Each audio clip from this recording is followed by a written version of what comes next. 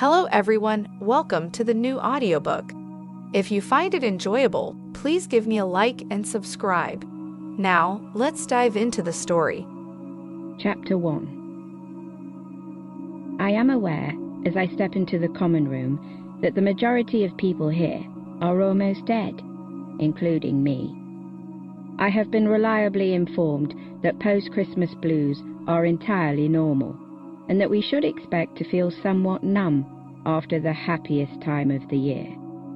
But I don't feel so different now to how I felt on Christmas Eve, or on Christmas Day, or on any other day since the Christmas holidays started. I'm back now, and it's another year. Nothing is going to happen. I stand there. Becky and I look at each other. "Tori," says Becky, "you look a little bit like you want to kill yourself." She and the rest of our lot have sprawled themselves over a collection of swivel chairs around the common room computer desks. As it's the first day back, there has been a widespread hair and makeup effort across the entire sixth form, and I immediately feel inadequate. I deflate into a chair and nod philosophically. It's funny, because it's true. She looks at me some more but doesn't really look, and we laugh at something that wasn't funny. Becky then realizes that I am in no mood to do anything, so she moves away.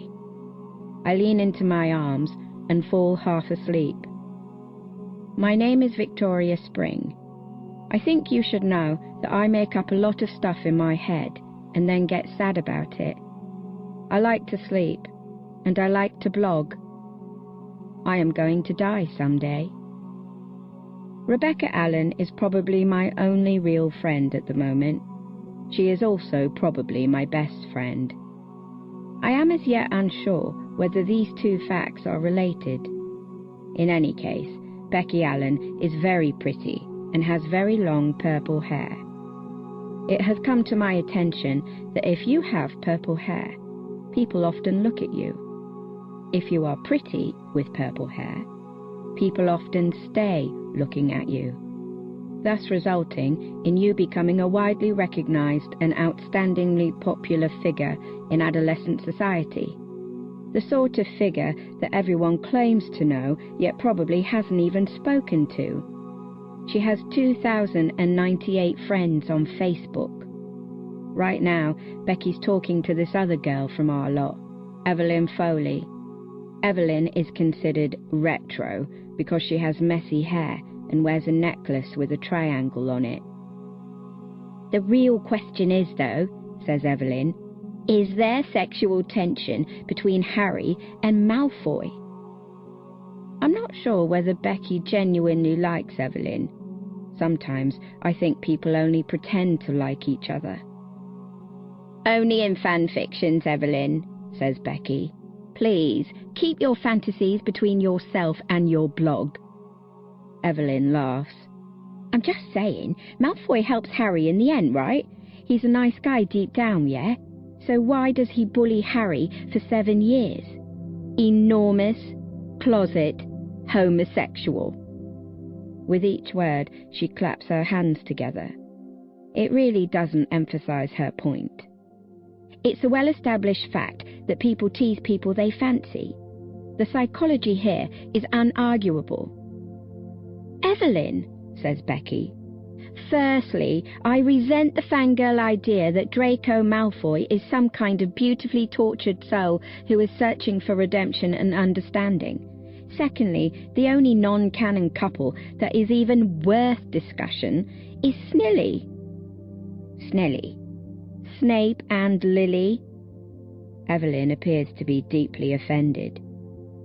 "I can't believe you don't support Drarry when you ship Snape and Lily. I mean, at least Drarry is a realistic possibility." She slowly shakes her head. "Like, obviously Lily went for someone hot and hilarious like James Potter." "James Potter was a resplendent twat, especially to Lily. JK made that quite clear. And dude, if you don't like Snape by the end of the series, then you miss the entire concept of Harry Potter." If Snilly had been a thing, there would have been no Harry Potter. Without a Harry, Voldemort might not have, committed mass genocide. Becky turns to me, and so does Evelyn. I deduce that I am under pressure to contribute something. I sit up. You're saying that because it's Harry's fault that all these muggles and wizards died, it would have been better if there'd been no Harry Potter at all, and no books or films or anything? I get the impression that I've ruined this conversation, so I mumble an excuse and lift myself off my chair and hurry out of the common room door. Sometimes I hate people. This is probably very bad for my mental health. There are 2 grammar schools in our town. Harvey Green Grammar School for Girls, or Higgs as it is popularly known, and Truham Grammar School for Boys. Both schools, however, accept males and females into years 12 and 13, the 2 final years of school known countrywide as 6th form. So now that I am in year 12, I have had to face a sudden influx of the male species.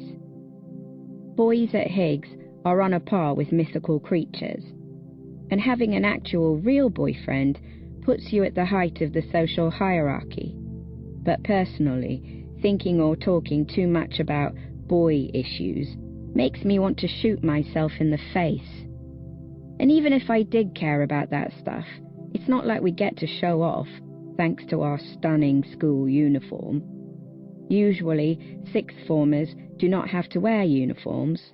However, Higgs 6th form are forced to wear a hideous one. Grey is the theme, which is fitting for such a dull place. I arrive at my locker to find a pink post-it note on its door. On that, someone has drawn a left-pointing arrow, suggesting that I should, perhaps, look in that direction. Irritated, I turn my head to the left. There's another post-it note a few lockers along, and on the wall at the end of the corridor, another. People are walking past them, totally oblivious. What can I say? People aren't observant. People don't question stuff like this. They never think twice about déjà vu when there could be a glitch in the matrix. They walk past tramps in the street without even glancing at their misfortune. They don't psychoanalyze the creators of slasher horrors when they're probably all psychopaths. I pluck the post-it from my locker and wander to the next. Sometimes I like to fill my days with little things that other people don't care about. It makes me feel like I'm doing something important, mainly because no one else is doing it. This is one of those times. The post-its start popping up all over the place. Like I said, everyone is ignoring them. Instead, they are going on with their day and talking about boys and clothes and pointless stuff. Year 9s and 10s strut around in their rolled-up skirts and thigh-high socks over their tights. Year 9s and 10s always seem to be happy. It makes me hate them a bit. Then again, I hate quite a lot of things.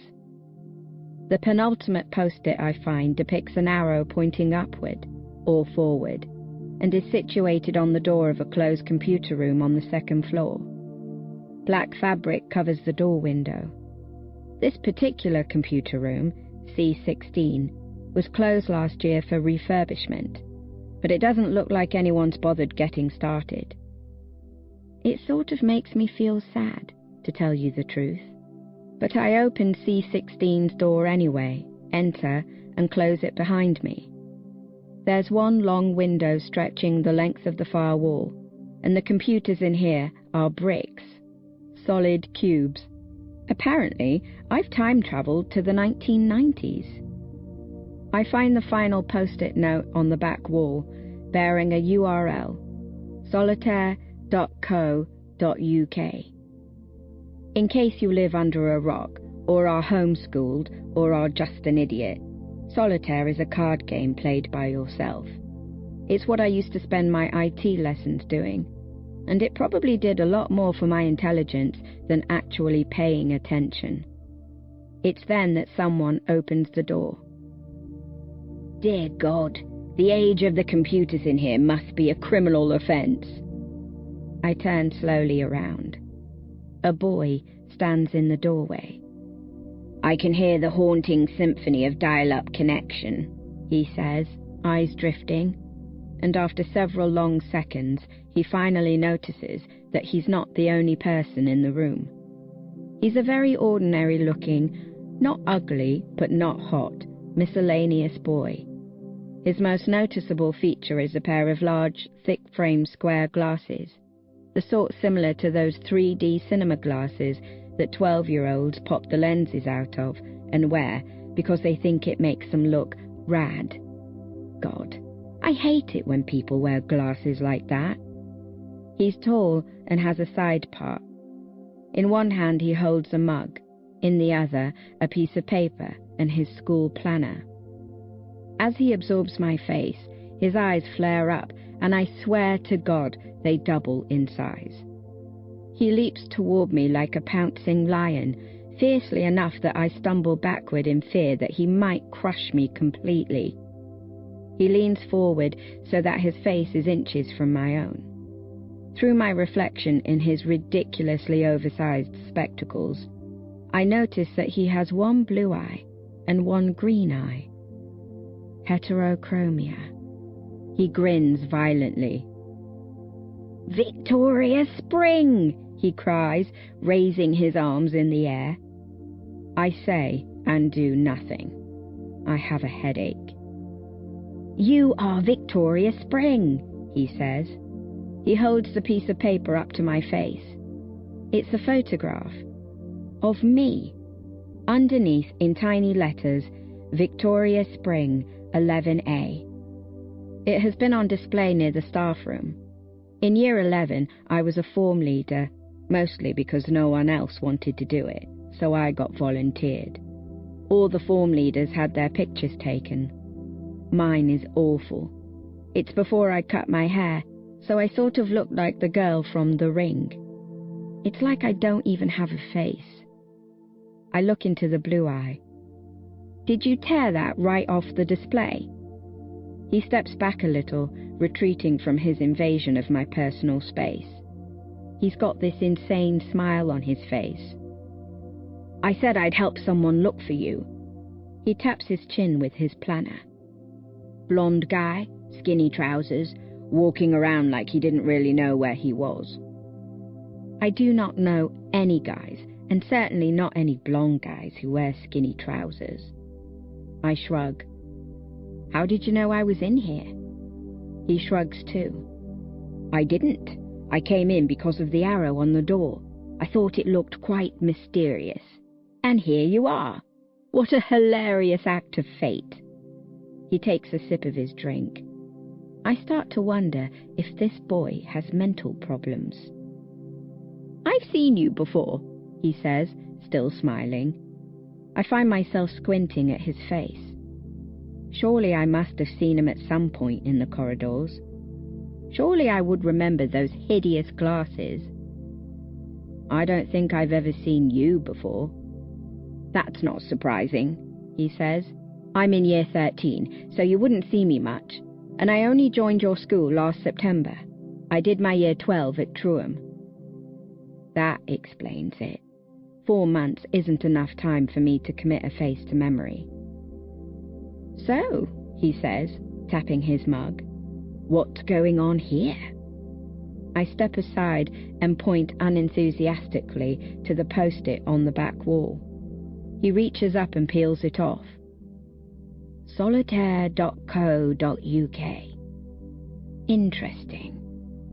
Okay, I'd say we could boot up one of these computers and check it out, but we probably both expire before Internet Explorer loaded. I bet you any money they all use Windows 95. He sits down on one of the swivel chairs and stares out of the window at the suburban landscape. Everything is lit up like it's on fire. You can see right over the town and into the countryside. He notices me looking too. It's like it's pulling you out, isn't it? He says. He sighs to himself, like a girl. I saw this old man on my way in this morning. He was sitting at a bus stop, listening to an iPod, tapping his hands on his knees, looking at the sky. How often do you see that? An old man listening to an iPod. I wonder what he was listening to. You'd think it would be classical, but it could have been anything. I wonder if it was sad music. He lifts up his feet and crosses them on top of a table. I hope it wasn't. Sad music is okay, I say, in moderation. He swivels around to me and straightens his tie. You are definitely Victoria Spring, aren't you? This should be a question, but he says it like he's already known for a long time. Tori, I say, intentionally monotone. My name is Tori. He laughs at me. It's a very loud, forced laugh. Like Tori Amos? No. Pause. No, not like Tori Amos. He puts his hands in his blazer pockets. I fold my arms. Have you been in here before? He asks. No. He nods. Interesting. I widen my eyes and shake my head at him. What? What? What's interesting? I don't think I could sound less interested. We both came looking for the same thing. And what is that? An answer. I raise my eyebrows. He gazes at me through his glasses. The blue eye is so pale, it's almost white. It's got an entire personality of its own. Aren't mysteries fun? He says. Don't you wonder? It's then that I realize that I probably don't. I realize that I could walk out of here and literally not give a crap about solitaire.co.uk or this annoying loudmouthed guy ever again. But because I want him to stop being so goddamn patronizing, I swiftly remove my phone from my blazer pocket, type solitaire.co.uk into the internet address bar, and open up the web page. What appears almost makes me laugh. It's an empty blog. A troll blog, I guess. What a pointless day this is. I thrust the phone into his face. Mystery solved, Sherlock. At first, he keeps on grinning, like I'm joking, but soon his eyes focus inward onto the phone screen, and in a kind of stunned disbelief, he removes the phone from my hand. It's an empty blog, he says, not to me, but to himself. And suddenly, and I don't know how this happens, I feel deeply sorry for him, because he looks so bloody sad. He shakes his head and hands my phone back to me. I don't really know what to do. He literally looks like someone's just died. Well, I shuffle my feet. I'm going to form now. My form tutor keeps marking me as late in the register, so... No, wait! He jumps up so we're facing each other. There is a significantly awkward pause. He studies me, squinting, then studies the photograph, then back to me, then back to the photo. You cut your hair? I bite my lip, holding back the sarcasm. Yes, I say sincerely. Yes, I cut my hair. It was so long. Yes, it was. Why did you cut it? I had gone shopping by myself at the end of the summer holidays because there was so much crap I needed for sixth form, and Mum and Dad were busy with all the Charlie stuff that was going on, and I just wanted it out of the way. What I'd failed to remember was that I am awful at shopping. My old school bag was ripped and dirty, so I trailed through nice places, River Island and Zara and Urban Outfitters, and Mango and Accessorize, but all the nice bags there were like £50, so that wasn't happening. Then I tried the cheaper places, New Look and Primark and H&M, but all the bags there were just tacky. I ended up going round all the shops selling bags a billion bloody times before having a slight breakdown on a bench by Costa Coffee in the middle of the shopping centre. I thought about starting year 12 and all the things that I needed to do, and all the new people that I might have to meet, and all the people I would have to talk to. And I caught a reflection of myself in a Waterstones window, and I realised then that most of my face was covered up, and who in the name of God would want to talk to me like that? And I started to feel all this hair on my forehead and my cheeks, and how it plastered my shoulders and back, and I felt it creeping around me like worms, choking me to death. I felt myself start to breathe very fast, so I went straight into the nearest hairdresser's and had it all cut to my shoulders and out of my face. The hairdresser didn't want to do it, but I was very insistent. I spent my school bag money on a haircut. I just wanted it shorter, I say. He steps closer. I shuffle backward. You, he says, do not say anything you mean, do you? I laugh. It's a pathetic sort of expulsion of air, but for me, that qualifies as a laugh. Who are you? He freezes, leans back, opens out his arms as if he is the second coming of Christ, and announces in a deep and echoing voice, "My name is Michael Holden." Michael Holden. And who are you, Victoria Spring? I can't think of anything to say, because that is what my answer would be, really. Nothing. I am a vacuum. I am void. I am nothing. Mr. Kent's voice blares abruptly from the loudspeaker. I turn around and look up at the speaker as his voice resonates down. All sixth formers should make their way to the common room for a short sixth form meeting. When I turn back around, the room is empty. I'm glued to the carpet.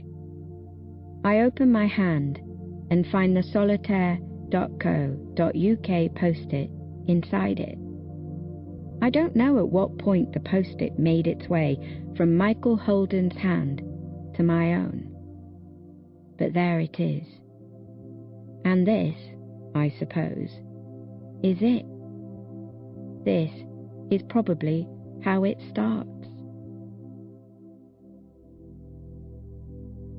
Chapter 2. The large majority of teenagers who attend Higgs are soulless, conformist idiots. I have successfully integrated myself into a small group of girls who I consider to be good people. But sometimes I still feel that I might be the only person with a consciousness, like a video game protagonist, and everyone else is a computer-generated extra with only a select few actions, such as initiate meaningless conversation and hug. The other thing about Higgs teenagers, and maybe most teenagers, is that they put very little effort into 90% of everything.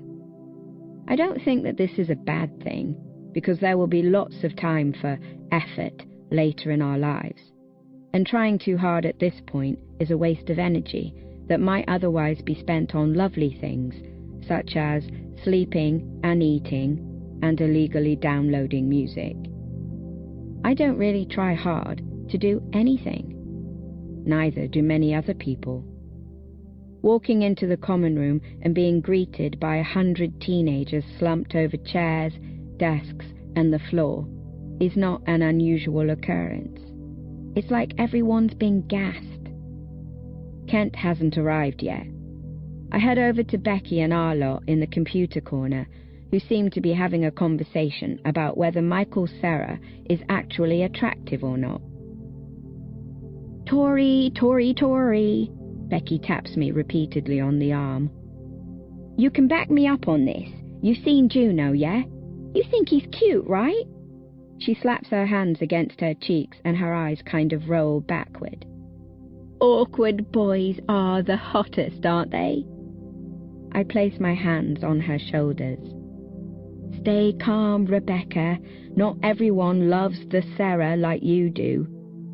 She starts to babble on about Scott Pilgrim versus the world, but I'm not really listening. Michael Serra is not the Michael I'm thinking about. I somehow excuse myself from this discussion and begin to patrol the common room. Yes, that's right. I'm looking for Michael Holden. At this point, I'm not really sure why I am looking for him. As I've probably already implied, I do not get interested in very many things, particularly people. But it irritates me when someone thinks that they can start a conversation and then just get up and leave. It's rude, you know? I pass all the common room cliques. Cliques are a very high school musical concept, but the reason they are so cliché is because they really do exist. In a predominantly all-girls school, you can pretty much expect each year to be divided into 3 main categories. 1.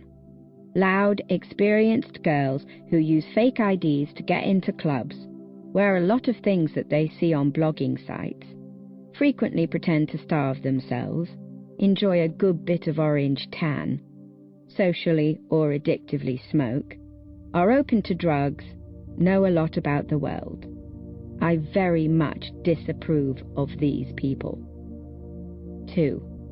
Strange girls who appear to have no real concept of dressing well or controlling their freakish behaviour. Examples being drawing on each other with whiteboard pens and being physically unable to wash their hair. Girls who somehow end up with boyfriends who are just as terrifying as they are. Girls who on average have a mental age at least 3 years younger than their physical age. These girls sadden me greatly, because often I feel that they could be very normal if they put in some effort. 3. So-called normal girls. Approximately half of these have steady, average boyfriends, are aware of fashion trends and popular culture, usually pleasant, some quiet, some loud, enjoy being with friends, enjoy a good party, enjoy shopping and movies, enjoy life. I'm not saying that everyone fits into one of these groups. I love that there are exceptions, because I hate that these groups exist. I mean, I don't know where I'd go. I suppose I'd be group 3, because that's definitely what our lot are. Then again, I don't feel very similar to anyone from our lot. I don't feel very similar to anyone at all. I circled the room 3 or 4 times before concluding that he's not here. Whatever. Maybe I just imagined Michael Holden. It's not like I care anyway. I go back to our lot's corner, slump onto the floor at Becky's feet, and close my eyes. The common room door swings open as Mr. Kent, deputy head, strides into the crowd, followed by his usual posse, Miss Strasser, who is too young and too pretty to be any kind of teacher, and our head girl, Zelda Okoro. I'm not even joking, her name really is that fantastic.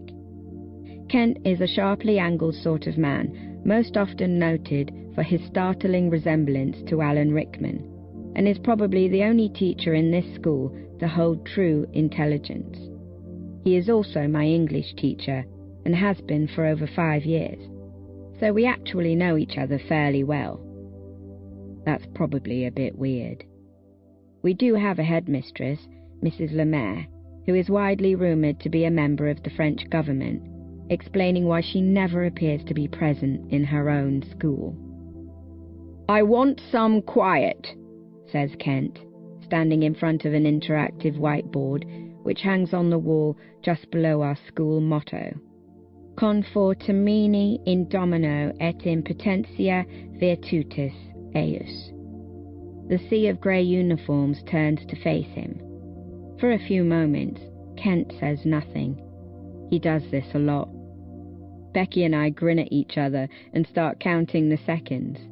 This is a game we play. I can't remember when it started, but every single time we're in assembly or a sixth form meeting or whatever, we count the length of his silences. Our record is 79 seconds. No joke. When we hit 12 and Kent opens his mouth to speak, music begins to play out of the loudspeaker. It's the Darth Vader theme from Star Wars. An instant uneasiness soars over the sixth form. People turn their heads wildly from side to side, whispering, wondering why Kent would play music through the loudspeaker, and why Star Wars. Perhaps Kent is going to start lecturing us on communicating with clarity, or persistence, or empathy and understanding, or skills of interdependence, which are what most of the sixth form meetings are about. Perhaps he's trying to make a point about the importance of leadership. Only when the pictures begin to appear on the screen behind him do we realize what is, in fact, going on. First, it's Kent's face photoshopped into Yoda's. Then it's Kent as Jabba the Hutt. Then it's Princess Kent in a golden bikini. The entire sixth form bursts into uncontrollable laughter. The real Kent, stern-faced but keeping his cool, marches out of the room. As soon as Strasser similarly disappears, people begin to tear from group to group, reliving the look in Kent's eyes when his face appeared on Natalie Portman's, complete with white Photoshop face paint and an extravagant hairdo. I have to admit, it's kind of funny. After Kent, Darth Maul, leaves the screen, and as the orchestral masterpiece draws up to its climax through the speakers above our heads, the interactive whiteboard displays the following words: solitaire.co.uk. Becky brings the site up on a computer, and our lot cluster round to have a good look. The troll blog has one post now, uploaded 2 minutes ago. A photo of Kent staring in passive anger at the board. We all start talking. Well, everyone else does. I just sit there. Some kid probably thought it was clever, snorts Becky. They probably came up with it on their blogs and thought they'd take pictures and prove to their hipster friends how hilarious and rebellious they are. Well, yeah, it is clever, says Evelyn, her long-established superiority complex making its regular appearance. It's standing up to the man. I shake my head, because nothing is clever about it apart from the skill of the person who managed to morph Kent's face into Yoda's. That is Photoshop talent. Lauren is grinning widely. Lauren Romley is a social smoker and has a mouth slightly too large for her face. I can see the Facebook statuses already. This has probably broken my Twitter feed. I need a photo of this on my blog, continues Evelyn. I could do with a couple of thousand more followers. Go away, Evelyn, snorts Lauren. You're already internet famous. This makes me laugh. Just post another photo of your legs, Evelyn, I say quietly. They already get reblogged like 20,000 times. Only Becky hears me. She grins at me and I grin back, which is sort of nice, because I rarely think of funny things to say. And that's it. That's pretty much all we say about it.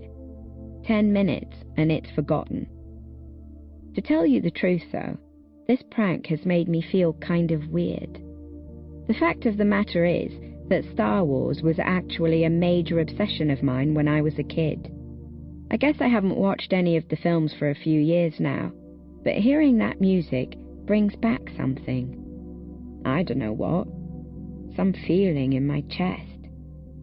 Ugh, I'm getting sentimental. I bet whoever did this is really pleased with themselves. It kind of makes me hate them.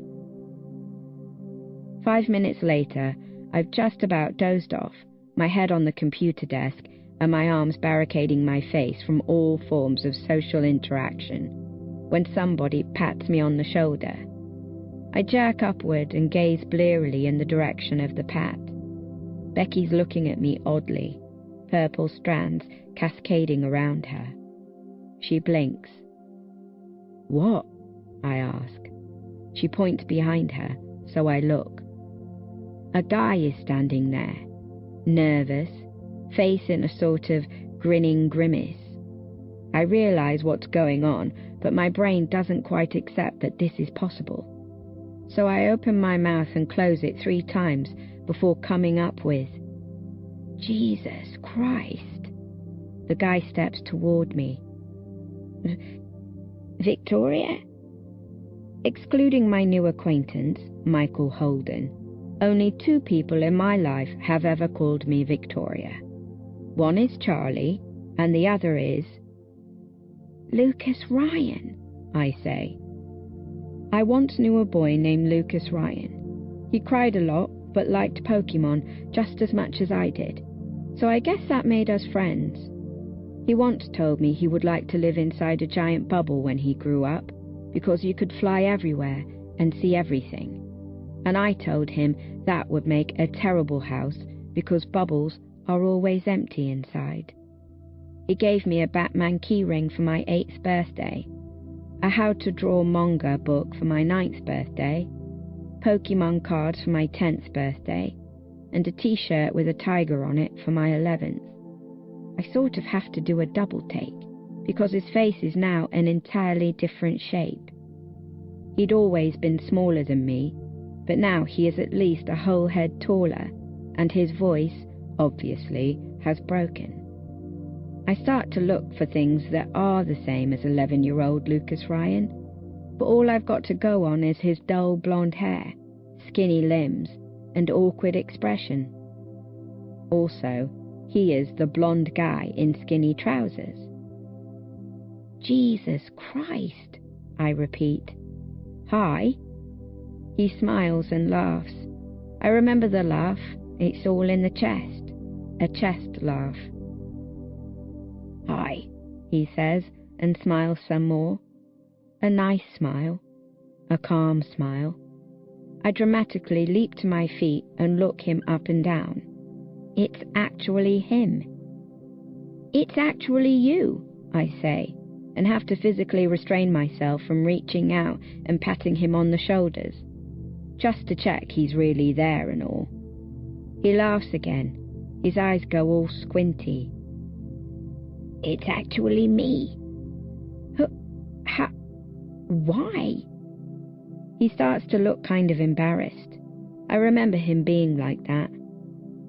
"I left Truham at the end of last term," he says. "I knew you went here, so..." He fiddles with his collar. He used to do that too. "I thought I'd try to find you, seeing as I don't have any friends here, so, yes. Hello." I think you should be aware that I have never been very good at making friends, and primary school was no different. I acquired only the one friend during those 7 years of mortifying social rejection. Yet while my primary school days are not days that I would choose to relive, there was one good thing that probably kept me going, and that was the quiet friendship of Lucas Ryan. "Wow!" Becky, unable to keep away from potential gossip, intervenes. "How do you 2 know each other?" Now, I am a fairly awkward person, but Lucas really takes the biscuit. He turns to Becky and goes red again, and I almost feel embarrassed for him. "Primary school," I say. "We were best friends." Becky's shaped eyebrows soar. "No way!" She looks at both of us once more before focusing on Lucas. "Well, I guess I'm your replacement. I'm Becky." She gestures around her. "Welcome to the land of oppression." Lucas, in a mouse voice, manages, "I'm Lucas." He turns back to me. "We should catch up," he says. Is this what friendship reborn feels like? "Yes," I say. The shock is draining my vocabulary. Yes. People have started to give up on the sixth form meeting, as it's the start of period 1 and no teachers have returned. Lucas nods at me. I don't really want to be late to my first lesson or anything. This whole day is going to be kind of embarrassing as it is. But I'll talk to you sometime soon, yeah? I'll find you on Facebook." Becky stares in relatively severe disbelief as Lucas wanders away and grabs me firmly on the shoulder. Tori just talked to a boy. No, Tori just held a conversation by herself. I think I'm going to cry. There. I pat her on the shoulder. Be strong, you'll get through this. I'm extremely proud of you.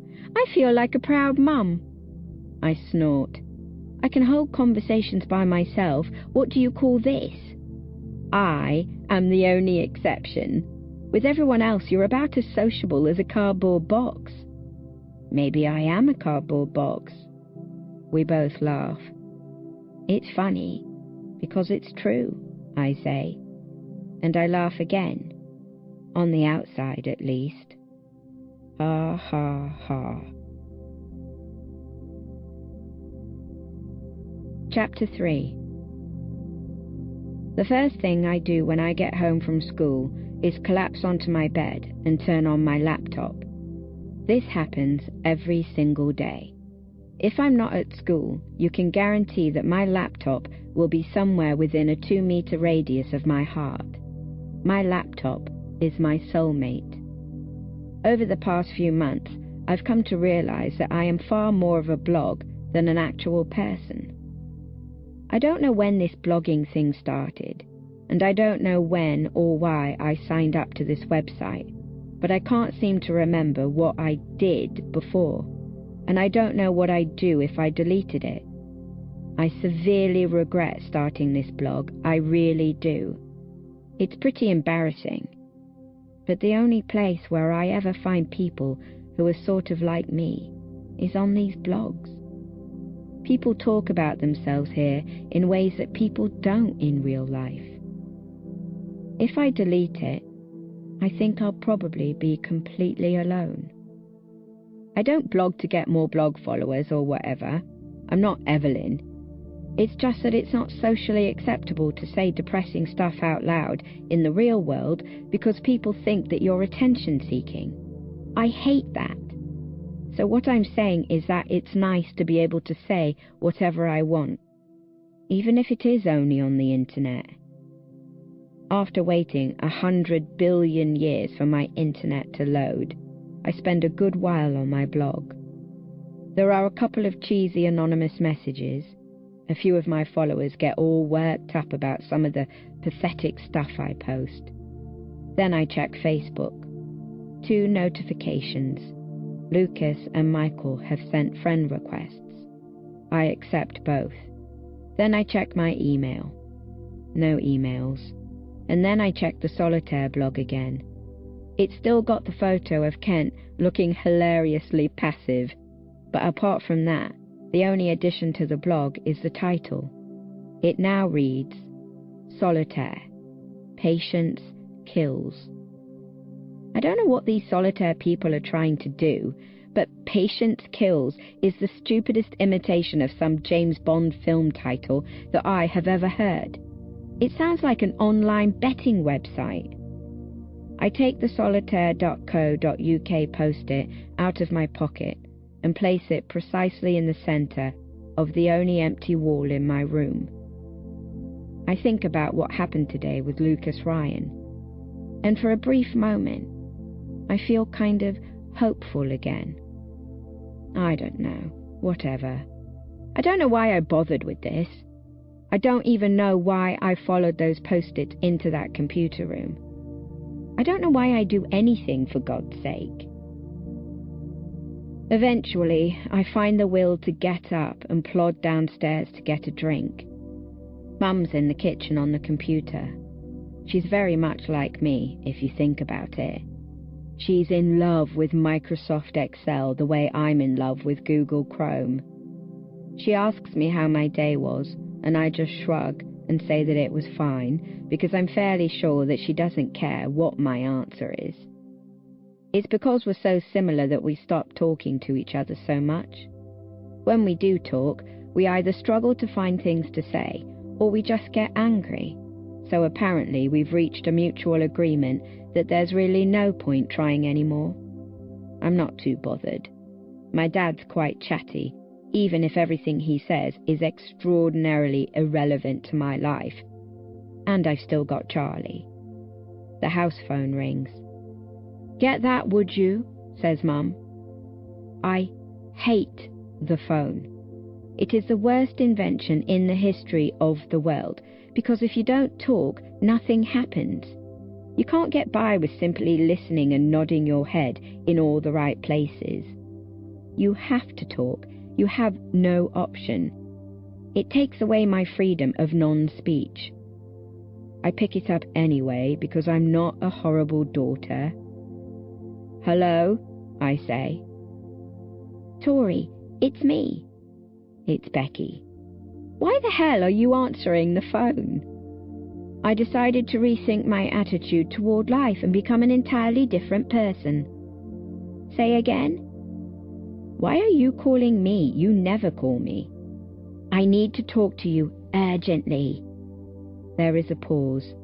I expect her to continue, but she seems to be waiting for me to speak. "Okay." "It's Jack." "Ah." Becky has called about her almost boyfriend, Jack. She does this to me very often. Not call me, I mean. Ramble at me about her various almost boyfriends. While Becky is talking, I put ums and yeahs and oh my gods where they need to be. Her voice fades a little as I drift away and picture myself as her. As a lovely, happy, hilarious girl who gets invited to at least 2 parties a week and can start up a conversation within 2 seconds. I picture myself entering a party. Throbbing music, everyone with a bottle in their hand. Somehow, there's a crowd around me. I'm laughing. I'm the center of attention.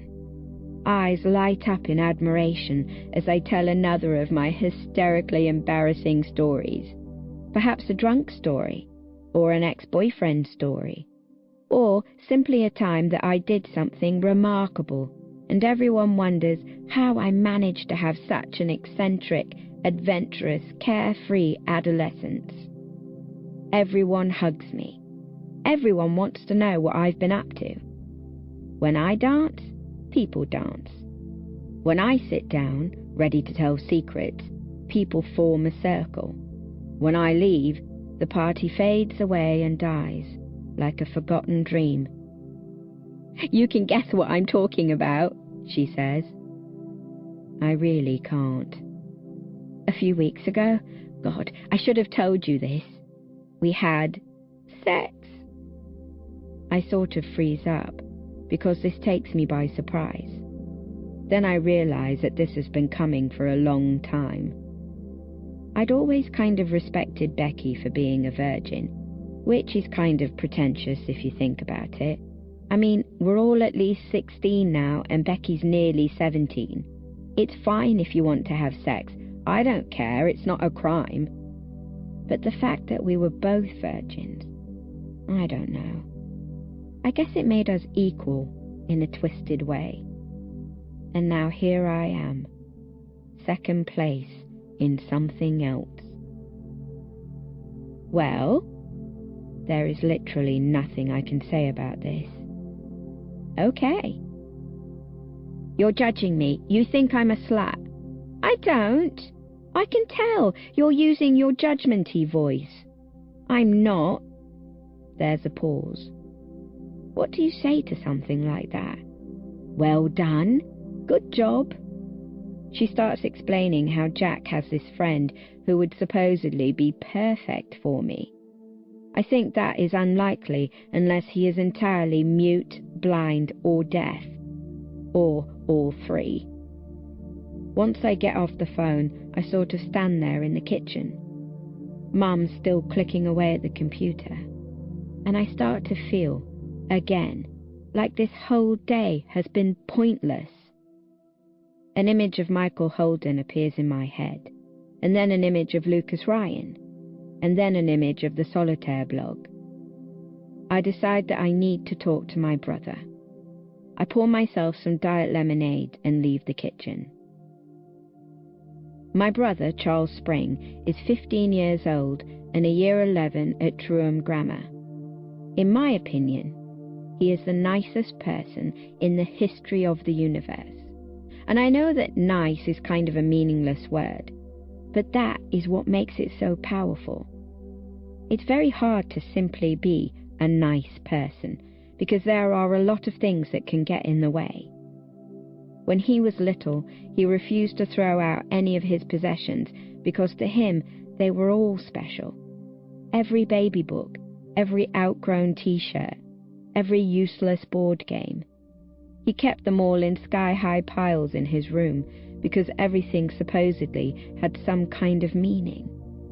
When I asked about a particular item, he'd tell me how he found it at the beach, or how it was a hand-me-down from our nan, or how he bought it when he was 6 at London Zoo. Mum and Dad got rid of most of that rubbish when he got ill last year. I guess he sort of got obsessed with it. And he got obsessed with a whole load of other things too. Mainly food and collecting things. And it really started to tear him apart. But that's all over now. He's better. But he's still the same kid who thinks everything is special. That's the sort of guy Charlie is. In the living room, it is extremely unclear what Charlie, his boyfriend Nick, and my other brother Oliver are doing. They've got these cardboard boxes, and I mean there's like 50 of them piled up all over the room. Oliver, who is 7 years old, appears to be directing the operation as Nick and Charlie build up the boxes to make some kind of shed-sized sculpture. The piles of boxes reach the ceiling. Oliver has to stand on the sofa to be able to oversee the entire structure. Eventually, Charlie walks around the small cardboard building and notices me staring in from the doorway. "Victoria!" I blink at him. Shall I bother asking? He gives me this look as if I should know exactly what is going on. "We're building a tractor for Oliver." I nod. "Of course. Yes, that's very clear." Nick appears. Nicholas Nelson, a year 12 like me, is one of those laddish lads who actually is into all those stereotypical things like rugby and beer and swearing and all that. But he also has the most successful combination of name and surname I have ever heard, which makes it impossible for me to dislike him. I can't really remember when Nick and Charlie became Nick and Charlie, but Nick is the only one who visited Charlie when he was ill. So in my books, he's definitely all right. "Tory," he nods at me, very seriously indeed. "Good, we need more free labour." "Tory, can you get the Scotch tape?" Oliver calls down, except he says Scotch tape instead of Scotch tape because he recently lost 2 front teeth. I pass Oliver the Scotch tape, then point toward the boxes, and ask Charlie, "Where did you get all of these?" Charlie just shrugs and walks away, saying, "They're Oliver's, not mine."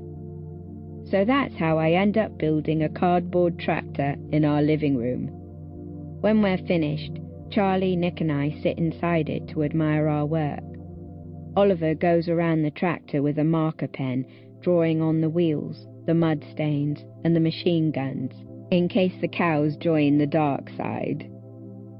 It's sort of peaceful, to be honest. Every box has a big black arrow printed on it pointing upward. Charlie is telling me about his day. He loves telling me about his day. Saunders asked us who our favourite musicians were, and I said Muse, and 3 people asked me if I liked them because of Twilight. Apparently, no one believes that it is possible to have an original interest. I frown. I would like to meet a boy who has actually seen Twilight. Do you not both live in the realm of the FA Cup and Family Guy? Nick sighs. Tory, you are generalising again. Charlie rolls his head through the air toward him. Nicholas, you mainly watch the FA Cup and Family Guy, let's be honest. Sometimes I watch the Six Nations. We all chuckle, and then there's a short, unawkward silence, in which I lie down and look up at the cardboard ceiling. I start to tell them about today's prank, and that leads me to thinking about Lucas and Michael Holden. I met Lucas Ryan again today, I say. I don't mind telling this sort of stuff to Nick and Charlie. He joined our school. Nick and Charlie blink at the same time. Lucas Ryan? As in primary school Lucas Ryan? Charlie frowns. Lucas Ryan left Truham? Nick frowns too. Balls. I was going to copy off him in our psychology mock. I nod to both of them. It was good to see him, you know? Because we can be friends again, I guess. He was always so nice to me. They both nod back. It's a knowing sort of nod. I also met some guy called Michael Holden. Nick, who had been in the middle of taking a sip of tea, chokes into his cup. Charlie grins widely and starts to giggle. What? Do you know him? Nick recovers enough to speak, though still coughs every few words. Michael fucking Holden? Shit, he'll go down in Truham legend. Charlie lowers his head but keeps his eyes on me. Don't become friends with him. He's probably insane. Everyone avoided him at Truham because he's mentally disturbed. Patting Charlie on the knee, Nick says, Then again, I made friends with a mental person, and that turned out pretty spectacular. Charlie snorts and slaps away Nick's hand. Do you remember when he tried to get everyone to do a flash mob for the Year 11 prank? Says Nick. And in the end he just did it by himself on the lunch tables. What about when he gave a speech on the injustice of authority for his Year 12 prefect speech? Says Charlie. Just because he got detentions for having that argument with Mr. Yates during his mock exams. Both he and Nick laugh heartily. This confirms my suspicion that Michael Holden is not the sort of person with whom I would like to be friends. Ever. Charlie looks up at Nick. He's gay, isn't he? I heard he's gay. Nick shrugs. Well, I heard that he figure skates, so it's not entirely impossible. Charlie frowns. I thought we knew all the Truham gays. They pause and both look at me. Listen, says Nick, gesturing sincerely to me with one hand. Lucas Ryan's a cool guy, but there's something wrong with Michael Holden. I mean, it wouldn't surprise me if he was behind that prank. The thing is, I don't think that Nick is right. I don't have any evidence to support this. I'm not even sure why I think this. Maybe it was something about the way Michael Holden spoke, like he believed everything he said. Maybe it was how sad he was when I showed him the Empty Solitaire blog. Or maybe it was something else, something that doesn't make sense, like the colours of his eyes, or his ridiculous side part, or how he managed to get that post-it note into my hand when I can't even remember our skin touching. Maybe it's just because he's too wrong. As I'm thinking this, Oliver enters the tractor and sits down in my lap. I pat him affectionately on the head, and give him what's left of my diet lemonade, because Mum doesn't let him drink it. I don't know, I say. To be honest, I bet it was just some twat with a blog. Chapter 4. I'm late because Mum thought I said 8. I said 7:30. How can you confuse 8 with 7:30? Whose birthday is it? She asks while we're in the car. No one's. We're just meeting up. Do you have enough money? I can sub you. I've got £15. Will Becky be there? Yep. And Lauren and Evelyn? Probably. When I speak to my parents, I don't actually sound very grumpy. I'm usually quite cheerful sounding when I talk. I'm good at that. It's Tuesday. Evelyn organised some start-of-term thing at Pizza Express. I don't really want to go, but I think it's important to make the effort, social convention and all. I say hello to the people who notice my entrance and sit at the end of the table. I nearly die when I realise that Lucas is here. I know already that I'm going to find it difficult to think of things to say to him. I successfully avoided him for the rest of yesterday and all of today for this exact reason. Obviously, Evelyn, Lauren and Becky took the opportunity to make him the boy of our group. Having a boy in your social group is the equivalent of having a house with a pool, or a designer shirt with the logo on it, or a Ferrari. It just makes you more important. A waiter hurries over to me, so I order a diet lemonade and stare down the long table. All the people are chatting and laughing and smiling, and it sort of makes me feel a bit sad, like I'm watching them through a dirty window. Yeah, but most of the girls who move to Trum only move because they want to be around boys all the time. Becky, seated next to me, is talking at Lucas, who is seated across from us. So many attention whores. To be fair, he says, Trum girls are basically worshipped. Lucas catches my eye and smiles his awkward smile. He's got this hilarious Hawaiian shirt on, the tight-fit kind with the collar done right up and the sleeves slightly rolled. He doesn't look as embarrassed as yesterday.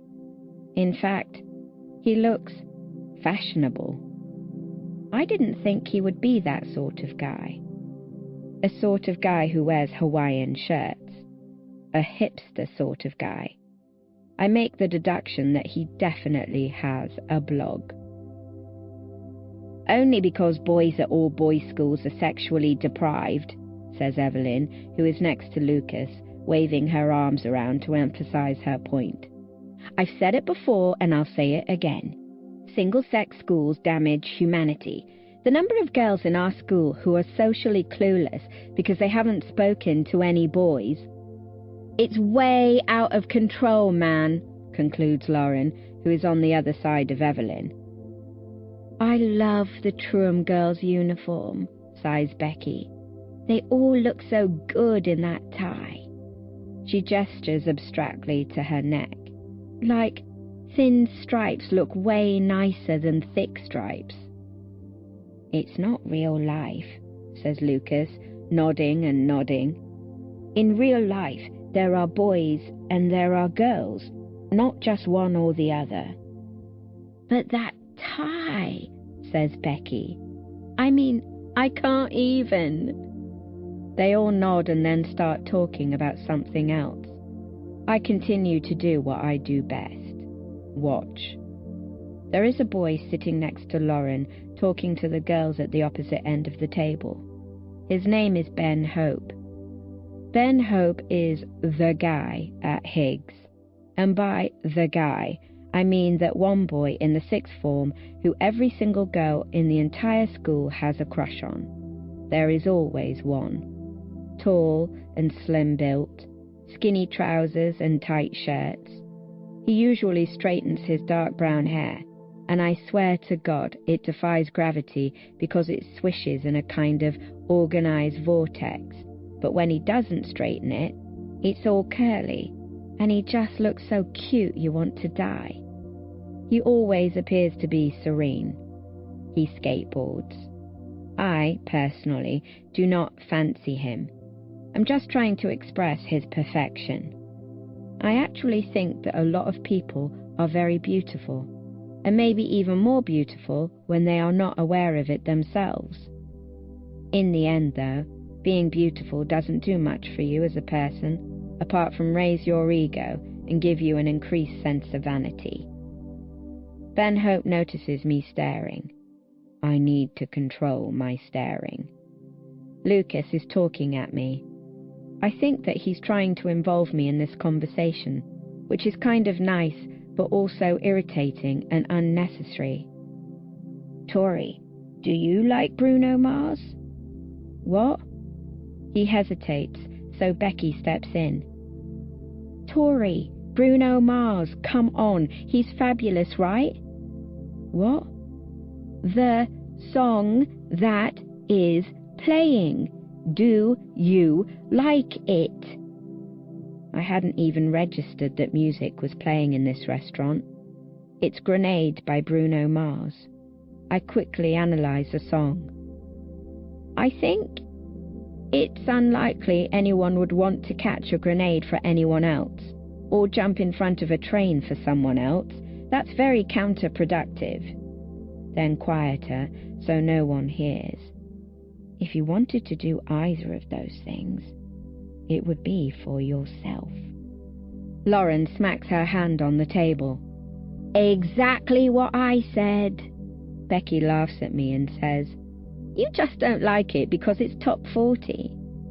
Evelyn steps up. Dissing anything mainstream is her personal area of expertise. Chart music, she says, is filled with auto-tune girls who only get famous because they wear tight shorts and bandeau tops, and rappers who can't do anything except talk quickly.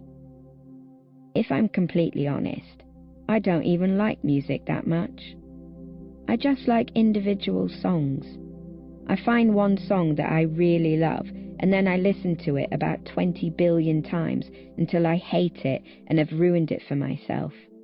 At the moment, it's Message in a Bottle by the Police, and by Sunday I will never want to listen to it again. I'm an idiot. If it's so crap, then why does it make it into the charts? Asks Becky. Evelyn runs a hand through her hair. Because we live in a commercialized world where everyone buys music just because someone else has. It is right after she finishes saying this that I realize silence has swept over our table. I turn around and experience minor heart failure. Michael Holden has swooped into the restaurant. I know immediately that he is coming for me. He's grinning like a maniac, eyes locked on this end of the table. All heads turn as he pulls over a chair and makes himself comfortable at the head of the table between me and Lucas. Everyone sort of stares, then murmurs, then shrugs, and then gets on with eating, assuming that he must have been invited by someone else. Everyone except me, Becky, Lucas, Lauren, and Evelyn.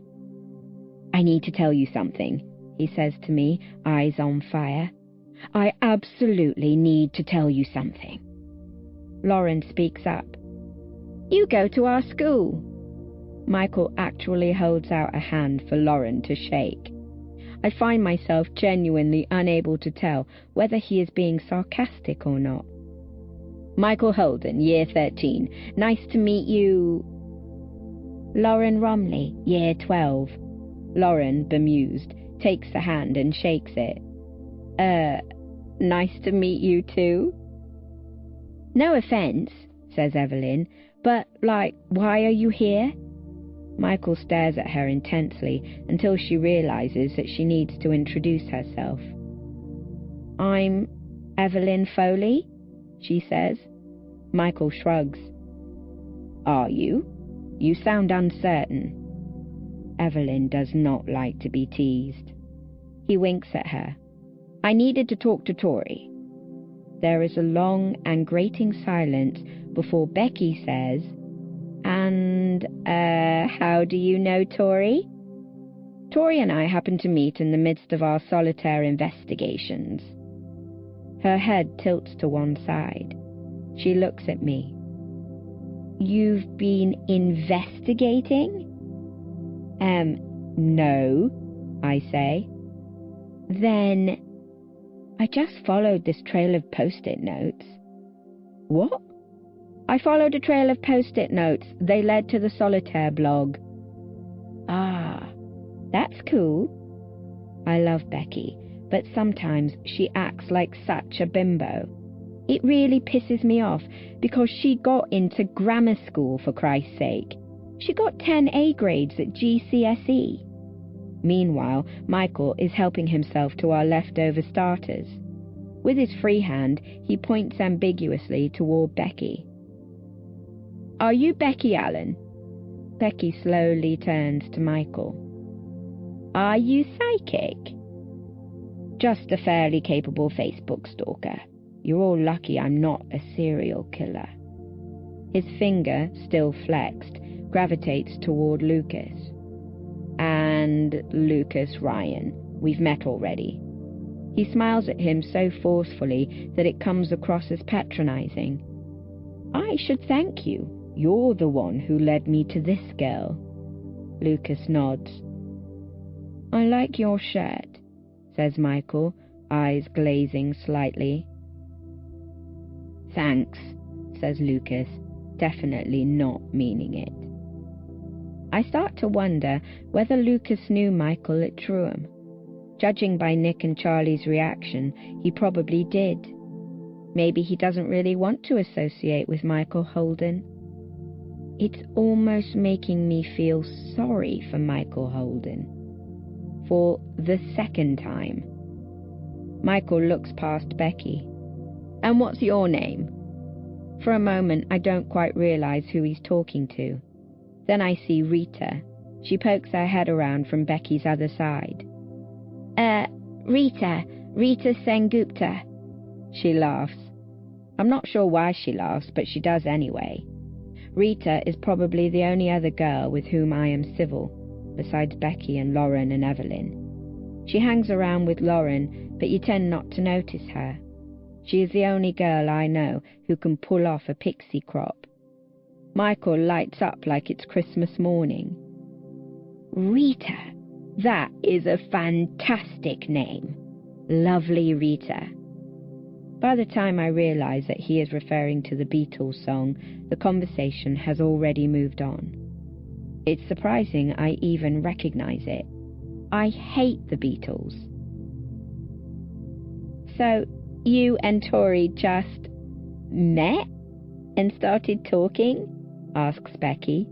"That seems sort of unlikely." It's funny, because it's true. "Yes," says Michael. "Unlikely, yes, but that is what happened." Once again he looks into my face, casually blanking the entire group. I cannot articulate how uncomfortable I feel right now. This is worse than drama GCSE. "Anyway, Tori, there's something I want to tell you."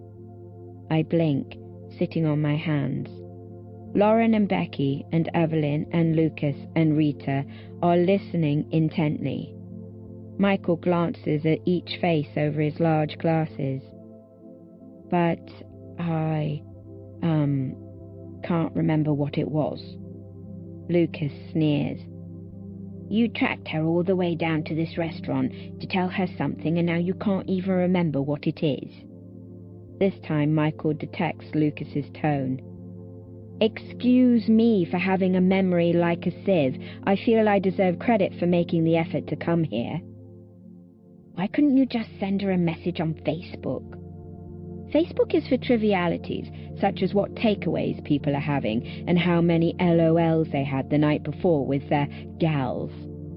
Lucas shakes his head.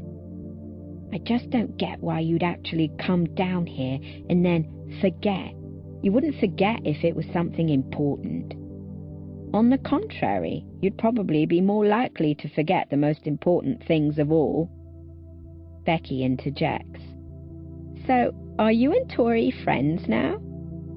Michael continues to contemplate Lucas before addressing Becky. That is a fantastic question. Then he faces me. What do you think? Are we friends now? I genuinely can't think of an answer, because the answer, in my opinion, is definitely not yes. But it is definitely not no either. How can we be friends if you don't know anything about me? I say. He taps his chin thoughtfully. Let's see. I know that your name is Victoria Spring. You are in year 12. Your Facebook indicates that you were born on April 5th. You are an introvert with a pessimist complex. You're wearing pretty plain clothes, jumper, jeans. You don't like embellishments and fuss. You don't care about dressing up for people. You'll have ordered a margarita pizza. You're a picky eater. You rarely update your Facebook. You don't care for social activities. But you followed the post-it trail yesterday just like I did. You're curious. He leans in. You like to act as if you care about nothing. And if you carry on like that, then you're going to drown in the abyss you have imagined for yourself. He stops. His smile vanishes, leaving only its ghost. Jesus, mate, you are a stalker. Lauren attempts a laugh, but no one else joins in. No, Michael says. I just pay attention. It's like you're in love with her or something, says Evelyn. Michael smiles a knowing smile. I suppose it is a bit like that. You're gay though, aren't you? Says Lauren, forever unafraid to say what other people are thinking. Like, I heard that you're gay. Ooh, you've heard about me. He sits back, intriguing. Are you, though? Asks Lucas, trying unsuccessfully to sound casual. Michael waves a hand about. Some people say that. Then he grins and points a finger at him. You never know. It might be you I'm in love with. Lucas immediately colours. You're gay, squeaks Becky. Tori has a gay best friend. I am jealous. Sometimes I'm embarrassed to be friends with Becky. I need to pee, I say, even though I don't. And I leave the table and find myself in the restaurant bathroom, staring at myself in the mirror while Pink is telling me to raise my glass. I stay there for too long. Older ladies shoot me discerning looks as they waddle in and out of stalls. I don't know what I'm doing, really. I just keep thinking about what Michael said. Drowning in my abyss. I don't know. Why does that matter? Why does that bother me? Jesus Christ, why did I bother coming out tonight? I continue to stare at myself in this mirror, and I imagine a voice reminding me to be funny and chatty and happy, like normal people. As the voice reminds me, I start to feel a bit more positive about stuff, even though any residual enthusiasm for seeing Lucas again has drained away. I think it's because of that Hawaiian shirt. I go back into the restaurant. Chapter 5. That was one hell of a pee, says Michael as I sit down. He's still here. Part of me was hoping he wouldn't be. You sound impressed, I say.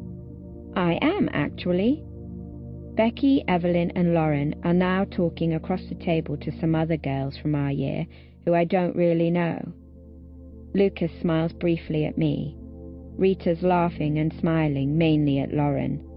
They're discussing a girl we used to know who moved to Truham for 6th form because she said that she preferred boys to girls, and now she's organising parties where everyone takes acid and rolls around on the floor. So you're gay? I ask. He blinks. Wow, this is quite a big deal to you guys. It's not a big deal. I don't really care at all. Do you find boys attractive? I ask with a shrug. Or girls? That's one way to check, if you're not sure. He raises his eyebrows. You think I'm not sure? I shrug again. I don't care. I do not care. Everyone's attractive, to be honest, he continues. Even if it's just something small, like some people have really beautiful hands. I don't know. I'm a little bit in love with everyone I meet, but I think that's normal. So you're bisexual? He smiles and leans forward. You love all these words, don't you? Gay, bisexual, attractive, unattractive. No, I interrupt. No, I hate them. Then why label people? I tilt my head. Because that's life. Without organization, we descend into chaos. Staring amusedly, he stretches back again into the chair. I can't believe I just used the word descend. Well, if you care so much, what are you? He asks. What? What are you? Gay, straight, all around horny, what? Straight? And are you sure that you're straight? Have you liked a boy before? I actually haven't. Ever. This is because I have a very low opinion of most people. I look down. All right then, I'll let you know if I fall in love with a girl anytime soon. Michael's eyes twinkle, but he doesn't comment. I hope I haven't come across as a homophobe.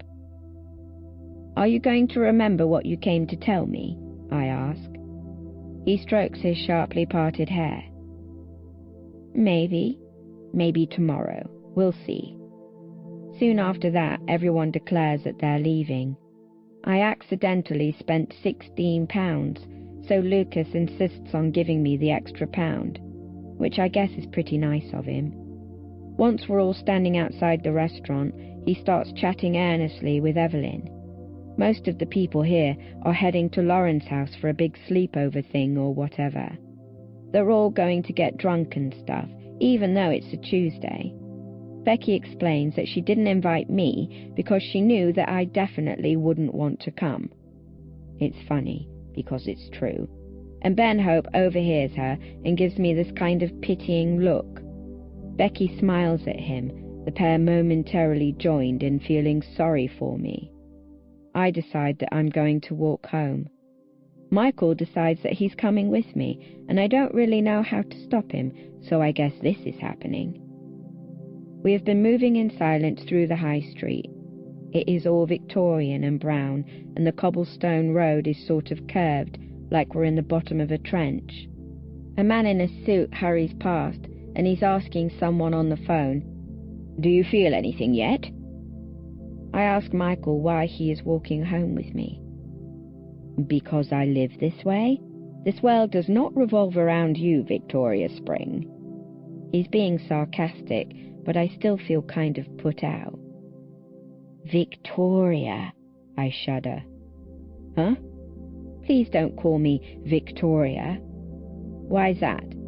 It makes me think of Queen Victoria, the one who wore black all her life because her husband died. And Victoria Spring sounds like a brand of bottled water. Wind is picking up around us. I don't like my name either, he says. I instantly think of all the people I dislike named Michael. Michael Bublé, Michael McIntyre, Michael Jackson. Michael means who resembles God, he says, and I think that if God could choose to resemble any human being. He stops then, right in the street, looking at me. Just looking, through the panes of his glasses, through the blue and green, through depths and expanses, bleeding 1 billion incomprehensible thoughts. He wouldn't choose me. We continued to walk. Imagine if I had been given some biblical name, like Abigail or charity, or, I don't know, Eve, for God's sake. I'm very critical of religion, and it probably means that I'm going to hell, if it even exists, which, let's be honest, it probably doesn't. That doesn't bother me very much, because whatever happens in hell can't be much worse than what happens here. Well, I say, I support the Labour Party, but people call me Tory, like the Tories, if that makes you feel any better. He doesn't say anything, but I'm too busy looking at the pale brown cobblestones to see if he's looking at me. After a few moments, "You support the Labour Party?" I realise then that I'm freezing. I'd forgotten it was the middle of winter, and all I've got is this shirt and jumper and thin jeans. I regret not calling Mum, but I hate bothering her because she always does this sighing thing where she's all like, "No, it's perfectly fine, I'm not bothered," but I can tell that she is most definitely bothered. Silence and a faint smell of Indian takeaway continue all the way up the high street, and then we take a right onto the main town road where the 3-story houses are. My house is one of these. 2 girls walk past in gargantuan heels and dresses so tight that their skin is spilling out, and one of them says to the other, "Wait, who the fuck is Lewis Carroll?" And in my imagination I pull a gun out of my pocket, shoot them both, and then shoot myself. I stop when I get to my house. It's darker than the others because the lamppost closest to it is not working. "This is where I live," I say, and start to walk off. Wait, he says. I turn back around. "Can I ask you something?" I cannot resist a sarcastic comment. "You just did, but please continue." "Can we really not be friends?" He sounds like an 8-year-old girl trying to win back her best friend after she accidentally insulted her new school shoes and got herself disinvited from her birthday party. He's wearing only a t-shirt and jeans too. "How are you not freezing?" I say. "Please, Tori, why don't you want to be friends with me?" It's like he's desperate. "Why do you want to be friends with me?" I shake my head. "We're not in the same year. We're not similar in any way whatsoever. I literally do not understand why you even care about..." I stopped then, because I was about to say me, but I realised midway through that would be a truly horrific sentence. He looks down. "I don't think that I understand either." I'm just standing there, staring. "You know, it's said that extreme communism and extreme capitalism are actually very similar," he says. "Are you high?" I say. He shakes his head and laughs. "I remember what I was going to tell you, you know," he says. "You do?" I remembered it the whole time. I just didn't want everyone to hear it, because it's not their business. "Then why did you come and find me at a busy restaurant? Why not just find me at school?" For a second, he genuinely seems to be offended. "Don't you think I've tried?" He laughs. "You're like a ghost." It takes a lot of willpower not to turn around and leave. "I just wanted to tell you that I'd seen you before." Jesus Christ, he already told me that. "You told me that yesterday." "No, not at Higgs. I saw you when you came to look round Truham last year. It was me who took you round the school." The revelation blossoms as rain begins to fall. I remember exactly now. Michael Holden had shown me attentively round Truham when I was deciding whether to go there for 6th form. He'd asked me what A-levels I wanted to do, and whether I liked Higgs very much, and whether I had any hobbies, and whether I cared much about sports. In fact, everything he'd said had been utterly unremarkable. But it's impossible. But you were so normal. He shrugs and smiles, and the raindrops on his face almost make him seem as if he's crying. There's a time and a place for being normal. For most people, normal is a default. But for some, like you and me, normal is something we have to bring out, like putting on a suit for a posh dinner. What, now he's being profound? Why did you need to tell me this? Why did you need to track me down? Why was it that important? He shrugs again. It wasn't, I guess, but I wanted you to know. And when I want to do something, I usually do it. I stare at him. Nick and Charlie were right. He's absolutely insane. He holds up a hand and sends me a slight wave. See you soon, Tory Spring. And then he wanders away. I'm left standing under the broken lamppost in my black jumper and the rain, wondering whether I'm feeling anything yet, and realizing that it's all very funny because it's all very true. Chapter 6. I head inside, go into the dining room, and say hello to my family. They're still at dinner, as usual. Well, except Oliver. Since dinner's kind of a 2 to 3 hour job in our house, Oliver's always allowed to leave the table once he's done, and I can hear him playing Mario Kart in the living room. I decide to join him. If I could swap bodies with someone for a day, I would choose Oliver. Tory! As soon as I enter, he rolls over on the futon and stretches his arm toward me like a zombie rising out of the grave. He must have got yogurt all down his school jumper today, and he has paint on his face. I can't win on Rainbow Road. Help me. I sigh, sit down on the futon next to him, and pick up the spare Wii remote. This track is impossible, bro. No, he whines. Nothing's impossible. I think the game's cheating. The game can't cheat. It is. It's cheating on purpose. It's not cheating you, Ollie. Charlie can win. It just doesn't like me. I produce a large and exaggerated gasp, springing up from the futon. Are you suggesting that Charlie is better at Mario Kart than moi? I start to shake my head. Nope, nuh-uh. I'm the Mario Kart Empress. Oliver laughs, his fluffy hair waving around atop his head. I fall back onto the futon, lift him up, and sit him on my lap. All right, I say. Rainbow Road is going down.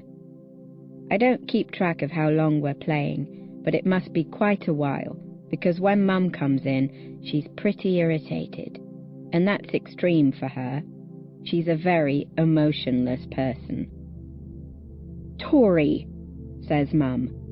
Oliver should have been in bed an hour ago. Oliver doesn't seem to hear her. I glance up from the race. That's not really my job, I say. Mum looks at me expressionless. Oliver, it's bedtime, she says, still looking at me. Oliver quits the game and trots off, high-fiving me on the way. Even when he's gone, Mum doesn't stop looking at me. Do you have something to say?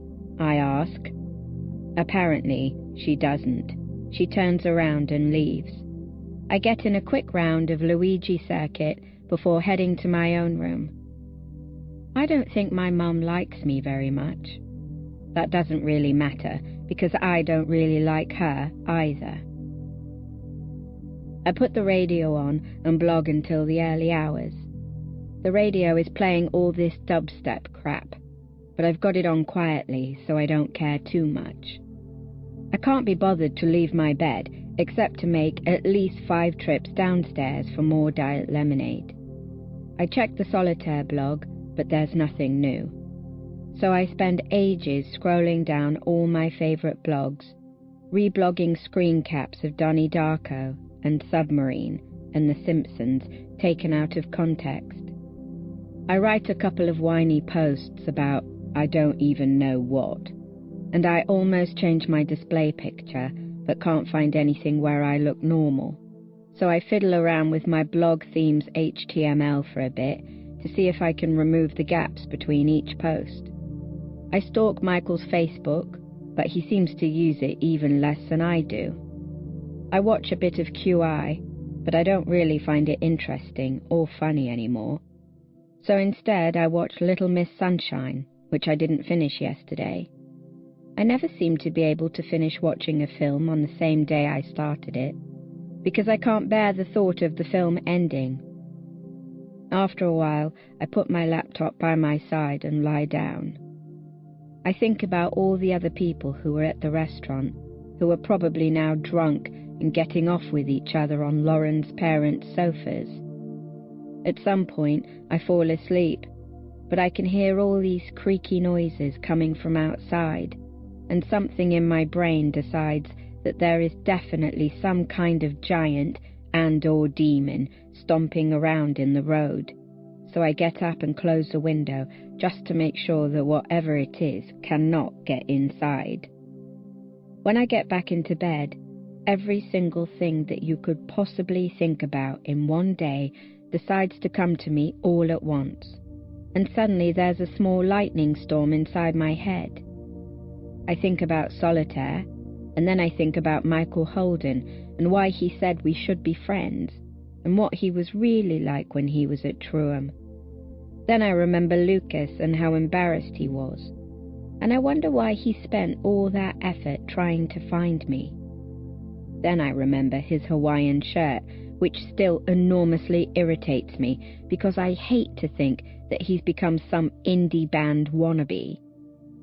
So I open my eyes and wander around the internet to take my mind off it all, and once I feel relatively okay again, I fall asleep with the glare of my blog homepage warming my face, and the hum of my laptop soothing my mind like cricket at a campsite.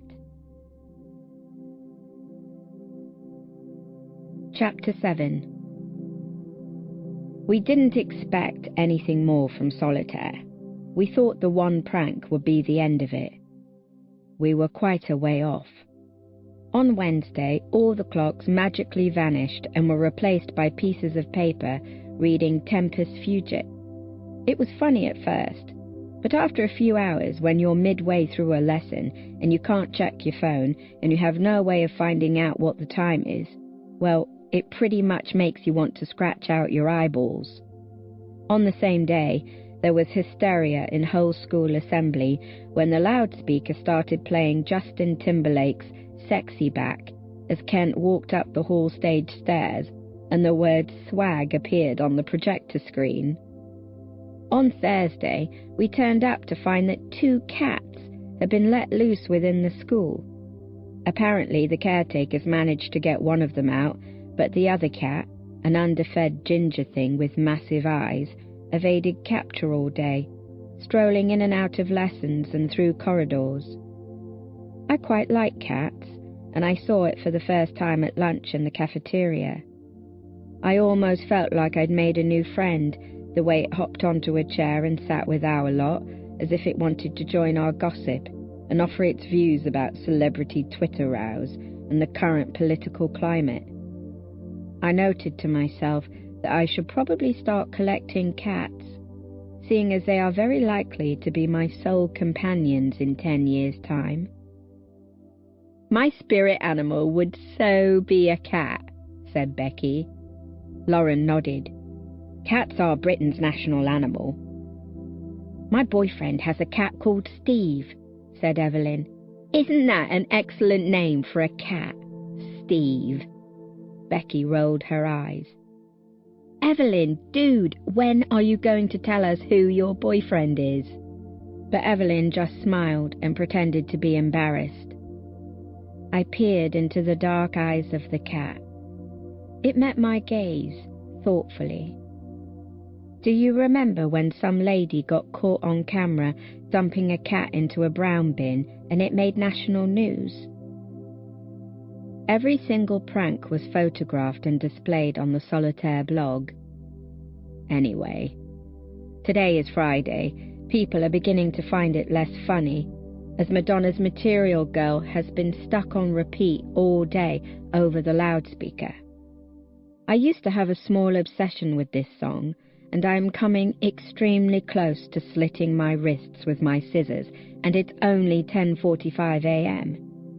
I'm still not quite sure how Solitaire is managing to do all this, as Zelda and her prefects have been patrolling the school ever since Wednesday's clock fiasco. I'm sitting at a table playing chess on my phone during a free period, iPod blasting some Radiohead song into my ears to block out the vomit-inducing music. The common room has only a scattering of people, mostly Year 13s revising for January retakes.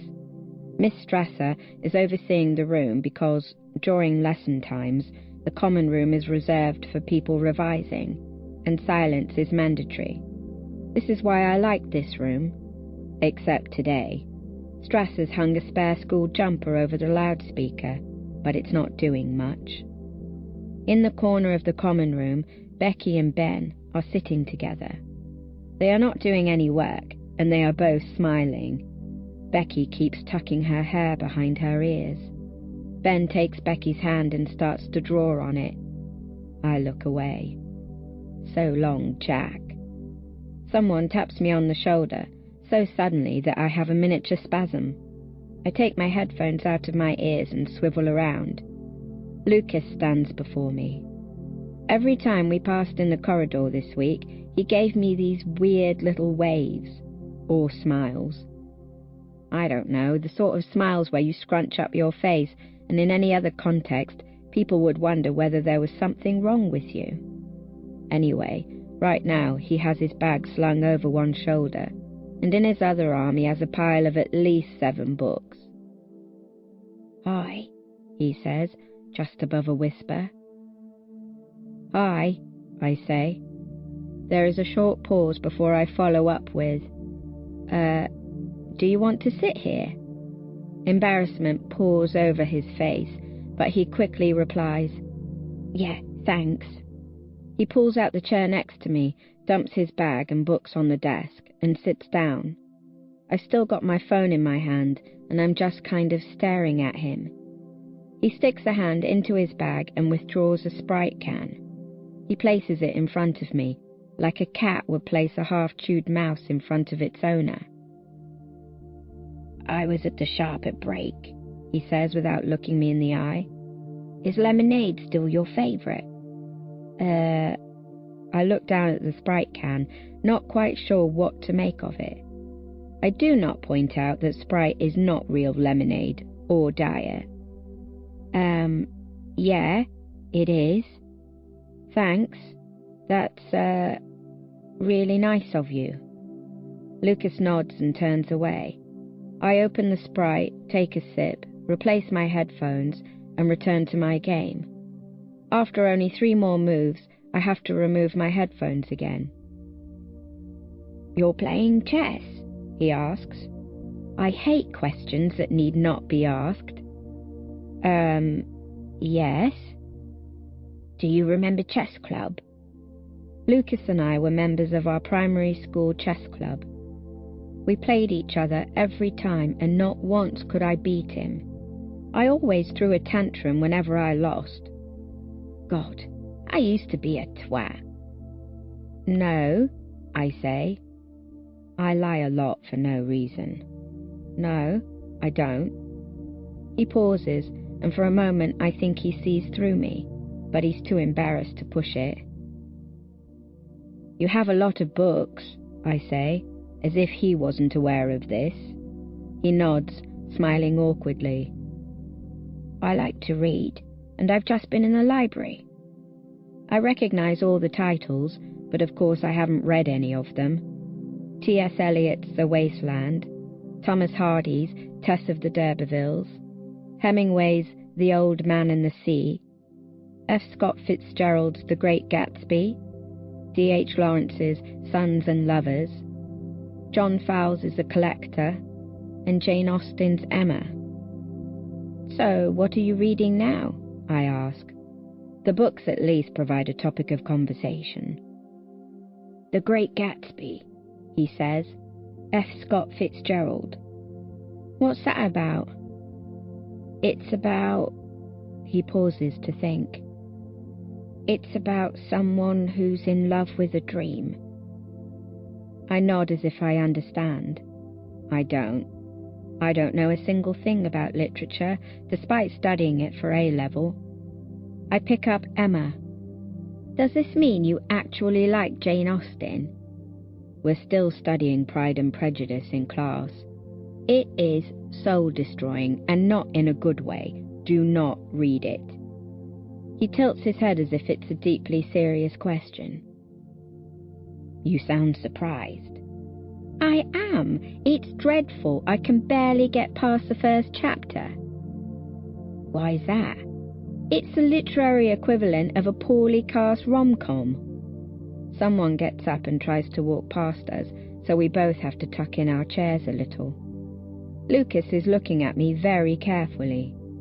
I don't like it. You're so different, he says, shaking his head and squinting at me. I may have grown a few inches since I was 11. No, it's... He stops himself. I put down my phone. What? It's what? You're more serious. I don't ever remember not being serious. As far as I'm concerned, I came out of the womb spouting cynicism and wishing for rain.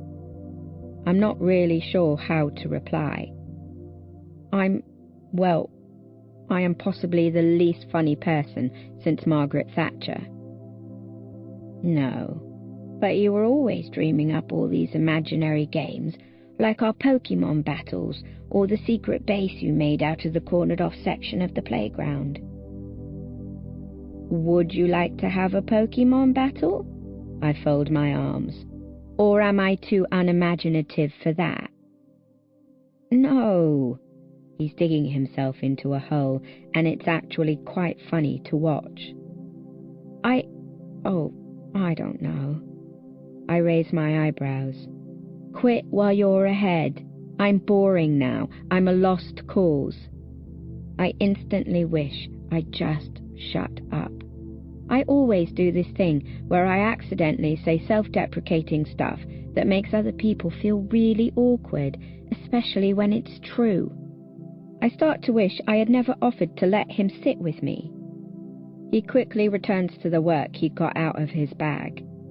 Material Girl is still playing over and over. Apparently the janitors are trying to fix it, but at the moment the only solution appears to be cutting the electrics of the entire school, which according to Kent will classify as giving in. He's got that World War II Churchill attitude, old Mr. Kent. I take a quick glance out of the windows behind the computers. I know I should be doing some homework too, but I'd much rather play chess and admire the windy greyness outside. That's my major problem with school. I really don't do anything unless I actually want to do it. And most of the time, I don't want to do anything at all. You've had quite a good first week, I say, my eyes still focused on the sky. Best week of my entire life, he says. Seems like an exaggeration to me, but to each their own. Lucas is such an innocent guy. Awkward and innocent. In fact, he's so awkward that it's almost as if he's putting it on. I know he's probably not, but that's still the way it comes across. I mean, awkward is very in fashion at the moment. It's frustrating. I have experienced my fair share of awkward, and awkward is not cute.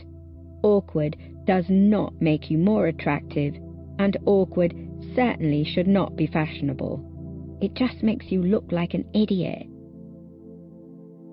"Why did we stop being friends?" he asks, not looking at me. I pause.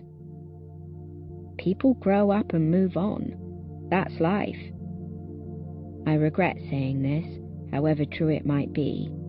I see a kind of sadness fizzle into his eyes, but it quickly disappears. "Well," he says, and turns to me, "we're not grown up yet." He takes out his phone and starts to read something on it. I watch as his face melts into something confusing. The bell that signals the end of break somehow manages to sound over the music, and he puts the phone away and starts to gather his stuff. "Got a lesson?" I ask, and then realize that this is one of those pointless questions that I hate. "History. I'll see you later." He walks several paces before turning, as if he has something else to say. But he just stands there. I give him a strange sort of smile, which he returns, and then goes away. I watch as he meets a boy with a large quiff at the door, and they start up a conversation as they exit the common room. Finally at peace, I return to my music. My iPod has shuffled on to Amy Mann, just one of my many depressing 90s artists that nobody has heard of. I get to wondering where Michael Holden might be. I haven't seen him since Tuesday. I don't have his phone number or anything. Even if I did, it's not like I would text him. I don't text anyone. I don't really do much for the next hour. To tell you the truth, I'm not even sure if I'm supposed to be in a lesson, but I really can't find the will to move. I briefly wonder again who Solitaire might be, but I conclude for the billionth time that I just do not care. I set an alarm on my phone to remind me to take Charlie to therapy tonight because Nick is busy, and then I sit very still with my head on one arm and doze off. I wake up just before the bell goes again. I swear to God I'm a freak. I mean it. One day, I'm going to forget how to wake up. Chapter 8. I'm sprawled on the computer desks in the common room at 8:21 a.m. on Monday, with Becky raving on about how cute Ben Hope was at Lauren's. That was 6 days ago, for God's sake, when someone bellows with extreme resonance from the door. "Has anyone seen Tory Spring?" I wake from the dead. Oh, Christ. Becky roars my location across the air, and before I have time to hide under the desk, Zelda Okoro is standing in front of me. I flatten my hair, hoping it will shield me from her dictatorial intervention. Zelda wears full makeup to school every day, including lipstick and eyeshadow, and I think she might be certifiably insane. "Tori, I'm nominating you for Operation Inconspicuous." It takes several seconds for this information to register.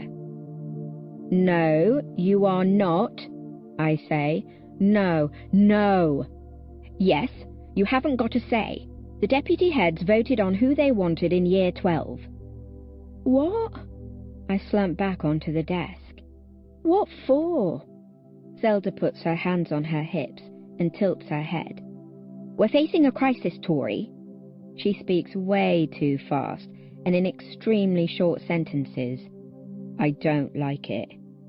"Higgs is facing a crisis. A team of 8 prefects just isn't going to cover it. We're upping the stakeout ops team to 15. Operation Inconspicuous is a go.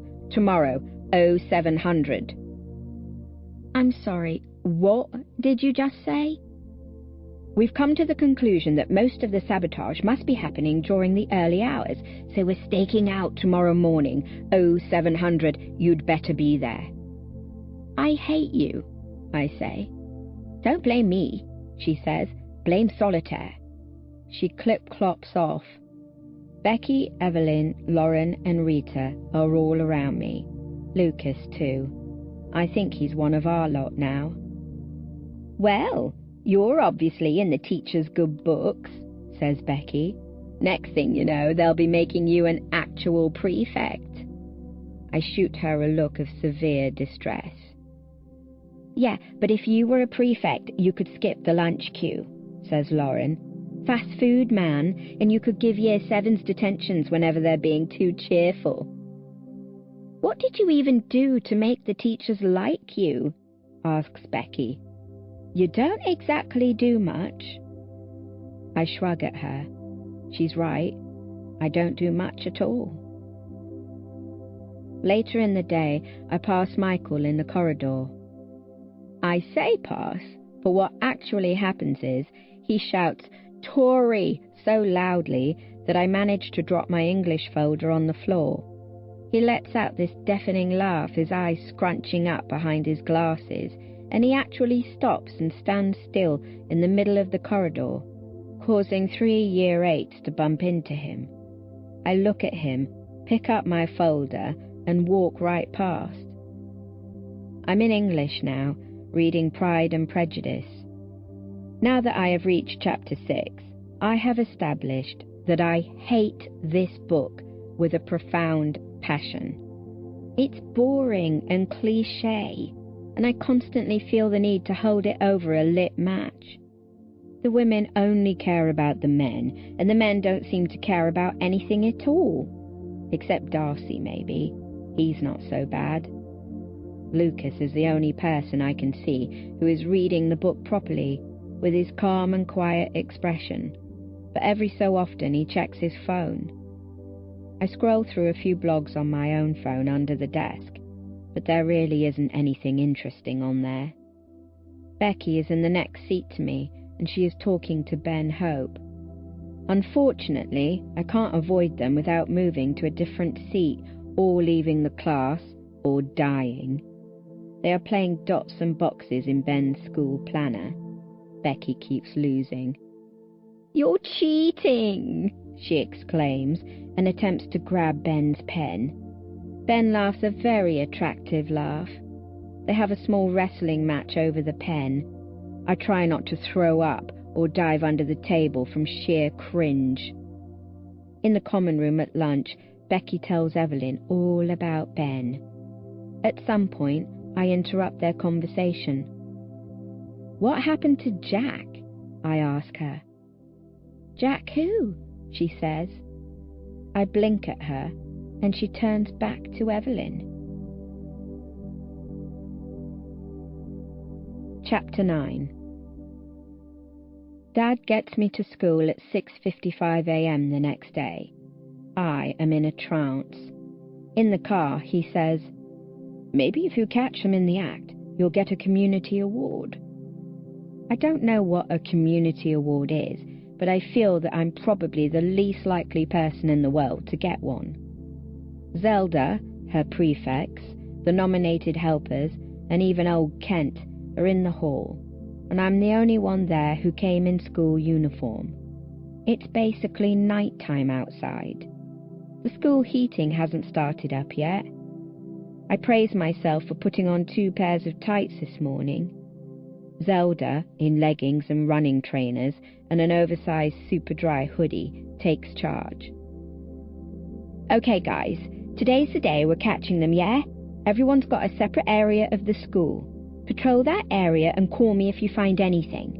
Nothing's been done to the school since Friday, so there's a chance they won't turn up today. But we're going to do this until we feel that the school is safe, whether we end up catching anyone or not. Meet back in the hall at 8. Why did I even come here? The prefects begin to chat among themselves, and Zelda speaks to each person individually before sending them off into the unlit, unheated depths of the school. When she gets to me, she presents me with a piece of paper and says, "Tori, you're patrolling the IT suites. Here's my number." I nod at her and go to walk off. Tori? Yeah? You look a bit... She doesn't finish her sentence. It's 7 a.m. She can piss off. I walk away, throwing the piece of paper in a bin as I pass it. I come to a halt upon finding Kent standing ominously by the hall entrance. "Why me?"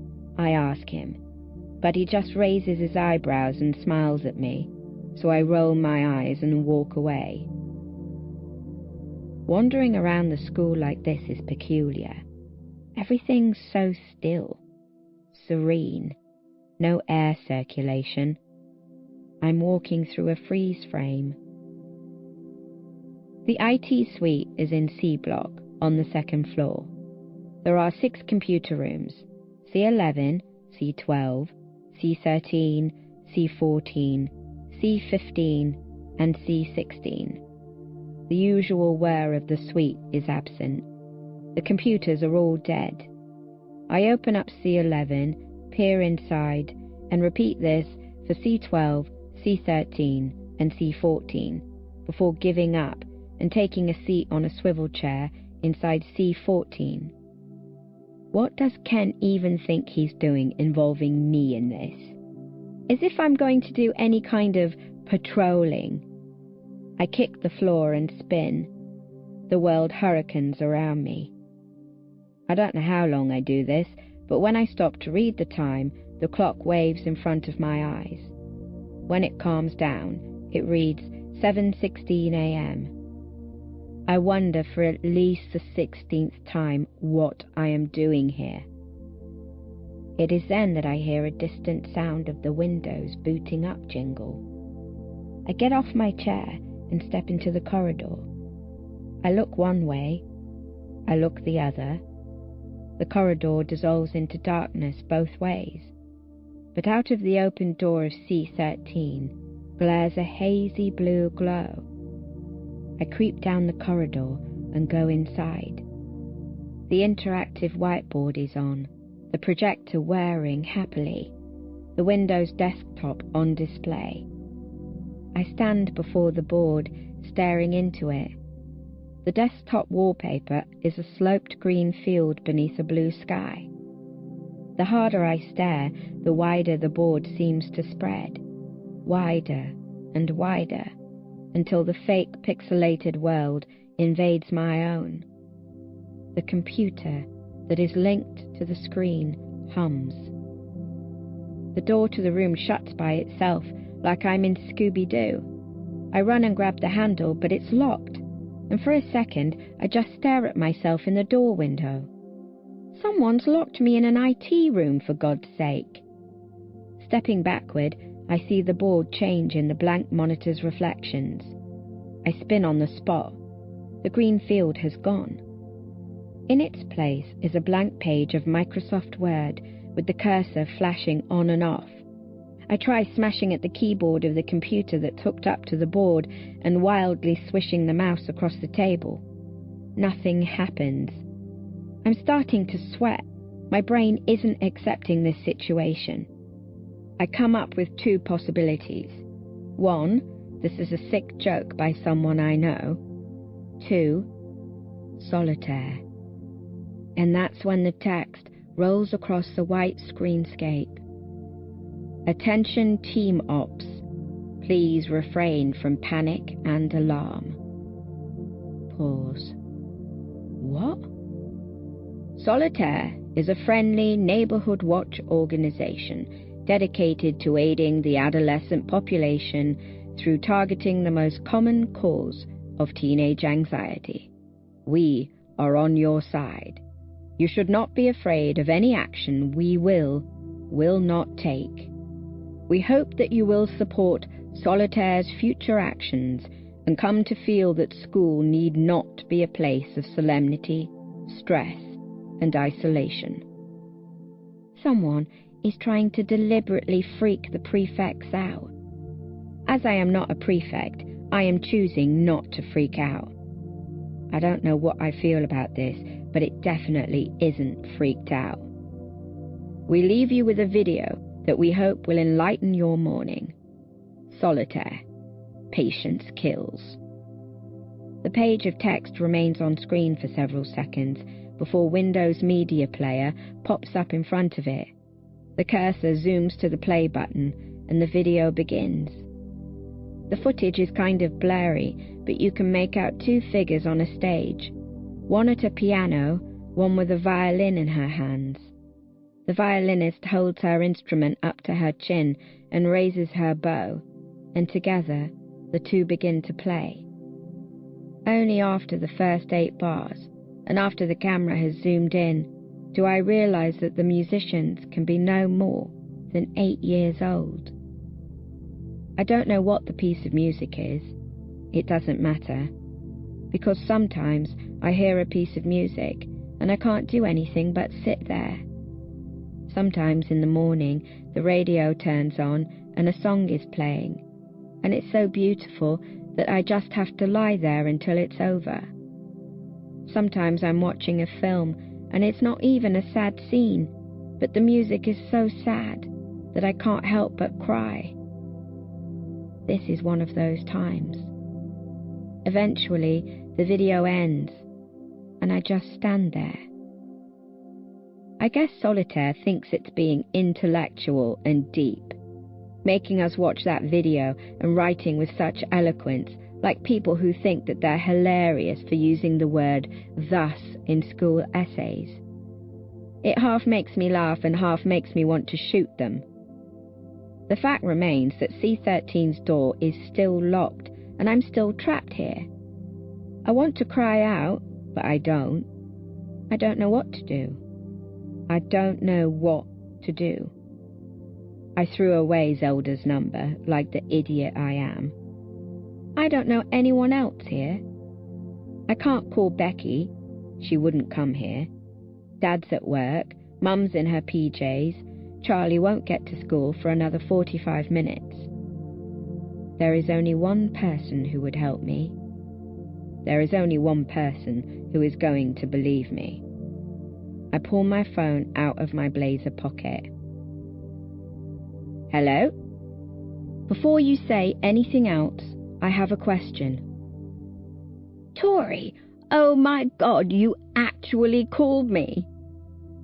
Are you a real person? I've been considering the possibility that Michael Holden is a figment of my imagination. This is probably because I fail to understand how someone with a personality like his could survive in this shitty world, and also because I fail to understand how someone with a personality like his would take any interest in a misanthropic, pessimistic arsehole like myself. I found his number posted in my locker yesterday lunchtime. It was written on one of those solitaire pink post-its with an arrow drawn on it, except now he'd added his phone number and a smiley face. I knew that it was Michael. Who else would it be? There is a long pause before he says, I promise, I swear, that I am a completely real person, here, on the earth, living and breathing. He waits for me to say something, and when I don't, he continues. And I can understand why you would ask me that, so I'm not offended or anything. Okay. Thanks for, clearing that up. I proceed to explain in the most nonchalant way I can muster that I am locked in an IT classroom. Lucky for you that I decided to turn up to help today, he says. I knew something like this would happen. This is why I had to give you my number. You're totally a danger to yourself. And then he appears, strolling casually past, phone pressed to his ear, not even aware that I'm only meters from him. I pound my hand repeatedly on the door window. Michael reverses several steps, uncharacteristically frowning, and peers at me. Then he grins, hangs up the phone, and waves wildly. Tori, hey! Get me out, I say, laying my hand flat against the window. Are you sure it's locked? No, I just forgot how to open a door. I'll open it if you do something for me first. I bash the window several more times, as if he is some kind of animal and I'm trying to scare him into action. I quite literally do not have time for this. Just one thing. I stare at him, hoping that it's strong enough to paralyze, if not kill him. He shrugs at me, though I don't know why. Smile. I slowly shake my head. What is wrong with you? You don't understand what just happened to me. If you prove to me you have the capacity to smile, I will believe that you are a human being and I will let you out. He's completely serious. My hand drops. I could not be smiling any less than I am now. I hate you. No, you don't. Just let me out. You asked me if I was a real person. He adjusts his glasses and his voice suddenly gets quiet. It's unnerving. Did it occur to you that I might not believe that you are a real person? So I smile. I don't know what it ends up looking like, but I move my cheek muscles and wrench the sides of my mouth up a little to make the crescent moon shape with my lips. Michael's reaction reveals that he had not, in fact, expected me to do it. I immediately regret giving in. His eyes stretch wide and his own smile drops and is gone. Holy crap, he says. That was actually really difficult for you. I let it go. All right, we're both real, turn the lock. And he does. We look at each other, and then I start to barge past him, but he steps in front of me, placing his hands on each side of the door frame. What? I'm going to have a breakdown. This guy, Jesus Christ. Why were you locked in an IT room? He asks. His eyes are so wide. Is he concerned? What happened in there? I glance to one side. I don't really want to look him in the eyes. Solitaire hacked the whiteboard, sent round a message to the prefects, and a video. Michael gasps like a cartoon. He removes his hands from the door frame and places them both on my shoulders. I cower backward.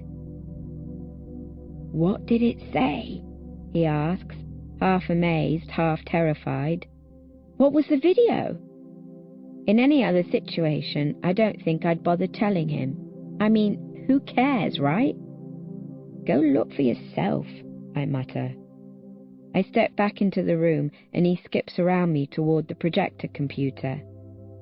It's just something stupid, I say, collapsing onto a swivel chair next to him. And actually, you won't be able to do anything on that computer anyway. But Michael is moving the mouse totally normally, flying the cursor back toward the Word document. He reads the entire message aloud. Patience kills, he mumbles. Patience kills. He then insists that we watch the video, which I agreed to, mostly because I thought it was so lovely the first time.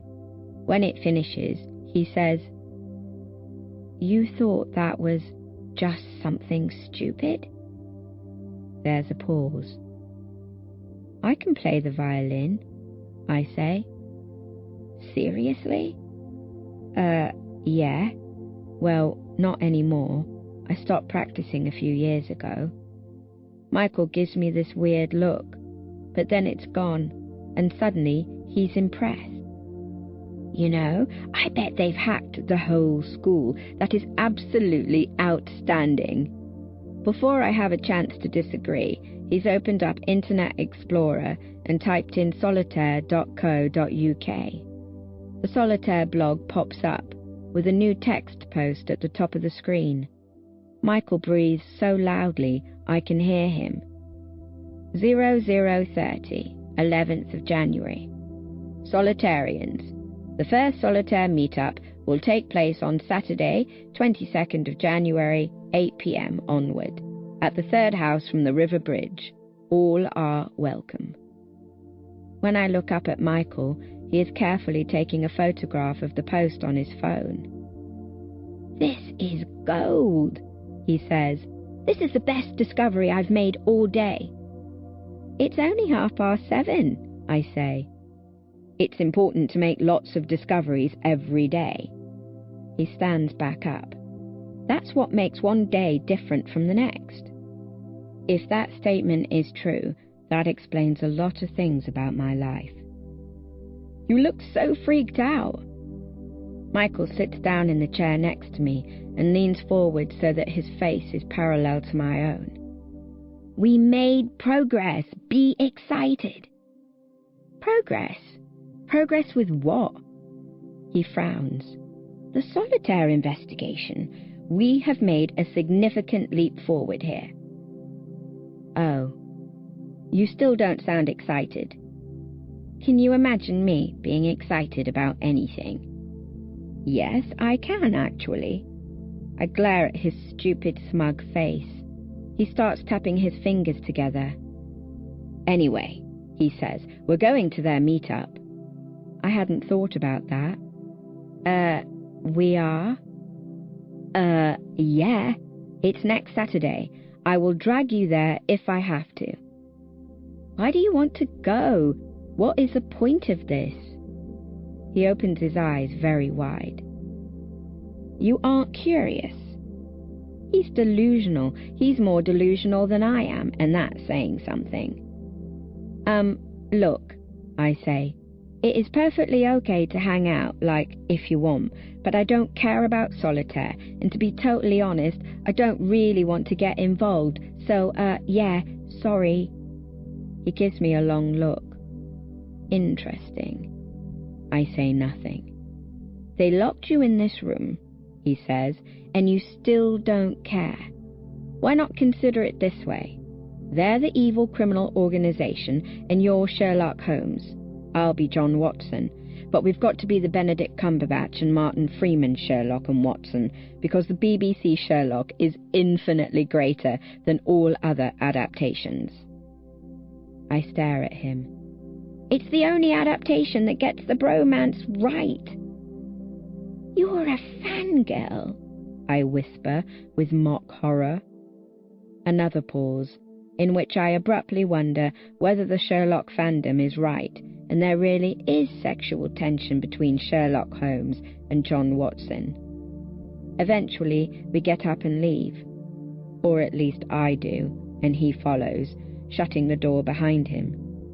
For the first time, I realize that he is wearing just his shirt, tie, and trousers, no jumper or blazer. Aren't you cold? I say. He blinks at me. His glasses are enormous. His hair is so neat that it's almost made of stone. Why, are you? We head down the corridor, and after we've almost reached the end, I notice that Michael is no longer at my heels. I turn around. He has stopped directly in front of C16 and opened it up. He frowns. It looks a little odd on his face. What? I ask. It takes him longer than it should to answer. Nothing, he says. I thought there would be something here, but there's nothing. Before I have a chance to question what the bloody hell he's talking about, someone behind me cries, Tori! I spin back around. Zelda is striding toward me with an expression on her face that will one day provide her with premature wrinkles. Tori, have you found anything? I think about whether to lie or not. No, we didn't find anything. Sorry. What do you mean, we? I turn back to Michael, or the space where Michael had been standing. But he's not there. Only then do I wonder what it really was that made him decide to turn up at school at 7:30 in the morning. Chapter 10. I spend the rest of the day thinking about what Michael said in C16. Later on, I go back to have a look myself. But he was right. There's nothing.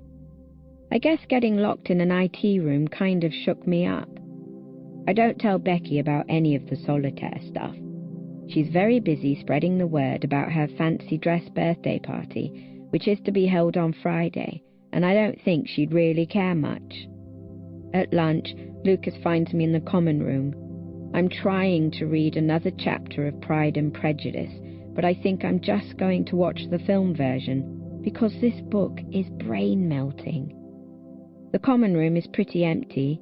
Everyone's probably walked up to McDonald's, because the food in our school is prison food. "All right," Lucas says, seating himself at my table. I hate that. "All right." I mean, is it a greeting or a question? Do you respond with, "Good, thanks," or "Hello?" "Not too bad," I say, sitting up a little. "You?" "I'm good, thanks." I can physically feel him searching for something to say. After a stupidly long pause, he reaches toward me and taps the book I'm holding. "You hate reading, right? Why don't you just watch the film?" I blink at him and say, I don't know." After another stupidly long pause, he asks, "You going to Becky's on Friday?" What a dumb question. Yeah," I say. "I assume you are too." "Yes, yeah. Who are you dressing up as?" "I don't know yet." He nods as if what I've said actually means something. "Well, I'm sure you'll look good," he says, and then quickly adds, "because, when we were little, you were really into dressing up and stuff." I don't remember ever dressing up as anything except a Jedi. I shrug at Lucas. "I'll find something." And then he just turns bright red, like he does, and sits there watching me attempt to read for some time. So awkward. Jesus Christ. Eventually, he gets out his phone and starts texting, and when he goes off to talk to Evelyn, I get to wondering why he is always hovering around like some ghost who doesn't want to be forgotten. I don't want to talk to him, really. I mean, I thought that it'd be nice to try and rekindle this friendship, but it's too hard. I don't want to talk to anyone. Of course, I tell Charlie everything when we get home. He does not know what to say about Solitaire's mysterious message. Instead, he tells me I should stop talking to Michael so much. I am not sure what I think about that. At dinner, Dad asks, "How'd it go this morning?" "We didn't find anything," I say. Another lie. I must be borderline pathological. Dad starts talking about another book that he's going to lend me. He's always lending me books. Dad went to university when he was 32 and did an English literature degree. He now works in IT. Nevertheless, he is always hoping that I'll turn out to be some magnanimous thinker who has read a lot of Chekhov and James Joyce. Coming out as a book hater to my dad is comparable to coming out as gay to homophobic parents. I've never been able to tell him, and he's lent me so many books now that it's just too late to repair the damage. Anyway, this time it's Metamorphosis by Franz Kafka. I nod and smile and try to sound a little interested, but it probably isn't at all convincing. Charlie quickly changes the subject by telling us about some film he and Nick watched over the weekend. An Education, which from Charlie's description sounds like a total mockery and patronization of teenage girls worldwide. Oliver then tells us about his new toy tractor and why it is so much more majestic than all his other toy tractors. To Mum and Dad's delight, we finished dinner within 1 hour, which must be a new record. "Well done, Charlie. Great job," says Dad, slapping him on the back. But Charlie just winces away from him. Mum nods and smiles, which is about as expressive as she gets. It's like Charlie's won the Nobel Prize. He escapes the kitchen without saying a word and comes to watch The Big Bang Theory with me. It's not a very funny program, but I still seem to watch at least one episode every single day. "Who would I be?" I ask at some point. If I were any of the Big Bang Theory characters. Sheldon, says Charlie without hesitation, but, not as loud about your views. I turn my head toward him. Wow, I'm offended. Charlie snorts. He's the only reason this show is any good, Victoria. I think about this and then nod. That's probably true. Charlie lays still on the sofa, and I watch him for a minute. His eyes are sort of glazed, like he's not really watching the TV, and he's fiddling with his shirt sleeves. Charlie always wears long-sleeve shirts these days. Who would I be? He asks. I stroke my chin thoughtfully before declaring, Howard, definitely, because you're always chatting up the ladies. Charlie chucks a cushion at me from the sofa.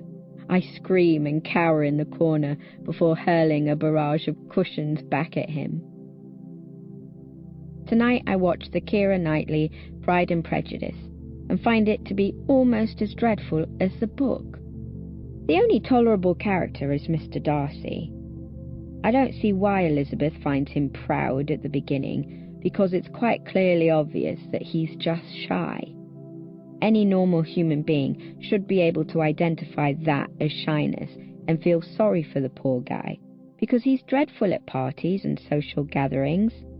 It's not really his fault, it's just the way he is. I blog some more and lie awake listening to the rain, and forget what the time is, and forget to change into my pyjamas. I add Metamorphosis to the pile of unread books. I put The Breakfast Club on, but I'm not really watching, so I skip to the best part, the part where they're all sitting in a circle, and they reveal those deep and personal things, and they cry and all that. I watch that scene 3 times, and then turn it off. I listen for the giant/demon, but it's more of a rumbling tonight, a deep growling rumble like a drum. In the swirly wallpaper of my room, stooped yellow figures creep back and forth, until I'm hypnotized. In my bed, someone has placed an enormous glass cage on top of me, and the air is slowly stewing sour. In my dreams, I'm running around in circles atop a cliff, but there's a boy in a red hat catching me every time I try to jump off. Chapter 11. I'm not joking, Tori. This is an extremely serious decision. I look Becky squarely in the eye. Oh, I know. This could determine the whole future of human existence. We are in her bedroom. It's 4:12 p.m., Friday. I'm cross-legged on her double bed. Everything in here is pink and black, and if this room were a person, it would be a Kardashian on a moderate income. There is a poster of Edward Cullen and Bella Swan on the wall. Every time I see it, I want to put it through a shredder. No, seriously though, I'm not even joking. She holds up the costumes again, one in each hand. Tinkerbell or Hermione? I stare at each. They're not very different, except one is green and one is grey. Tinkerbell, I say. Seeing as Becky maintains her coolness and hilarity by acting like an idiot, it would be an insult to the name of Hermione Granger and J.K. Rowling and all Potterheads to allow Becky to be the brightest witch of her age. She nods and chucks the Hermione outfit onto a steadily growing mountain of clothes. That's what I thought. She starts changing. Who are you going as again? I shrug, still thinking about Harry Potter. I wasn't going to dress up. I thought I could wear my invisibility cloak. Becky, in just her bra and knickers, puts her hands on her hips. I know I shouldn't feel awkward because I've been her best friend for over 5 years. I still do, though. Since when did nudity become so normal? Tori, you are dressing up. It's my fancy dress party and I say so. Fine. I think hard, weighing my options. I could go as Snow White. Becky pauses, as if waiting for the punchline. I frown. What? Nothing. I didn't say anything. You don't think I could go as Snow White? No, you could be Snow White, if you want. I look at my hands. All right, I'll, think about it. I twirl my thumbs. I could make my hair all wavy. She seems satisfied and puts on the tiny green dress with fairy wings. Are you going to try and talk to people tonight? She asks. Is that an actual question or an order? An order. I make no promises. Becky laughs and pats me on my cheek. I hate that. Don't worry, I'll look after you. I always do, don't I? At home, I put on a white shirt and a black skater skirt I bought once for some job interview I never showed up to. Then I locate my favourite black jumper and black tights. My hair is just about long enough to style into tiny plaits, and I draw on more eyeliner than usual. Wednesday Addams. I was sort of kidding with Snow White, and I despise Disney anyway. I leave the house around 7. Nick, Charlie and Oliver are just sitting down to dinner. Mum and Dad are going to see a play and then stay at a hotel tonight.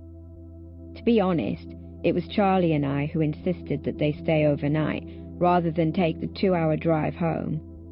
I guess they were kind of worried about not being there for Charlie. I almost decided to stay home and not go to Becky's party, but Charlie assured everyone that he would be fine, which I'm sure he will, because Nick's staying round this evening, and I'm not even going to be out for very long. It's a dark party. The lights are dimmed, and teenagers are spilling out of the house. I pass the smokers and the social smokers who gather in rings outside. Smoking is so pointless. The only reason I can think of for smoking is if you want to die. I don't know. Maybe they all want to die. I recognise most people from school and from Truham, and there are Year 11s through to Year 13s here, and I know for a fact that Becky doesn't know them all personally. A selection of our lot is squeezed into the conservatory along with a few other people that I don't know. Evelyn, scrunched into the corner of a sofa, spots me first. Tori! She waves, so I wander over.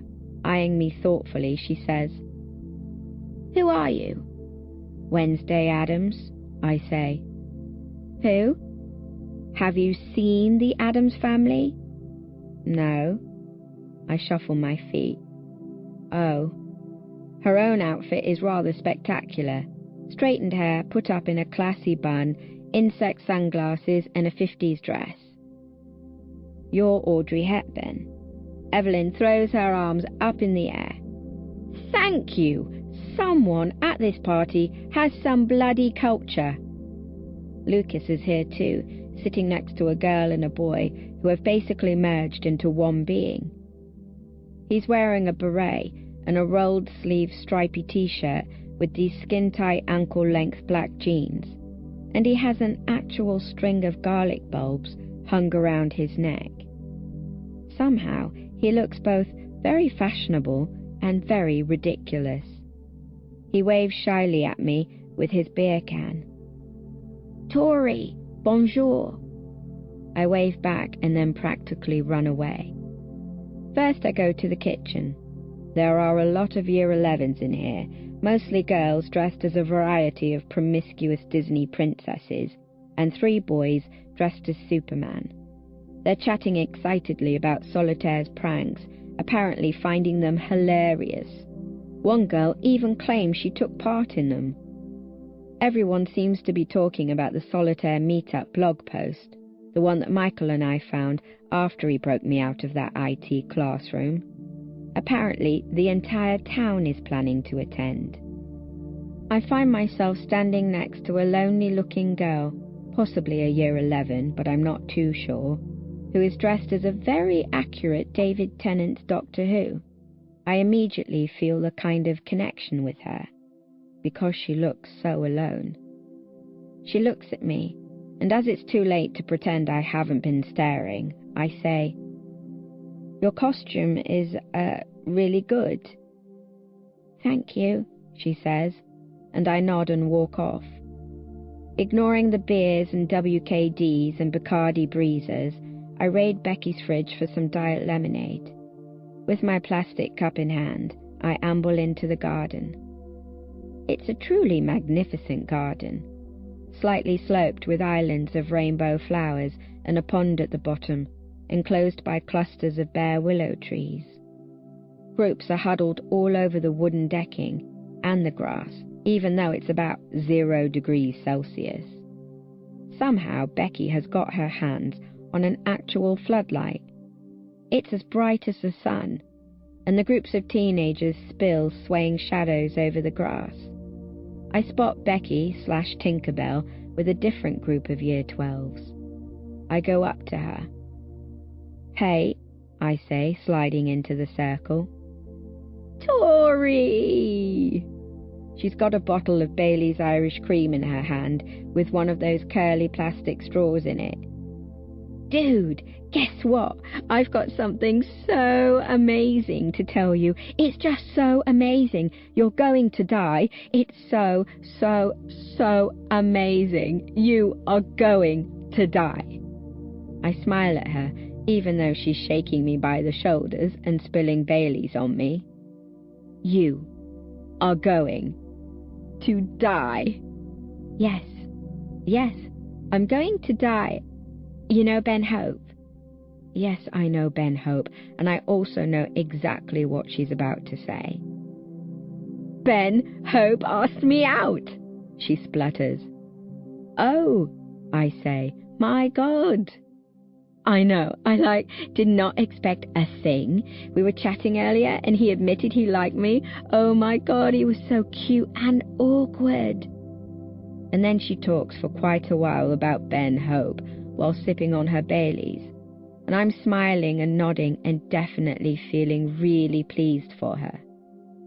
After a while, Becky starts repeating the whole story to some girl dressed as Minnie Mouse, and I feel myself getting a bit bored. So I check my blog on my phone. There is a little wand symbol signifying I have a message.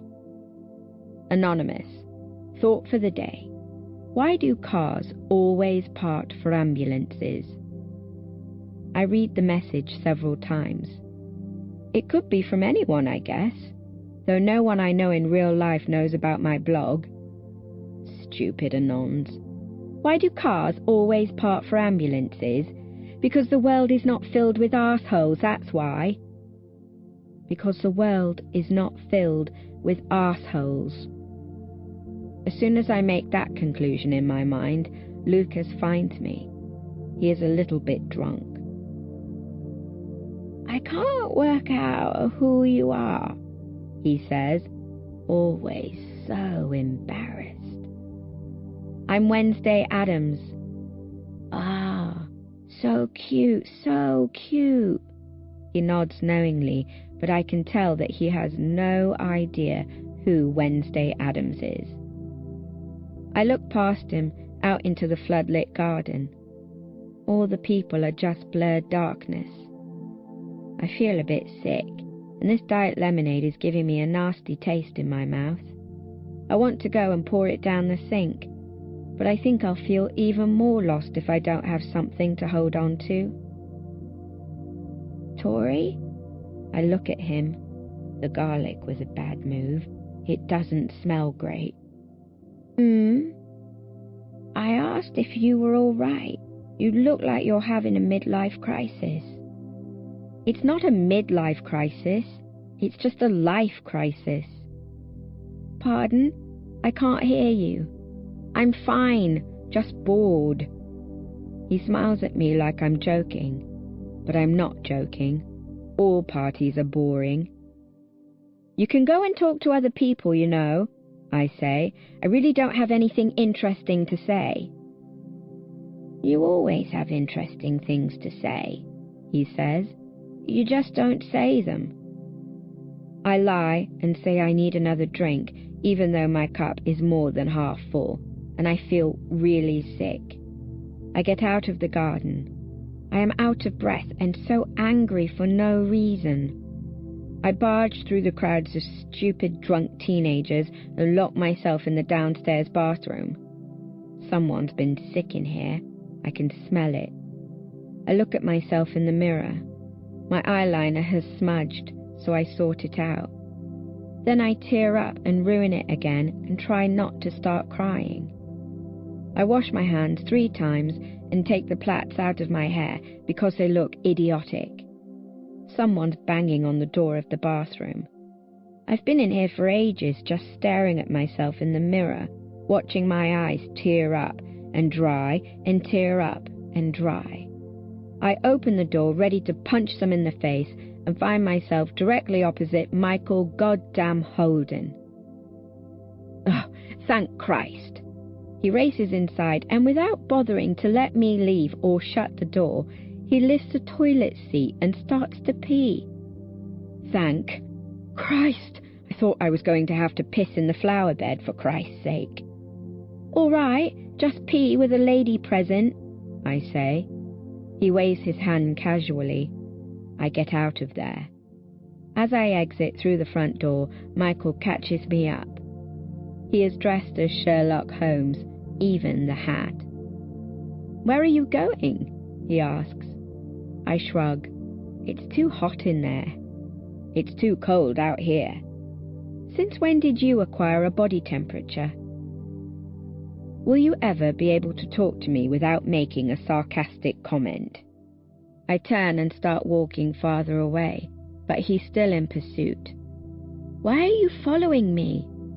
Because I don't know anyone else here. Don't you have any Year 13 friends?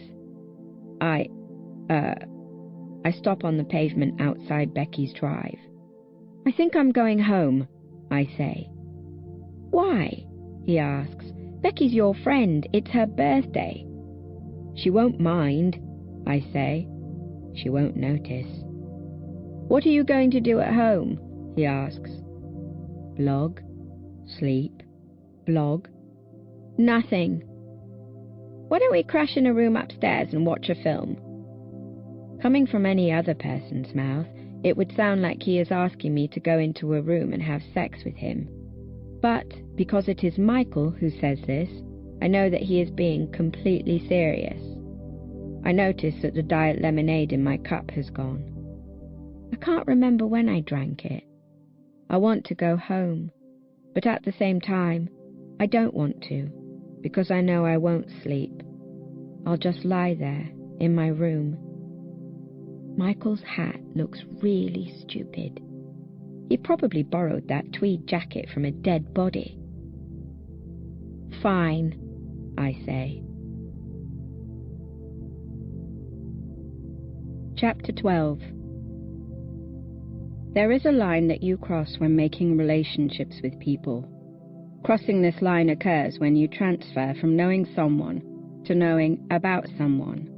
And Michael and I cross that line at Becky's 17th birthday party. We go upstairs into Becky's room. He, of course, begins to investigate, while I drop and roll onto the bed. He passes the poster of Edward Cullen and Bella No Expression Swan, raising a skeptical eyebrow at it. He trails along the shelf of dancing show photographs and medals and the shelf of preteen books that have lain untouched for years, and he steps over the piles and piles of crumpled dresses and shorts and t-shirts and knickers and bras and school books and bags and miscellaneous pieces of paper until, finally, he opens a wardrobe, bypasses the shelves of folded-up clothes, and locates a small row of DVDs. He pulls out Moulin Rouge, but, seeing the look on my face, quickly replaces it. A similar thing happens when he retrieves It's a Boy-Girl Thing.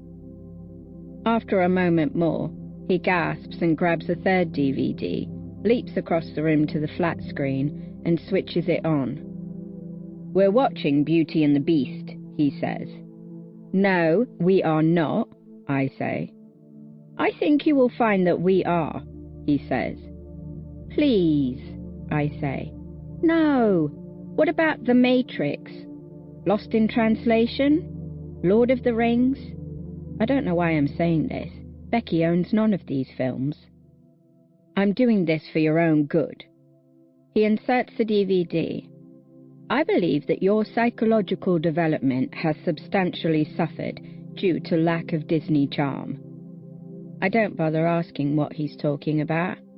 He clambers onto the bed next to me and props himself up on the headboard with a pillow. The Disney logo appears on screen. Already I can feel my eyes bleeding. "Have you ever even watched a Disney film?" he asks. Yeah." "Why do you hate Disney?" "I don't hate Disney." "Then why don't you want to watch Beauty and the Beast?" I turn my head. He's not watching the film, even though it started. "I don't like films that are fake," I say, "where the characters and the story are really perfect. Things don't happen like that in real life." He smiles, but it's a sad smile. "Isn't that the point of films?" I wonder why I'm here. I wonder why he's here. The pathetic dubstep beat downstairs is the only thing I can hear. There are some cartoons on the screen, but really, they're just moving shapes. He starts talking to me. "Did you know," he says, "that in the original story, Belle has 2 sisters, but in this film, she's an only child? I wonder why. It's not that fun being an only child." "Are you an only child?" "Yep." This is mildly interesting. "I've got 2 brothers," I say. "Are they like you?" "No, they're really not." The Beauty is being courted by a heavily muscled man. He is not attractive, but I sympathize with his dislike of literature. "She really likes to read," I say, shaking my head at the girl in blue.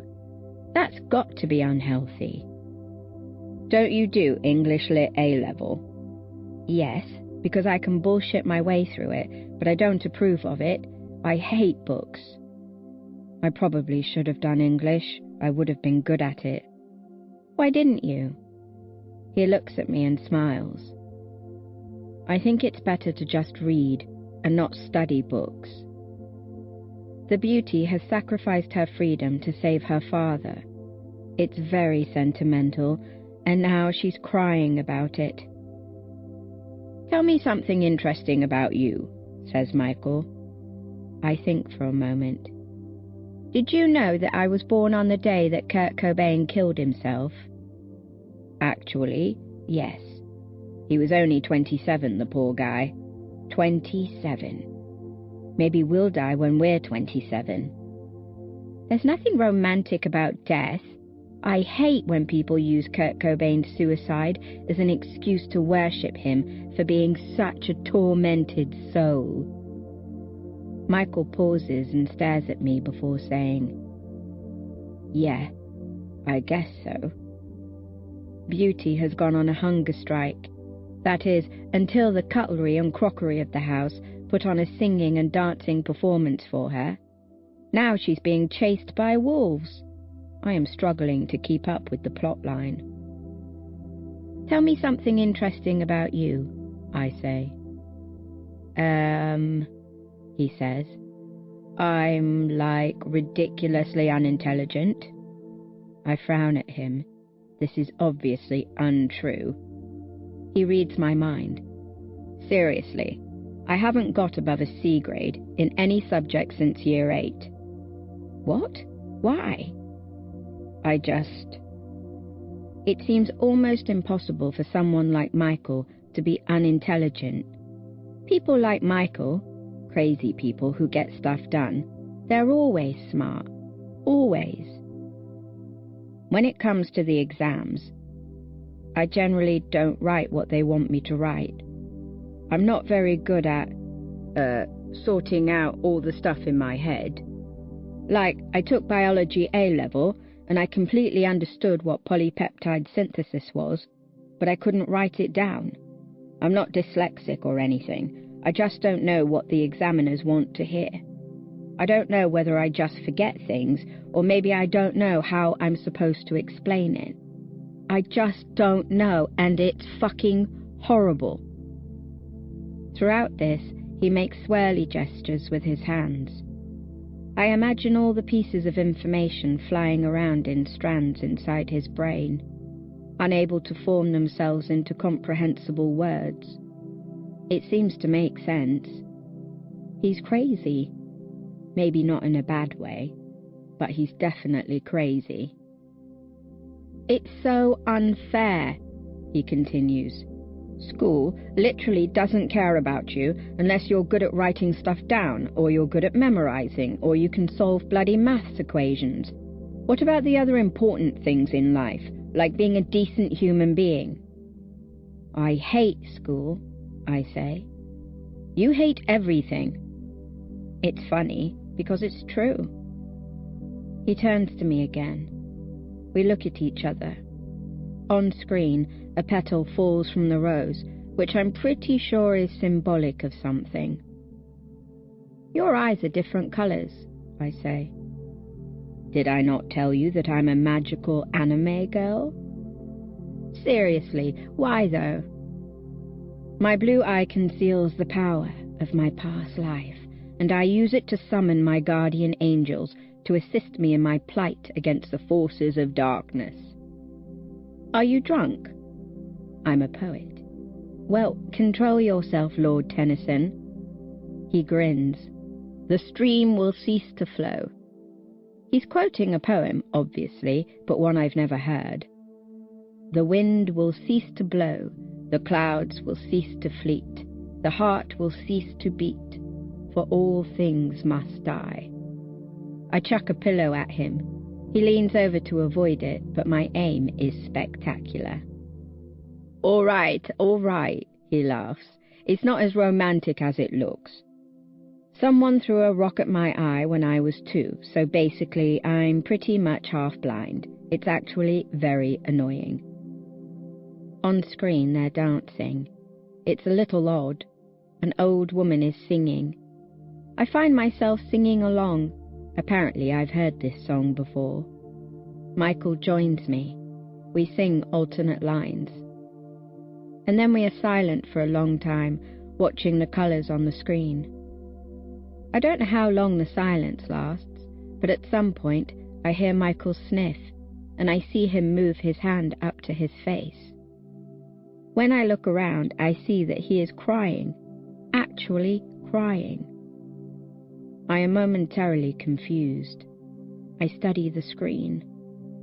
The beast has just died, and the beauty is holding him, crying herself, and, oh, wait, a tear falls onto his fur, and then all kinds of trippy magic happens, and yep, there you go, he has miraculously returned from the dead.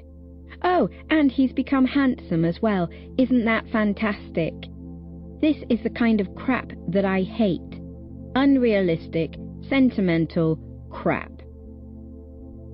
But Michael is crying. I don't really know what to do. He's got one hand on his face, and his eyes and nose are scrunched up. It's like he's trying to hold the tears inside. I decide to pat his other hand, which is resting on the bed. I hope this comes across as comforting, not sarcastic.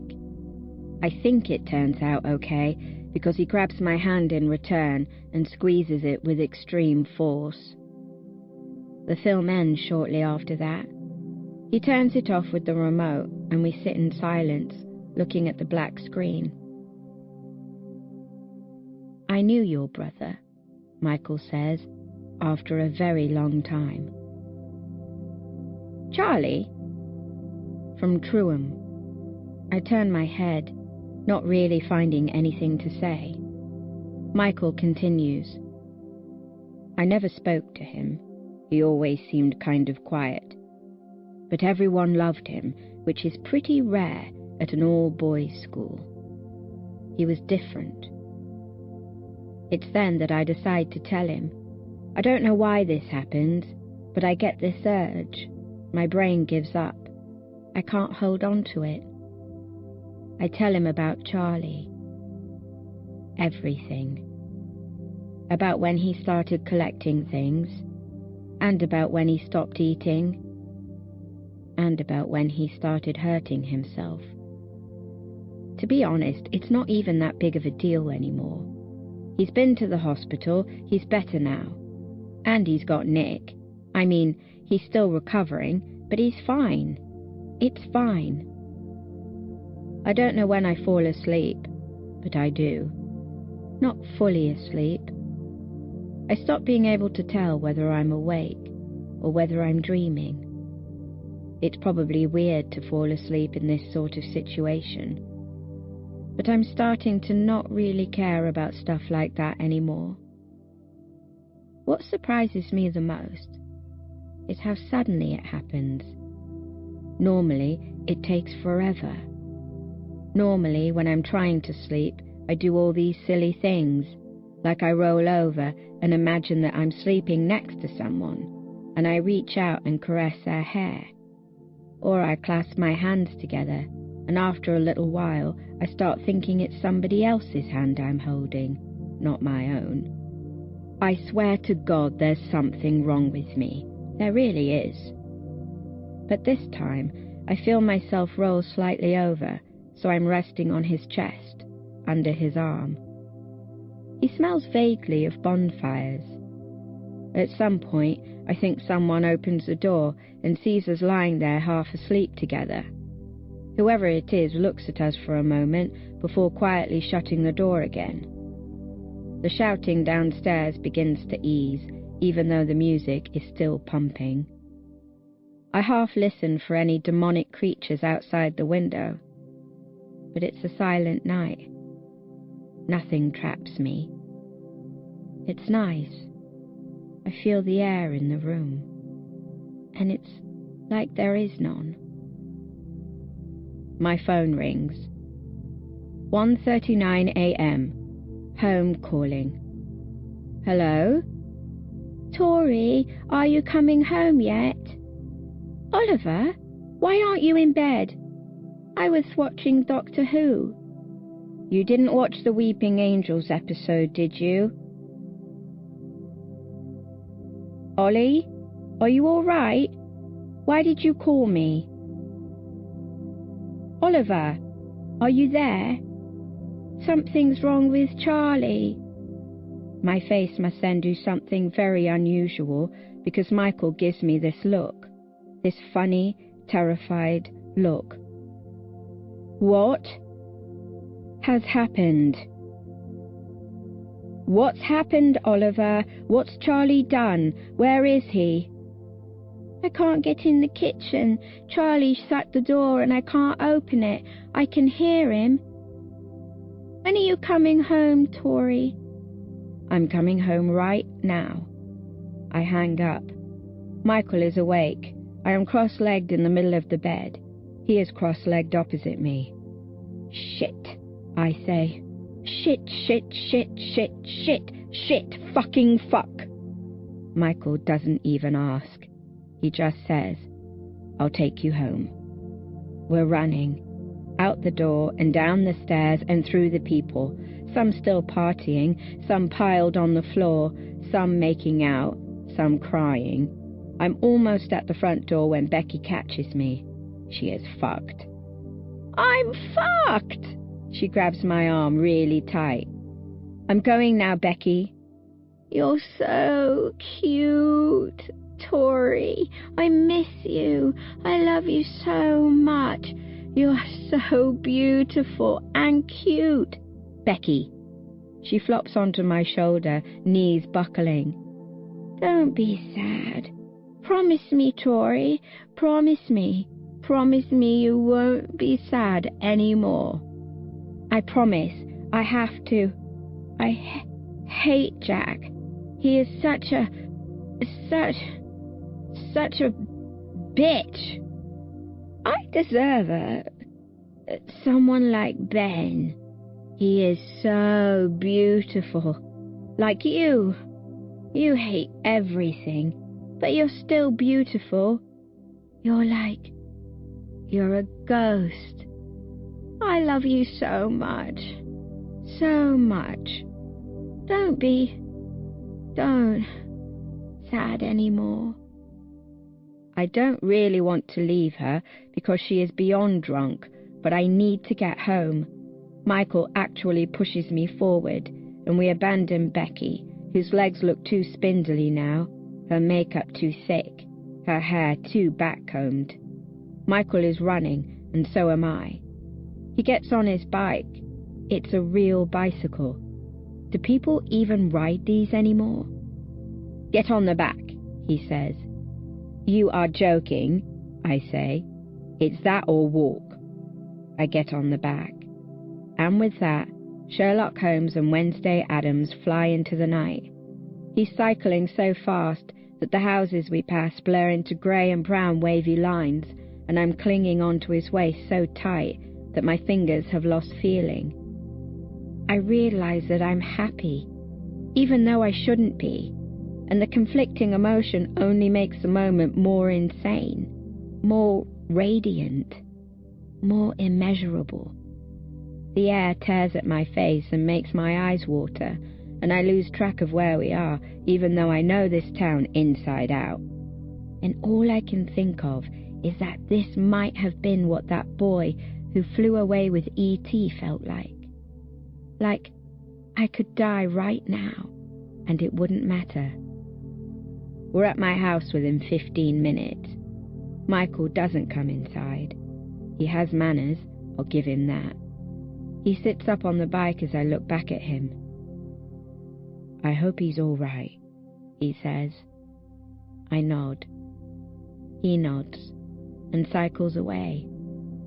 I unlock the door and enter my house.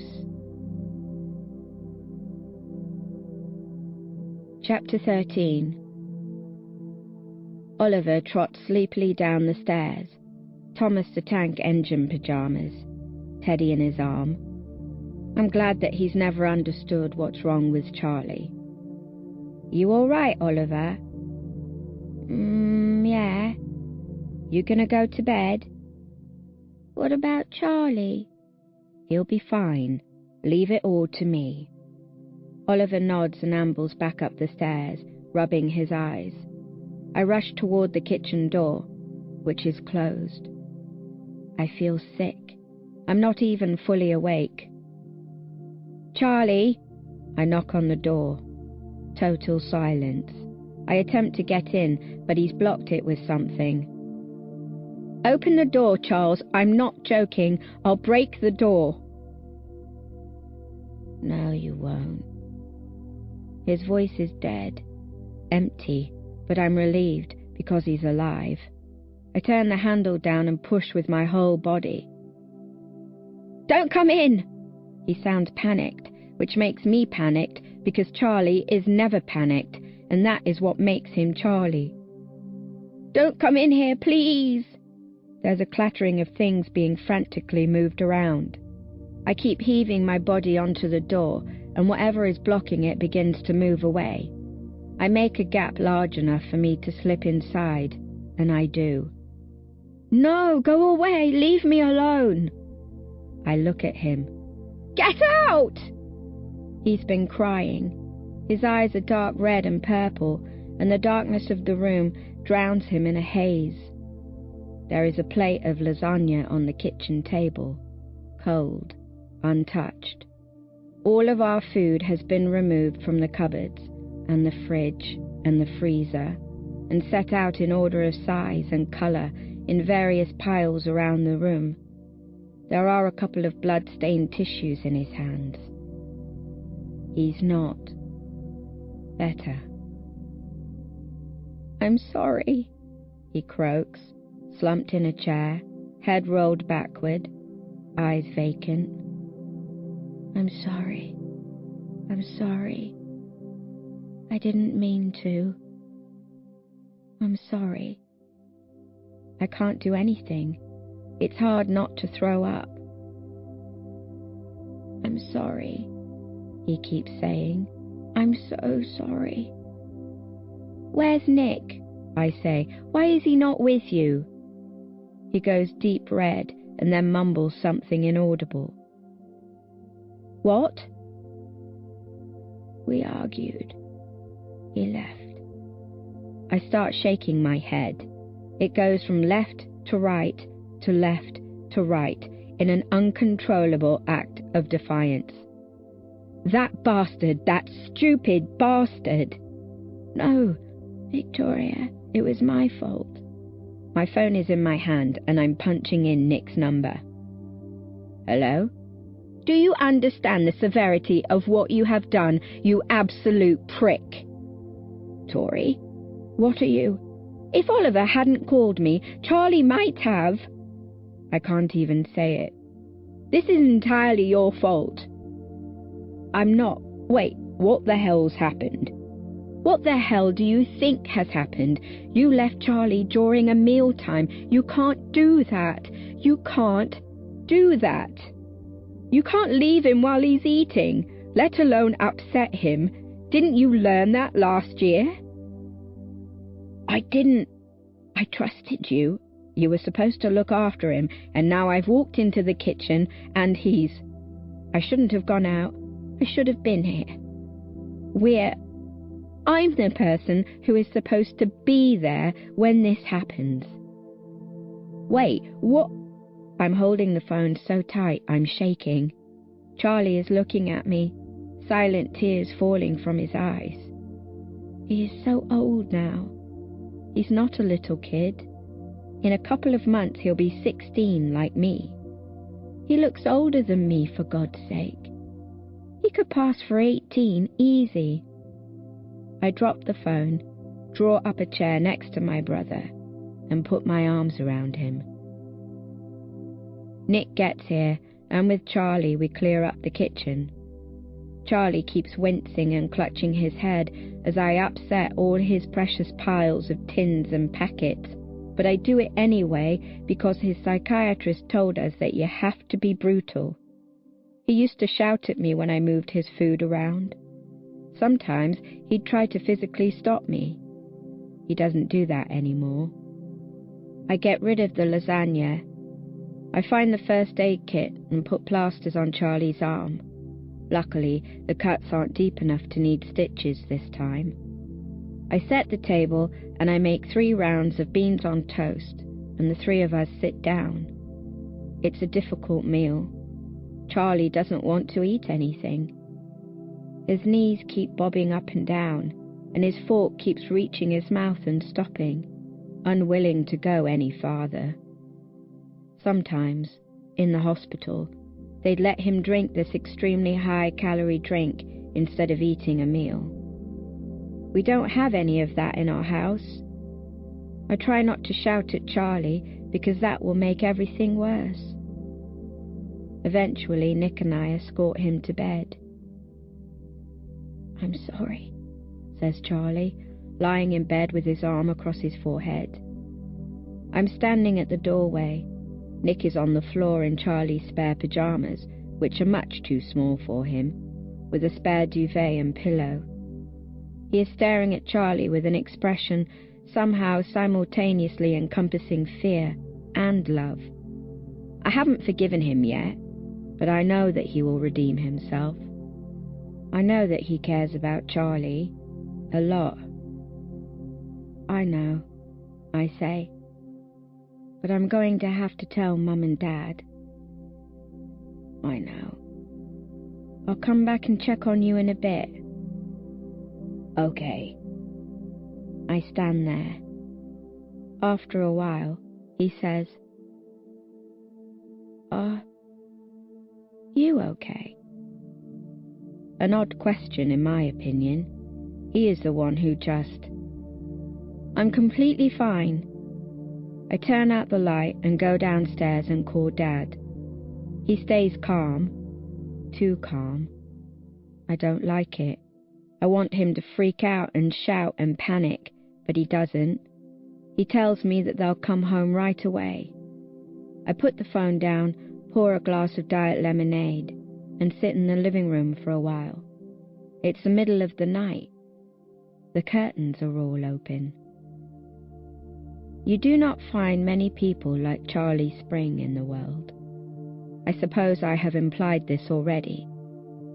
You especially do not find many people like Charlie Spring at all boys' schools. If you want my opinion, all boys' schools sound like hell. Maybe it's because I don't know many boys. Maybe it's because I get a pretty bad impression of the guys I see coming out of the Truham gates, pouring fizzy drinks into one another's hair, calling one another gay and bullying gingers. I don't know. I don't know anything about Charlie's life at that school. I head back upstairs and peer into Charlie's room. He and Nick are now both fast asleep in Charlie's bed, Charlie curled into Nick's chest. I shut the door. I go to my room. I start shaking again, and I look at myself in the mirror for a long time and begin to wonder if I really am Wednesday Addams.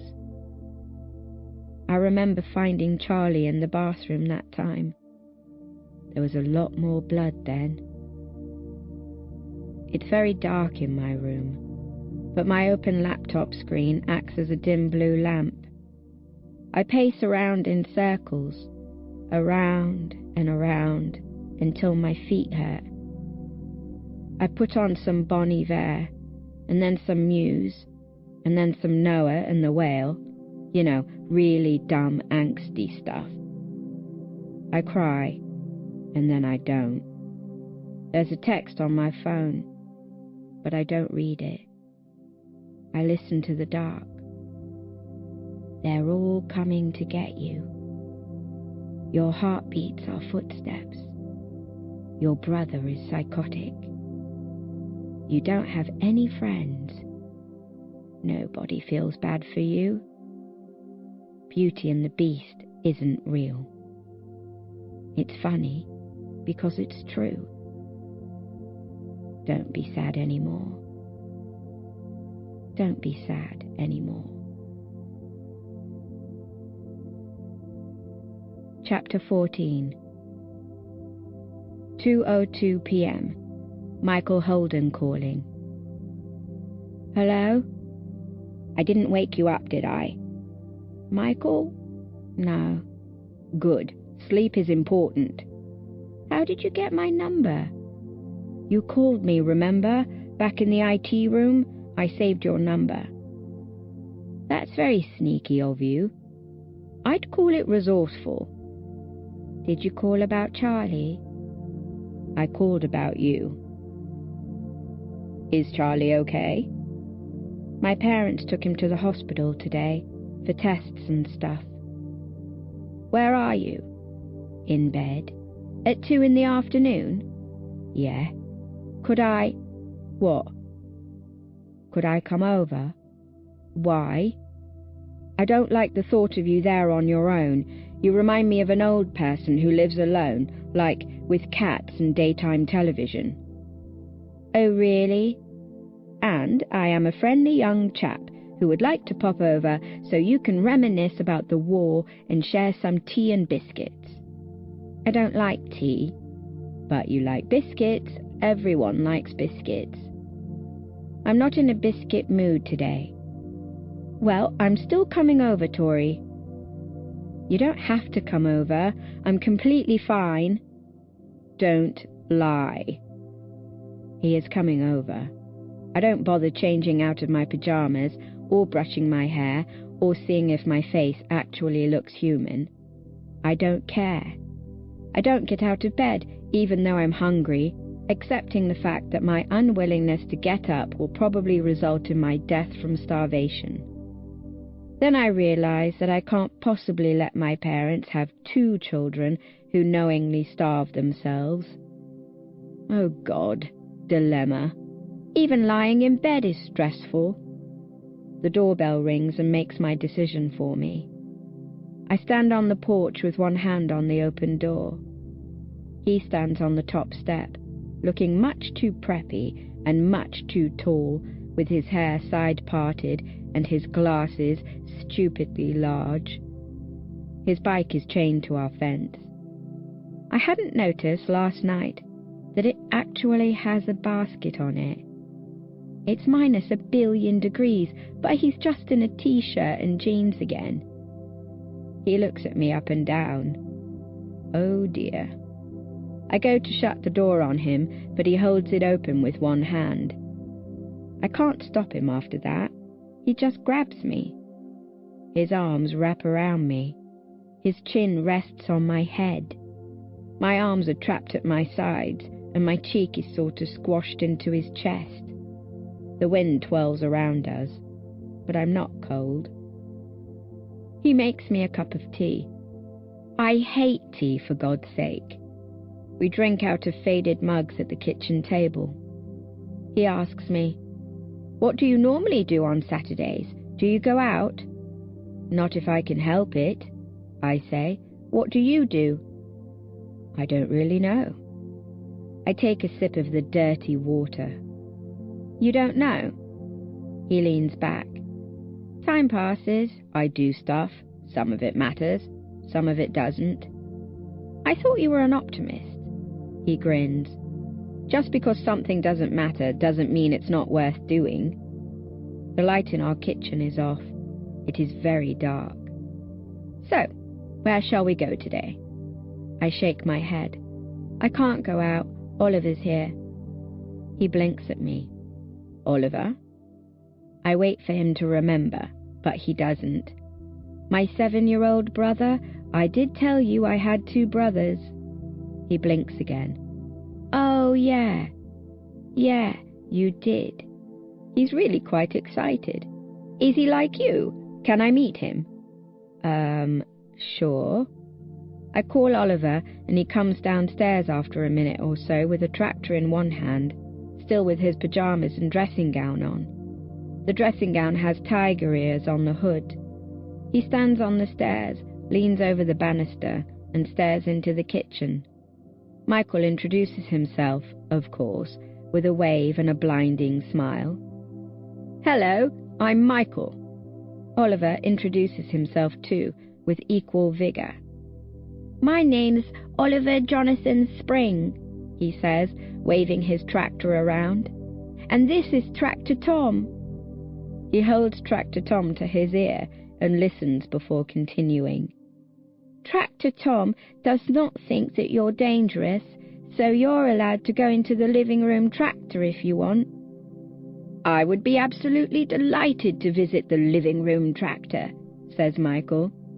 I think he's a little surprised. Oliver is nothing like me whatsoever. Oliver studies him with judging eyes. After a moment's contemplation, he holds a hand up to his mouth and whispers loudly to me, "Is he your boyfriend?" This actually makes me laugh. Out loud. A real laugh. Michael laughs too, and then stops and looks at me while I continue smiling. I don't think he's seen me laugh before. Has he seen me smile properly before? He doesn't say anything. He just looks. And that is how the rest of my Saturday comes to be spent with Michael Holden. I didn't bother changing. Michael invades our kitchen cupboards and teaches me how to make chocolate cake, and then we eat chocolate cake for the rest of the day. Michael cuts the cake into cubes, not slices, and when I query him on this, he simply replies, "I don't like to conform to typical cake-cutting convention." Oliver keeps running up and downstairs, showing Michael his large and varied collection of tractors, in which Michael takes a politely enthusiastic interest. I have a nap in my room between 4 p.m. and 5 p.m., while Michael lies on the floor and reads Metamorphosis. When I wake up, he tells me why the main character isn't really the main character, or something like that, and also how he didn't like the ending, because the supposed main character dies. Then he apologizes for spoiling the ending for me. I remind him I don't read. After that, the three of us clamber inside the living room tractor and play this old board game called Game of Life that Michael found under my bed. You receive all this money, sort of like Monopoly, and then the object of the game appears to be to have the most successful life, the best job, the highest income, the biggest house, the most insurance. It's a very odd game. Anyway, that takes up about 2 hours, and after another round of cake, we play Sonic Heroes on the PS2. Oliver triumphantly beats us both, and I have to give him a piggyback for the rest of the evening as a result. Once I put him to bed, I make Michael watch the Royal Tenenbaums with me. He cries when Luke Wilson slits his wrists. We both cry when Luke Wilson and Gwyneth Paltrow decide they have to keep their love a secret. It is 10 o'clock when Mum, Dad, and Charlie get home. Charlie goes straight upstairs to bed without saying anything to me. Michael and I are on the sofa in the living room, and he's playing me some music on my laptop. He got it hooked up to the stereo. Piano music, or something. It's making us both doze off, and I'm leaning on him, but not in a romantic way or anything. Mum and Dad sort of stop in the doorway and just stay there, blinking, paralysed. "Hello," says Michael. He jumps up and holds out a hand to Dad. "I'm Michael Holden. I'm Tori's new friend." Dad shakes it. "Michael Holden, right. Nice to meet you, Michael." Michael shakes Mum's hand as well, which I think is a bit weird. I don't know. I'm no expert on social etiquette. "Right," says Mum. "Of course, Tori's friend." "I hope it's all right that I came round," says Michael. "I met Tori a couple of weeks ago.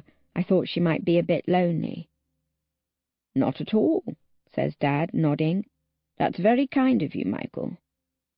This conversation is so boring and cliché that I'm almost tempted to fall asleep, but I don't. Michael turns back to Dad.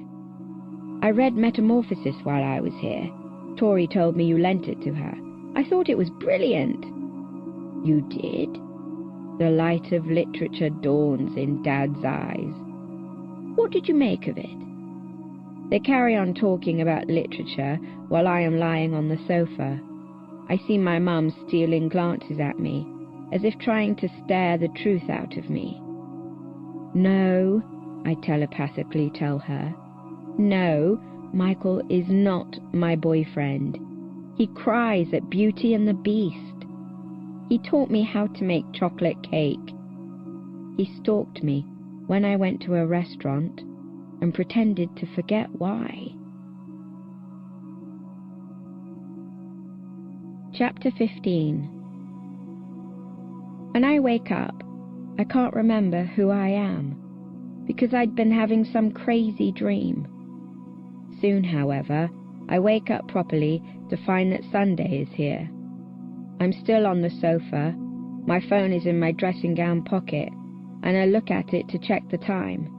7:42 a.m. I immediately head upstairs and peer into Charlie's room. He's still asleep, obviously, and he looks so peaceful. It would be nice if he always looked like that. Yesterday, Michael Holden told me a lot of things, and one of those things was where he lives.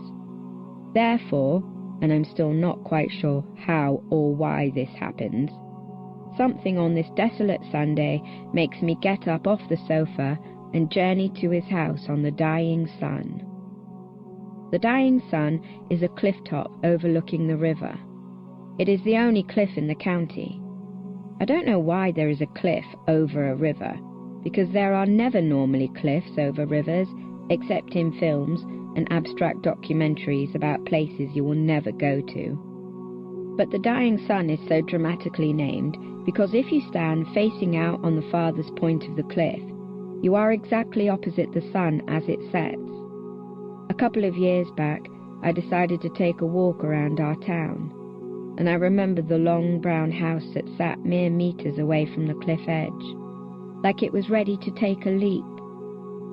Maybe it is the fact that I can actually remember all this that causes me to wander up the long country lane and halt outside the brown house on the dying sun at 9 o'clock in the morning. Michael's house has a wooden gate and a wooden door and a sign on its front wall reading Jane's Cottage. It's somewhere you'd expect either a farmer or a lonely old person to live. I stand there, just outside the gate.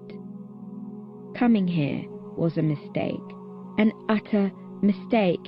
It's like 9 in the morning.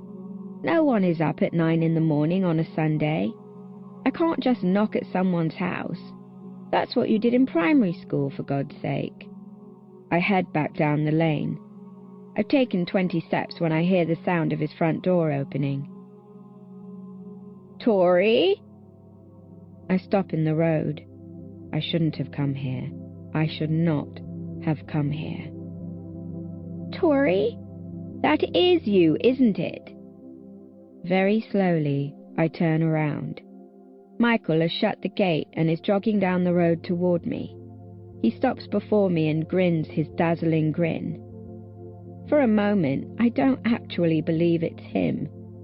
He is positively dishevelled. His hair, usually gelled into a side part, flies around in wavy tufts, and he is wearing a truly admirable amount of clothes, including a woolly jumper and woolly socks. His glasses are slipping off his nose. He doesn't look awake, and his voice, normally so wispy, is a little hoarse. Tori, he says, and clears his throat. It's Tori Spring. Why did I come here? What was I thinking? Why am I an idiot? You came to my house, he says, shaking his head back and forth in what can only be described as pure amazement. I mean, I thought you might, but I didn't at the same time, you know. I glanced to one side. Sorry. No, I'm really glad that you did, really. I can go home. I didn't mean to. No! He laughs, and it's a nice laugh. He runs a hand through his hair. I've never seen him do that before. I find myself smiling back. I'm not quite sure how that happens either. A car rolls up behind us, and we quickly move to the side of the road to let it pass. The sky is still a little orange, and in every other direction except the town, all you can see are fields, many abandoned and wild, their long grass flowing like sea waves. I start to feel like I'm actually in the Pride and Prejudice film, you know? That bit at the end where they go out to that field in the mist and the sun is rising. Would you like to go out? I say, then quickly add, today? He is literally awestruck. Why am I an idiot? Yes, definitely. Wow, yes. Why? I look back to the house. You have a nice house, I say. I wonder what it's like inside. I wonder who his parents are. I wonder how he's decorated his bedroom. Posters? Lights? Maybe he painted something. Maybe he has old board games stacked up on shelves. Maybe he has a beanbag. Maybe he has figurines. Maybe he has Aztec patterned bed sheets and black walls and teddies in a box and a diary under his pillow. He looks at the house, his expression suddenly downcast. Yeah, he says. I guess. Then he turns back to me. But we should go out somewhere. He quickly runs back to the gate and locks it. His hair is just hilarious, but kind of nice. I can't stop looking at it. He walks back and passes me and then turns and holds out his hand. His jumper, much too big for him, flutters around his body. "Coming?" I step toward him, and then I do something, like, really pathetic. "Your hair," I say, lifting my hand and taking hold of a dark strand that covers his blue eye. "It's free." I move the strand to one side. I then realize what I'm doing, jump backward, and cringe. I sort of wish I could disapparate, Harry Potter style. For what feels like an ice age, he doesn't stop looking at me with this frozen expression. And after that, I swear he goes a little red. He's still holding out his hand, so I take it, but that almost makes him jump.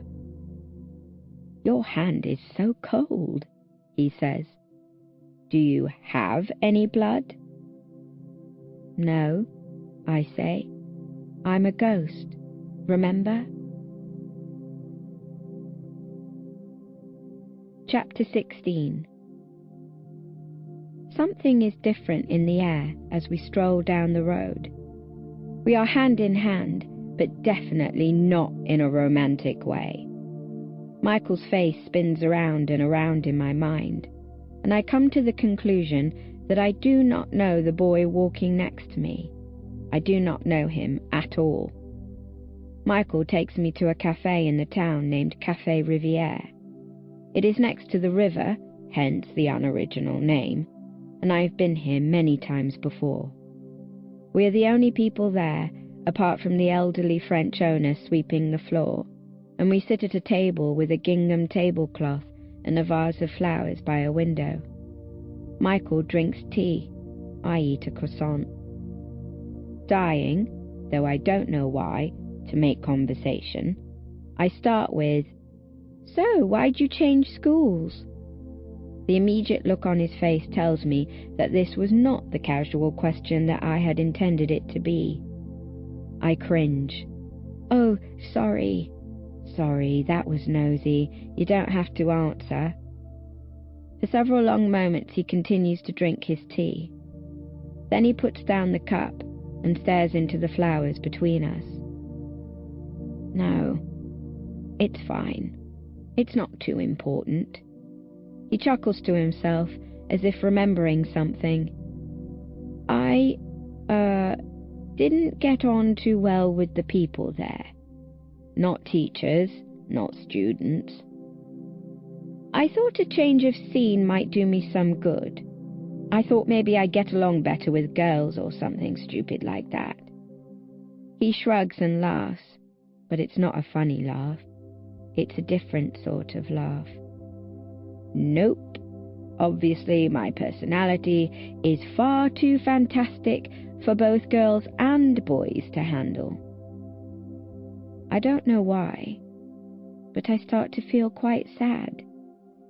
It's not my normal type of sad, you know, the unnecessary and self-inflicted pity party sort of sad. But it's a sad that's kind of projected outward. "You should be on Waterloo Road or Skins or something," I say. He laughs again. "Why is that?" "Because you're..." I finish my sentence with a shrug. He replies with a smile. We are silent for several moments more. I eat. He drinks. "What are you doing next year?" I ask. It's a bit like I'm giving him an interview, but for once I've got this odd feeling, like I'm interested. "University?" He absently fondles his cup. "No. Yeah. No, I don't know. It's too late now anyway. The UCAS deadline was yesterday. How am I supposed to decide on a university course? Most of the time at school, I can't even decide which pen to use. I thought our school, makes you apply to uni in year 13, or at least apprenticeships and stuff, even if you don't accept the place in the end." He raises his eyebrows. "You know, school can't really make you do anything. The truth of this statement is like a punch in the face. But why didn't you apply to a few unis anyway, just in case you decide you want to go? Because I hate school. This is quite loud. He starts to shake his head. The idea of having to sit in a chair for 3 years and learn about stuff that isn't going to help me in life literally disgusts me. I've always been crap at exams, and I always will be, and I hate that everyone thinks that you have to go to university to have a decent life. I sit there, dumbstruck. We say nothing for a minute or so before he finally meets my eyes. I'll probably just stick with sports, he says, calm again, with a sheepish grin. Oh, right. What do you play? Huh? What sport do you play? I'm a speed skater. Wait, what? I'm a speed skater. Like racing? On ice? Yep. I shake my head. It's like you just picked the most random sport. He nods acceptingly. I guess it is. Are you any good? There is a pause. I'm okay, he says. It has started to rain. The drops fall on the river, water meeting water, and trickle down the window like the glass is crying. Being a skater would be pretty cool, he says, but, you know, it's hard. Things like that are hard. I eat a bit more croissant. It's raining. He leans on his hand. If the sun came back out, there'd be a rainbow. It'd be beautiful. I look out the window. The sky is grey. There doesn't need to be a rainbow for it to be beautiful. The cafe owner mumbles something. An old woman with a walking stick hobbles inside and sits near us by a window. It seems to take her a great deal of effort. I notice that the flowers on our table are fake. What shall we do next? Asks Michael. I take a moment to think. They're playing The Empire Strikes Back at the cinema this afternoon, I say. You're a Star Wars fan? I fold my arms. Is that surprising? He looks at me. You're very surprising, in general. Then his expression changes. You're a Star Wars fan, he says. I frown. Yeah. And you can play the violin? Yeah. Do you like cats? I start to laugh. What in the name of fuck are you talking about? Humour me for a minute. Fine, yeah? Cats are pretty fabulous. And what's your opinion about Madonna and Justin Timberlake? Michael is a very strange person, but this conversation is advancing more and more toward the insanity line.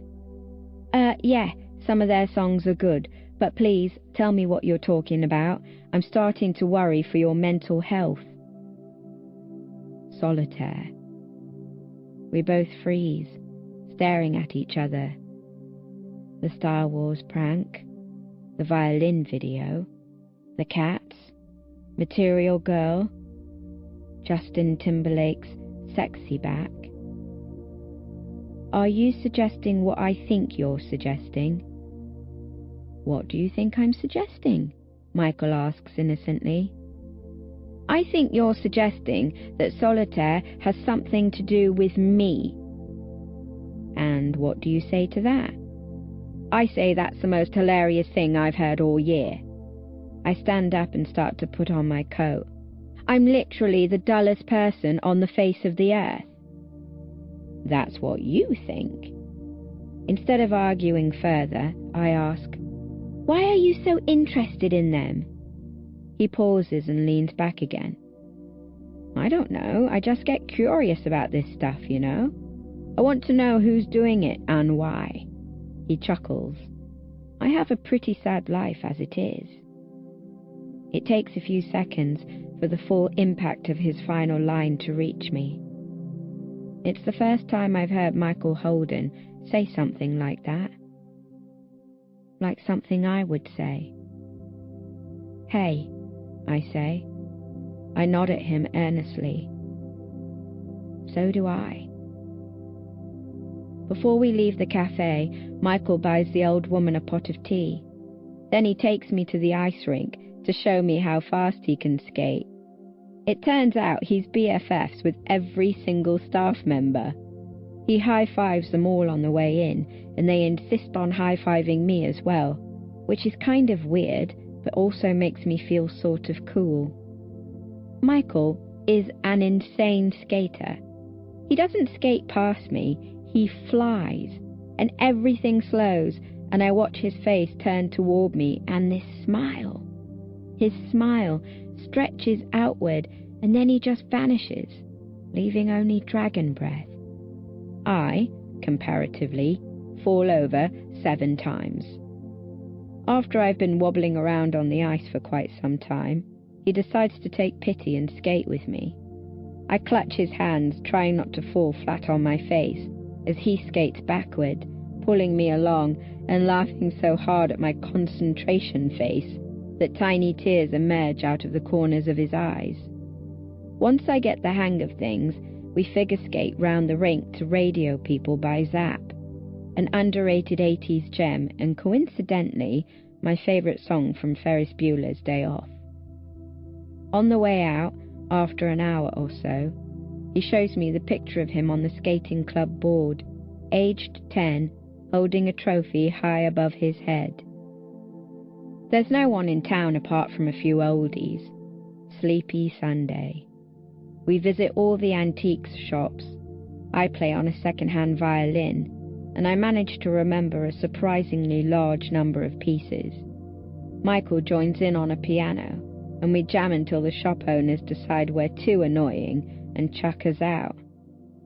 In another shop, we find this amazing kaleidoscope. It's wooden and slides outward like a telescope, and we take it in turns gazing at the patterns until Michael decides to buy it. It's expensive too. I ask him why he bought it. He says because he didn't like the thought of no one ever looking into it. We walk along the river and throw stones in and play poo sticks on the bridge. We go back to Café Rivière for a late lunch and more tea for Michael. We go to the cinema to see The Empire Strikes Back, which, of course, is excellent.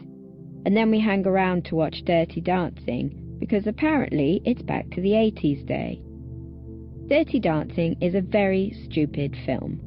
The main girl is probably the most irritating individual I have ever had the misfortune to encounter, mostly due to her outfits and her voice. Midway through the film, I get another message on my blog. Anonymous, thought for the day. Why do people leave newspapers on trains? I show this one to Michael. What a fantastic question, he says. I fail to see how it's a fantastic question, so I delete it, just like I did the other. I don't know what the time is, but it's getting dark now. We go back to the dying sun. A little farther along the cliff is Michael's house, glowing against the sky. This cliff top really is the best place in the world, the best end of the universe.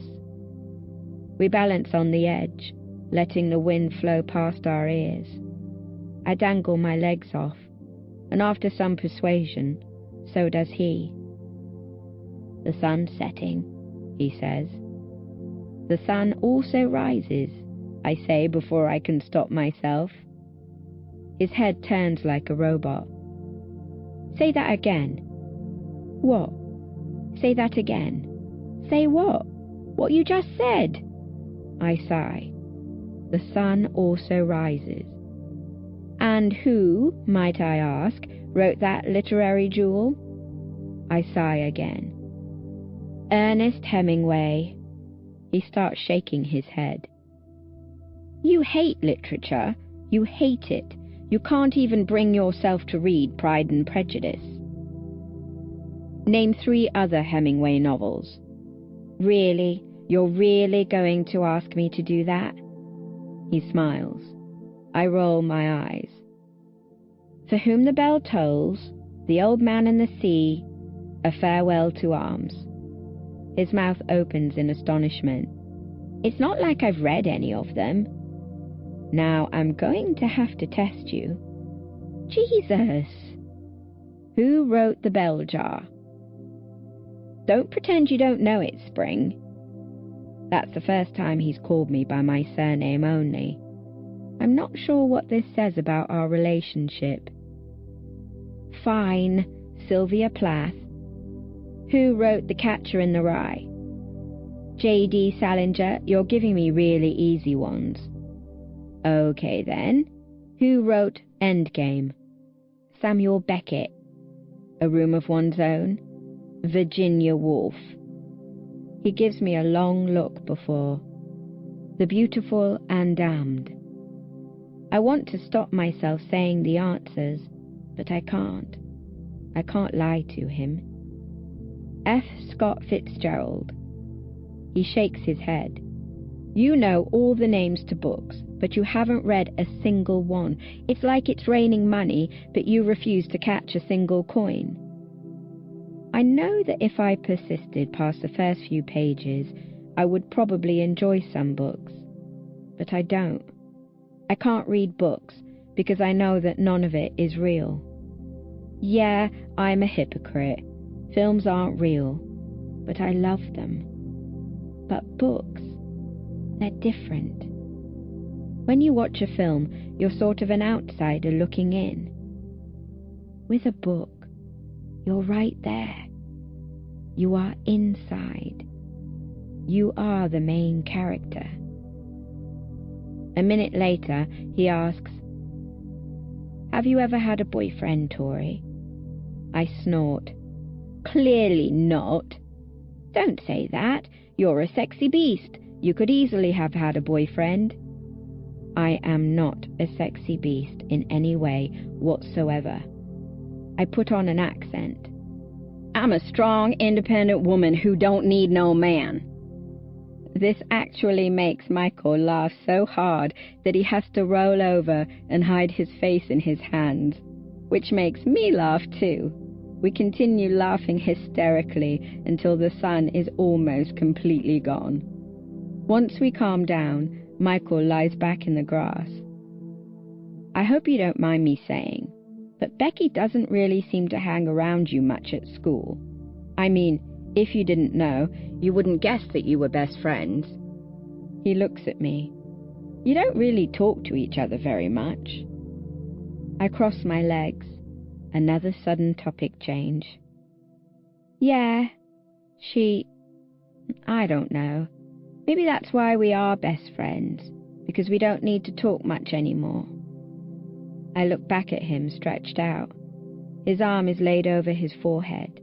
His hair is splayed out in the dark, and the remaining light swells in kaleidoscope shapes in his blue eye. I look away. She has a lot more friends than me, I guess. But that's all right. I don't mind. It's understandable. I'm quite boring. I mean, she'd have a really boring life if she just hung around with me all the time. You're not boring. You're the epitome of not boring. Pause. I think you're a really good friend, he says. I turn again. He smiles at me, and it reminds me of his expression when he walked through C16's door that day. Wild, shining, something not quite reachable about it. Becky is really lucky to have someone like you. I would be nothing without Becky, I think, even though things are different now. Sometimes it makes me tear up thinking about how much I love her. It's the other way round, I say. The clouds have mostly cleared now. The sky is orange at the horizon, leading up to a dark blue above our heads. It looks like a portal. I start thinking about the Star Wars film we watched earlier. I wanted to be a Jedi so badly when I was a kid. My lightsaber would have been green. I should go home, I say eventually. I didn't tell my parents I was going out. Ah, right. We both stand up. I'll walk home with you. You really don't have to. But he does anyway. Chapter 17. When we arrive outside my house, the sky is black and there are no stars. Michael turns and puts his arms around me. It takes me by surprise, so I don't have time to react, and my arms are once again trapped at my sides. I had a really good day, he says, holding me. So did I. He lets go. Do you think we're friends now? I hesitate. I can't think why. I hesitate for no reason. I will regret the conversation that occurs next for the rest of my life. It's like, I say, you really want to be friends with me. He looks slightly embarrassed, almost apologetic. It's like you're doing it for yourself, I say. All friendships are selfish. Maybe if we were all selfless, we would leave each other alone. Sometimes that's better. This hurts him. I shouldn't have said it. I'm pushing his temporary happiness out. Is it? I don't know why I can't just say that we're friends and be done with it. What is this whole thing? I meet you like 2 weeks ago. None of this makes any sense. I don't understand why you want to be friends with me. That's what you said last time. Last time? Why are you making this so complicated? We're not 6 years old. I say, I'm just awful at... I don't know. His mouth turns down. I don't know what to say, I say. It's all right. He takes off his glasses to wipe them with his jumper sleeve. I've never seen him without his glasses on. It's fine. And then as he replaces his glasses, all the sadness disintegrates, and what's left underneath is the real Michael, the fire, the boy who skates, the boy who followed me to a restaurant to tell me something he couldn't remember, the boy who has nothing better to do than force me to get out of the house and live. Is it time for me to give up? He asks, and then answers, No, it's not. You sound like you're in love with me, I say, for God's sake. There is no reason why I couldn't be in love with you. You implied that you are gay. That's entirely subjective. Are you then? Am I gay? Are you in love with me? He winks. It's a mystery. I'm going to take that as a no. Of course you are. Of course you're going to take that as a no. You didn't even need to ask me that question, did you? He's annoying me now, a lot. Jesus fucking Christ. I know I'm a stupid, twattish pessimist, but stop acting like I'm some kind of manically depressed psychopath. And then suddenly, like a wind change or a bump in the road, or the moment that makes you scream in a horror film, suddenly he's an entirely different person. His smile dies, and the blue and green of his eyes darken. He clenches his fist and he snarls. He actually snarls at me. Maybe you are a manically depressed psychopath. I freeze, stunned, wanting to be sick. Fine. I turn around and go into the house and shut the door. Charlie is at Nick's for once. I go to his room and lie down. He has a world map next to his bed with certain places circled. Prague, Kyoto, Seattle. There are also several pictures of him with Nick. Nick and Charlie in the London Eye, Nick and Charlie at a rugby match, Nick and Charlie at the beach. His bedroom is so tidy, obsessively tidy. It smells of cleaning spray. I look at the book he's reading, which is beside his pillow. It's called Less Than Zero and is by Bret Easton Ellis. Charlie talked to me about it once. He said that he liked it because it's the sort of book that makes you understand people a little better. And he also said it helped him understand me a little better. I didn't really believe him because I think that novels can very easily brainwash people, and apparently Bret Easton Ellis is infamous on Twitter. In his bedside table is a drawer that used to have all these chocolate bars stacked and ordered inside, but Mum found them and threw them away a few weeks before he had to go to the hospital the first time. Now there are lots of books in the drawer, a lot that Dad's obviously given to him. I shut the drawer. I go get my laptop and bring it into Charlie's room and scroll through some blogs. I've ruined it, haven't I? I'm angry that Michael said that stuff. I hate that he said that stuff. But I said stupid stuff too. I sit and wonder whether Michael is going to talk to me tomorrow. This is probably my fault. Everything is my fault. I wonder how much Becky will talk about Ben tomorrow. A lot. I think about who else I could hang around with. There isn't anyone. I think about how I do not want to leave this house ever again. I think about whether I had any homework to do this weekend. I think about what a dreadful person I am. I put on Amelie, which is the best foreign film in the history of cinema. I tell you, this is one of the original indie films. It gets romance right. You can tell that it's genuine. It's not just like, she's pretty, he's handsome, they both hate each other, then they realise there's another side to both of them. They start to like each other, love declaration, the end. Amelie's romance is meaningful. It's not fake. It's believable. It's real. I go downstairs. Mum is on the computer. I tell her good night, but it takes her at least 20 seconds to hear me. So I just head back upstairs with a glass of diet lemonade. Chapter 18. Becky is with Ben Hope at school. They are together now. They're together in the common room, and they're smiling a lot. After I've been sitting nearby on a swivel chair for several minutes, Becky finally notices that I'm here.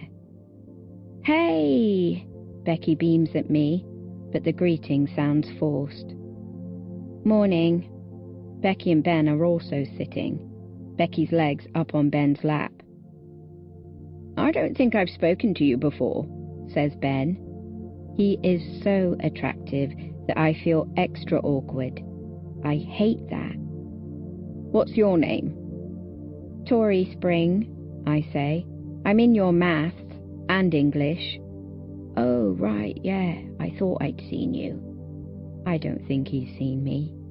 "Yeah, I'm Ben." "Yeah?" We sit there for a bit, him expecting me to continue the conversation. He clearly does not know me well.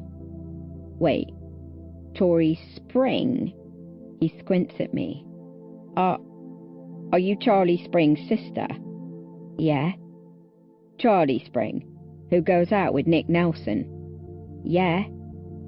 Instantly all traces of smarminess drop from his face, leaving only a kind of strangled anxiety.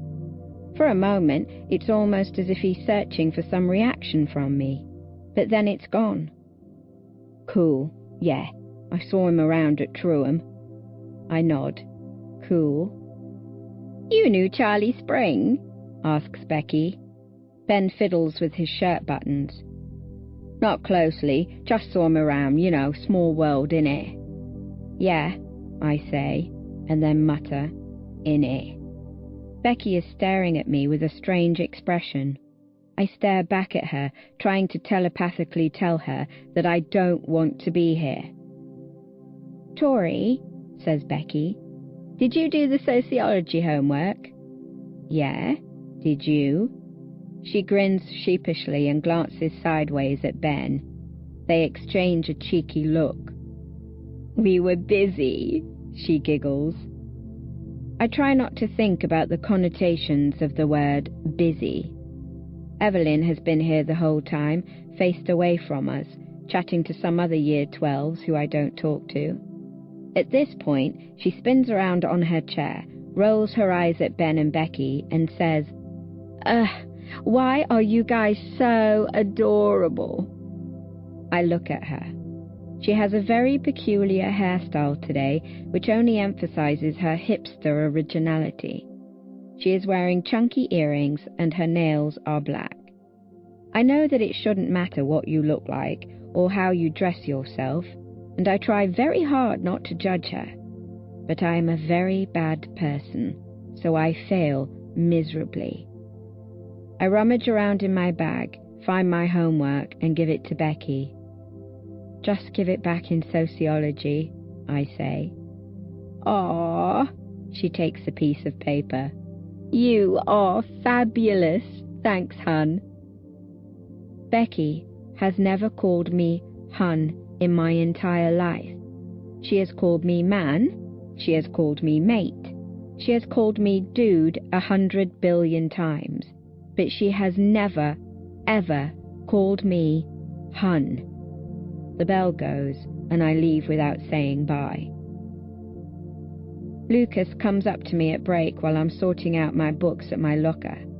He tries to start a conversation, and, to be fair, just because I feel sorry for him most of the time, I try really hard to talk to him. By try really hard, I mean that I don't just ignore him. I feel like his hair has grown since Friday. We get talking about Becky's party. Yeah, I went home kind of early, he says. You sort of disappeared halfway through. I wonder if he saw me with Michael. Yeah, I say, looking briefly at him with one hand on my locker door. I went home too. He nods at me and puts his hands in his trouser pockets, but I can tell that he knows I didn't go home. There's a short silence before he quickly moves on. I don't know if she liked my present, he says with a shrug. Then he looks at me. I was always really good at buying presents for you. I nod. This is true. Yeah, you were. April 5th, yeah? He remembers my birthday. I turn away, taking longer than I need to retrieve my maths textbook. Well remembered. Another awkward pause. Mine's October, he says. He's already 17 then.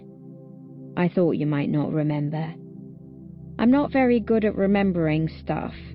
Yeah, no, it's fine. He laughs.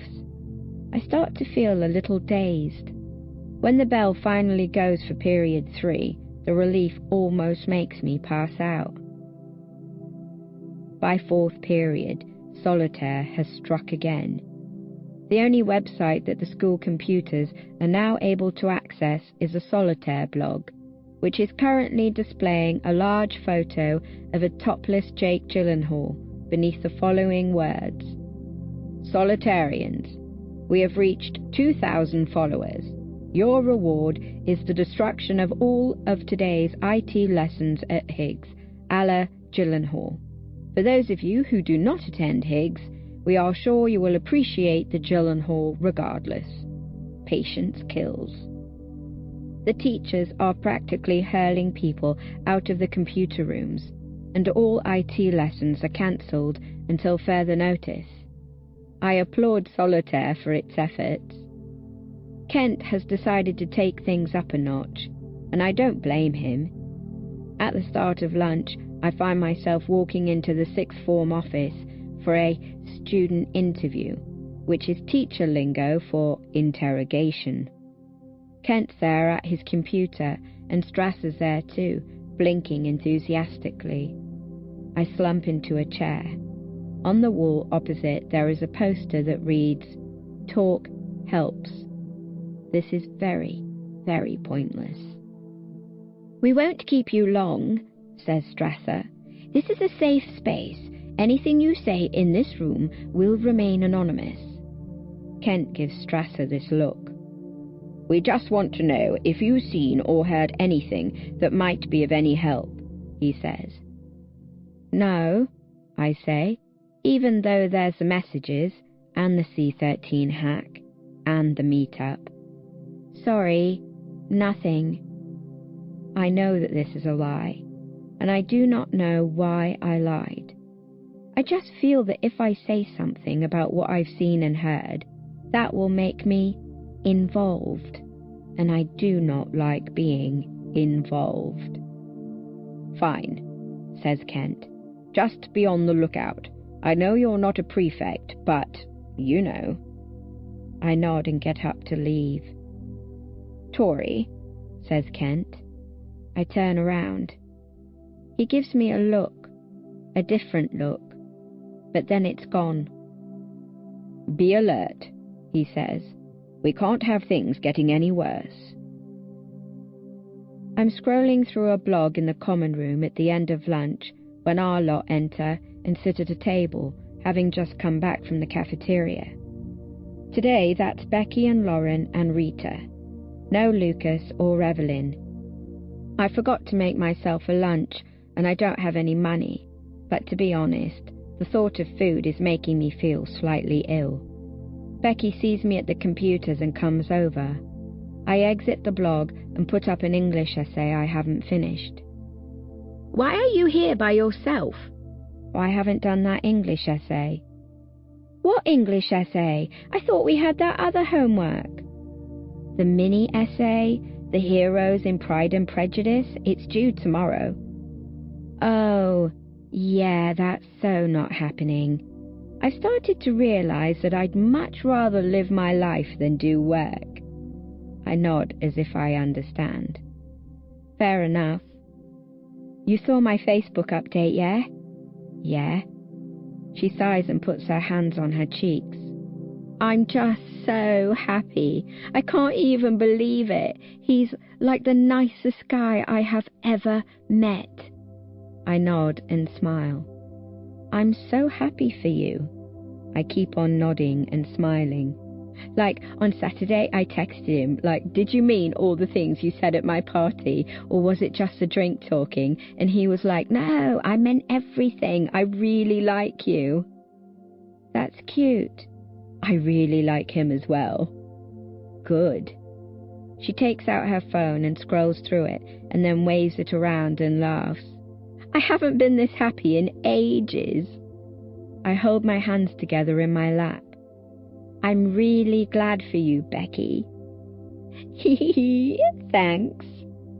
We don't say anything for a few seconds. We just smile.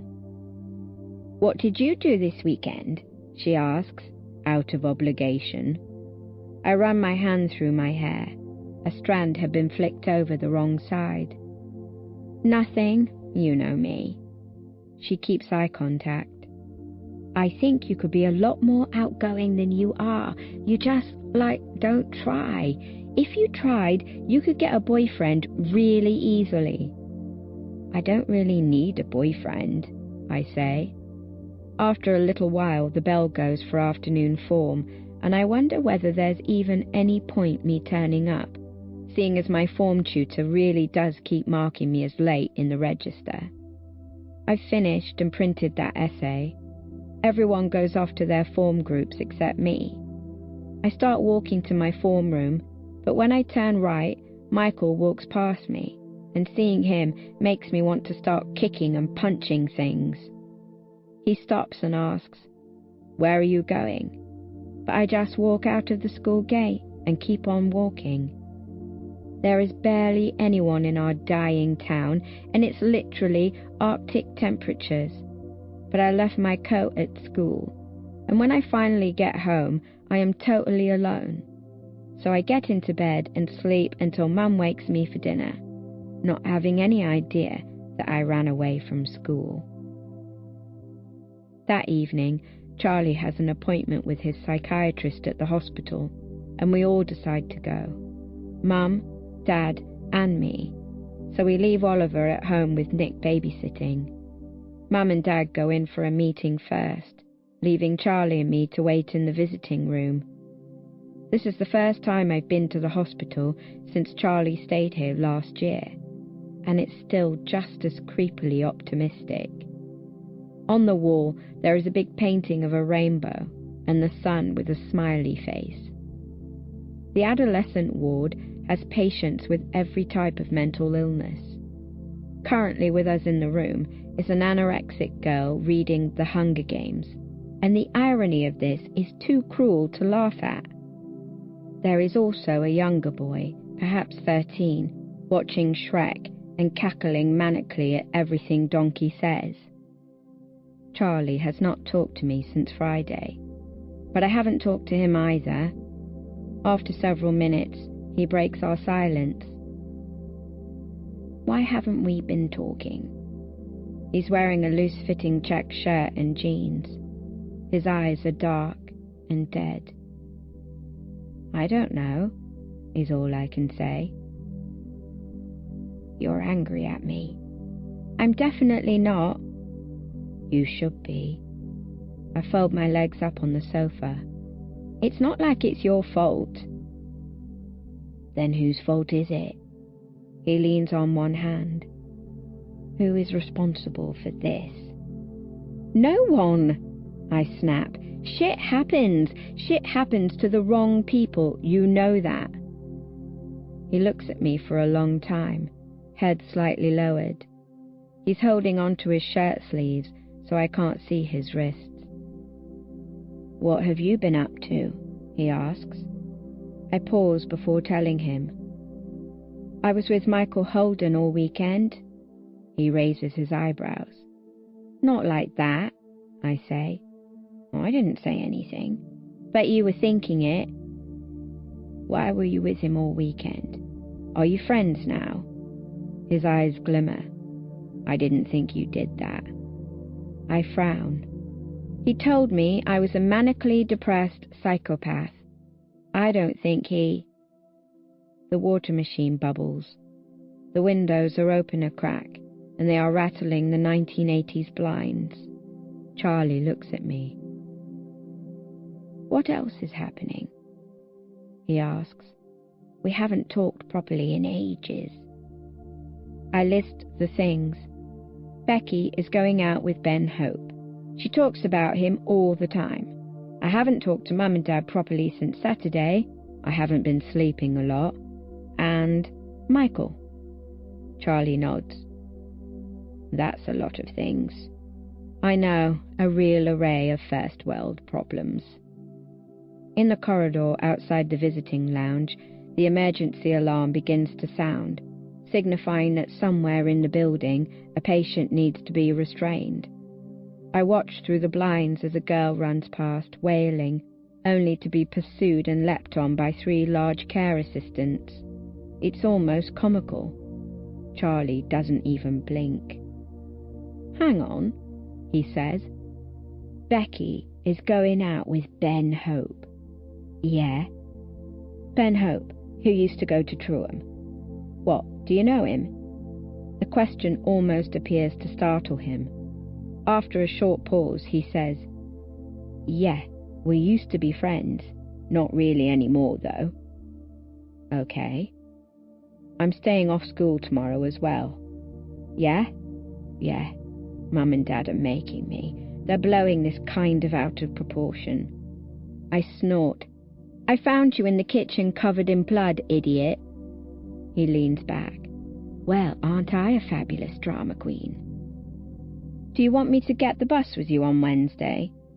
Usually I walk to school and Charlie gets the bus. I hate the bus. Charlie's expression softens and he smiles. Yeah, thanks.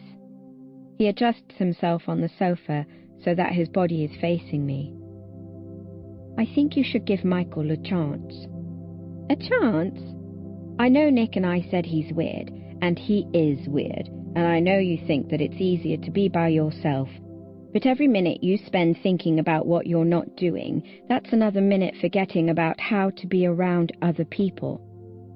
I don't. Michael's okay. He's proven that. I don't understand why you can't accept things like this.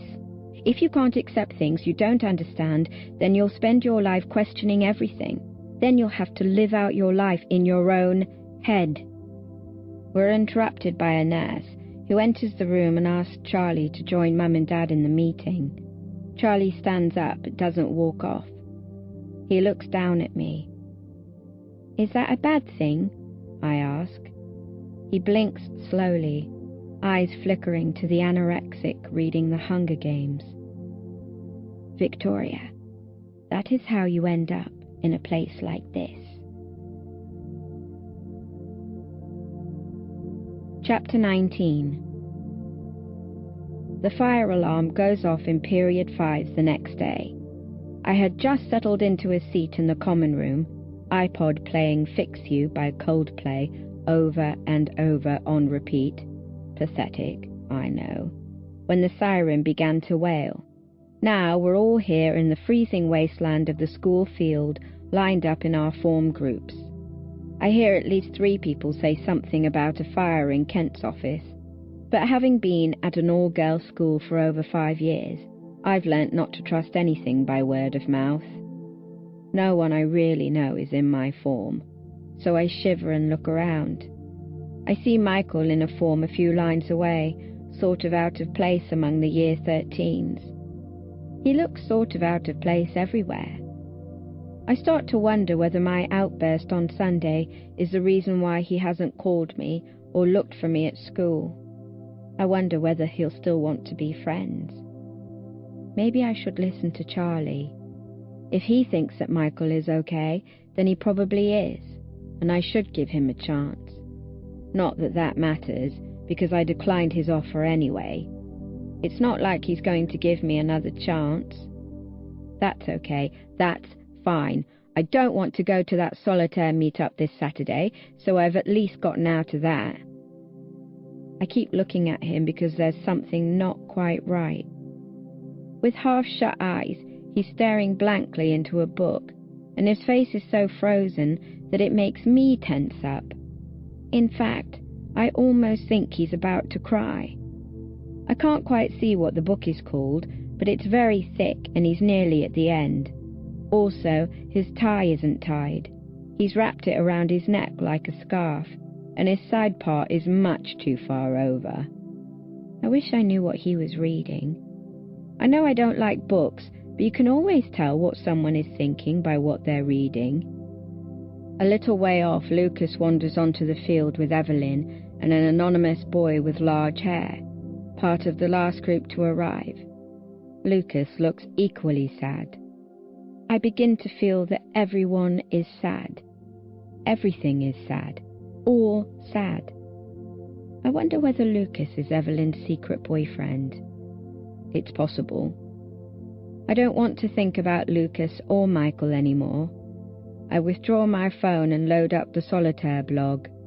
I can at least have another look at Jake Gyllenhaal. He is a beautiful human being. But there's a new post that's overtaken Jake. It's a photo of a hand, maybe a girl's, but potentially a boy's, forefinger outstretched, just about to break the glass of a school fire alarm button.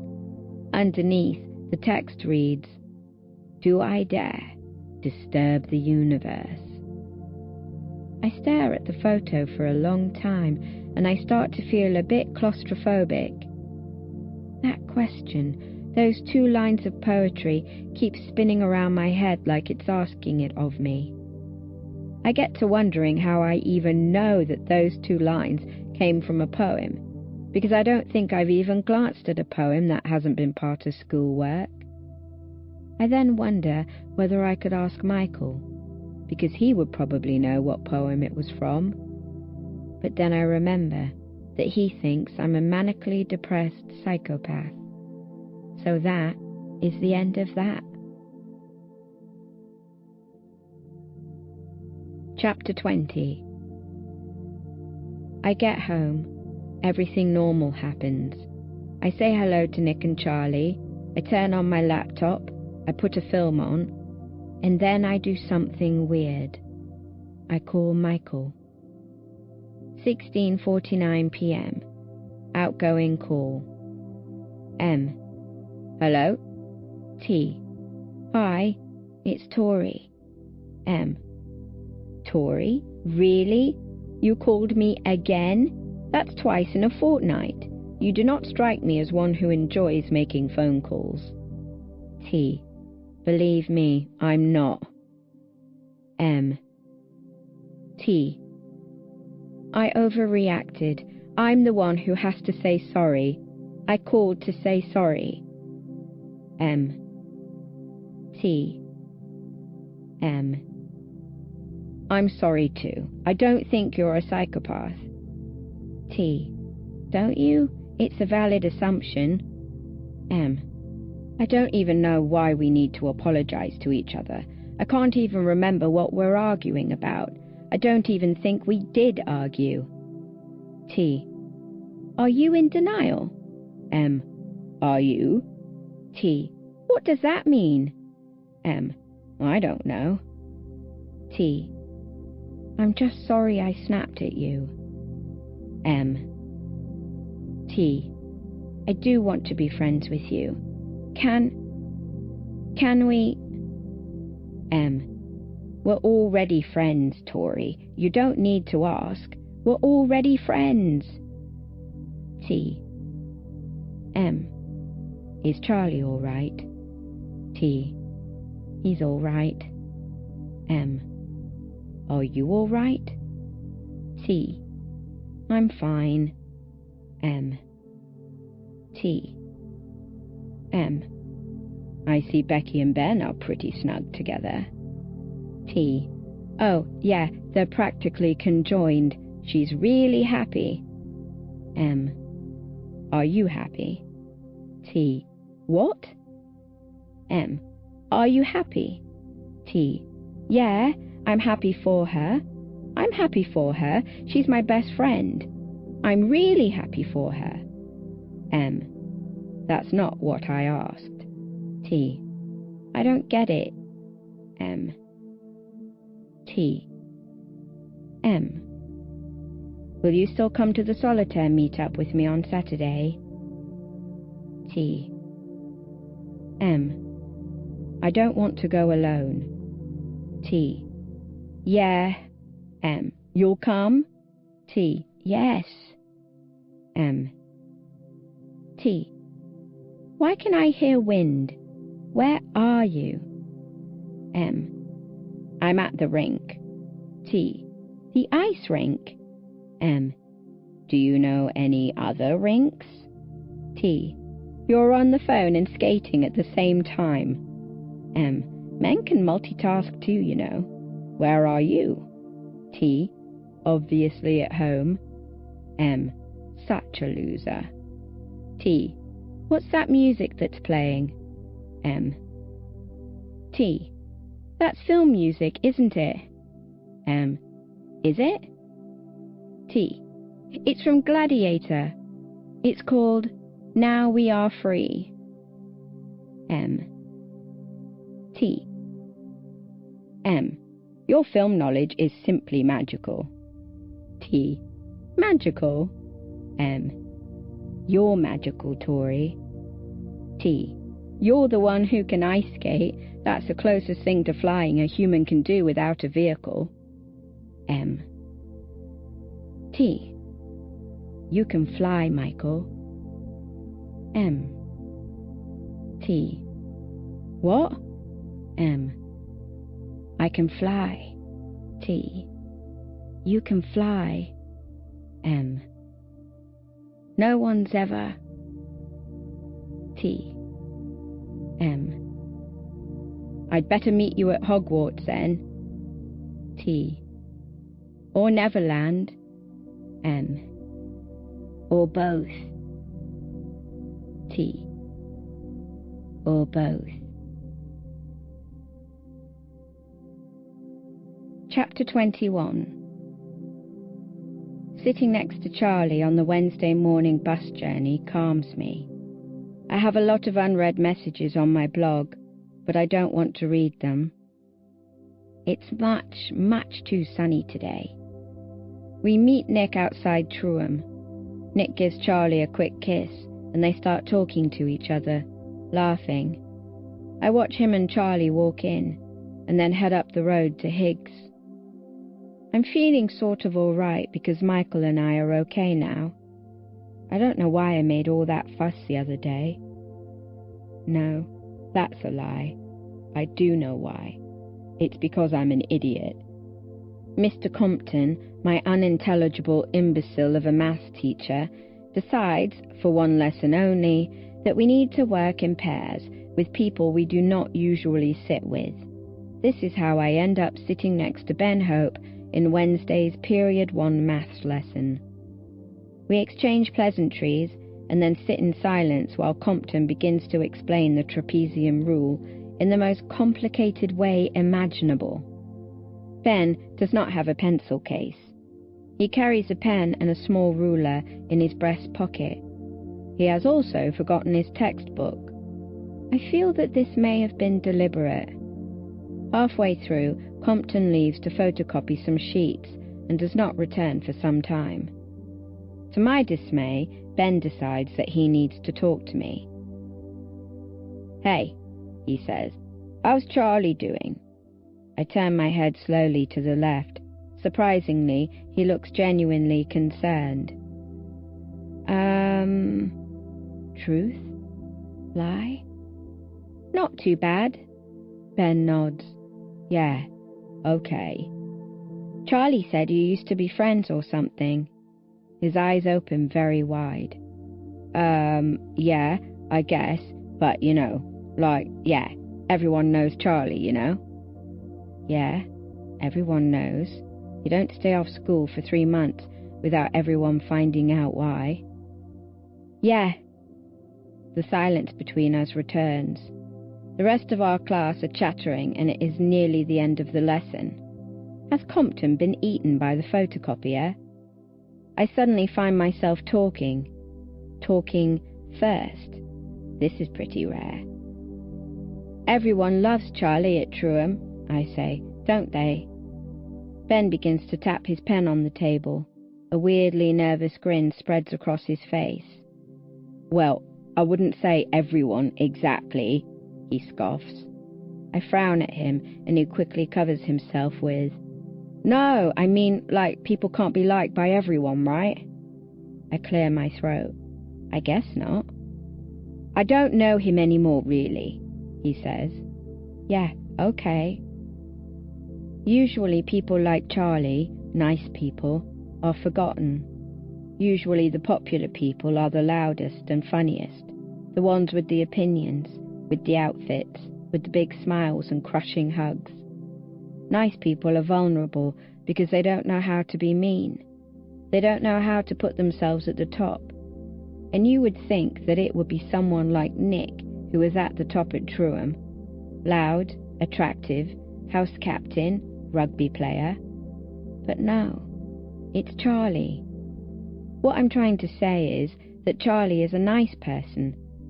And despite everything I've just explained, everybody seems to love him. And I think that is a modern miracle. Chapter 22. Lunch.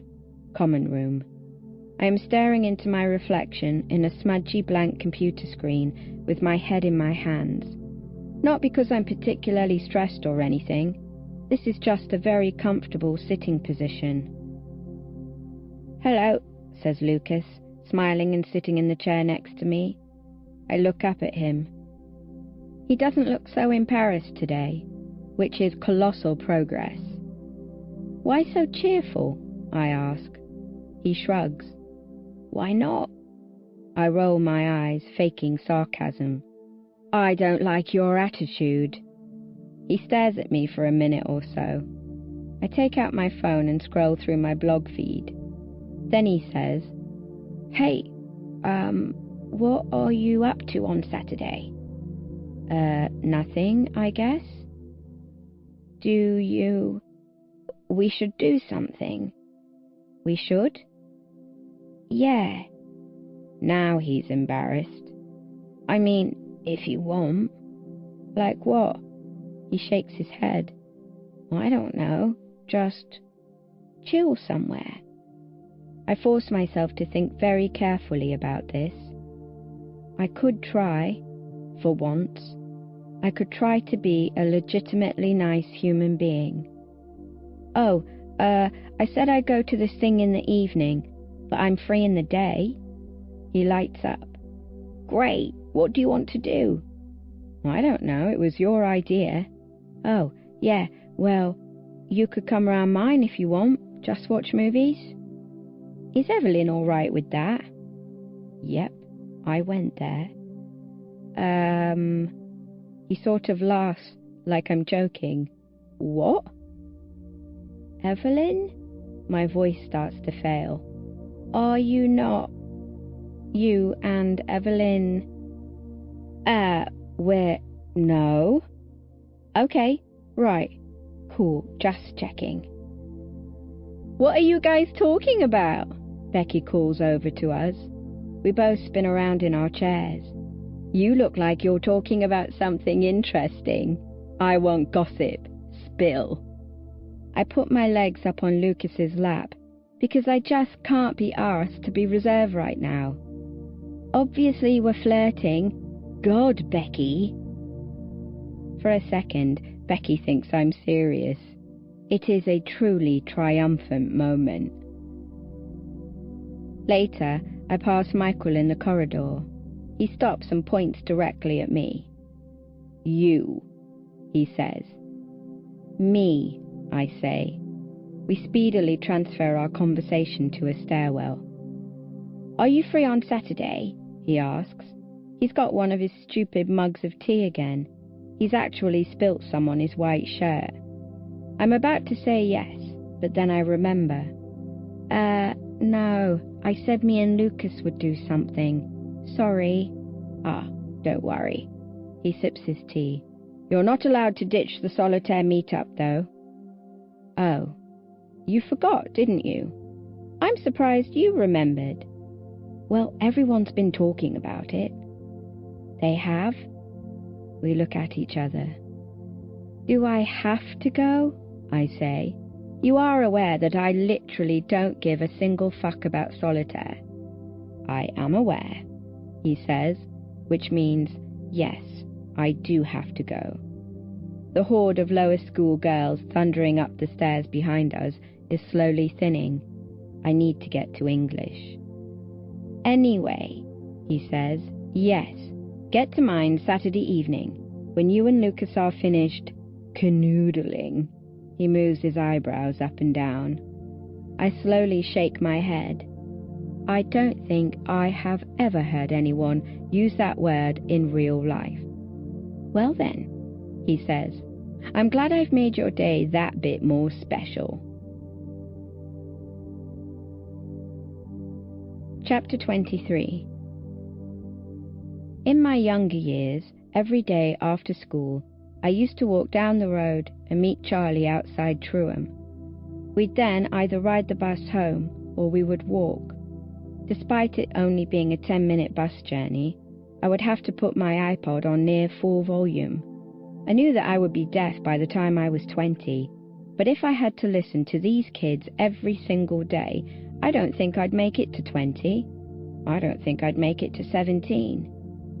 Still, despite my 2-year-long bus boycott, I started getting the bus again on Wednesday to keep Charlie company. And it hasn't been too bad so far.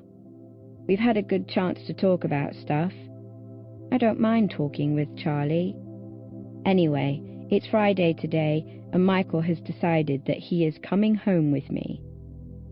Which is sort of nice, to tell you the truth. Nick is waiting for me outside Truham. Nick always looks particularly dashing in his tie and blazer. The rugby patch above his school crest reflects a little sunlight. He is wearing sunglasses, Ray-Bans. He sees Michael and me approach. "Right?" Nick nods, hands in pockets, Adidas bag strapped across his chest. "All right," I say. Nick studies Michael. "Michael Holden," he says. Michael has his hands held behind his back. "You're Nick Nelson." I see Nick's initial uncertainty ease at Michael's uncharacteristically normal reaction. "Yep, yeah, I remember you. From Truham. You're infamous, man." "Yes, yeah, I'm awesome." "Rad." Michael smiles. "Nicholas Nelson. You have a really excellent name." Nick laughs in that warm way of his, almost as if he and Michael have been friends for years. "I know, right?" Flocks of Truham boys soar past us, running for inexplicable reasons, while the traffic on the road is unmoving. A group of Year 10 Higgs girls cozy up to a group of Year 10 Truham boys against the gate several meters away from us. There are at least 3 couples within the group. God. I scratch my forehead, feeling agitated. "Where's Charlie?"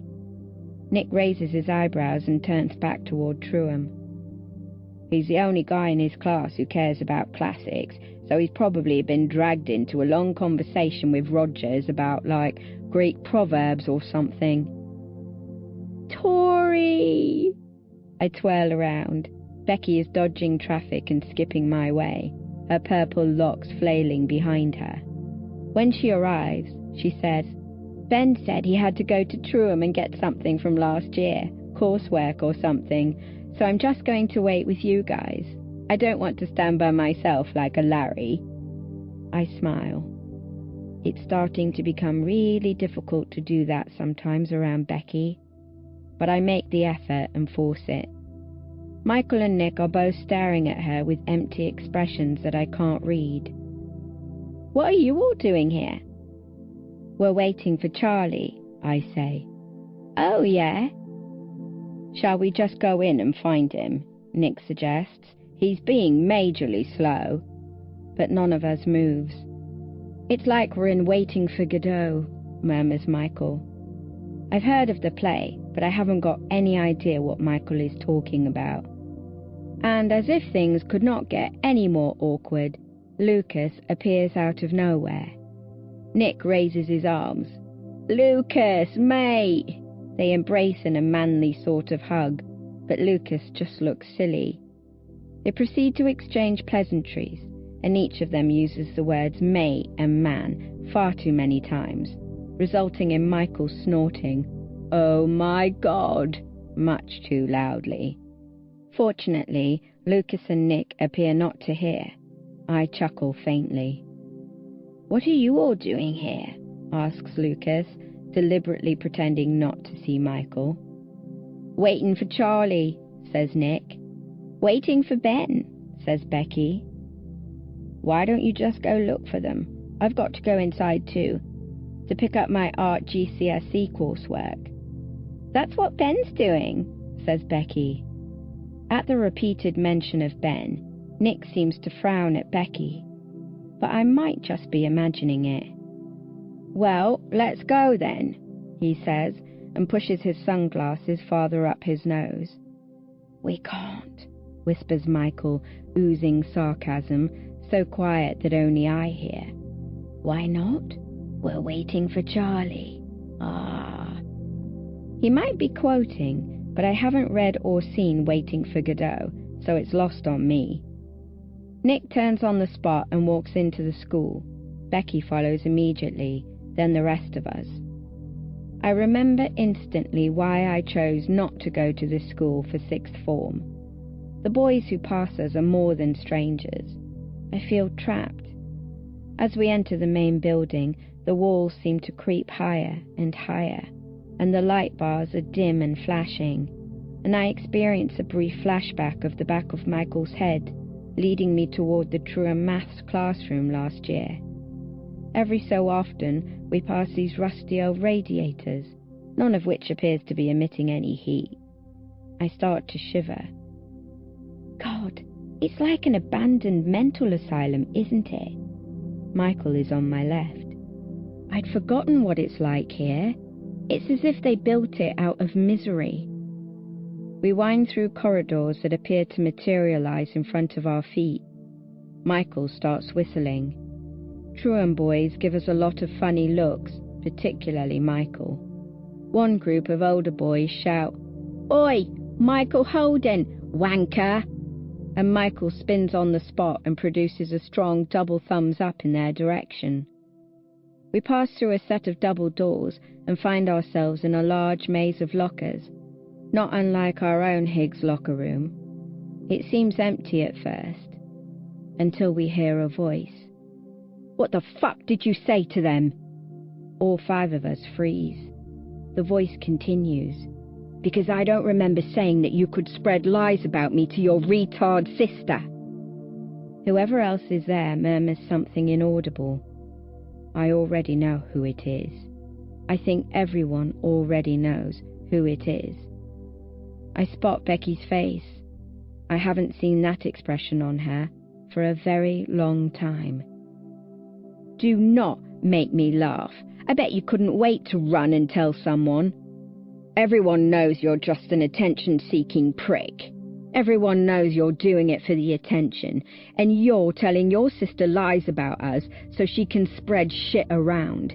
You think you're so much better than everyone because you don't eat, and now you're back at school, and even though you haven't even looked at me since you hooked up with that rugby gay, you think you can spread shit about me that isn't even fucking true." "I don't know what you think you've heard," says Charlie, louder now, "but I literally haven't told anyone. Anyway, I seriously can't believe you're still terrified of people finding out." There is a sharp smack and a crash. I start running toward the voices before I realize what I'm doing, and I turn the corner of a locker row and Charlie is crumpled on the floor. Ben Hope is in some kind of rage, just hitting Charlie's face, and there's blood, and Nick tackles Ben in his side and the pair topples down the row and into the wall at the end. And I'm kneeling down by Charlie and I'm holding my hands up by his face, not daring to touch him. But his eyes are barely open and I think I'm shaking and everything seems a bit, I don't know. And Nick is screaming, "I'll kill you," over and over.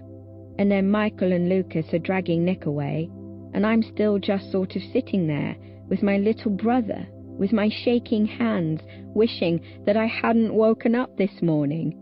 I hadn't woken up yesterday. I hadn't ever woken up. "That dick deserves it," Ben shouts, panting. "He's a fucking liar." "He didn't even say anything to me," I say, calm at first. Then I'm screaming it. "He didn't even say anything to me!" Everyone is silent. Ben is breathing heavily. What I thought was attractive about him has now died and been cremated. Michael kneels down with me, leaving Nick in the care of Lucas. He clicks his fingers lightly next to Charlie's ear. Charlie stirs and his eyes open. "Do you know my name?" asks Michael. Not Michael anymore, someone entirely different, someone serious, someone all-knowing. After a pause, Charlie croaks, "Michael Holden." Then he grins manically. "Holden, funny." Something changes in Nick, and in one swift movement, he's down on the floor with us. He takes Charlie into his arms. "Do we need to take him to hospital? What hurts?" Charlie lifts his hand, waves a finger at his face, then drops it. "I think I'm fine." "Maybe he's concussed," says Nick. "I don't want to go to the hospital," says Charlie firmly. His eyes have focused. I look around. Becky appears to have vanished, and Ben is struggling to his feet, and Lucas doesn't seem to know what to do with himself. Charlie stands up surprisingly quickly. He wipes away a smear of blood. He'll have bruises, but at least his nose is still straight. He looks at Ben. Ben looks back, and that's when I see it in Ben's eyes. Fear. "I'm not going to tell," says Charlie, "because I'm not a dick like you." Ben snorts, but Charlie ignores it. "But I think that you should at least try and be honest with yourself, even if you can't be honest with everyone else. It's just sad, you know." "Get away from me," Ben snarls, but his voice wobbles, sort of like he's on the verge of tears. "Just fuck off with your boyfriend, for fuck's sake." Nick very nearly lunges for the second time, but I see him fight to stop himself. Ben catches my eye as we leave. I stare at him and his expression changes from hatred to what I hope might be regret. I doubt it. I want to be sick. I try to think of something to say to him, but nothing summarizes it. I hope I'm making him want to die. Someone places a hand around my arm, and I turn my head. "Come on, Tori," says Lucas. So I do. On our way out, Lucas with a hand on my back, Nick and Michael supporting Charlie, who is still a bit wobbly. We pass Becky, who has for some reason pushed herself to the end of another locker row. We lock eyes. I know she's going to break up with Ben. She has to break up with Ben. She must have heard everything. She's my best friend. Charlie is my brother. I don't understand what has happened. "Should we feel sorry for Ben?" someone asks. Maybe Michael. "Why are there no happy people?" someone else asks. Maybe me. Chapter 24. Someone calls me on my mobile at 9:04 a.m, but I am in bed and my phone is more than an arm's length away, so I just let it ring on. At 9:15 a.m, someone rings the house phone, and Charlie comes into my room, but I keep my eyes closed and pretend I'm still asleep, and Charlie goes away. My bed whispers at me to stay. My curtains bar out daytime. At 2:34 p.m, Dad throws my door open and huffs and mutters, and I suddenly feel sick. So after another 5 minutes, I go downstairs and sit on the sofa in the living room. Mum comes in to get some washing. "Are you going to get dressed?" she asks. "No, Mum. I'm never going to get dressed ever again. I'm going to live in my pajamas until my death." She doesn't say anything else. She leaves. Dad comes into the living room. "Alive, then?" I say nothing, because I do not feel alive. Dad sits next to me. "Are you going to tell me what's wrong?" "No, I am not." "You know, if you want to be happier, you have to try. You have to put in the effort. Your problem is that you don't try." "I do try. I have tried. I have tried for 16 years. "Where's Charlie?" I ask. "Round Nick's." Dad shakes his head. "Still can't believe Charlie got himself hit in the face with a cricket bat. That kid really does attract misfortune." I do not say anything. "Are you going to go out today?" "No." "Why not? What about Michael? You could spend the day with him again." I don't really reply, and Dad looks at me. "What about Becky? I haven't seen her round here for quite a while." I don't reply again. He sighs and rolls his eyes. "Teenagers," he says, as if the mere state of being a teenager explains every single thing about me. And then he leaves, huffing and puffing and sighing. I sit under my duvet on my bed, a diet lemonade in one hand and my phone in the other. I find Michael's number in my contacts and press the green button. I don't know why I'm calling him. I think it might be Dad's fault. It goes straight to voicemail. I drop the phone on the bed and roll over so I am completely buried by the covers. Of course I can't expect him to just show up any old time. He has a life after all. He has a family and coursework and stuff. His entire existence doesn't revolve around mine. I am a narcissist. I rummage around the sheets and eventually locate my laptop. I flip it up. If ever in doubt about anything, my first port of call is always Google. And I am certainly in doubt about everything. I type Michael Holden into the search bar and press enter. Michael Holden isn't an overly uncommon name. Lots of other Michael Holdens show up, particularly MySpace pages. Since when was MySpace still a thing? Lots of Twitters also show up, but I can't find my Michael Holden's Twitter. He doesn't seem to be the sort of guy who would have Twitter. I sigh and close my laptop. At least I tried. And then, as if I'd summoned him with the closing of my laptop, my phone begins to ring. I pick it up. Michael Holden's name glares on the screen. With a kind of enthusiasm entirely unknown to me, I press the green button. Hello? Tori, what is up? It seems to take me longer than necessary to say something in reply. Not a lot.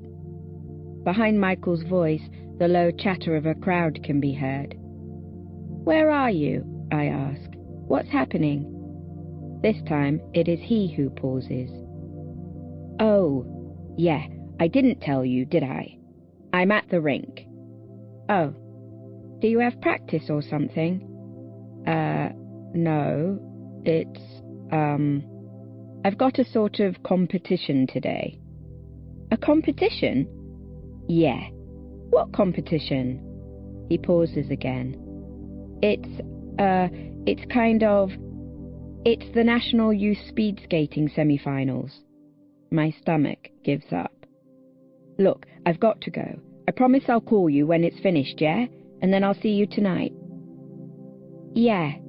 Okay, talk later. He hangs up the phone. I remove it from my ear and stare at it. National Youth Speed Skating Semi-Finals. That's not just some stupid local competition. That's important. That's what he was going to invite me to today, but I'd said no. I'd said I was hanging out with Lucas. And then I decided to avoid him anyway. Without any further hesitation, I leap out of bed. I park Charlie's bike outside the rink. It's 4:32 p.m. and dark. I've probably missed it. I don't know why I even tried, but I did. How long are speed skate races? Why didn't Michael tell me about this before? I run, yes, actually run, through the empty foyer and the double doors into the stadium. A scattering of supporters fills the stadium seating around the rink, and to my right, psyched-up skaters sit on benches. Some of them could be 16. Some could be 25. I am not good at judging boys' ages. I walk closer to the plastic casing of the rink and make my way around until I find the gate where the casing isn't so high. I stare over. There is a race going on. For a moment, I don't know where I'm looking or who I'm looking for, because they all look exactly the same in these ridiculous suits that are like cat suits and rounded helmets. 8 guys blast past me, and the rush of air tears at my face and my hair that I definitely forgot to sort out before I left the house.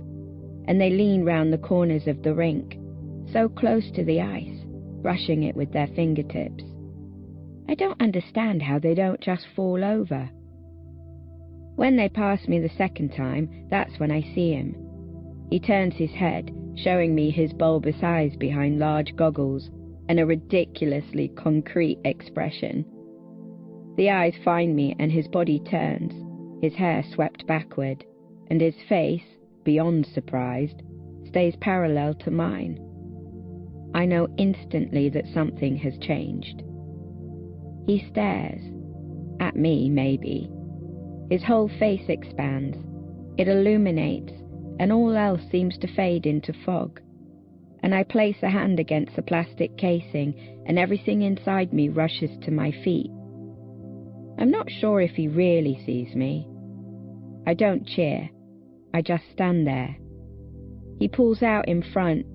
The crowd screams, but then some other blur of boy flies from the group, and he's reached Michael, and he's past Michael, and I realise that the race is over and Michael has come second.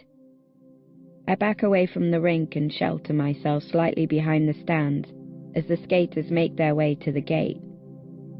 Older men in tracksuits greet the boys, and one of them pats Michael on the back. But something is wrong. Something is very wrong. Something about Michael is wrong. He's not Michael Holden. He's removed his skates and goggles. He takes off his helmet and gloves and drops them onto the floor. His face contorts into a kind of scrunched up snarl.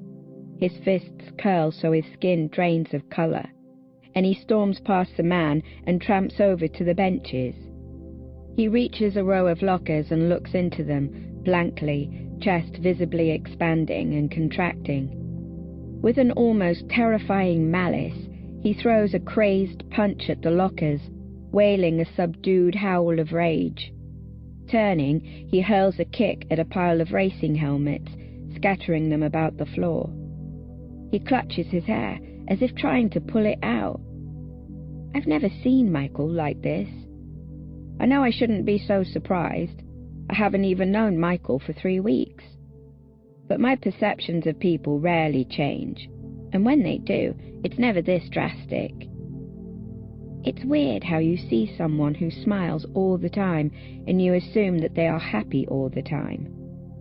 It's weird how someone is nice to you and you assume that they're a wholly good person.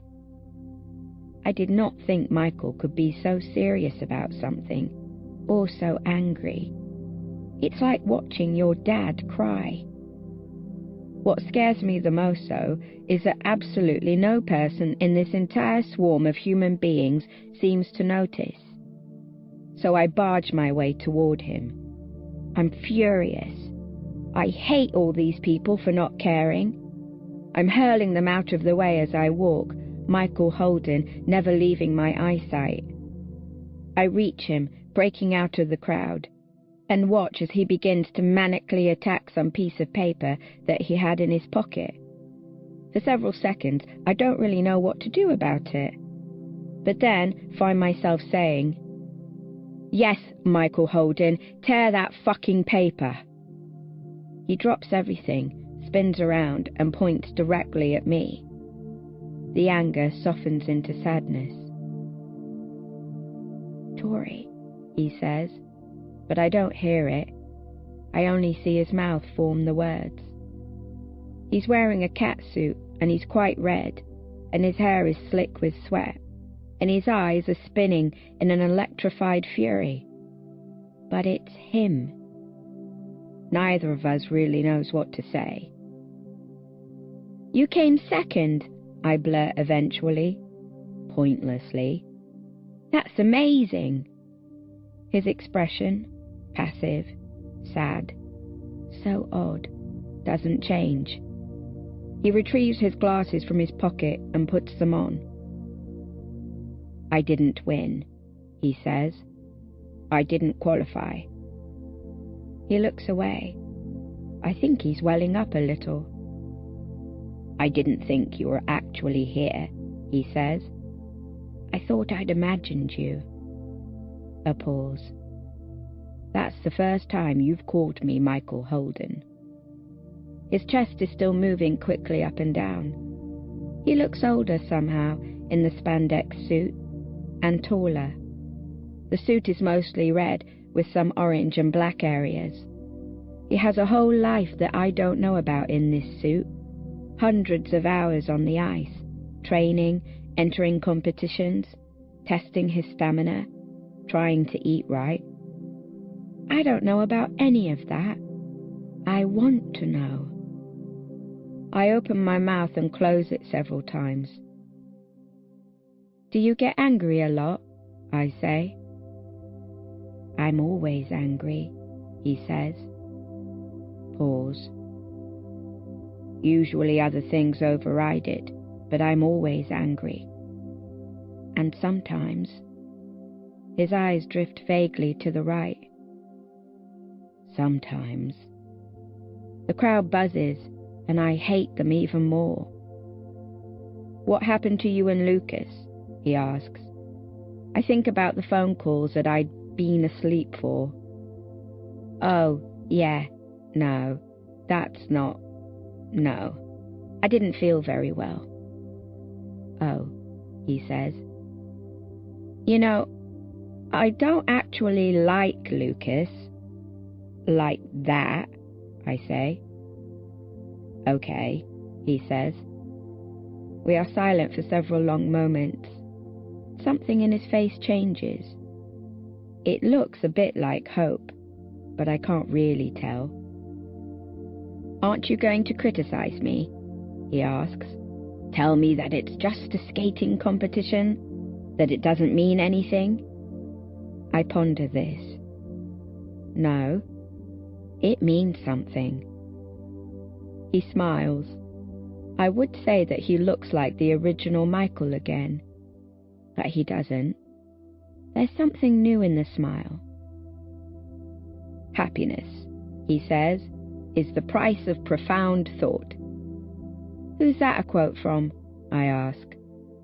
He winks. Me. And I'm alone again in this crowd, and I feel an odd feeling. It's not happiness. I know that it's brilliant that he came second in a national qualifier, but all I can think about is how Michael is just as good at lying as I am. Chapter 25. We fail to find out whose house it is, but the third house from the river bridge really is right on the river. The broad garden slopes into the water, which laps persistently at the dirt. There is an old canoe tied to a tree that hasn't been used for probably centuries. And over the river you can see right across the flat countryside. The fields, darkened under the night, blend into the horizon, as if unsure themselves quite where the earth stops and the sky begins. This meet-up is not a meet-up. It is a house party. What had I been expecting? I had been expecting chairs, nibbles, a speaker, perhaps a PowerPoint presentation. The evening is cold, and it keeps trying to snow. I desperately want to be in my bed, and my stomach is all tight and tense. I hate parties. I always have. I always will. It's not even for the right reasons. I hate them, and I hate people who go to them. I have no justification. I'm just ridiculous. We walk past the smokers and into the open door. It's about 10 p.m. Music pounds. Clearly no one lives in this house. It's entirely bare of furniture, save for a couple of deck chairs set up in the living room and on the garden patio. And I'm aware of a kind of neutral colour scheme. The only thing giving the house any life at all is the impressive collection of artwork on the walls. There isn't any food, but there are bottles and colourful shot glasses everywhere. People are milling around in corridors and rooms, lots of them smoking cigarettes, lots of them smoking weed, very few of them sitting. Many of the girls I recognise from Higgs, though Michael does not suspect that any of these casual partygoers are the masterminds behind solitaire. There are older kids I don't recognise. Some must be 20, if not older. It makes me feel sort of nervous, to tell you the truth. I don't know why I'm here. I actually see the Year 11 girl from Becky's, the one who had come as Doctor Who. She's by herself, like last time, and she looks a little lost. She's walking very slowly along the corridor, without a drink, peering sadly at this painting of a wet cobbled street with red umbrellas and warm cafe windows. I wonder what she's thinking. I imagine that it's somewhat similar to what I'm thinking. She doesn't see me. The first people we find are Becky and Lauren. I should have guessed that they would come, seeing as they attend all the parties in this town, and I really should have guessed I'd find them smashed. Becky points at us with the hand that's not clasping a bottle. "Oh my God, it's Tori and Michael, you guys!" She whacks Lauren repeatedly on the arm. "Lauren, Lauren, Lauren, it's Sprodin!" Lauren frowns. "Mate, I thought we'd agreed on Maury or Tycho," she sighs. "Man, your names just aren't good enough, like they don't work. They don't work like Clane or Hermione or Destial or Merthyr." They both giggle uncontrollably. I start to feel even more nervous. I didn't think you guys would be interested in solitaire. Becky waves the bottle, shrugging and rolling her eyes around. "Hey, a party's a party's a party. I dunno, some guy, but, like, it's solitaire. We've, like, infiltrated solitaire." She brings her finger up to her mouth. Shh. She drinks from the bottle. Listen, do you know what song this is? We, like, cannot work it out." "It Smells Like Teen Spirit, Nirvana." "Oh, right, yeah, oh my God, I thought it was that. It does not say the song title in the lyrics." I look at Lauren, who's gazing around her in an awed wonder. "You all right, Lauren?" She comes back to earth and cackles at me. "Isn't this party sick?" She raises her arms in an I don't know gesture. "It's snowing hot, guys, and the drinks are free." "That's great for you," I say, the will to be a nice person slowly drifting away. She pretends not to hear me and they walk off, laughing at nothing. Michael and I circle the party. It's not like in films or Channel 14 dramas where everything slows down and turns slow-mo, lights flashing, people jumping up and down with pointed hands raised. Nothing's like that in real life. People are just standing around.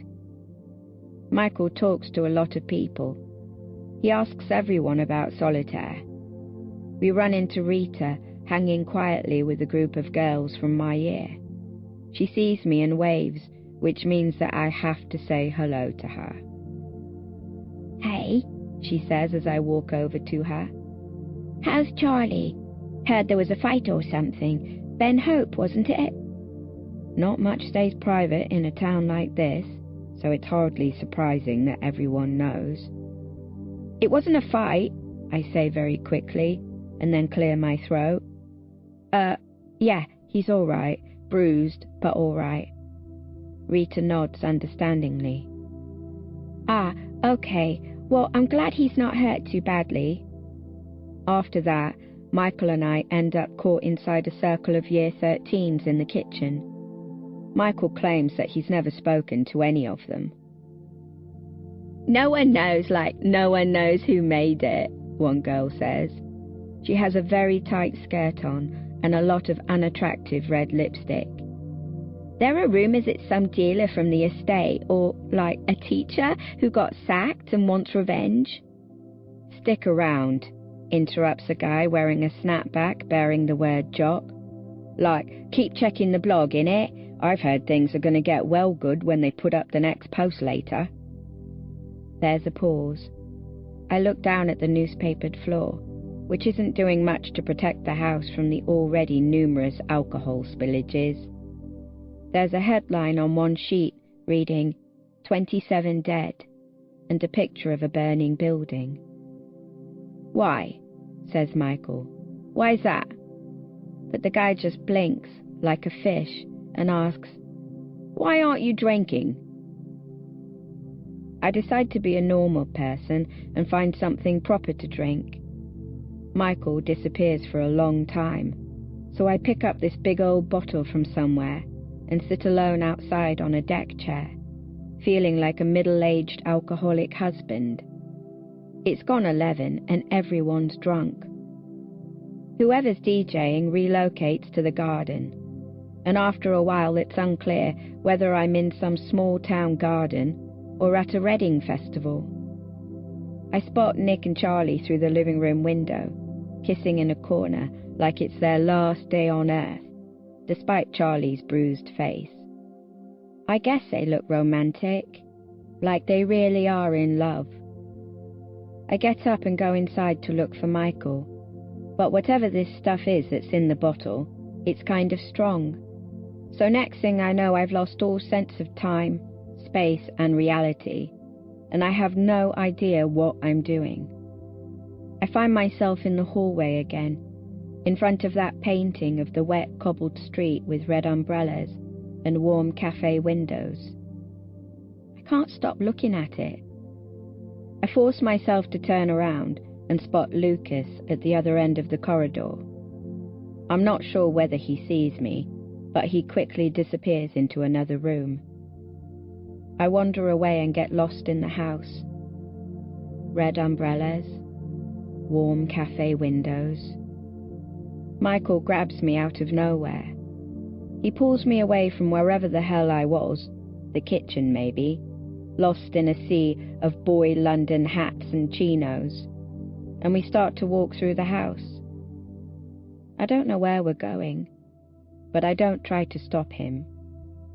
I'm not sure why. As we're walking, I keep looking at his hand wrapped around my wrist.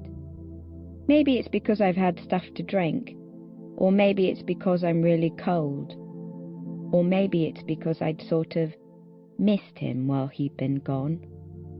But whatever it is, I keep thinking how nice it feels to have his hand around my wrist. Not in some weird perverted way. His hand is just so big compared to mine, and so warm, and the way his fingers are curled around my wrist, it's like they were always supposed to do that, like they're matching pieces in a jigsaw. I don't know. What am I talking about? Eventually, when we're outside and in the crowd of manic dancers, he slows and does a spin in the mud. It's sort of weird when he gazes at me. Again, I blame the drink. But it's different. He looks so nice standing there. His hair kind of swishing in the wrong direction and the firelight reflecting in his glasses. I think he can tell I've had a bit to drink. "Will you dance with me?" he shouts over the screams. I inexplicably start to cough. He rolls his eyes at me and chuckles. I start thinking about proms and weddings, and for a few seconds I actually forget that we're just in some garden where the ground looks like shit and the people are all dressed in near identical outfits. He removes his hand from my wrist and uses it to flatten his hair. And then he stares at me for what feels like a whole year. I wonder what he sees. Without warning, he grabs both of my wrists and literally kneels at my feet. "Please dance with me," he says. "I know that dancing is awkward and outdated, and I know that you don't like doing stuff like that, and if I'm honest, neither do I. And I know that the night isn't going to last very long, and soon everyone will just go home back to their laptops and their empty beds, and we'll probably be alone tomorrow, and we all have to go to school on Monday, but I just think that if you tried it, you know, dancing, you might feel for a few minutes that all of this, all of these people, none of it is really too bad." I look down and meet his eyes. I start to laugh before kneeling down too. And then I do something really weird. Once I'm on my knees, I really can't help it. I kind of fall forward into him and fling my arms around him. "Yes," I say into his ear. So he puts his arms around my waist, lifts us both to our feet, and resumes pulling me through the adolescent expanses. We reach the center of the crowd clustered around the DJ. He puts his hand on my shoulders. Our faces are centimeters apart. It's so loud, he has to scream. "Yes! Tori, they're playing the Smiths! They're playing the beautiful Smiths, Tori!" The Smiths are the band of the internet. More specifically, and unfortunately, a band that many people listen to simply because Morrissey has that vintage, self-deprecating coolness that everyone seems to crave. If the internet were an actual country, "There Is a Light That Never Goes Out" would be its national anthem. I feel myself slightly step backward. Do you have a blog?" For a second he's confused, but then he just smiles and shakes his head. "Jesus, Tori, do I have to have a blog to like the Smiths? Is that the rule now?" And this is the moment, I guess, when I decide that I can't care less about anything else tonight. I can't care less about blogs, or the internet, or films, or what people are wearing. And yes, I am going to have fun. I am going to have a good time. I am going to be with my one and only friend, Michael Holden, and we are going to dance until we can't even breathe, and we have to go home and face our empty beds. So when we start jumping up and down, smiling so ridiculously, looking at each other and at the sky, and not really at anything, Morrissey singing something about shyness, I really don't think things could be so bad after all. Chapter 26. At 12:16 a.m, I go inside because if I don't pee, I think my bladder will erupt. Everyone is waiting for Solitaire's blog post, which, according to recent rumour, will be published at 12:30 a.m. People are sitting, phones in their hands. I find the bathroom, and when I leave it, I see Lucas, alone in a corner, texting. He sees me staring and jumps up, but rather than walking toward me, he quickly exits, like he's trying to avoid me. I follow him into the living room, intending to apologize for forgetting about hanging out with him today, but he doesn't see me. I watch as he wanders up to Evelyn. She is wearing these hooped earrings, chunky heels, leggings with upside-down crosses on them, and a faux fur coat. Her messy hair is piled up on the top of her head. Lucas, similarly, is in tonight's hipster get-up, a loose Joy Division t-shirt with the sleeves rolled, too tight jeans, and desert boots. Lucas says something to her, and she nods back at him. That's it, I've decided. Despite what Lucas said, they are definitely a couple. I go back outside. It has finally started to snow, properly. The music's over, but everyone's skipping around, screaming, trying to catch flakes in their mouths. I look out at the scene. The flakes float on the water and dissolve, joining with the river as it sails past me toward the sea. I love snow. Snow can make anything beautiful. It's then that I see Becky again. She's with a guy up against a tree, and I know she's definitely still drunk, because they're not even kissing romantically. I'm about to turn away, but then they move around a little, and I see who the guy is. It's Ben Hope. I don't know how long I stand there, but at some point he opens his eyes and sees me. Becky looks too. She giggles, and then she realizes. I got a drink on my way out, but it's spilt on the snow now, and my hand is just cupping the air. They recoil from me, and then Ben hurries past me and into the house. Becky stays by the tree. She raises her eyebrows at me when I reach her and says, "What?" I wish I were dead. My hands clench and unclench. She laughs. "What? For God's sake!" Becky has betrayed me anyway. Because she doesn't care. "Everything I thought about you," I say, "is wrong." "What are you talking about? Am I hallucinating this? Are you drunk?" "You are a nasty bitch," I say. I think I'm shouting, but I can't really tell. I'm only 70% sure I'm saying any of this out loud. I used to think that you were just forgetful, but now I have solid proof that you just don't care.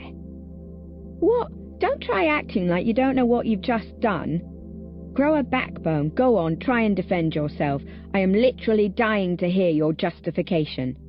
Are you going to tell me that I don't understand?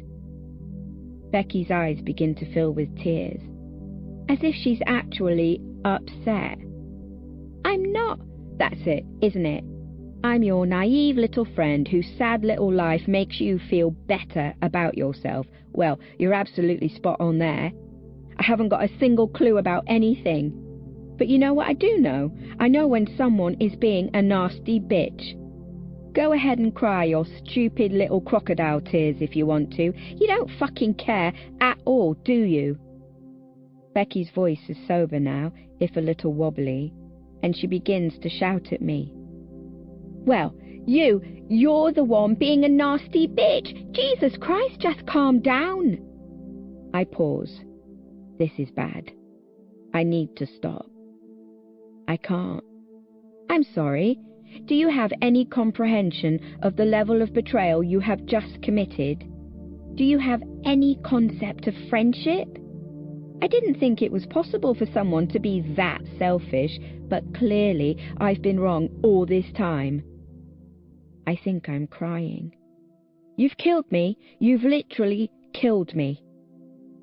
Calm down. Oh my God, Tori.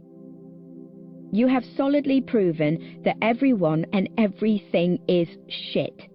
Well done, gold star. Please delete yourself from my life. And that is it. I am gone. I am gone. I guess everyone is like this. Smiles, hugs, years together, holidays, late night confessions, tears, phone calls, 1 million words. They don't mean anything. Becky doesn't care. No one really cares. The snowfall is blurring my vision, or maybe it's the tears. I stumble back to the house, and just as I enter, people start screaming and holding their phones above their heads. I can't stop crying, but I manage to get out my phone and find the solitaire page. And there is the post. 0:30, 23rd of January. Solitarians. We would like you to collaborate on our latest venture. At our meetup tonight, there is a Higgs Year 12 named Ben Hope, who has deliberately injured a Truham Year 11. Ben Hope is a known homophobe and a bully who hides behind the facade of popularity. We hope that you will join Solitaire in preventing such acts of violence in the future by giving him exactly what he deserves. Act accordingly. Protect the unprotected. Justice is everything. Patience kills. Chapter 27. There is a tornado of people around me, screaming in all directions, and I can't go anywhere. After several minutes of pandemonium, the flow steadily softens into one direction, rather than a whirlpool, and I am torn out of the house in the current. Everyone is in the garden. Someone cries out, "Karma, motherfucker!" Is this karma? 2 boys hold Ben Hope while several others hurl punches and kicks at him. Blood splatters onto the snow, and the spectacle gets wild cheers every time a hit is made. Only a few meters away, Nick and Charlie are standing in the crowd, Nick's arm around Charlie, both of their expressions unreadable. Charlie steps forward, as if he's about to intervene, but Nick pulls him back. They exchange a look and then turn away from the show. They walk out of the crowd and disappear. I couldn't stick up for Charlie, and now Solitaire's doing my job for me. I've never been able to do my job properly, I suppose. Then again, maybe this isn't about Charlie. I think back to what Michael said to me in Café Rivière. Oh God. Maybe it's about me. I laugh, tears still falling, so hard that my stomach aches. Silly thought. Silly me. Selfish. Nothing is ever about me. Another hit. The crowd shrieks with joy, waving their drinks in the air, like they're at a concert, like they're happy. Nobody is trying to help. Nobody. I don't know what to do. If this were a film, I would be there. I would be the hero stopping this false justice. But this isn't a film. I am not the hero. I start to panic. I turn back into the crowd and break out through the other side. My eyes won't focus. Sirens start to blare, distant in the town. Ambulance? Police? Justice is everything. Patience kills. Michael, out of nowhere, grabs me by the shoulders. He's not looking at me. He's looking at the scene, just like the rest of the crowd, watching but doing nothing, not caring. I throw his hands off me, muttering crazily, "This is what we are. Solitaire. We could they'll kill him. You think you've met bad people, and then you meet people who are worse. They're doing nothing. They're not. We're just as bad. We're just as bad for doing nothing. We don't care. We don't care that they could kill him." Tori. Michael takes hold of my shoulders again, but I step backward, and his arms drop. "I'll take you home." "I don't want you to take me home." "I'm your friend, Tori. This is what we do." "I don't have any friends. You are not my friend. Stop pretending that you fucking care." Before he can argue, I'm gone. I'm running. I'm out of the house. I'm out of the garden. I'm out of the world. The giants and demons are rising, and I am chasing them. I'm pretty sure I'm going to be sick. Am I hallucinating this? I am not the hero. It's funny, because it's true. I begin to laugh, or maybe I'm crying. Maybe I don't care anymore. Maybe I'm going to pass out. Maybe I'll die when I'm 27. Part 2. Donnie. A storm is coming, Frank says. A storm that will swallow the children, and I will deliver them from the kingdom of pain. I will deliver the children back to their doorsteps. I'll send the monsters back to the underground. I'll send them back to a place where no one else can see them, except for me, 'cause I am Donnie Darko. Donnie Darko, The Director's Cut, 2004. Chapter 1. Lucas was a crier. It happened most days in primary school, and I think it was one of the main reasons I was his friend. I didn't mind the crying. It would come on slowly and then explode. He'd sport this odd expression for a few minutes before. Not sad, but as if he were replaying a television program in his head, watching the events unfold. He'd look down, but not at the ground. And then the tears would start falling. Always silent, never heaving. I don't think that there was a particular reason for the crying. I think that was just his personality. When he wasn't crying, we played chess or lightsaber duels or Pokemon battles. When he was crying, we'd read books. This was the time in my life when I read books.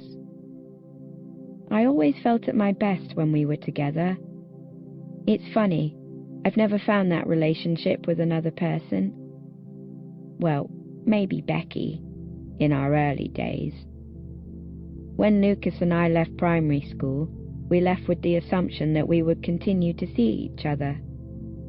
As all those who have left primary school can guess, this never came to fruition. I saw him only once more after that time, before now, of course. A chance meeting on the high street. I was 12. He told me that he'd sent me an Easter egg in the post. It was May. I hadn't gotten any post since my birthday. At home that evening, I wrote him a card. I said that I hoped that we could still be friends, and I gave him my email address, and I drew a picture of myself and him for good measure. I never sent that card. It stayed in the bottom of my top desk drawer for several years, until I cleared out my room.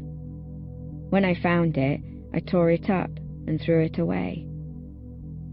I think about all these things as I'm wandering the school on Monday. I can't find him. All this time I've just been sitting around, moaning about how shit everything is, not bothering to try and make things better. I hate myself for that. I'm like all those people in the crowd at the solitaire meetup, not bothering to help. I don't think I can be like that anymore. Michael isn't anywhere to be seen either. He's probably decided to leave me alone for good now, which is fair enough. I screwed it all up again, classic Tory. Anyway, I want to talk to Lucas about Saturday. Apologise for not meeting up with him like I said I would. Tell him he doesn't have to avoid me anymore. Twice I think I see his lanky limbs swish around corridor corners, but as I run to catch him, I realise it's just another of the thin-faced sixth form boys. He's not in the common room before school, at break, or at lunch. After a while, I forget who I'm looking for, and just continue on walking forever. I check my phone several times, but there's only one message on my blog. Anonymous. Thought for the day. What is the point in studying literature? Becky and our lot have not talked to me all day. Ben Hope did not go to the hospital. He wasn't anywhere near death. Some people seem to feel sorry for him, whereas others say he deserved what he got for being a homophobe. I am not sure what I think about it anymore. When Charlie and I talked about it, he seemed pretty shaken up. "This is my fault," he said, grimacing. "It's my fault that Ben was angry in the first place, so it's my fault that Solitaire..." "It's not anyone's fault," I told him, "except Solitaire's." On Tuesday, Kent keeps me back after English. Becky seems to be quietly hopeful that I'm in some kind of severe trouble, but Kent says nothing until everyone is gone. He sits on his desk, arms folded, glasses angled at a nonchalant slant. "Tori, I think we need to talk about your Heroes of Pride and Prejudice essay." It was a very angry essay. "Why did you decide to write it in that way?" "I really hate that book." Kent rubs his forehead. "Yes, I got that impression. He retrieves my essay from a cardboard folder and places it between us. I am sorry, Mr. Kent, he reads, but I have not read Pride and Prejudice. I disagreed with the very first sentence, and that was enough for me. Kent looks up at me briefly before skipping to my second paragraph. Alas, Elizabeth Bennet does not love Mr. Darcy while he is imperfect. Only once his better character is revealed does she decide that she will accept Pemberley and the 100 billion a year. Fancy that. It seems that it is impossible for the females in this novel to look past an exterior and try to dig out the greatness within others. Yes, all right, Elizabeth is prejudiced. I get it. I get it, Jane Austen. Well done. Yeah, I say, all right. I'm not done, chuckles Kent. He skips to my conclusion. This is why Mr. Darcy is, in my eyes, a true hero. He struggles on, despite being so harshly treated and judged. Pride and Prejudice is one man's fight to be seen by others as he sees himself. Therefore, he is not typical. A typical hero is brave, confident, and dashing. Mr. Darcy is shy, haunted by himself, and unable to fight for his own character. But he loves, and I guess that is all that matters in the world of literature. I should be embarrassed about this, but I'm really not. He sighs. It's interesting that you identify with a character like Mr. Darcy. Why? Well, most students choose Elizabeth as the strongest character. I look at him squarely. Mr. Darcy has to put up with everyone hating him for reasons that aren't even true, and he doesn't even complain about it. I'd call that pretty strong. Kent chuckles again. Elizabeth Bennet is thought to be one of the strongest women of 19th century literature. I take it you're not a feminist. You think I'm not a feminist because I empathize more with a male in a pretentious 19th century romantic comedy? He smiles broadly and doesn't answer. I shrug. It's just what I think. He nods thoughtfully. Well, that's fair.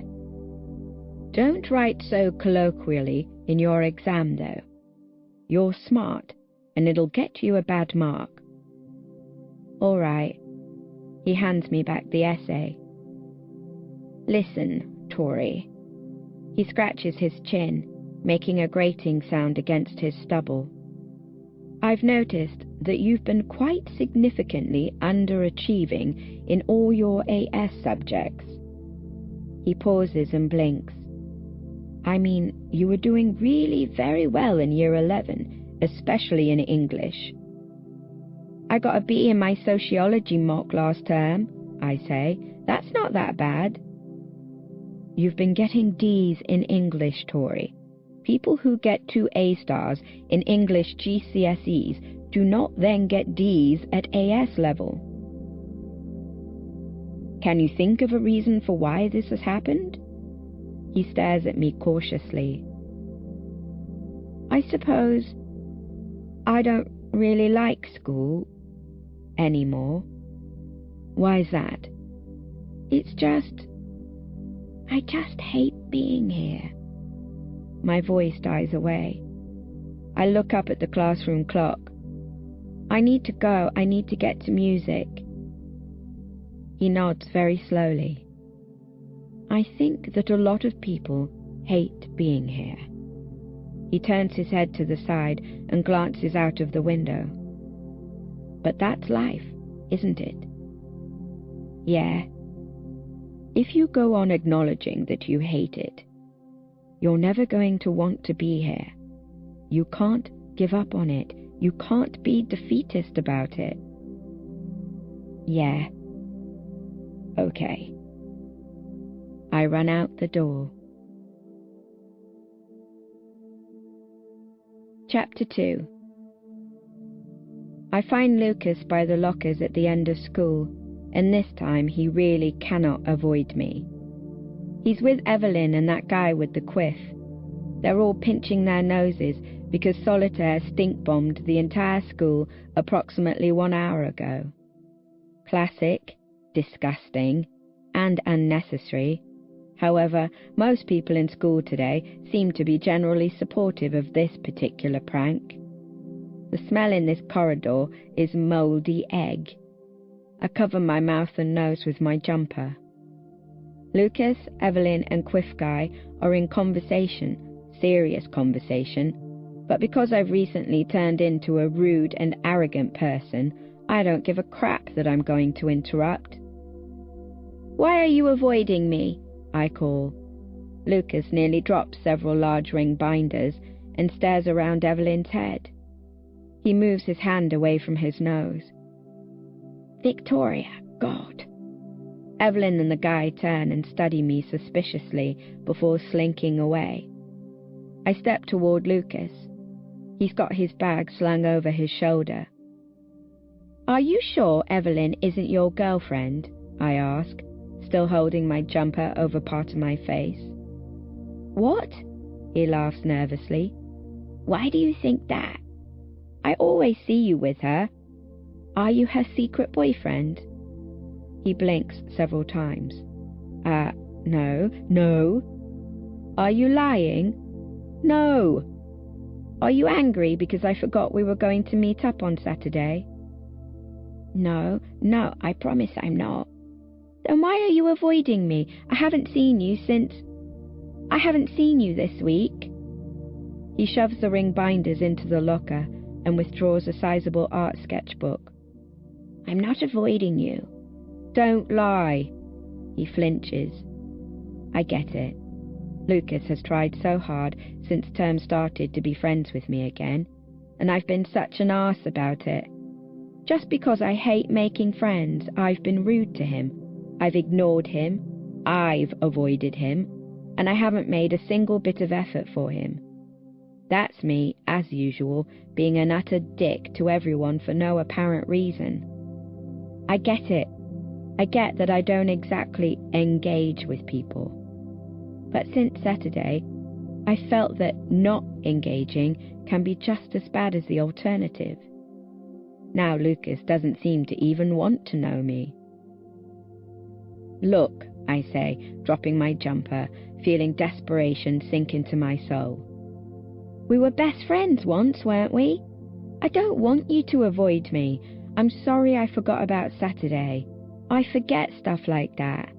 But you're one of 3 people who I've ever been friends with, and I don't want to not talk to you anymore." He runs a hand through his hair. It's halfway down his forehead. I don't know what to say. "Just please tell me why you avoided me on Saturday." Something's different. His eyes shift from side to side. "I can't be around you." Then quieter. "I can't do this." "What?"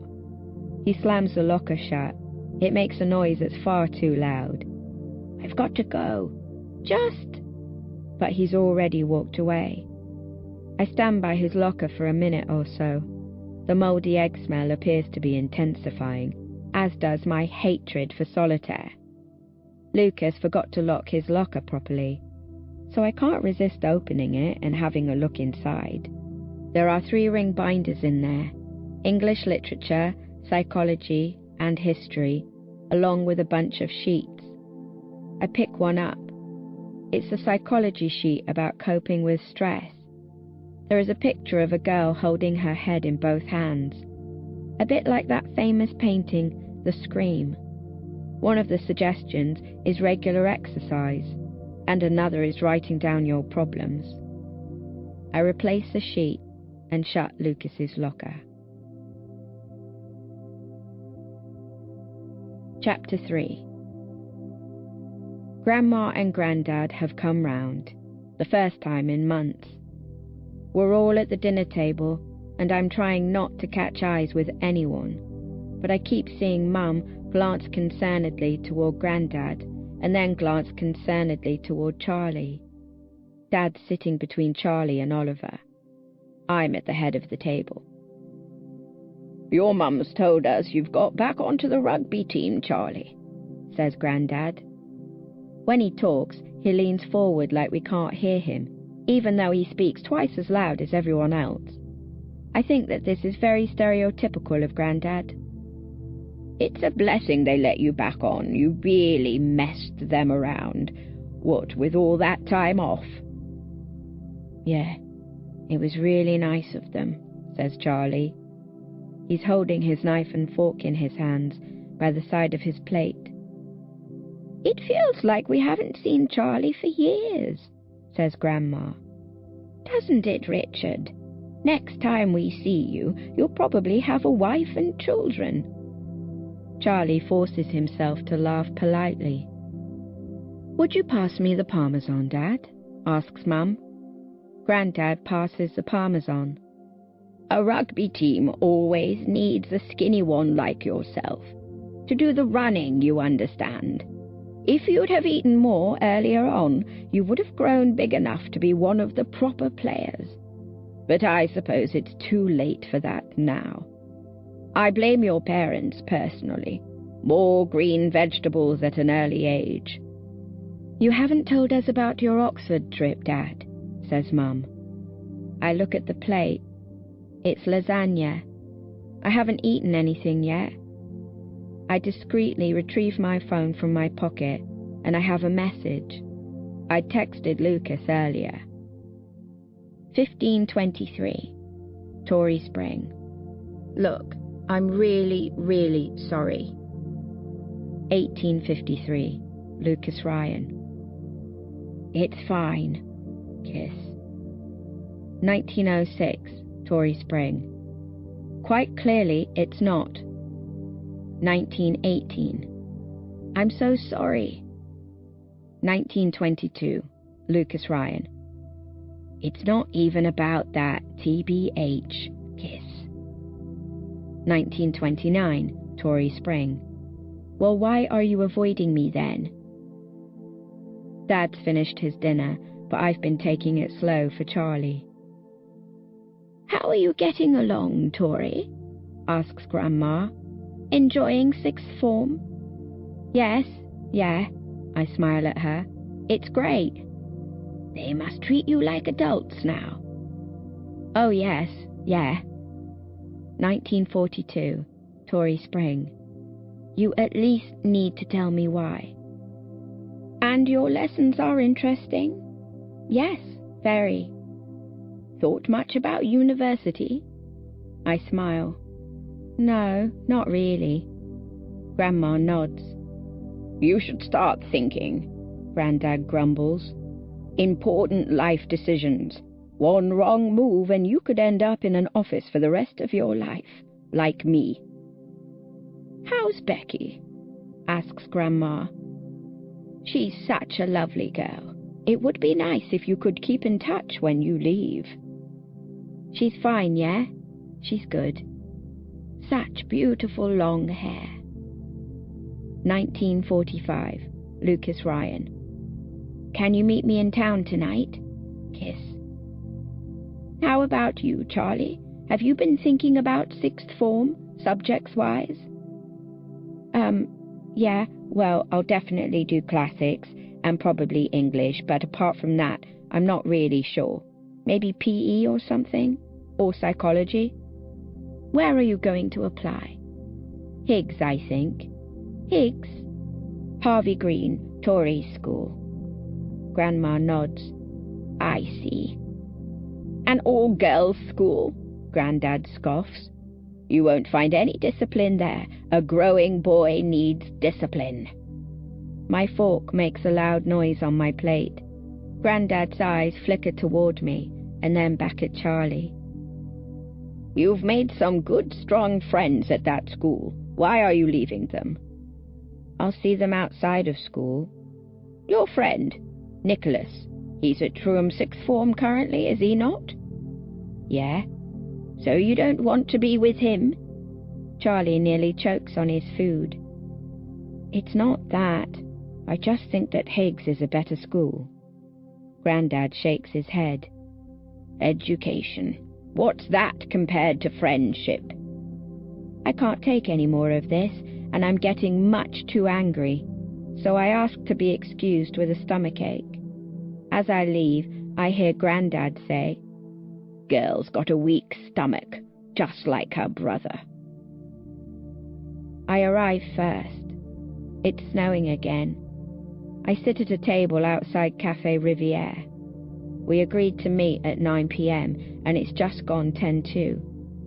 The street is empty and the river quiet, but a faint echo of one of those indie bands, maybe Noah and the Whale, or Fleet Foxes, or Foals, or the XX, or someone like that, I can never tell the difference anymore, is drifting out of an open window above my head.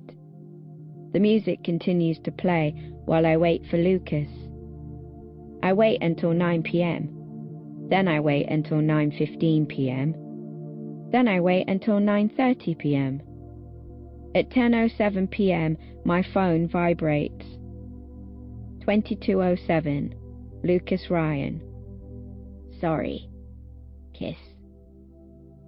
I look at the message for a long time, at the single word without a full stop, at the tiny, meaningless X. I place my phone on the table and look up at the sky. The sky always seems to be lighter when it's snowing.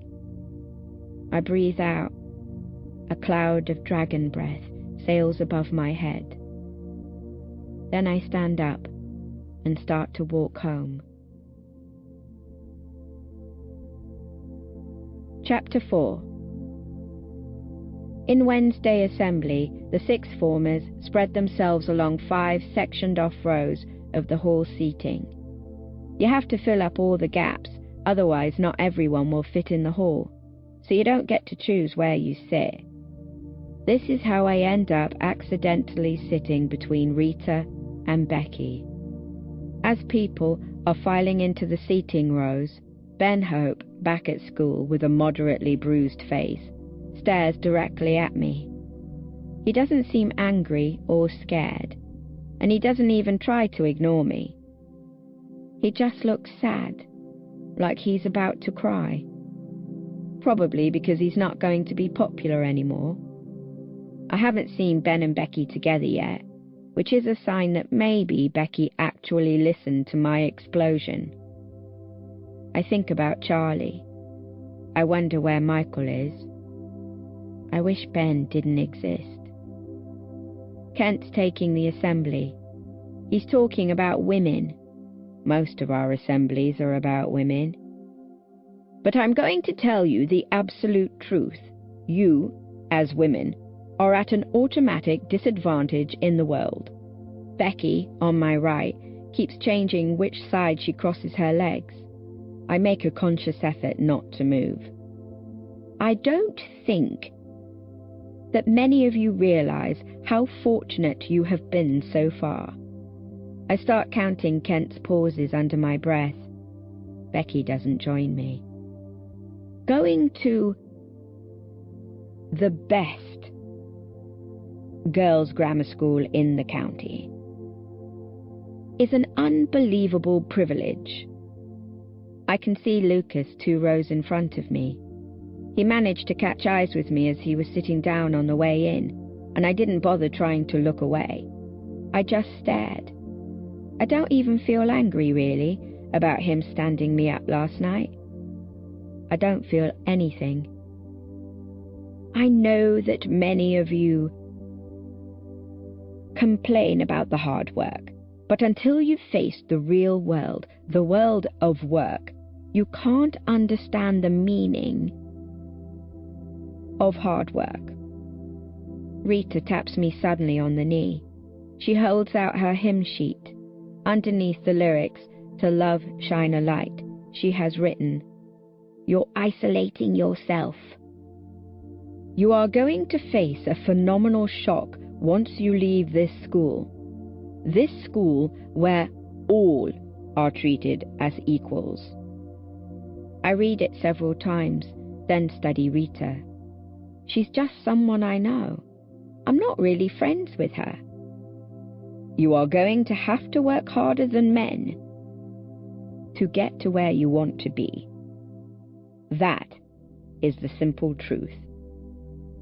She shrugs at me. Therefore, I hope that while you're at this school, you'll think about and be appreciative of what you've got. You are all very lucky. You have the potential to do anything you want to do and to be anything you want to be. I fold up the hymn sheet into a paper plane, but I don't fly it because you can't do that in assembly. Everyone stands and sings "Love Shine a Light," and the lyrics nearly make me laugh out loud. On my way out, I drop the paper plane discreetly into Becky's blazer pocket. I don't sit with anyone at lunch. I end up not having any lunch, actually, but I don't mind. I walk around the school. At many points during the day, I wonder where Michael could be, but at other times I'm fairly sure that I don't care. I haven't seen Michael all week. I have been thinking a lot about his skating. National Youth Semi-Finals. I wonder why he didn't tell me about it. I wonder why he isn't here. I'm sitting against the tennis courts, surrounded by seagulls, which is odd, because they should have migrated by now. It's period 5. Music. I always skip Wednesday, period 5, because that is our performance practice lesson. I am watching as every girl in Year 7 makes her way out of the main school building and onto the field, some running, most laughing, and each with a collection of party poppers in her hands. I can't see any teachers. I don't know what Solitaire has said to Year 7, but it is clear to me that this is its doing. I take out my phone and load up Google. I type in Michael Holden, and then I type in the name of our town. Then I press enter. Like magic, my Michael Holden appears in the search results. The first result is an article from our county newspaper entitled "Local Teen Wins National Speed Skating Championship." I click on it. It takes a while to load. My knees start to bob up and down in anticipation. Sometimes I hate the internet. The article is about 3 years old. There is an accompanying picture of 15-year-old Michael, but he doesn't look so very different. Maybe his face is a little less defined. Maybe his hair is a little longer. Maybe he's not quite so tall. In the picture, he is standing on a podium with a trophy and a bunch of flowers. He is smiling. Local teen Michael Holden has skated to victory at this year's National Under-16 Speed Skating Championships.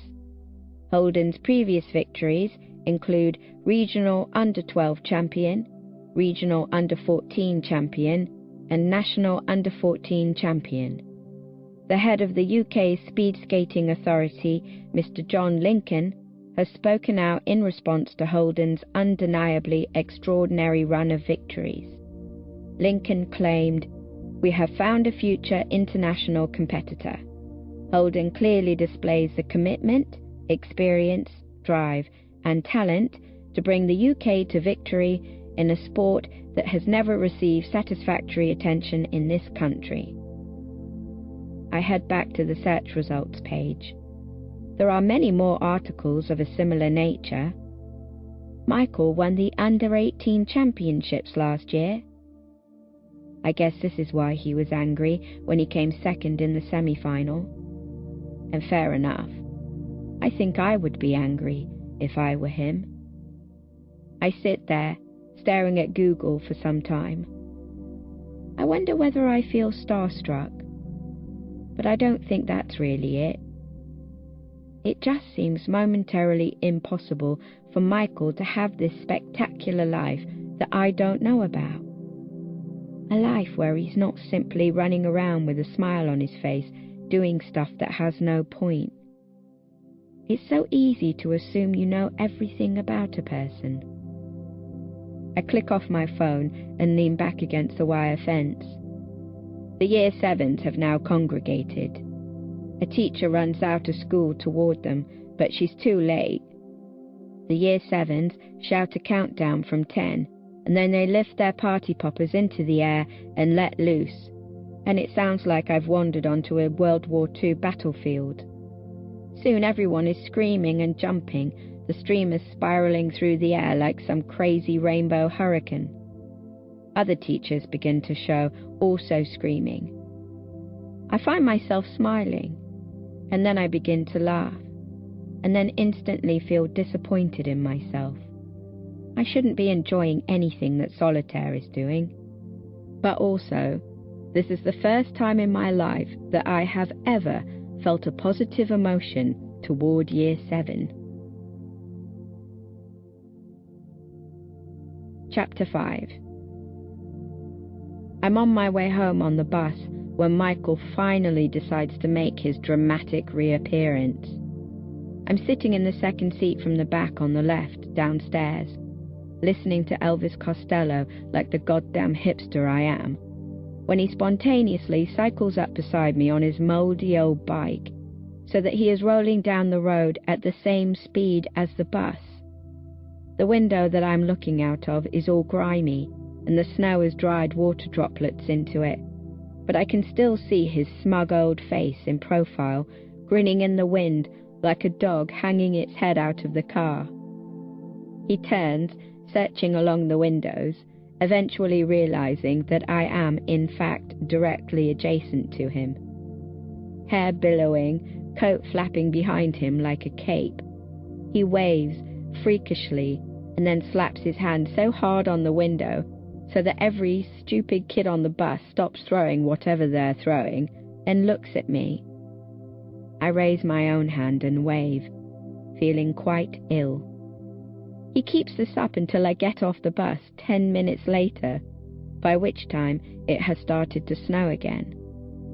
I tell Nick and Charlie that they can go on without me. When we're alone, we sit on a garden wall, Michael propping his bike up against it.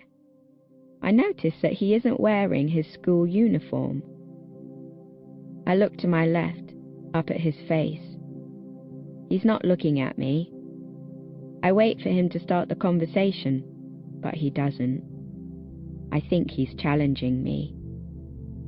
It's taken longer than it should for me to recognize that I want to be around him. I say, forcing the words out. Sorry. He blinks as if confused, turns to me, and smiles gently. It's okay, he says. I nod a little and look away. We've done this before, haven't we? He says. Done what? The awkward apology thing. I think back to the manically depressed psychopath comment. This isn't the same, though.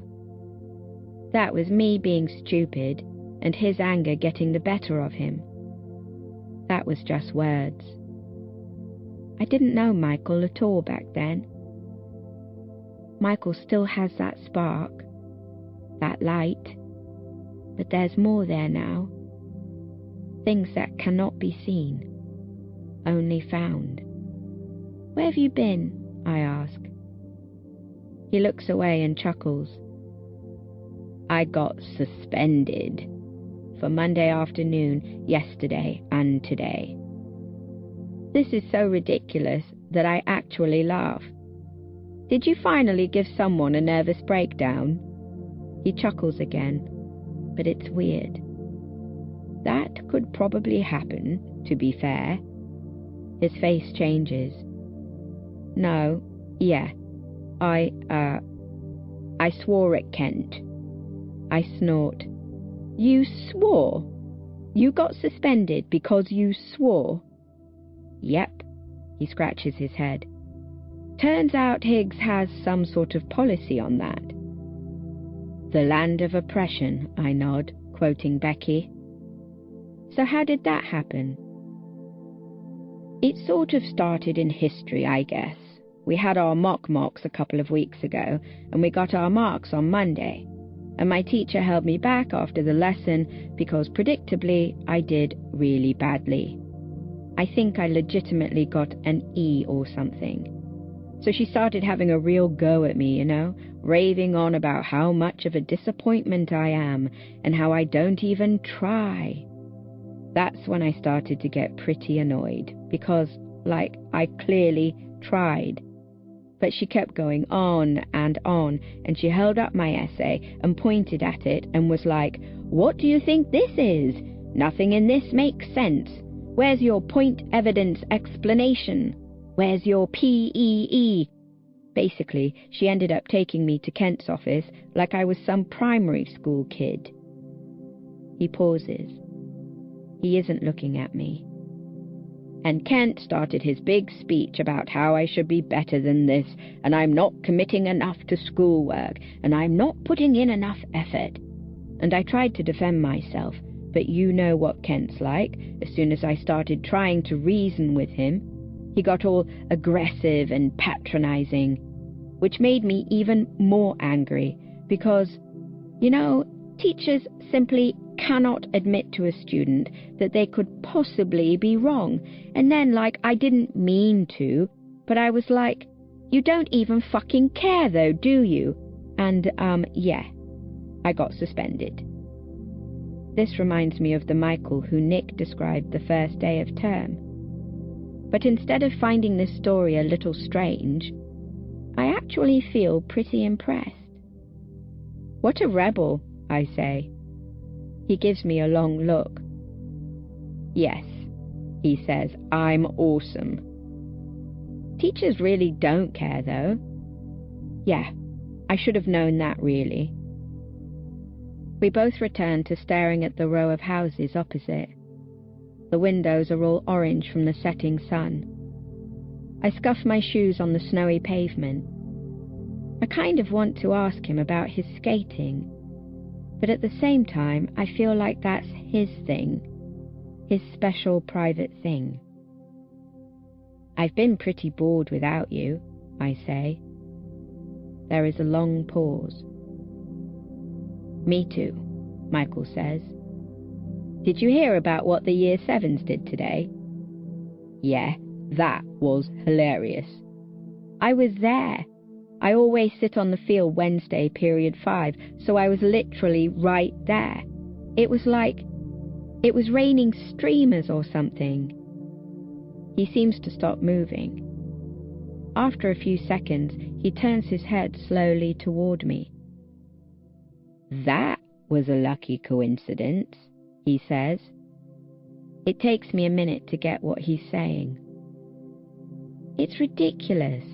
Solitaire would have no way of knowing that I always skip that lesson and sit on the field. Teachers hardly notice most of the time. It's ridiculous. But I start thinking about what Michael said before.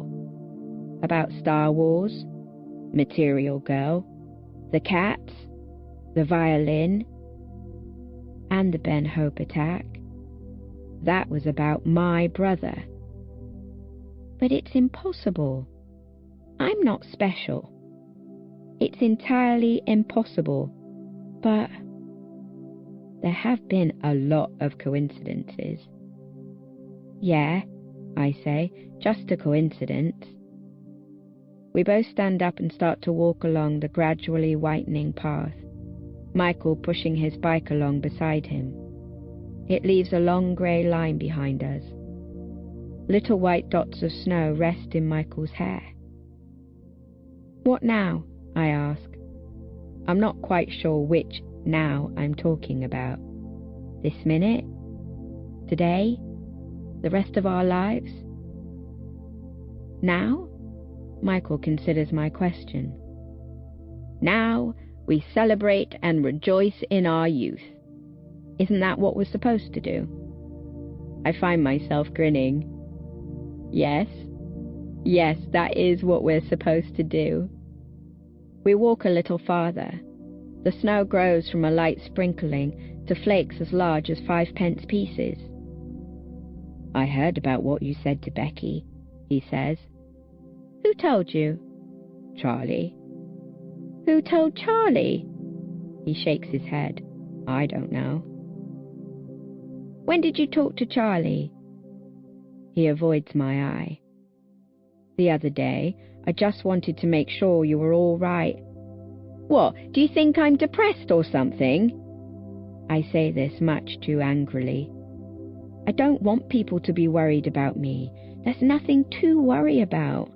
I don't want people to try and understand why I am the way I am, because I should be the first person to understand that. And I don't understand yet. I don't want people to interfere. I don't want people in my head picking out this and that, permanently picking up the broken pieces of me. If that's what friends do, then I don't want any. He smiles, a proper smile. Then he laughs. You really cannot accept that people care. I don't say anything. He's right, but I don't say anything. He stops laughing. Several minutes pass in silence. I start to think about 4 weeks ago, when I didn't know Michael, when solitaire hadn't happened. I am aware that I feel sadder about things now. A lot of things around me have been very sad, and I seem to be the only one who can see it. Becky, for example, Lucas, Ben Hope, solitaire. Everyone is okay with hurting people. Or maybe they cannot see that they are hurting people. But I can. The problem is that people don't act. The problem is that I don't act. I just sit here doing nothing, assuming that someone else is going to make things better. Eventually, Michael and I end up at the edge of town. It's getting dark now, and more than one street lamp flickers on as we pass, casting a yellow glow across the ground. We walk down a wide alley between two large houses and break out into the fields, slick with snow, that stretch between the town and the river. Whites, greys, blues, everything is a blurry mist, rain on the windscreen, a painting. I stand there. It all kind of stops, like I've left Earth, like I've left the universe. It's beautiful, I say. Don't you think the snow is beautiful? I expect Michael to agree with me, but he doesn't. I don't know, he says. It's just cold. It's romantic, I guess, but it just makes things cold. Chapter 6. So, Tory. Kent scans his eyes over my next essay. What was your opinion this time? It's Friday lunchtime. I didn't really have anything to do, so I came to give in my next English essay early. To what extent is marriage the central concern of Pride and Prejudice? It appears that Kent is talkative today, my least favourite character trait. I wrote a normal essay. I thought you might. He nods. I still want to know what you thought. I try to think back to when I wrote it. Monday lunch? Tuesday? All the days blur into one. Do you think marriage is the central concern? It's a concern, not the central concern. Do you think that Elizabeth cares about marriage at all? I picture the film. I think she does, but it doesn't really occur to her when she's with Darcy. Like, she doesn't relate the two together, Darcy and marriage. They're two separate problems. Then what would you consider to be the central concern of Pride and Prejudice? Themselves. I put my hands in my blazer pockets. They spend the whole thing trying to merge who they really are and who they're seen as. Kent nods again, as if he knows something that I don't. That's interesting. Most people say that love is the main theme, or the class system. He puts my essay in a cardboard folder. Do you read many books at home, Tori? I don't read. This seems to surprise him. Yet you decided to take English literature A-level. I shrug. What do you do for fun, Tori? Fun? Surely you have a hobby. Everyone has a hobby. I read, for example. My hobbies are drinking diet lemonade and being a bitter asshole. I used to play the violin. Ah, you see? A hobby. I don't like the implications of the word hobby. It makes me think of crafts. Or golf, something that cheerful people do. I gave it up, though. Why? I don't know. I just didn't enjoy it much. Kent nods for the 100th time, tapping his hand on his knee. That's fair. What do you enjoy? I like watching films, I guess. What about friends? Don't you like being with them? I think about it. I should enjoy being with them. That's what people do. They hang around with friends for fun. They have adventures, and they travel, and they fall in love. They have fights, and they lose each other, but they always find each other again. That's what people do. Who would you consider to be your friend? I again take my time to think and make a list in my head. Michael Holden, most qualified candidate for friend status. Becky Allen, was best friend in past, but obviously no more. Lucas Ryan, see above. Who else was my friend before this? I can't really remember. Things certainly are a lot easier the fewer friends that you have. Kent sighs, folding his arms against his tweed jacket. But then, friendship comes with a lot of benefits. I wonder what he is talking about. Are friends really that important? He clasps his hands together. Think about all the films you've seen. Most of the people who do well and turn out happy have friends, yes? Often it's just one or two very close friends. Look at Darcy and Bingley, Jane and Elizabeth, Frodo and Sam, Harry, Ron and Hermione. Friends are important. People who are alone are usually the antagonists, like Voldemort. Even Voldemort had followers, I argue, but the word followers just makes me think about my blog. Followers, yes. Friends? Real friends? Definitely not. You can't always rely just on yourself, even though it can seem like an easier way to live. I disagree, so I choose not to say anything. Kent leans forward. Come on, Tori. Snap out of it. You're better than this. Better than what? Sorry my grades haven't been good. Don't be dumb. You know this isn't about that. I frown at him. He frowns right back, a sarcastic frown. Get a grip. It's time for you to stand up. You can't continue to let life's chances just drift by. I stand up out of the chair and turn around to leave. As I open the door, he murmurs, "Nothing's going to change until you decide you want it to change." I shut the door behind me, wondering if I just imagined this entire conversation. Chapter 7. Last period is a free period, so I sit in the common room. I keep looking at Becky, who's working at another table, but she doesn't look at me. Evelyn is also there. She stays on her phone for the entire hour. I check my blog and there's a message. Anonymous. Thought for the day. Why do people believe in God?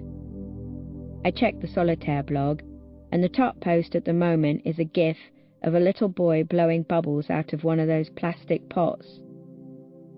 A barrage of bubbles burst into the air and up into the sky, and the camera looks up at them, and sunlight shines through, lighting them up pink and orange and green and blue. Then the GIF repeats, and you see the little boy again, blowing the bubbles into the sky. The boy, the bubbles, the sky. The boy, bubbles, sky. When I get home, even Mum notices that something's changed, and she tries half-heartedly to get it out of me, but I just end up back in my room. I walk around for a little bit and then lie down. Charlie comes into my room and asks me what's wrong. Just as I'm about to tell him, I start crying, and it's not even silent tears this time, it's proper bawling, and I hate myself so much for it that it makes me literally barricade my face from the air with my arms and cry so hard that I stop breathing properly. "I've got to do something," I keep saying.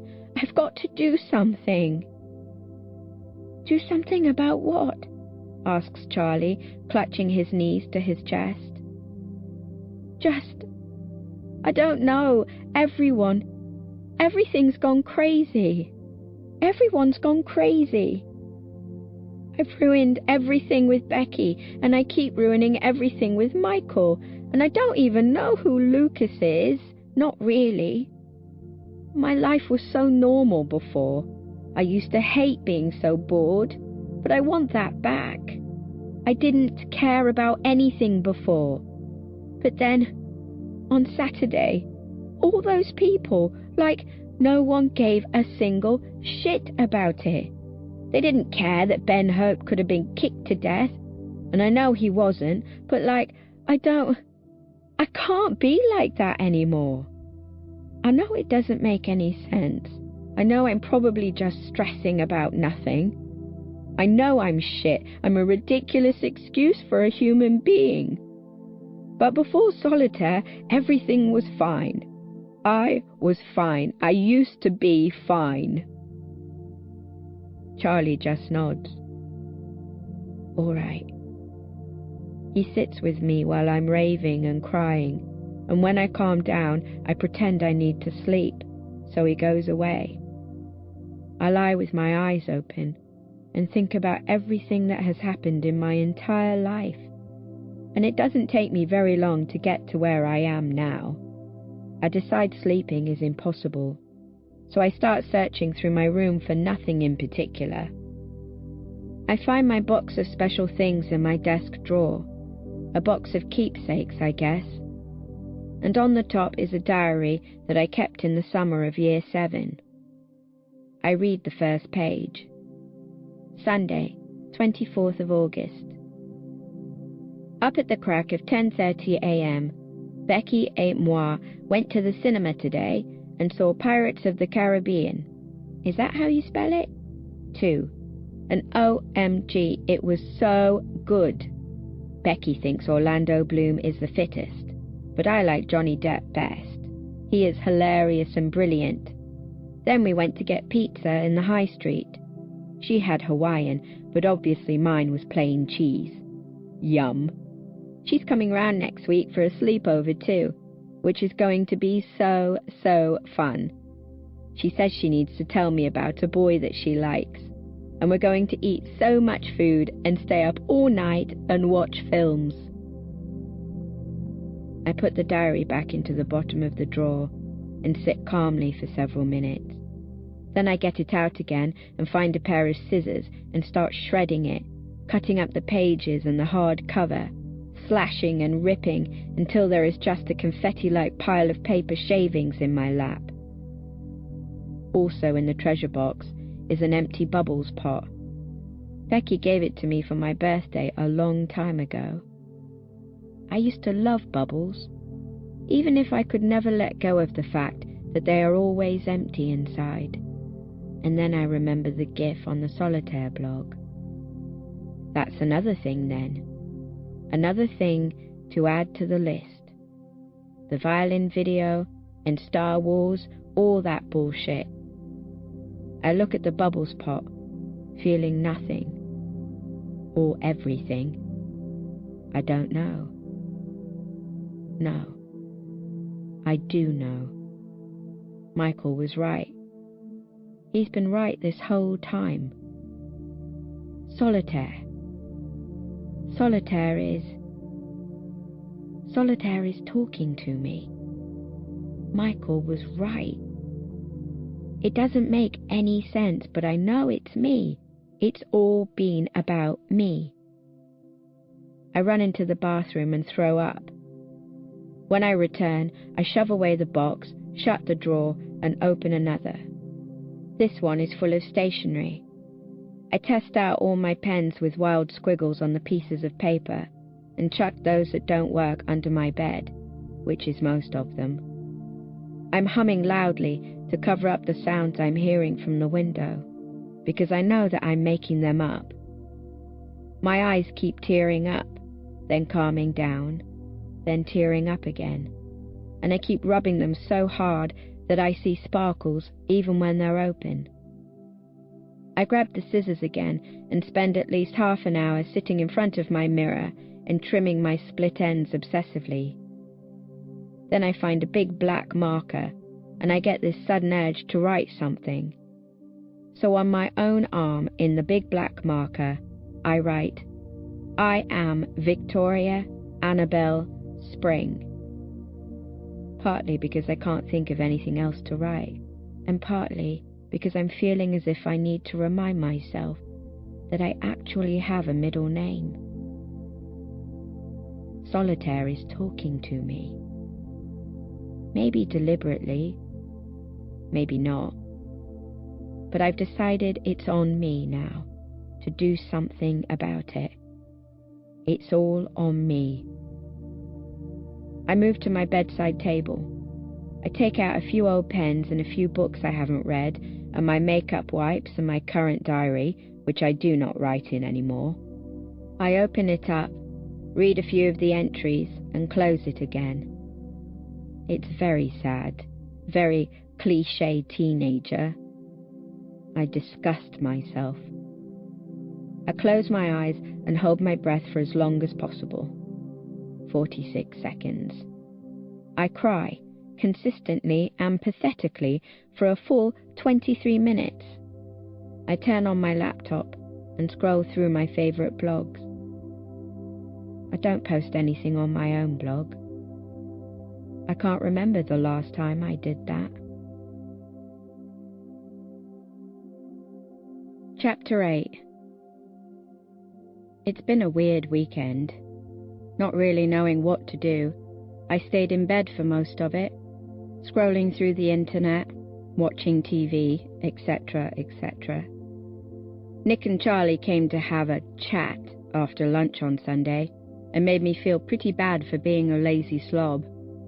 So my weekend concludes with Nick and Charlie dragging me to a local music festival at the Clay, which is a grassless field just over the river bridge, bordered by a scattering of trees and broken fences. Nick and Charlie and I walk across the mud toward the crowd surrounding the stage. It's not quite snowing yet, but I can feel it coming. Whoever thought that January was a good month for a music festival is probably a sadist. The band, apparently some London indie band, is so loud that you can hear them from the other end of the high street. While there aren't any actual lights, every other person appears to be holding a torch or carrying a glow stick, and toward the edge of the field is a violent bonfire. I feel significantly underprepared. I think about running back over the bridge and back up the high street and all the way home. No running home. "Are you all right?" shouts Charlie over the music. He and Nick are several paces ahead, Nick with a torch shining in my direction, blinding me. "Are you sticking with us?" Nick points at the stage. "We're going to go watch." "No," I say. Charlie just looks at me as I walk off. Nick pulls him away and they disappear into the crowds. I disappear into the crowd too. There are so many people here that I'm actually warm, and I can't see much, just the green and yellow of glow sticks and the lights of the stage. This band has been on for at least half an hour, and the clay is now more like the swamp. Mud splatters my jeans. I keep seeing people I know from school, and every time I do, I give them a large, sarcastic wave. In the middle of the crowd, Evelyn shakes me by the shoulders and screams that she's looking for her boyfriend. It really makes me dislike her. After a while, I realize that I keep treading on bits of paper. They're literally everywhere. I'm alone in the crowd when I decide to pick one up and look at it properly, lighting it up with my phone torch. It's a flyer, black background. There is a symbol in the middle in red, an upside-down heart drawn in a scrawly sort of way so that it looks like an uppercase A with a circle around it, so that it sort of looks like the symbol for anarchy. Beneath the symbol is the word Friday. My hands begin to shake. Before I have time to think any more about what this might mean, I'm pushed right next to Becky, where she's jumping up and down near the barrier with Lauren and Rita. We catch eyes. Lucas is there too, behind Rita. He's wearing this shirt with little metal edges on the collar, underneath a granddad jumper and a large denim jacket. He is also wearing Vans and rolled black jeans. Just looking at him makes me feel really sad. I shove the Friday flyer into my coat pocket. He sees me over Rita's shoulder and kind of cowers backward, which must be pretty difficult in a crowd as packed as this. I point at my chest, not dropping my eyes. Then I point at him. Then I point toward the empty end of the field. When he doesn't move, I grab him by the arm and start to pull him backward, out and away from the crowds and the throbbing speakers. I'm reminded of when we were 10, or 9, or 8, in a similar situation. Me pulling Lucas along by the arm. He never did anything by himself. I was always very good at doing things by myself. I guess I sort of enjoyed looking after him. There comes a point, though, when you can't keep looking after other people anymore. You have to start looking after yourself. Then again, I guess I don't do either of those things. "What are you doing here?" he asks. We've broken out from the crowd and stopped a little way in front of the bonfire. Various groups of people wander past with drink bottles in their hands, laughing, though the area around the fire is largely empty. "I'm doing things now," I say. I take hold of his shoulder and lean forward, quite seriously. "Why? When did you turn into a hipster?" He gently removes my hand from his shoulder. "I'm serious," he says. The band has stopped. There is momentary quiet, the air filled only with voices merging into one swirling noise. There are several of those flyers at my feet. "I sat outside the cafe for a whole hour," I say, hoping to make him feel really bad. "If you don't tell me now why you're avoiding me, then, we might as well just get it over with and stop being friends." He stiffens and turns red, even visible in the dim light.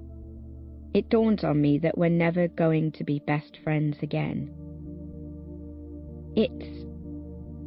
He says, "It is very difficult for me to be around you." "Why?" It takes him a while to answer. He smooths his hair to one side and rubs his eye and checks that his collar isn't turned up and scratches his knee. And then he starts to laugh. "You're so funny, Victoria." He shakes his head. "You're just so funny." At this, I get a sudden urge to punch him in the face. Instead, I descend into hysteria. "For fuck's sake, what are you talking about?" I begin to shout, but you can't really tell over the noise of the crowd. You're insane. I don't know why you're saying any of this to me. I don't know why you decided you wanted to be BFFs all over again, and now I don't know why you won't even look me in the eye. I don't understand anything you're doing or saying, and it's killing me, because I already don't understand a single thing about me, or Michael, or Becky, or my brother, or anything on this shitty planet. If you secretly hate me or something, you need to spit it out. I am asking you to give me one straight answer, one sentence that might sort at least something out in my head. But no, you don't care, do you? You don't give a single shit for my feelings or anyone else's. You're just like everyone else. You're wrong, he says. You're wrong. Everyone's got such dreadful problems. I shake my head wildly, holding onto it with both hands. I start speaking in a posh voice for no reason. Even you, even perfect, innocent Lucas has problems. He's staring at me in a kind of terrified confusion, and it's absolutely hilarious. I start to crack up. Maybe, like, everyone I know has problems. Like there are no happy people. Nothing works out, even when it's someone who you think is perfect, like my brother. I grin wildly at him. My brother, my little brother, he's so perfect, but he doesn't like food. Like, literally doesn't like food. Or, I don't know, he loves it. He loves it so much that it has to be perfect all the time, you know? I grab Lucas by one shoulder again so he understands. And then one day he got so fed up with himself, he was so annoyed, he hated how much he loved food, yeah? So he thought it would be better if there wasn't any food. I start laughing so much that my eyes water. But that's so silly, because you've got to eat food or you'll die, won't you? So my brother Charlie, he thought it would be better if he just got it over with then and there. So last year, I hold up my wrist and point at it. He hurt himself. And he wrote me this card, telling me he was really sorry and all, but I shouldn't be sad because he was actually really happy about it. I shake my head and laugh and laugh. And you know what just makes me want to die? The fact that, like, all that time, I knew it was coming. But I didn't do anything. I didn't even say anything to anyone about it because I thought I'd been imagining it. Well, didn't I get a nice surprise when I walked into the bathroom that day? There are tears running down my face. And you know what's literally hilarious? The card had a picture of a cake on it. He's not saying anything, and he doesn't find it hilarious, which strikes me as odd. He makes this pained sound and turns at a sharp right angle and strides away. I wipe the tears of laughter from my eyes, and then I take that flyer out of my pocket and look at it.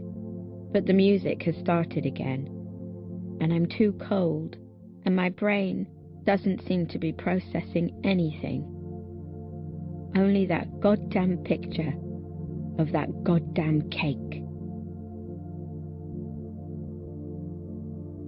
Chapter 9. Victoria! Tori, are you there? Somebody is talking to me on the phone. Where are you? Are you all right? I am alone on the outskirts of the crowd. The music is gone. Everyone is waiting for the next band. And more people begin to join the crush. And it only takes a minute or two for me to be once again trapped in the heaving masses of bodies. The ground is covered in those flyers, and people have started to pick them up. Everything is happening very fast. I'm fine, I say at last. Charlie, I'm fine. I'm just on the field. Okay, good. Nick and I are heading back to the car now. You need to come too. There's a rustling as Nick takes the phone from Charlie. Tori, listen to me. You need to get back to the car right now. But I can barely hear Nick.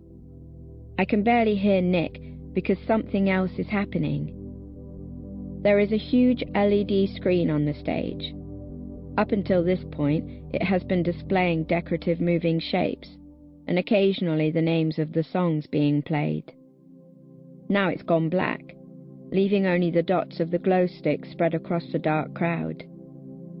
I begin to be jostled closer to the screen, the figures around me irresistibly drawn toward it. I turn away, intending to start to push out of the crowd, and that's when I see it.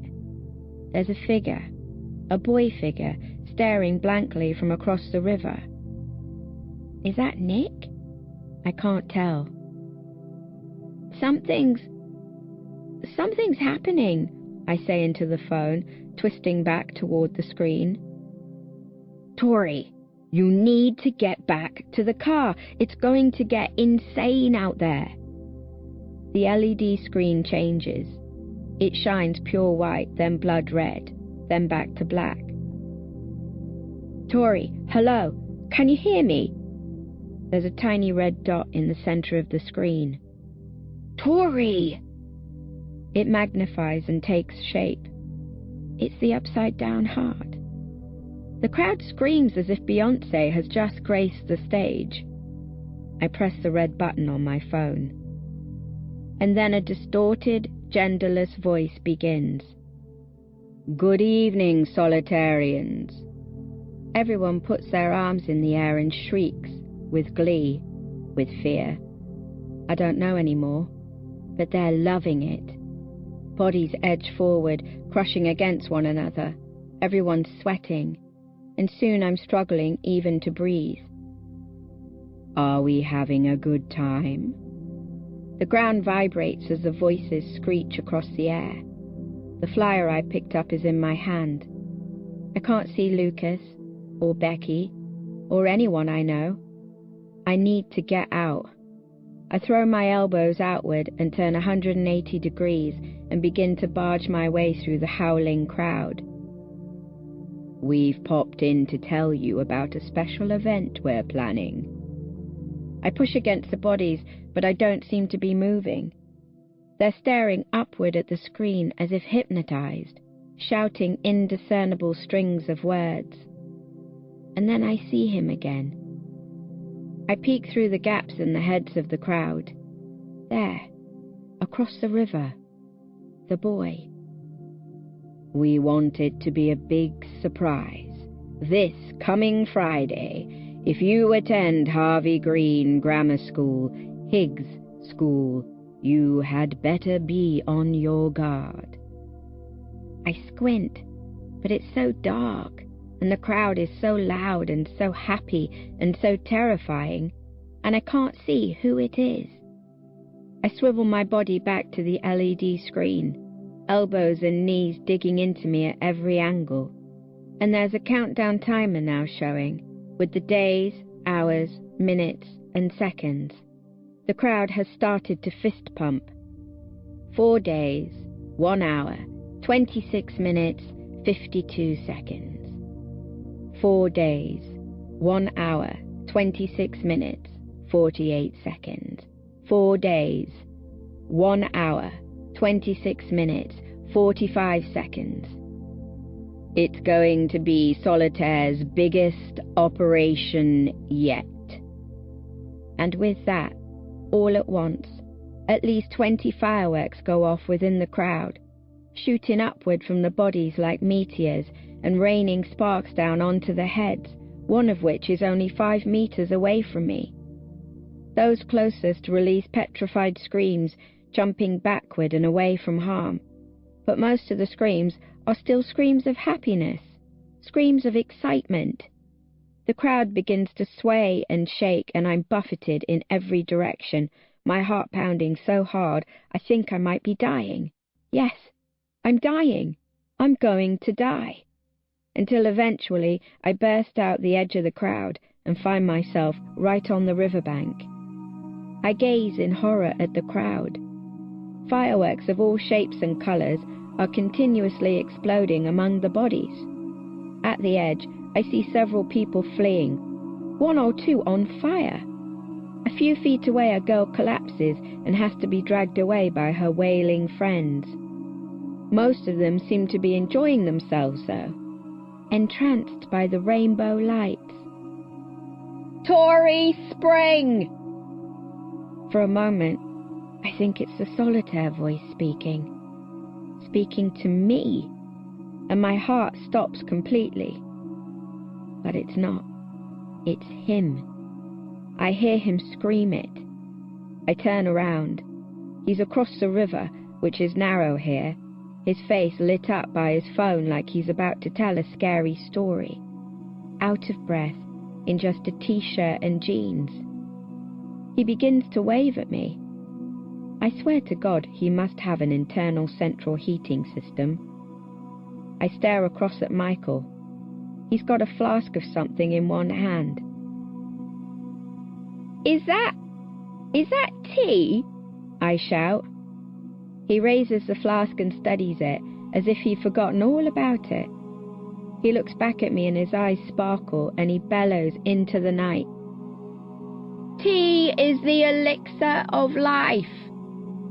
A fresh wave of screams ripples through the group near me, and I spin around, only to find people backing away, squealing and pointing at a small light on the ground, only 2 steps away from me.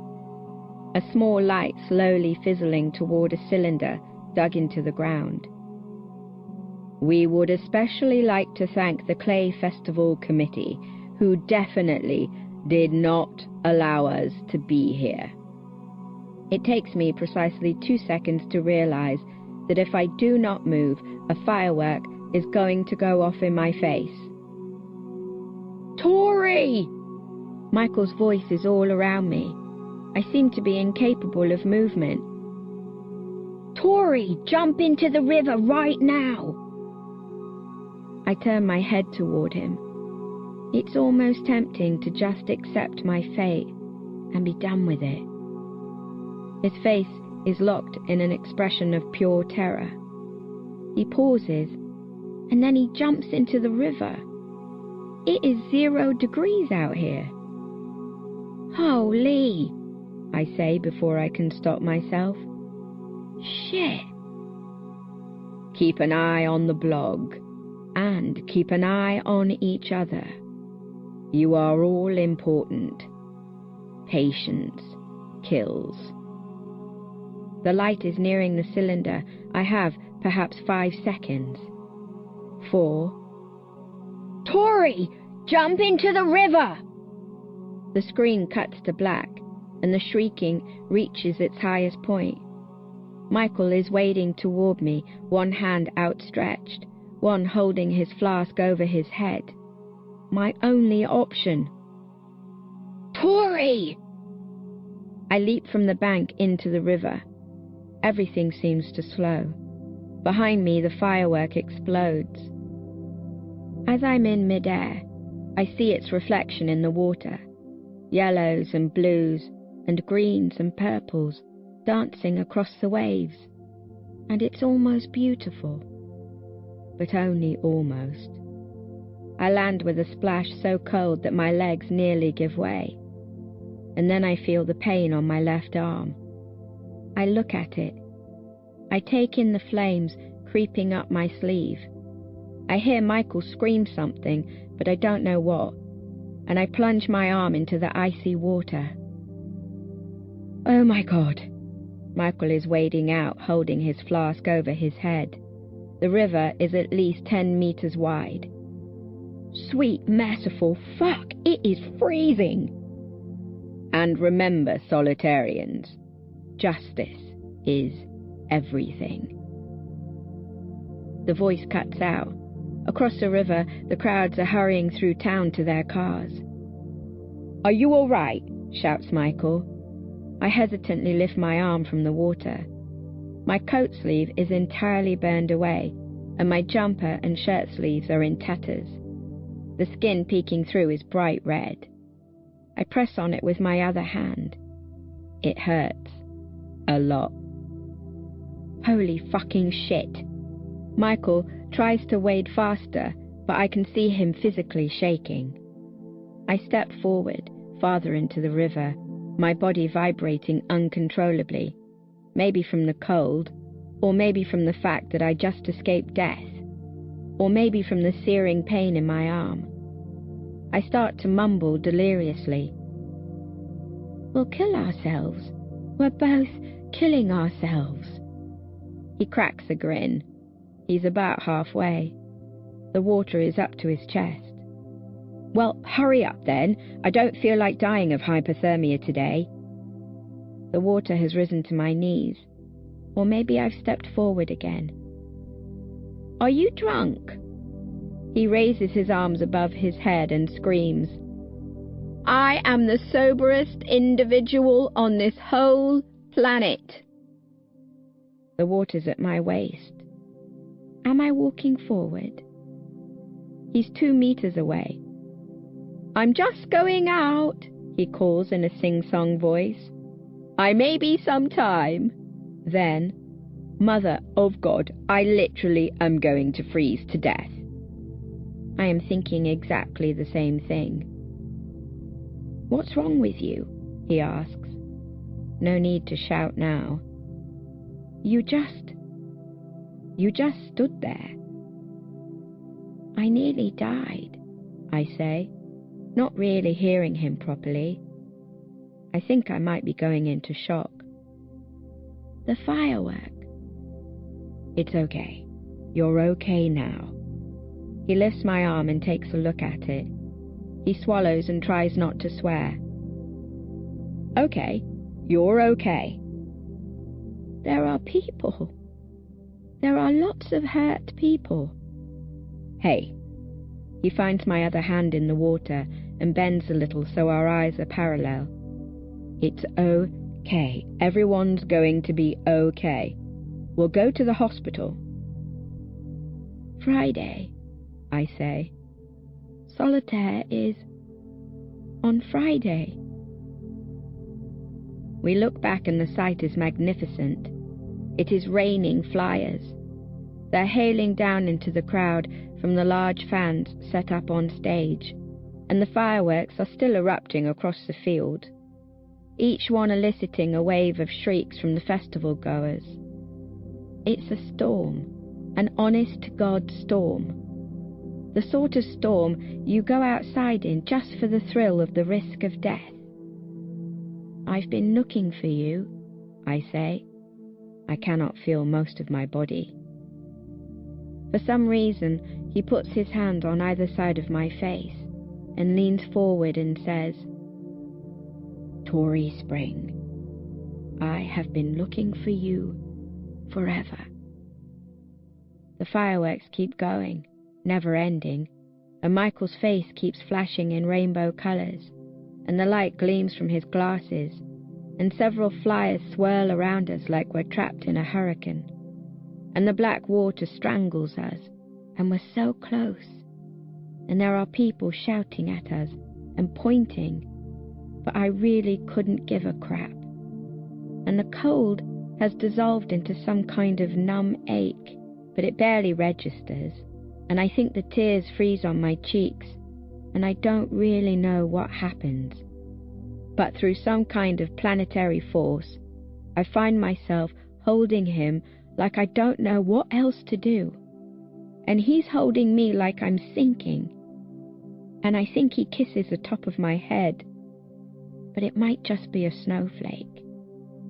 But he definitely whispers, nobody cries alone. Or it might have been, nobody dies alone.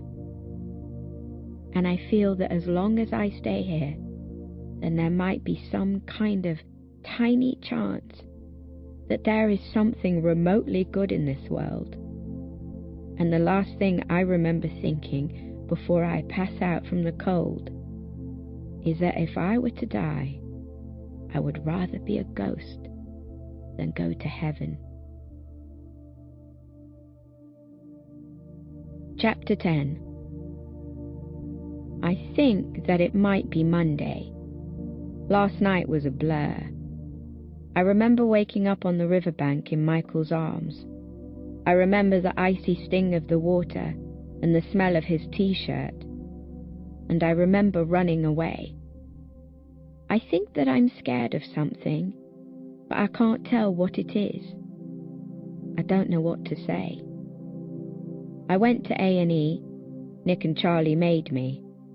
I've got a big bandage on my arm now, but it's okay. It doesn't really hurt much at the moment. I have to take it off this evening and put this cream stuff on it. I am not looking forward to that. It sort of reminds me about solitaire every time I look at it. It reminds me what this group is capable of. Everyone looks very happy today, and I don't like it. The sun is out on a murderous rampage, and I had to wear sunglasses on my way to school because the sky, a great flat swimming pool, is trying to drown me. I sit in the common room and Rita asks me what happened to my arm, and I tell her that solitaire did it. She asks if I'm all right.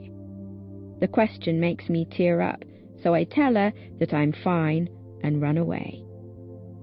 I'm fine. I get flashes of life around me. Some a non-group of girls leaning back in their chairs. Some year 12 looking out of the window while her friends laugh around her. A laminated picture of a mountain featuring the word ambition. A blinking light. But I think what calms me down is my knowledge that I am going to find out who solitaire is and what it is planning for Friday, and I am going to stop it. By break time, I have counted 66 solitaire posters in the school, reading, Friday, justice is coming. Kent, Zelda and the prefects are in an uproar, and you can no longer pass through a corridor without being overtaken by one of them as they snatch posters from the walls, muttering angrily to themselves. Today, there are 2 new posts on the solitaire blog. A photograph of last week's assembly where a solitaire poster popped up on the projection screen, and a picture of the Virgin Mary. I will print both of these out and stick them on my bedroom wall, where I have already stuck all of Solitaire's previous posts. My wall is nearly completely covered. First, Solitaire beat up a boy, and then it seriously injured a bunch of people, all for the purpose of putting on a good show. And everybody in the town is absolutely in love with it. It is clear to me now that if I do not stop solitaire, nobody else will. At lunch, I sense that I am being followed, but when I reach the IT department, I reckon I've outsmarted them.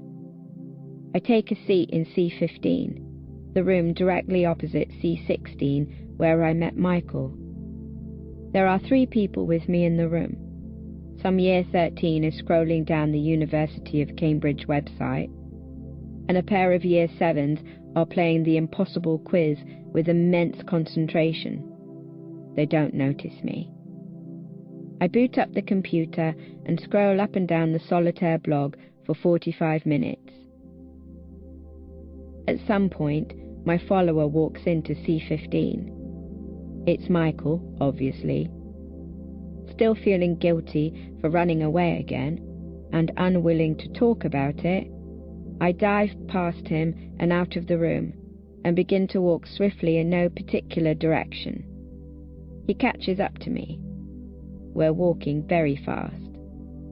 "What are you doing?" I ask. "I'm walking," says Michael.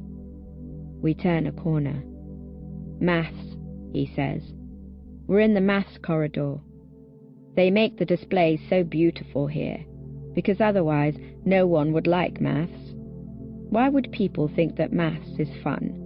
All maths does is give you a false sense of achievement." Kent exits a classroom a few paces ahead of us. "All right, Mr. Kent," says Michael. Kent gives him a vague nod and passes by us. I definitely think he writes poetry, Michael continues. You can tell, in his eyes and the way he folds his arms all the time. I come to a halt. We've made a full circle around Higgs's second floor. We stay very still, sort of looking at each other. He has a mug of tea in his hand. There's a weird moment when I think we both want to hug each other, but I quickly end it by turning around and walking back into C15. I sit at the computer I'd been staring at, and he takes a seat next to me. You ran off again, he says. I don't look at him. You didn't reply to my texts last night after you ran off, he says. I had to Facebook message Charlie to find out what had happened to you. I say nothing. Did you get my texts? My voicemails? I was kind of worried you'd caught hypothermia or something. And your arm. I was really worried. I don't remember there being any texts or voicemails. I remember Nick shouting at me for being an idiot, and Charlie sitting next to me in the back rather than next to Nick in the passenger seat. I remember arriving at A&E and waiting for hours. I remember Nick falling asleep on Charlie's shoulder, and Charlie and I playing 20 questions, and him winning every time. I remember not sleeping last night. I remember telling Mum that I would be going to school, and that was final. What are you doing? He asks. What am I doing? I am thinking. I am looking at myself in the black computer monitor. I'm doing something. About solitaire. Since when are you interested in solitaire? Since... I go to answer him, but I don't know the answer. He doesn't frown, or smile, or anything. Why wouldn't I be interested? I ask. You're interested. You're the one who said that solitaire was targeting me. I just thought you weren't, he says, his voice a little wobbly. It's not like you to... I just didn't think... You didn't care that much, originally. That may be true. You're still interested, right? I ask, scared of the answer. Michael looks at me for a long time. I'd like to know who's behind it all, he says. And I know what happened to Ben Hope was pretty nasty, and then last night. I mean, that was just downright idiotic. It's a miracle nobody died. Did you see the article on BBC News? The Clay Festival are passing it off as if it was their final show gone wrong, or something. Solitaire didn't even get a mention. I guess the Clay Festival organisers didn't want anyone to know they'd been hijacked. And who's going to listen to a bunch of kids going on about some blog that organised it? Michael's staring at me as if he's scared of me. I must have a very strange expression on my face. He tilts his head. When was the last time you slept? I don't bother to answer. We sit silent for a moment before he tries again. This is a very generic thing to say, but... He pauses. If you want to, talk about anything, people always need people to talk to. You don't talk much. I'm always here, to talk. You do know that, don't you? The sentence is so broken up that I don't really grasp its concept, so I just nod enthusiastically. Judging by his slightly relieved smile, that seems to satisfy him. At least until he goes on to ask, Are you going to tell me why you've changed your mind? Why you're being obsessive? It hasn't struck me that I am obsessing. I don't think that's the word I'd use. Someone has to. Why? It's important. No one cares about the important things anymore. I drift off. We're so used to disaster that we accept it. We think we deserve it. His smile, fleeting, fades. I don't think anyone deserves disaster. I think a lot of people wish for disaster because it's the only thing left with the power to turn heads. Attention seekers? Some people don't get any attention, he says. And here again is the boy from the ice rink. Serious, genuine, morose, old, and silently angry. Some people get no attention. You can understand why they'd go seeking it, if they're waiting forever for something that might never come. I feel suddenly like I'm blind, or perhaps deaf, losing track of the conversation. He starts fishing for something in his bag, and after a few moments, withdraws a can, holding it out to me. It's a really obscure brand of diet lemonade, one of my favourites. He smiles, but it's forced. I was at the shop and thought of you.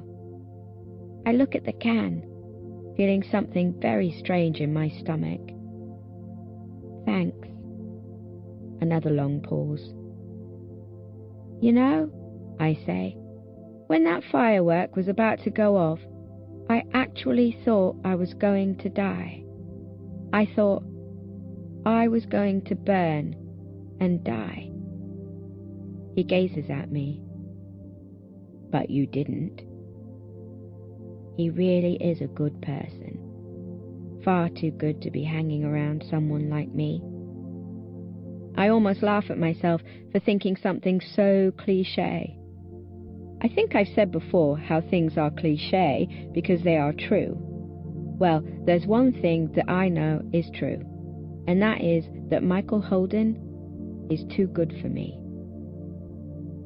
Later, 7 p.m, dinner. Mum and Dad are out somewhere. Nick and Charlie are at opposite ends of the table. I am next to Oliver. We are eating pasta with some meat in it. I'm not sure what the meat is. I cannot concentrate. Tori, what's the matter? Charlie waves his fork at me. What's going on? Something's going on.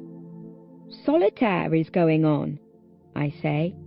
Yet no one cares. Everyone is sitting around talking about things that do not matter and pretending that it's still some big hilarious joke.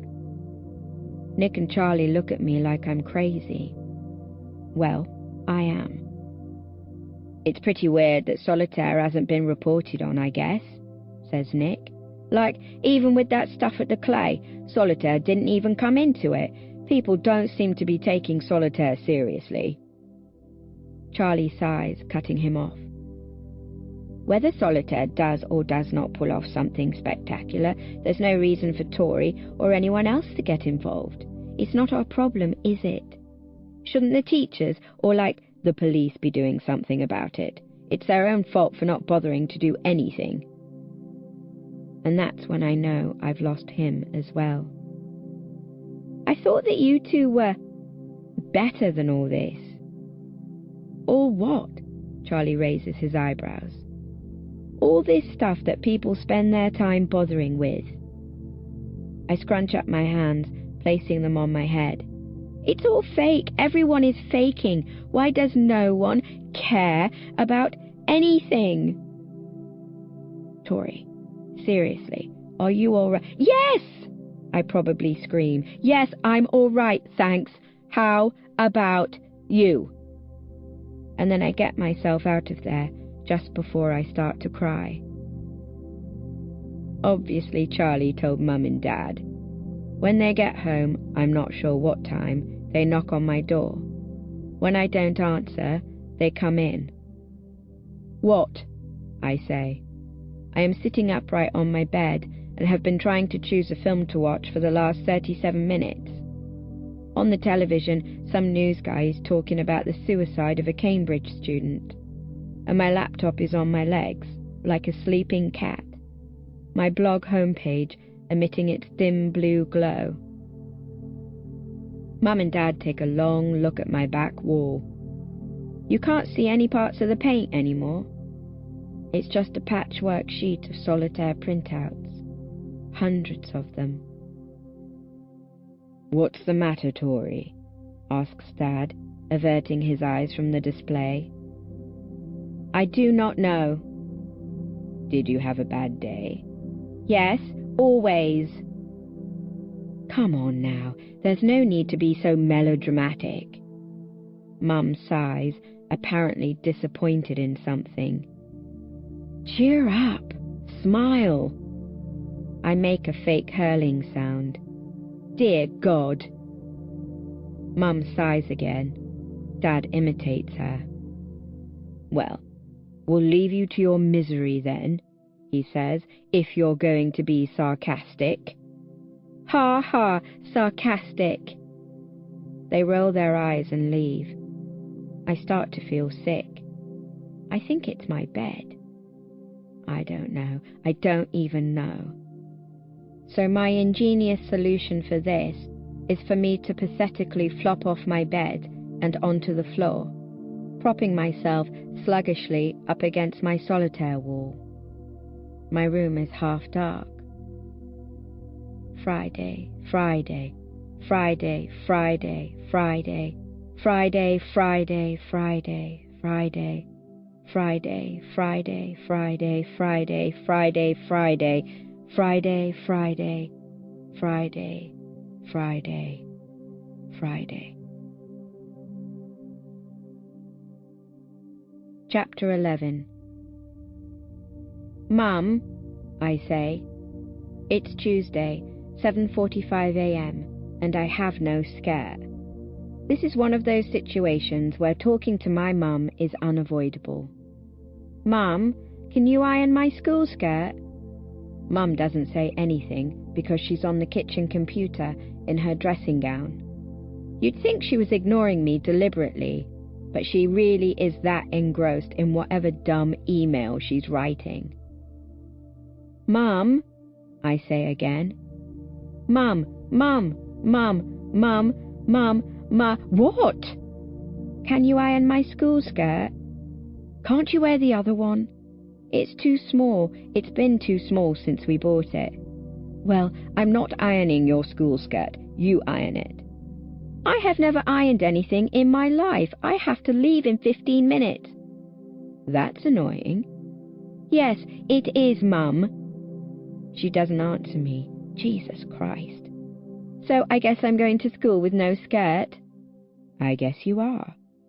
I grate my teeth together. I have to catch a bus in 15 minutes and I'm still in my pajamas. "Do you care?" I ask. "Do you care that I have no skirt?" At the moment, Tori, no. It's in the airing cupboard. It's just a bit crinkled. "Yeah, I found it. It's supposed to be a pleated skirt, Mum. Currently, there are no pleats." "Tori, I'm really busy." "But I don't have a skirt to wear to school."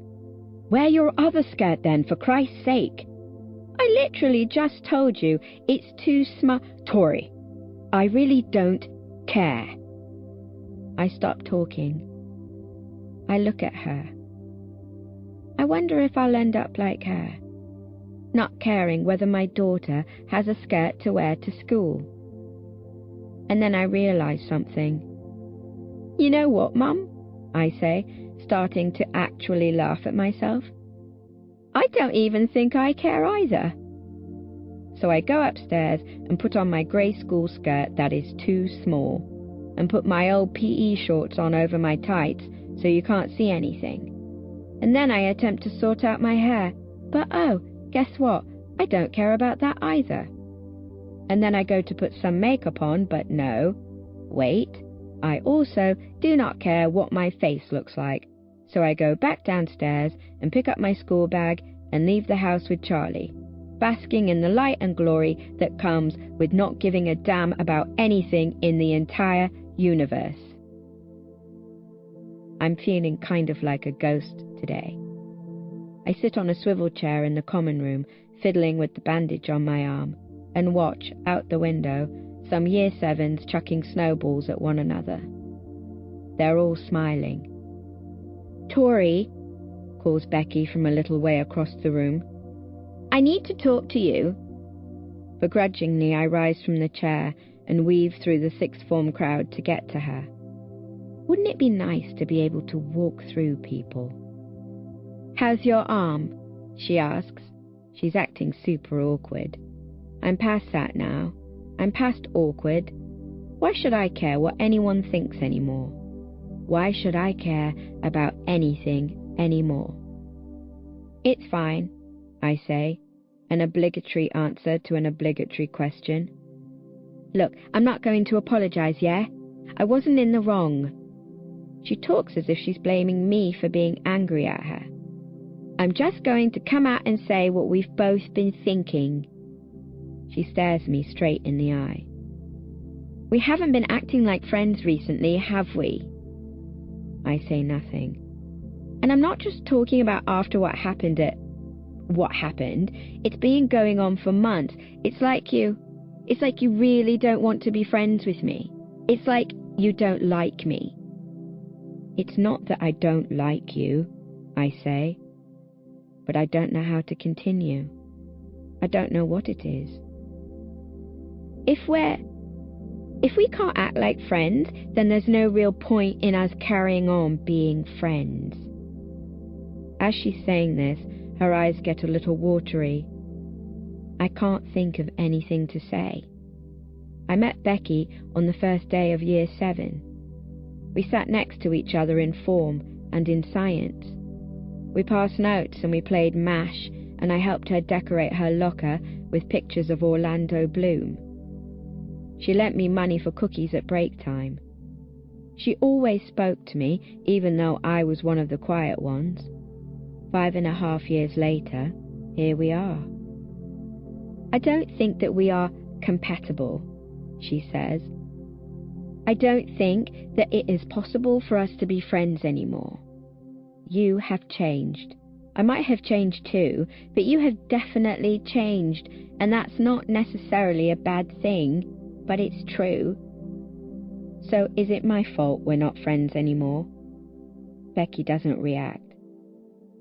"I'm not sure that you need me anymore." "Why is that?"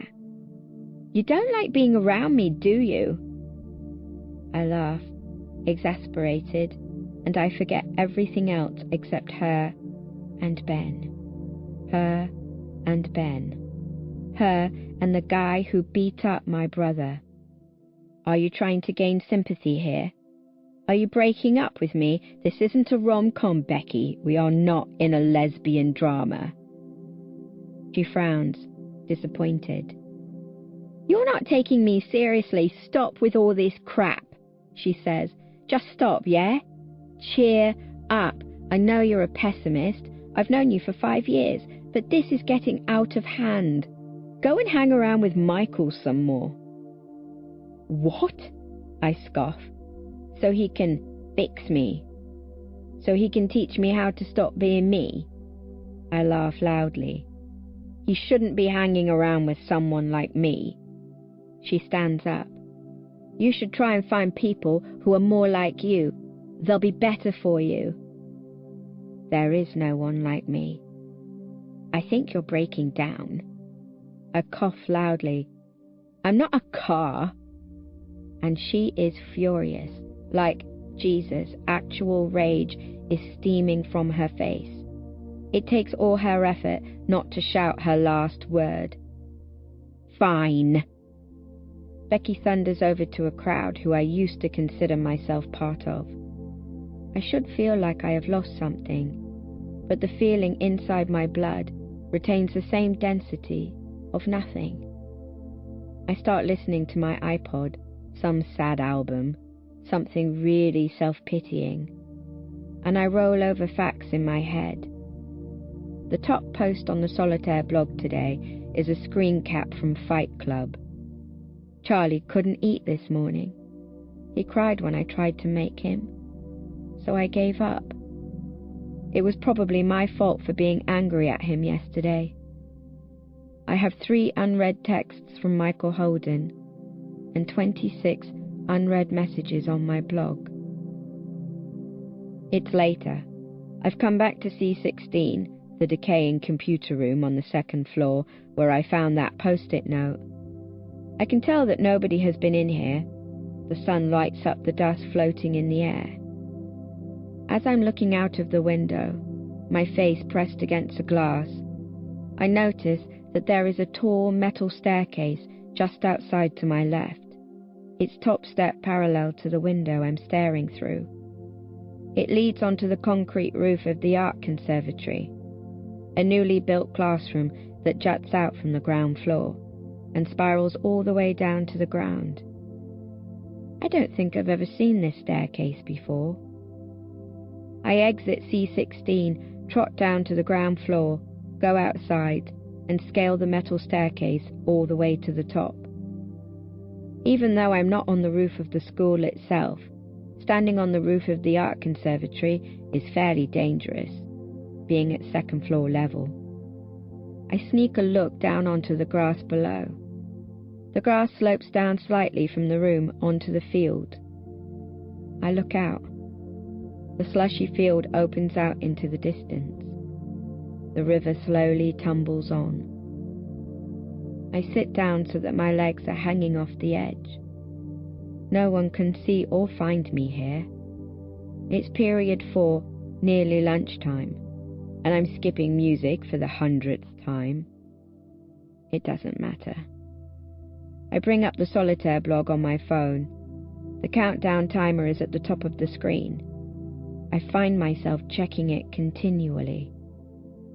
02, 12, 23, 26.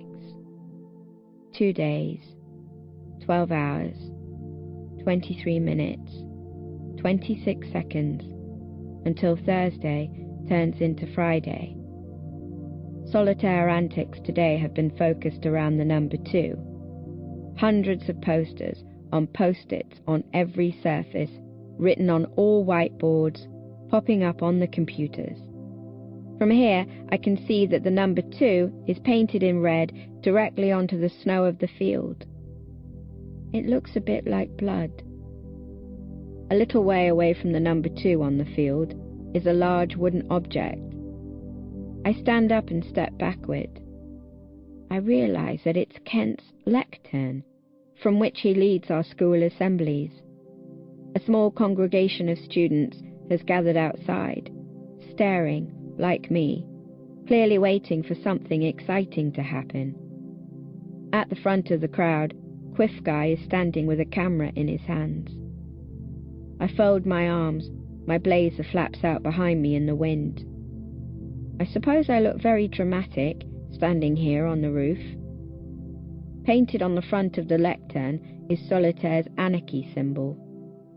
Its face, the side that Kent would stand at when speaking, is directed away from us, staring wistfully out over the snowy field and down into the town and river beyond. Music, Ludovico Einaudi, begins to play out of the outside loudspeaker, blending into the sigh of a steady breeze.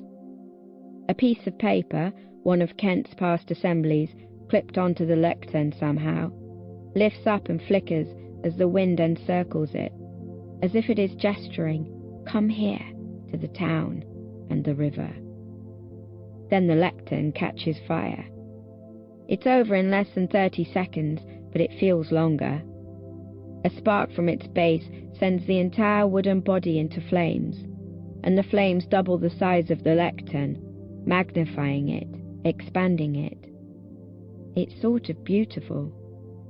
The reddish-orange of the spectacle sends a dim glow across the snow, so that the entire field is slightly alight, wavering up and down. The wind is so strong that the fire begins to vortex around the wood, shooting shards of blackened charcoal outward in every direction, a tunnel of smoke coughing upward. Slowly, the darkness creeps across the pale wood. It cracks. The lectern takes its last lingering look out at what freedom might have been. Then all at once, the entire frame crumbles into a destroyed heap, and the once blazing fire subsides. What is left is little more than a pile of soot and ash. I am paralyzed. The scattering of students on the field are shrieking and screaming, but not with fear. One small girl steps out and retrieves a broken piece of the lectern, bringing it back to her friends. Teachers begin to show, barking reprimands and shooing people away, and I watch as the girl drops the piece of lectern upon the snow. Once the field is clear, I tear down the stairs and run across the snow to rescue it. I study the piece of burnt wood. I then stare back toward the pile of remains, then the greyish snow, then the long and omnipresent river, and then I think about the sea of anonymous students who had been so excited to watch this. It reminds me of the people who watched the beating up of Ben Hope, jeering, laughing at pain. The crowd that had jumped up and down like children at the fireworks at the clay, while the injured ran, terrified, burning. I close my fist. The piece of wood dissolves into black dust. Chapter 12. When I get to school on Wednesday, I watch out for Michael Holden in the common room crowds. I wonder whether seeing him will make me feel better or worse. It could go either way. I know I'm dragging him down. Seeing me cannot make Michael Holden feel better. He deserves to have a friend who loves life and laughter, who loves having fun and having adventures, someone to drink tea with and argue about a book, and stargaze and ice skate and dance with. Someone who isn't me. Becky, Lauren, Evelyn and Rita are sitting in our spot in the corner. No Ben, no Lucas. Like the beginning of the year all over again. I stand at the door to the common room, kind of staring at them. Evelyn is the only one who sees me. She catches my eye, then quickly looks away. Even if I could quietly overlook her exceedingly irritating hair and clothing choices, like a decent and accepting human being should, Evelyn has always done many things that I have not approved of, such as thinking she is better than other people, and pretending to know more than she does. I wonder whether she dislikes me as much as I dislike her. I take a seat in a swivel chair, away from our lot, thinking about all my personal attributes. Pessimist, mood killer, unbearably awkward and probably paranoid, deluded, nasty, borderline insane, manically depressed psychopath. Tory! I spin around on the chair. Michael Holden's found me. I look up at him. He's smiling, but it looks weird. Fake. Or am I imagining that? It's Wednesday today, I say instantly, unwilling to build up our conversation with small talk, but doing it anyway. He blinks, but doesn't act too taken aback. Yes it is. I suppose, I say, curling onto the desk with my cheek on my arm. I don't like Wednesdays because it's the middle day. You feel like you've been at school for ages, but it's still ages until the weekend. It's the most disappointing day. As he takes this in, something else kind of weird crosses his expression. Almost like panic or something. He coughs.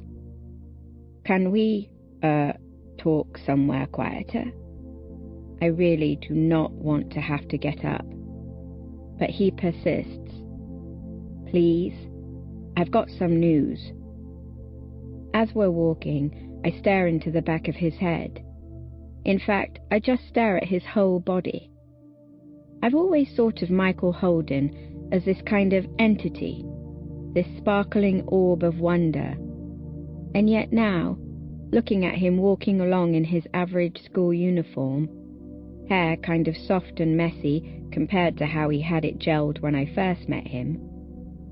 I find myself thinking about the fact that he's just a normal guy, that he gets up and goes to bed, that he listens to music and watches TV, that he revises for exams and probably does homework, that he sits down to dinner, that he showers and brushes his teeth. Normal stuff. What am I talking about? He takes me to the school library. It's not as quiet as he'd hoped. There are lower school girls swarming around the desks in exactly the same way that the sixth formers do in the common room, except with much more enthusiasm. There are not many books. It's actually more of a large room with a few bookshelves than a library. The atmosphere is quite strange. I'm almost glad that it's so bright and happy in here. It's an odd feeling, because I never like bright and happy things. We sit down in the middle of the non-fiction row. He's looking at me, but I don't want to look back anymore. Looking at his face makes me feel funny. "You were hiding yesterday," he says, trying to make it sound like a cute joke, as if we're 6 years old. For a second, I wonder if he knows about my special beautiful place on the art conservatory roof. But that's impossible. "How's your arm?" he asks. "It's fine," I say. "Didn't you have something to tell me?" And the pause he leaves then. It's like he has everything he wants to tell me, and nothing. "Are you all—" he begins, then changes his mind. "Your hands are cold." I stare blankly at my hands, still avoiding his eyes.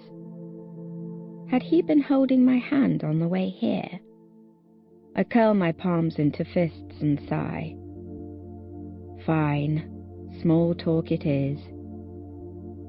"I watched all 3 Lord of the Rings last night, and V for Vendetta.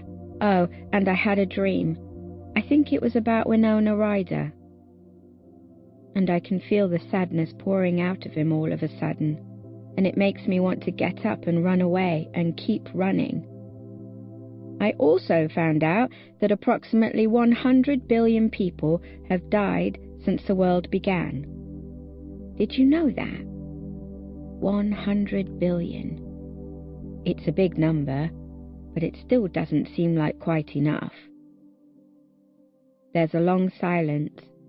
A few of the lower school groups are looking at us and giggling, thinking we're having some kind of deep romantic conversation. Finally, he says something productive. "I guess neither of us has been sleeping much." I decide to look at him then. It shocks me a little, because there's none of the usual Michael in that calm smile, and I think of the time at the ice rink when he'd been so angry, but it's different from that. And I think of the sadness that's been in Lucas's eyes since the day I met him, but it's different from that too. Split between the green and the blue, there is an indefinable beauty that people call humanity. "You don't have to do this anymore," I'm whispering. Not because I don't want people to hear, but I seem to have forgotten how to increase the volume in my voice. "You don't have to be my friend. I don't want people to feel sorry for me. I'm literally 110% fine. Really. I understand what you've been trying to do, and you are a very nice person. You're the perfect person, actually. But it's okay. You don't have to pretend anymore. I'm fine. I don't need you to help me. I'll do something about all this, and then I'll be all right, and it'll all go back to normal." His face doesn't change. He reaches toward me with his hand and brushes what must be a tear from my face. Not in a romantic way. but as if I had a malaria-carrying mosquito perched on my cheek.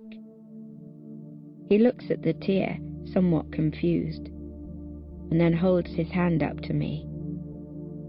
I hadn't realized I was crying. I don't really feel sad. I don't really feel anything. I'm not a perfect person, he says. His smile is still there, but it's not a happy smile. And I don't have any friends except for you. In case you hadn't heard, most people know that I'm the king of freaks. I mean, yeah, sometimes I come across as charming and eccentric, but eventually people realize that I'm just trying too hard. I'm sure Lucas Ryan and Nick Nelson can tell you all kinds of wonderful stories about me. He leans back. He looks annoyed, to be honest. If you don't want to be friends with me, I completely understand. You don't have to make some excuse about it. I know that I'm the one who always comes to find you. I'm the one who always starts our conversations. Sometimes you don't say anything for ages. But that doesn't mean that our friendship is all about me trying to make you feel better. You know me better than that. Maybe I don't want to be friends with Michael Holden. Maybe that's better. We sit together for a while. I randomly select a book from the shelf behind me. It's called The Encyclopedia of Life, and it can only be about 50 pages long. Michael reaches out his hand toward me, but doesn't, as I anticipate, take my own hand. Instead, he takes hold of a strand of my hair, which, I guess, had sort of been in my face, and he tucks it carefully behind my left ear. Did you know, I say at some point, for some inexplicable reason, that most suicides happen in the springtime? Then I look at him. Didn't you say you had news? And that's when he gets up and walks away from me, and out of the library door, and out of my life, and I am 100% sure that Michael Holden deserves better friends than the pessimist, introvert, psychopath, Tory Spring. Chapter 13. The song repeating itself over the loudspeaker throughout Thursday is The Final Countdown by Europe. Most people enjoy this for the first hour, but by second period, no one is screaming, "It's the final countdown!" in the hallways anymore, much to my delight, if that's possible for me. Zelda and her entourage are once again strutting through the hallways, tearing posters from the walls. And today, these include pictures of Nelson Mandela, Desmond Tutu, Abraham Lincoln, Emmeline Pankhurst, Winston Churchill, and, oddly enough, Christmas chart toppers Rage Against the Machine. Perhaps Solitaire is attempting to offer us some sort of positive encouragement. It has been snowing violently since I woke up. This, of course, sparks mass hysteria and insanity in everyone in the lower school, and a kind of collective depression in everyone in the upper school. Most of the students have gone home by break, and lessons are officially cancelled. I could easily walk home, but I don't. Tomorrow is the day. At the start of what would have been period 3, I exit the school building and head toward the art conservatory. I sit down, leaning against a little grass slope that leads up to the room's concrete wall, and the roof above me overhangs a little, so I'm not really getting snowed on. It's cold, though, like numbingly cold. On my way outside, I picked up a large heater from the music block and plugged it in via a classroom window a few meters away. I've got it nestled into the snow next to me, blasting clouds of warmth around my body. I have 3 shirts on, both of my school jumpers, 4 pairs of tights, boots, blazer, coat, hat, scarf, and gloves, and shorts under my skirt. If I don't find out what's happening tomorrow before tomorrow, then I'll have to come to school and find out on the day. Solitaire is going to do something to Higgs. It's what it's been doing all the way up until now, isn't it? I feel strangely excited. It's probably because I haven't slept for quite a long time. Last night, I watched a film called Garden State. Not all of it, but most of it. It really surprised me that I hadn't seen it before, because I thought it was absolutely excellent in every possible way. And I mean that. I gave it a spot in my top films list. It's about this guy, Andrew, and you're never quite sure whether Andrew's life is truly depressing or not. It seems like he has no decent friends or family, but then he meets this girl, typically happy-go-lucky, quirky and beautiful, manic pixie dream girl, Natalie Portman, of course, who teaches him how to live properly again. You know, now that I think about it, I'm not so sure that I liked the film so much after all. It was very cliché. To be honest, I may have just got myself caught up in the artistic effects.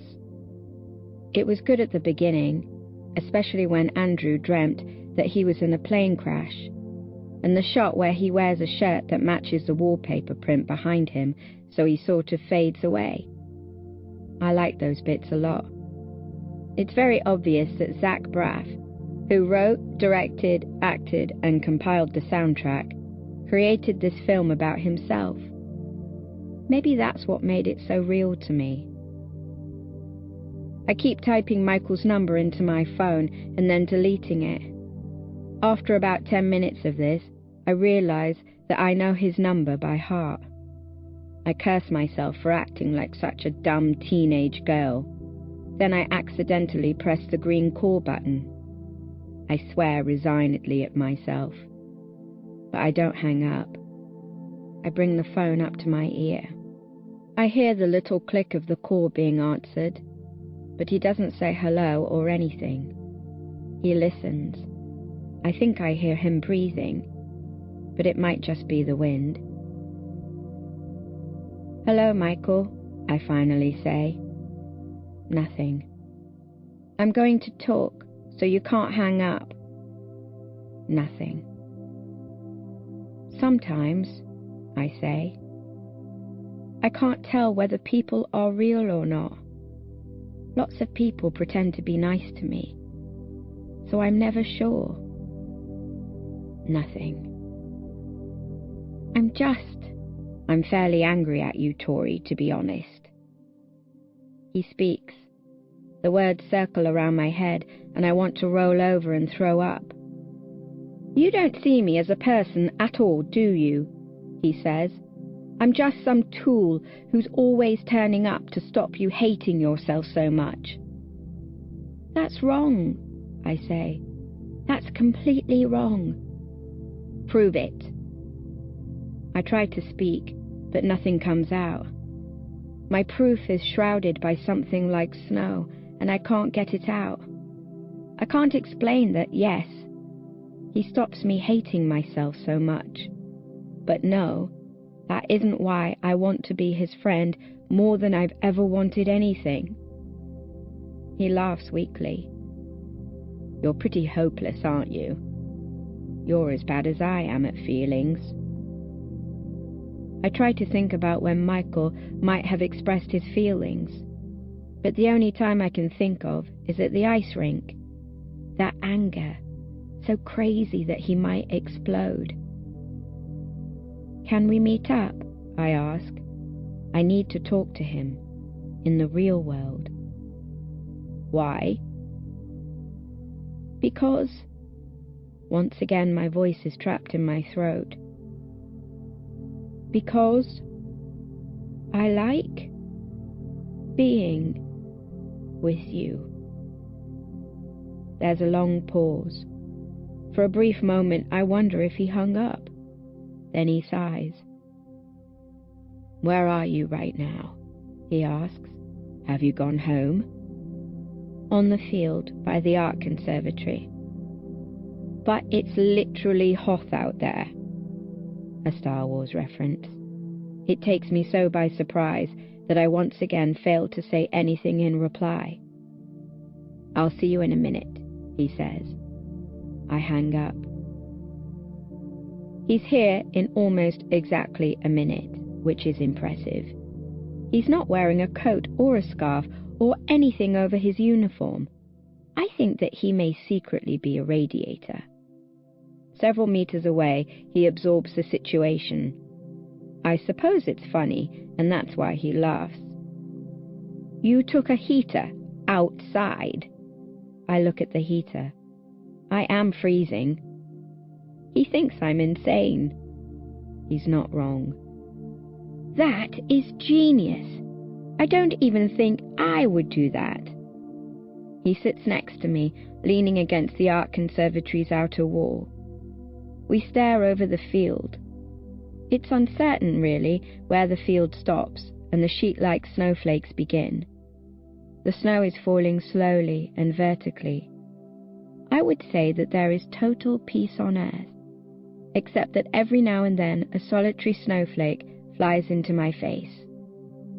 At some point, he glances down at my left arm, which is resting on the snow between us. He doesn't say anything about it. "You had news to tell me," I say. "It's pretty amazing that I even remember this. But you didn't tell me." His head turns to me, his smile absent. Yeah, well, it's not too important." That means that it is important. "I just wanted to tell you that I have another race in a few weeks," he says, a little embarrassed. "I'm going to the World Junior Speed Skating Championships." He shrugs and smiles.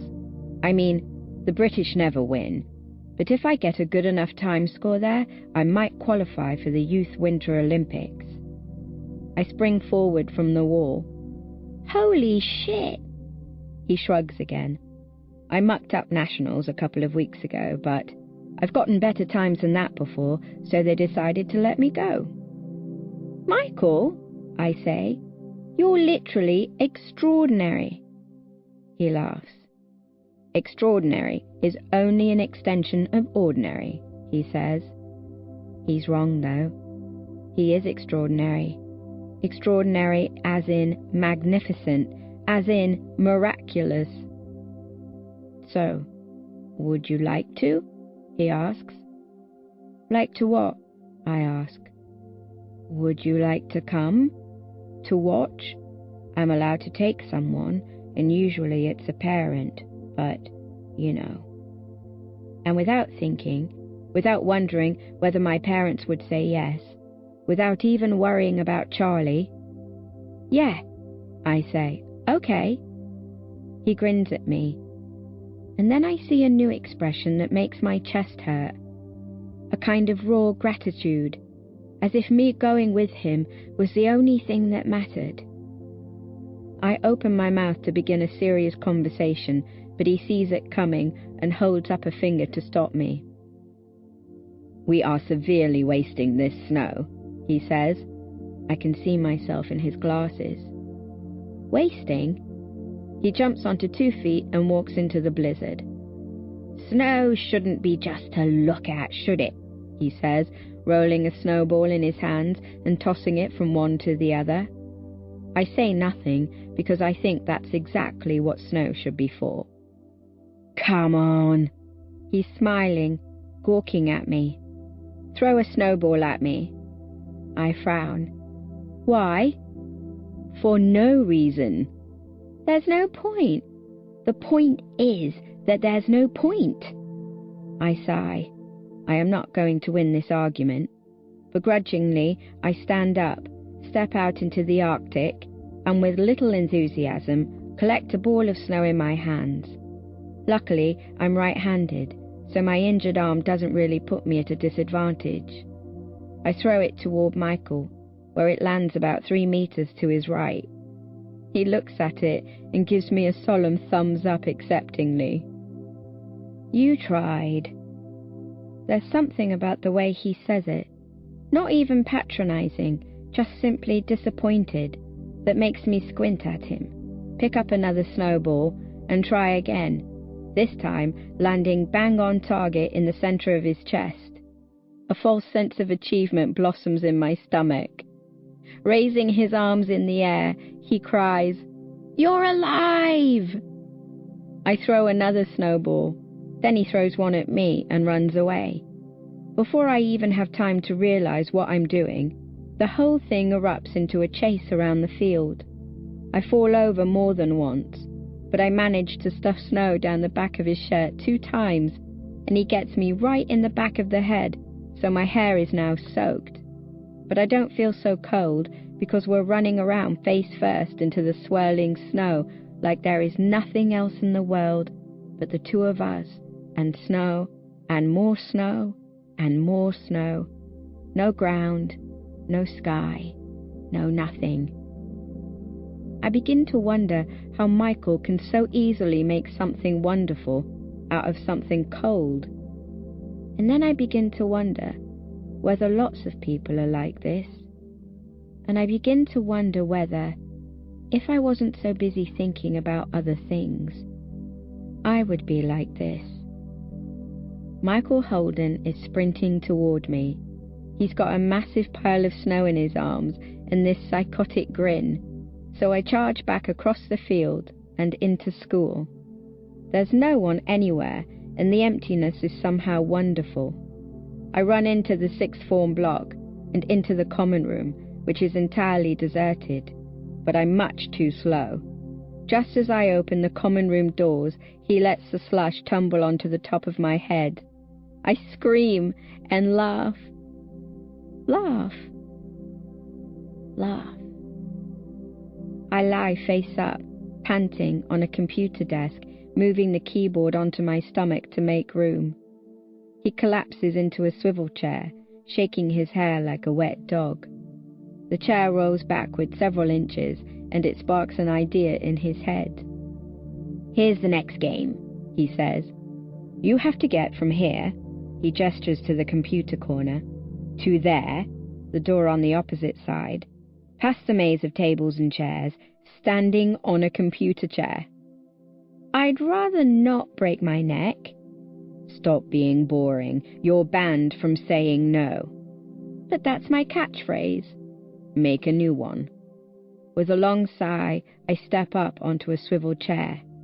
This is a lot more difficult than it looks, because not only are swivel chairs very wobbly, but they also spin around, hence the name swivel chair.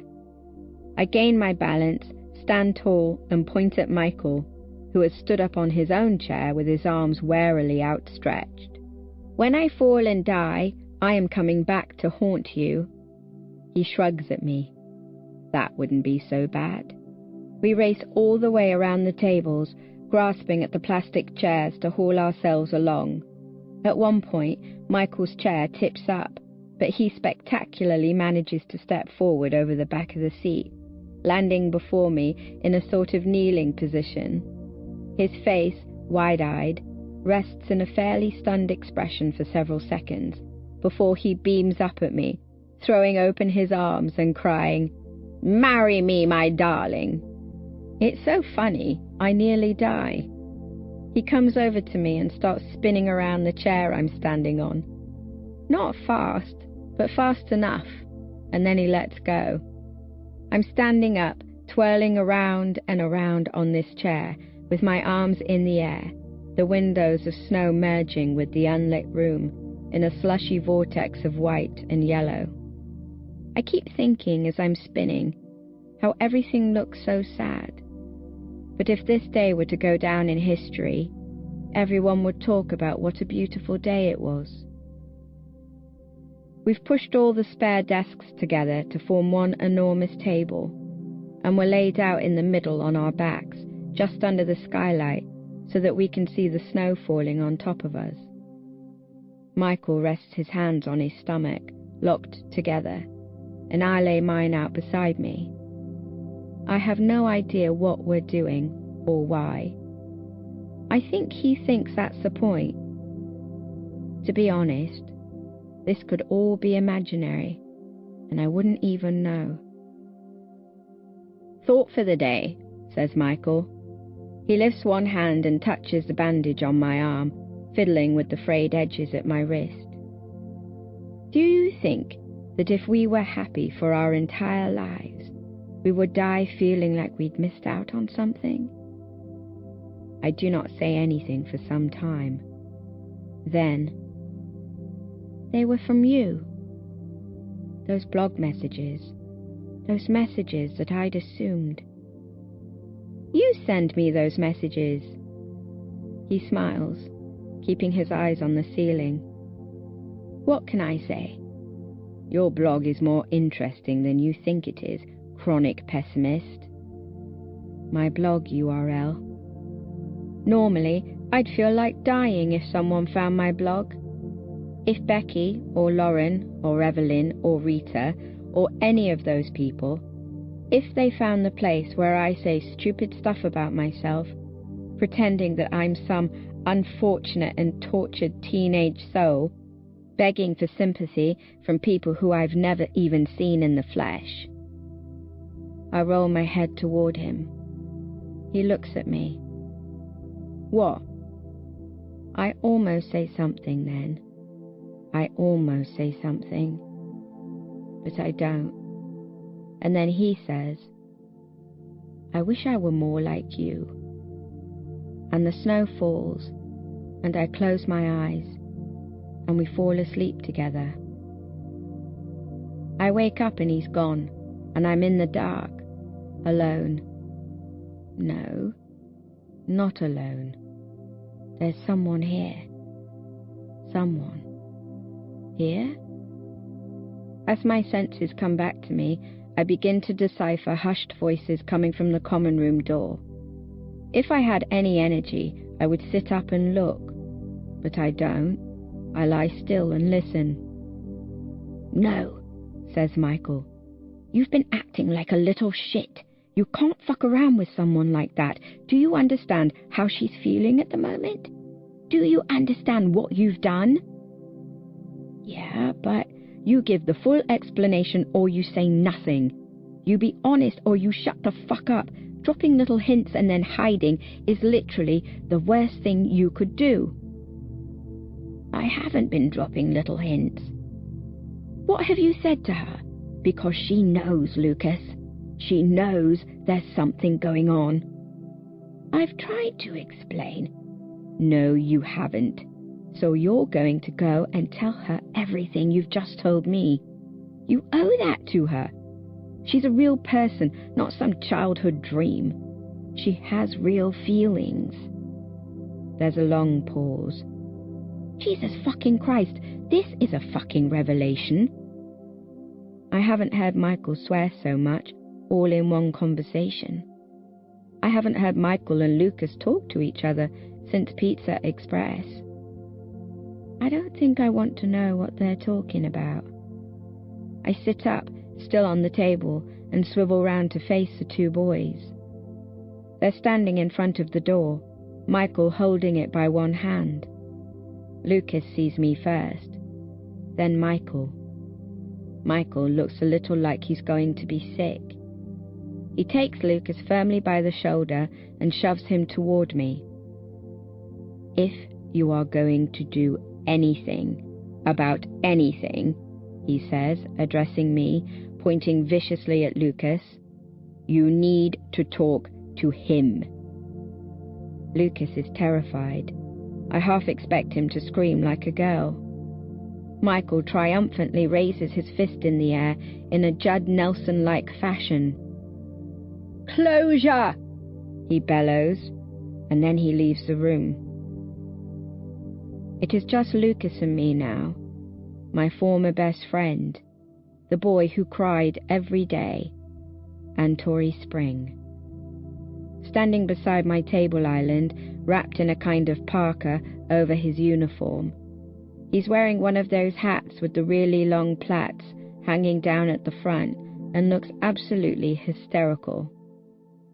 I cross my legs like you do in primary school. There is no time for being awkward now. No time for being shy or being scared what other people would say. It's time to start saying the things that are in our heads.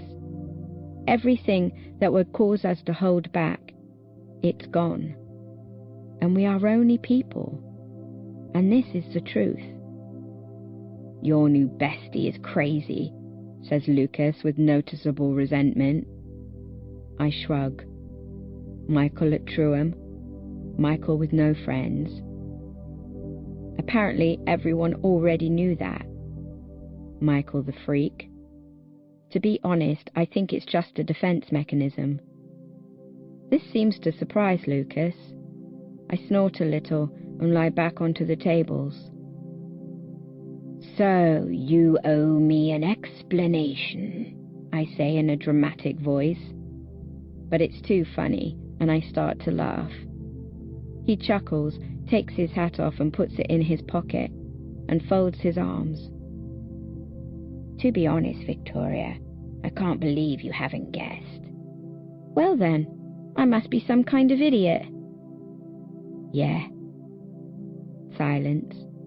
We're both totally still. You do know, he says, taking another step closer. You need to think carefully. You need to think about all the things that have happened. I get to my feet and step backward. There is nothing inside my head except fog now. Lucas clambers onto the table island and walks a little way across toward me, nervously, as if he's scared they're just going to collapse under his weight. He tries to explain again.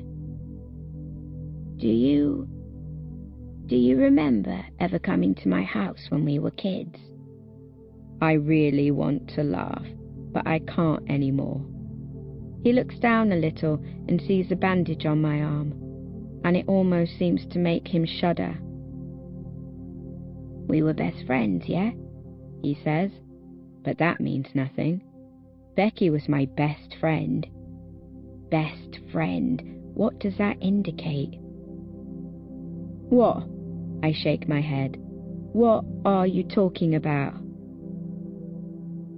You do remember, he says, his voice barely above a whisper. If I remember, then you remember. Tell me about when you came round my house all those times. Tell me what you saw there. He's right. I do remember. I wish I didn't. It was summer. We were 11, and it was nearing the end of year 6. I went round his house what felt like 100 times. We played chess. We sat in the garden. We ate ice lollies. We ran all around his house. It was a big house. 3 floors with an abundance of hiding places. Everything was kind of beige. They had a lot of paintings. A lot of paintings. They had a lot of paintings. And there is one that I remember. I asked Lucas when I was 11, "Is that a painting of the High Street?" "Yep," he said. He was smaller than me back then, his hair white blonde. "The cobbled High Street in the rain." "I like the red umbrellas," I said. "I think it must be summer rain." "I think so too." The painting of the wet, cobbled street with red umbrellas and warm cafe windows. The painting that Doctor Who girl was staring at so intensely at the solitaire party. It is inside Lucas's house. I begin to breathe very fast. "That painting," I say. He says nothing. "But the solitaire party, that wasn't your house. You don't live in this town." "No," he says. My parents are in real estate. They own several empty houses. That house was one of them. They put those paintings in there to brighten it up for viewers. Everything suddenly clicks into place. You're part of Solitaire, I say. He nods slowly. I made it, says Lucas. I made Solitaire. I step back. No, I say. No, you didn't. I made that blog. I organized the pranks.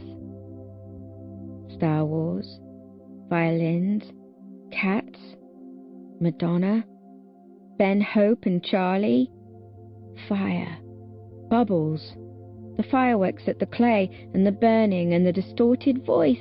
Surely I would have recognized his voice. I step back. You're lying. I'm not.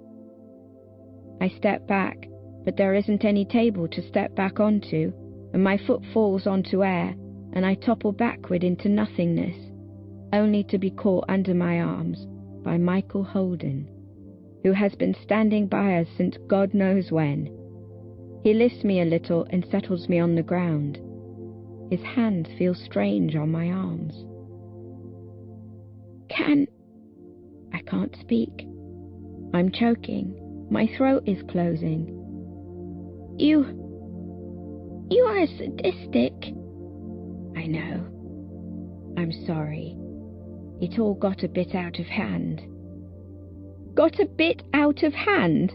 I shriek with laughter. People could have died. Michael's arms are around me. I throw him off, climb back onto the tables, and march toward Lucas, who cowers a little as I face him. All the pranks were related to me, weren't they? I say this more to myself than him. Michael had realized this right from the start. Because he's clever. He's so clever. And I, being me, didn't bother to listen to anyone except myself. Lucas nods. Why did you make Solitaire? I say. He can't breathe. His mouth turns in and he swallows. I'm in love with you, he says. At that moment, I consider many options. One is to punch him in the face. Another is to jump out of the window. The option that I go with is to run. So now I'm running. You don't pull pranks on a school because you're in love with someone. You don't get a whole party to attack someone because you're in love with someone.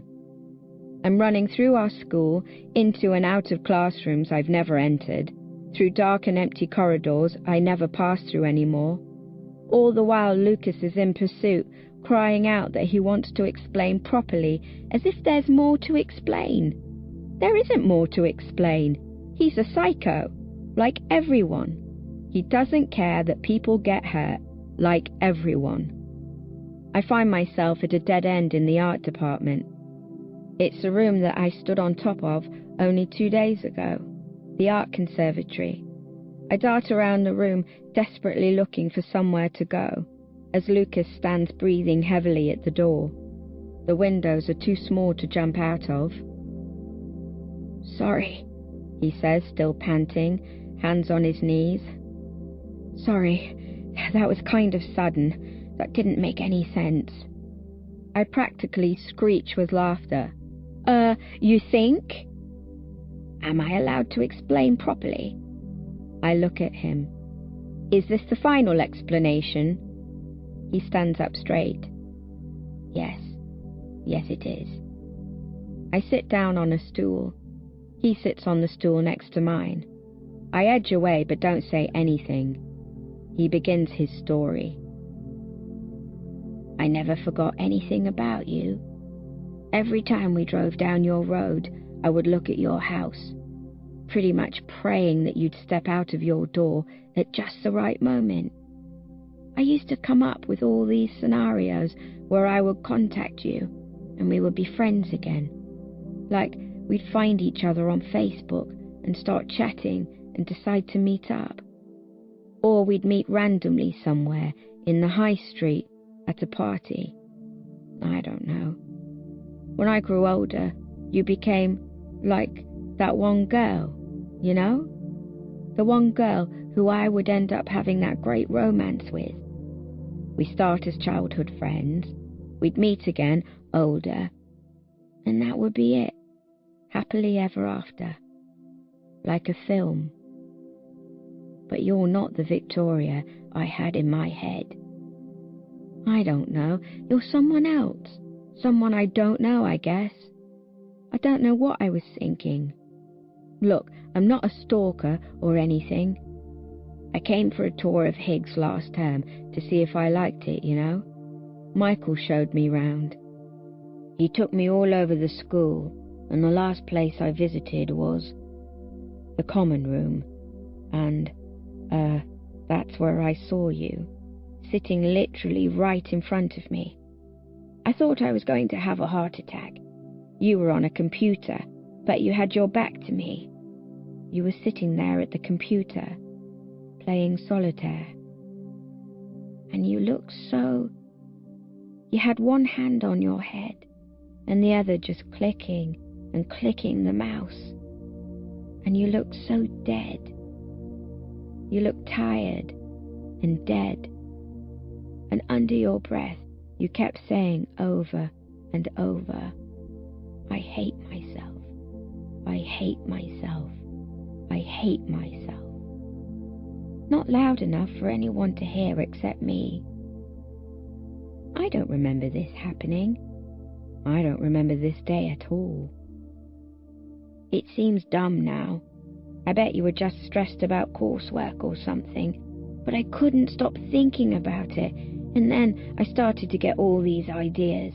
I thought that maybe you really did hate yourself, and I hated the school for doing that to you.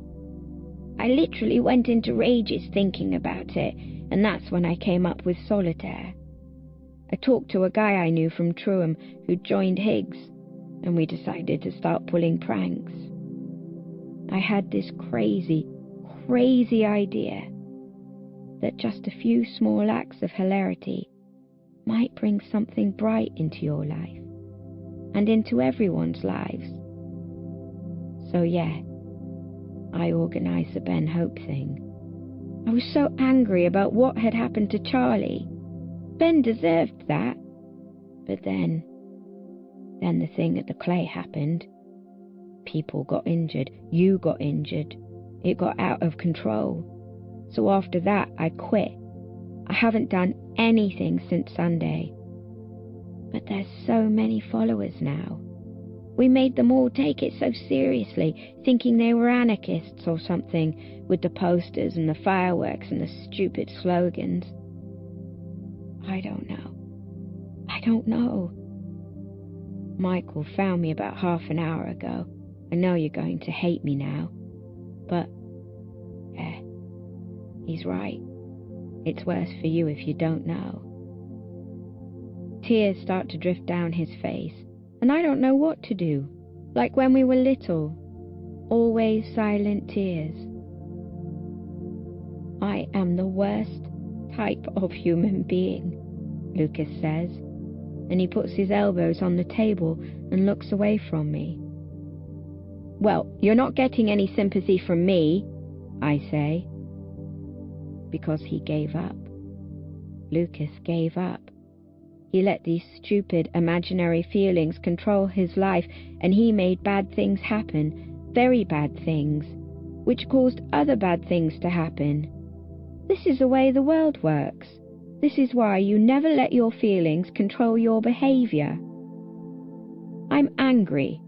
I'm angry that Lucas didn't fight against his feelings. But that's the way the world works. Lucas stands up and I flinch away. Stay away from me, I find myself saying, like he's a rabid animal. I can't believe it took until now for me to realise the truth. He's not Lucas Ryan to me anymore. Victoria, I saw you that day and thought that the person who I'd been in love with for 6 years was going to kill herself Don't touch me. Stay away from me. Nobody is honest. Nobody is real. You can't trust anyone or anything. Emotions are humanity's fatal disease, and we're all dying. Look, I'm not part of Solitaire anymore. You were so innocent and awkward. I'm talking in rushed, maniacal strings of thought. I don't know why I'm saying any of this. It's not really Lucas I'm angry at. I suppose you thought you were romantic with your books and your fucking hipster clothes. Why shouldn't I be in love with you? All this time you were plotting and faking. Why am I surprised? This is what everyone does. And then I know exactly what to do. What, I ask, is Solitaire going to do tomorrow? I have the chance to do something, to finally, wonderfully put an end to all the pain. He says nothing, so I shout, Tell me what's happening tomorrow. I don't know exactly, says Lucas, but I think he's lying. All I know is that they're meeting inside at 6 a.m. So that's where I'll be, tomorrow at 6. I'll undo everything. Why didn't you tell me that before? I whisper. Why didn't you tell anyone? There is no answer. He cannot answer. The sadness is coming, like a storm. And I start to laugh like a serial killer.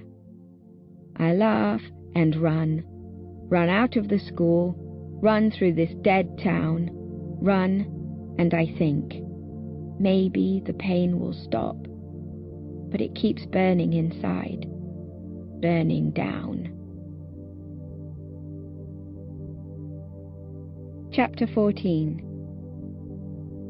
The 4th of February is a Friday.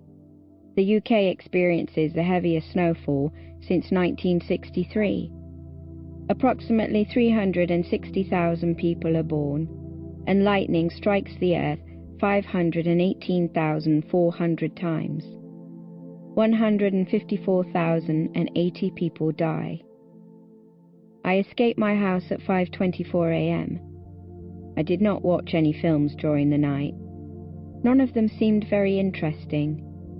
Also, my room was kind of freaking me out because I pulled down all the Solitaire posts, so my carpet was now a meadow of paper and blue tack.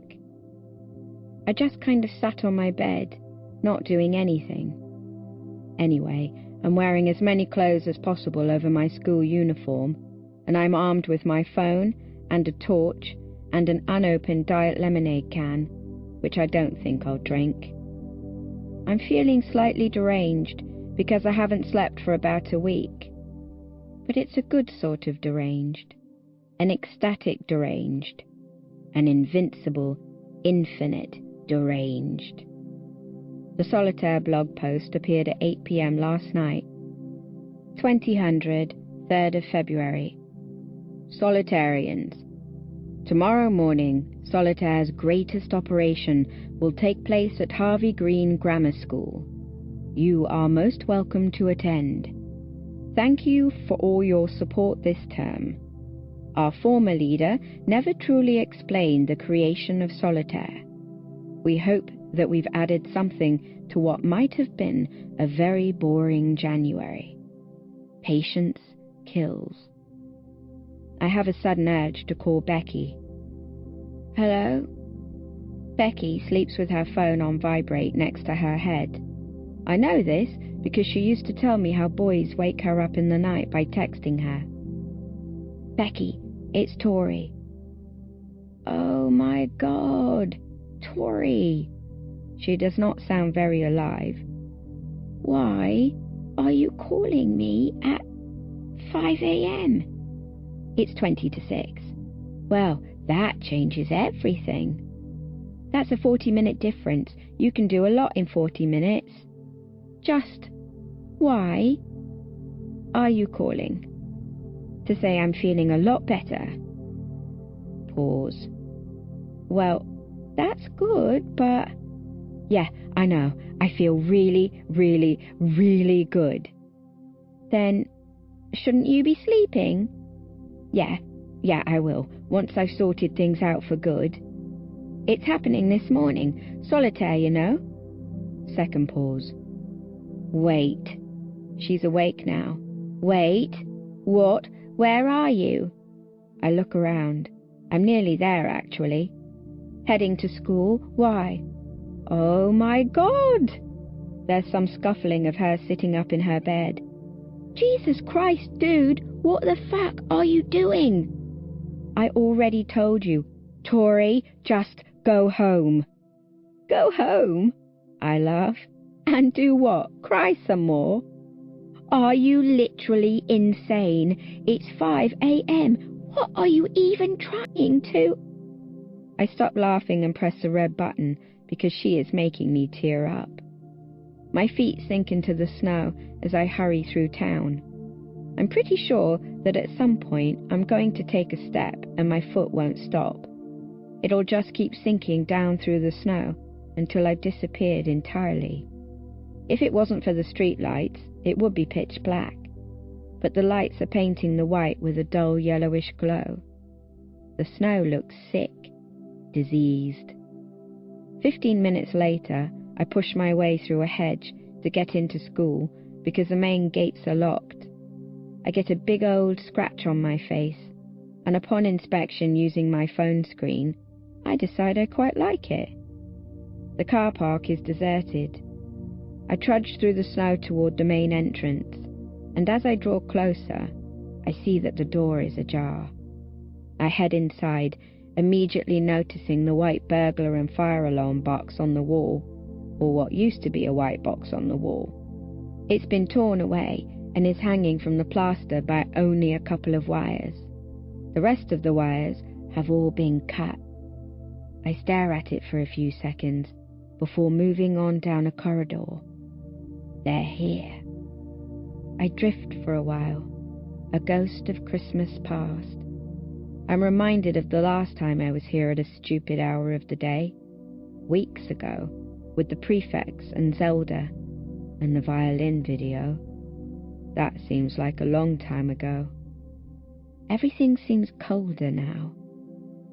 As I draw closer toward the end of the corridor, I begin to hear unintelligible whispers coming from the corner English classroom.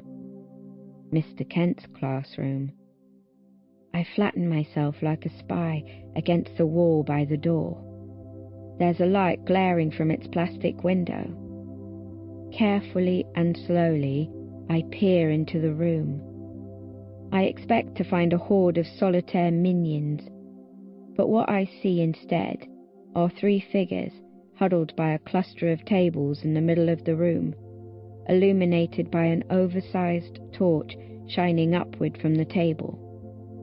The first is the guy with the large quiff, who I've seen Lucas with 100 times, in a very Lucas-ish hipster get-up, skinnies, boat shoes, bomber jacket, and Ben Sherman polo.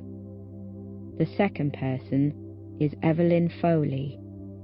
Quiff has his arm around her.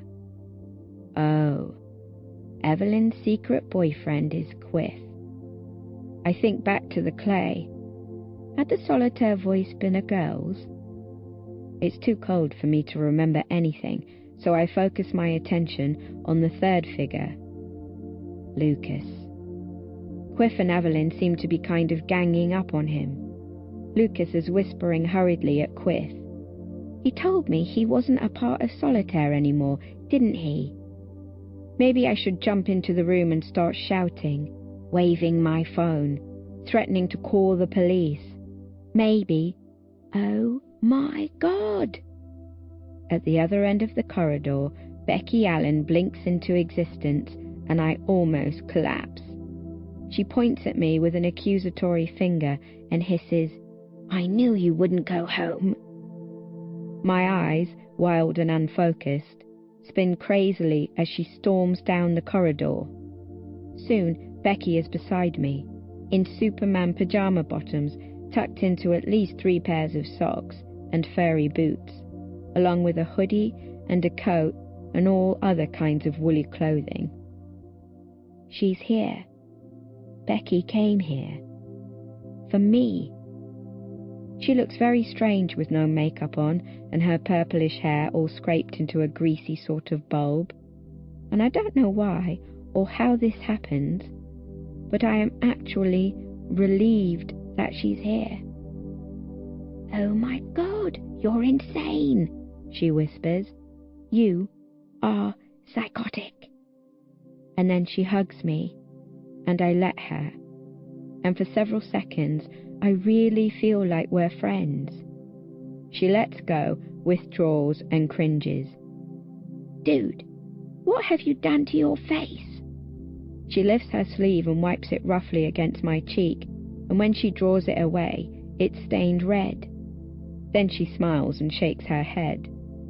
I am reminded of the Becky I knew 3 years ago, before boys, before sex, before alcohol, before she started to move on, while I stayed exactly where I was.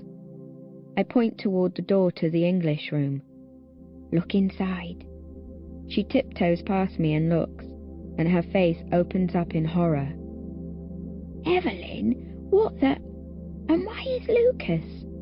Her mouth hangs wide open as the sudden realization arrives. Is this solitaire?" She turns back to me and shakes her head. "This is too much mindfuckery for this time of day. I'm not even sure I'm actually awake." Shh. I'm trying to listen to what they're saying. Becky dives past the door and we stand, hidden in the dark on either side of it, and by both carefully peering round the frame, we spy on the gathering. Vaguely, we begin to decipher a conversation. It is 6:04 a.m. "Grow some balls, Lucas." Evelyn. She's wearing high-waisted denim shorts and tights, and one of those jackets with tartan lining. "I'm not even joking. We're terribly sorry to tear you away from your teddy bear and your electric blanket, but can't you just grow some balls?" Lucas's face, dotted with shadows, grimaces. "Can I please remind you that I am the one who started solitaire in the first place? Therefore, my balls are in no position to be questioned, thanks." "Yeah, you started it," says Quiff. It's the first time I get a proper look at him, and for someone with such a large head of hair, he really is tiny.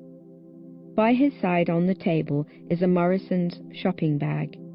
His voice is also far more sophisticated than I'd anticipated. "And you left just when we started to do stuff that's actually worthwhile. We're doing something great, and yet here you are saying that everything you have worked for has been, and I quote, total and utter bullshit." "This isn't what I worked for," Lucas snaps. "I thought that messing with this school would help people." "Fucking up this school," says Quiff, "is the best thing that's ever happened to this town." "But this isn't going to help anyone. It's not going to change anything. Changing an environment doesn't change a person." "Cut the crap, Lucas." Evelyn shakes her head. "You're not Ganti, babe." "You must be able to see what an idiotic idea this is," says Lucas. "Just give me the lighter," says Quiff. Becky, her palms flattened against the wall like Spider-Man, whips her head around. "Lighter?" she mouths. I shrug back. I stare harder at Lucas and realize that behind his back he's holding what at first looks like a gun, but is actually just one of those novelty lighters. There's only one thing you can do with a lighter. No, says Lucas. But even this far away, I can tell that he's nervous. Quiff lunges for Lucas's arm, but he steps backward just in time. Quiff begins to laugh like some evil mastermind. "Well, shit," says Quiff. "You went through all this trouble, and now you're just going to steal our stuff and run off with it? Like a little kid? Why did you even come here? Why didn't you just go and tell on us like the baby you are?" Lucas shifts onto his other leg, silent. "Give me the lighter," says Quiff. "Last chance." "Fuck you," says Lucas. Quiff puts his hand to his face and rubs his forehead, sighing. Christ. Then, like someone flicked a switch in his brain, he swings his fist at lightning speed and punches Lucas in the face. Lucas, with surprising dignity, doesn't fall down. He lifts himself up to his full height and meets Quiff dead in the eye. "Fuck you," says Lucas again. Quiff smashes Lucas in the stomach, this time doubling him over. He grabs Lucas's arm with ease and wrenches away the lighter gun, then grabs Lucas by the collar, holds the barrel against his neck, and pushes him against the wall. I expect he thinks he looks like some kind of mafia boss, but it doesn't help him that he's got the face of a 7-year-old and the voice of David Cameron. "You couldn't just leave it, could you, mate? You couldn't just leave it alone, could you?" It's obvious that Quiff is not going to pull the trigger and burn Lucas's neck. It is obvious to Quiff that Quiff is not going to burn Lucas. It is obvious to all the people who have ever lived and all the people who will ever live that Quiff does not have the strength, will, or malice to seriously wound a fairly innocent guy like Lucas Ryan. But I guess if someone is holding a lighter gun up to your throat, then things like that aren't quite as obvious as they should be. Becky is no longer at my side. She karate kicks the door open. "Okay, chaps, just stop. Right now. Stop the madness." With one hand in the air, she strides out from our hiding place. Evelyn makes some kind of squealing sound. Lucas lets out a triumphant laugh, and Quiff drops Lucas's collar and steps backward, as if afraid that Becky might arrest him right there on the spot. I follow her in and immediately regret it. Lucas sees me and stops laughing. Becky stomps up and places herself directly between Lucas and the lighter gun. Her makeup-less face transforms her into a thin-eyed, pale-faced warrior. "Oh, darling," she sighs at Quiff and tilts her head, faux sympathetically. "You actually think you're intimidating, don't you? I mean, where in God's name did you get that piece of crap? Cost cutter?" Quiff tries to laugh it off but fails. Becky's eyes turn to fire. She holds out her hands. "Go for it, dude." Her eyebrows are all the way up her forehead. "Go on. Set fire to my hair or whatever. I am relatively intrigued to see if you can pull that trigger." I can see Quiff desperately trying to think of something witty to say. After a few awkward moments, he stumbles backward, grabs the Morrison's bag, puts the lighter into it, and pulls the trigger. The lighter flame glows orange for approximately 2 seconds before Quiff pulls it away and casts the bag dramatically toward the classroom's bookshelf. Whatever is inside the bag begins to smoke and rustle. Everyone in the room looks at the bag. The smoke gradually thins. The plastic bag withers a little before flopping off the shelf and onto the floor upside down. There is a long silence. Eventually, Becky throws her head back and roars with laughter. "Oh my God! Oh my God!" Quiff has nothing to say anymore. There's no way he can take back what just happened. I think this is just about the stupidest thing I have ever seen. "This is Solitaire's grand finale?" Becky continues to laugh. "Oh my God, you really are the most deluded of all the hipsters I've met. You bring a whole new meaning to the word deluded." Quiff lifts the lighter and sways a little toward the bag, as if he's going to try again. But Becky grabs him violently by the wrist, and with her other hand wrenches the gun away. She waves it in the air and withdraws her phone from her coat pocket. "Take one step toward that plastic bag, bitch, and I'm calling the popo." She raises her eyebrows like a disappointed teacher. Don't think I don't know your name, Erin Riley. Quiff, or Erin Riley, or whoever, squares up to her. You think they'd believe some slag. Becky throws her head back for the second time. Oh man, I've met so many bellends like you. She pats Quiff on the arm. You do the whole tough guy thing really well, mate. Well done. I steal a quick glance at Lucas, but he's just staring at Becky, absently shaking his head. You're all the same, says Becky. All you idiots who think that by playing the self-righteous intellect, you rule the entire world. Why don't you go home and complain about it on your blog like normal people? She takes a step toward him.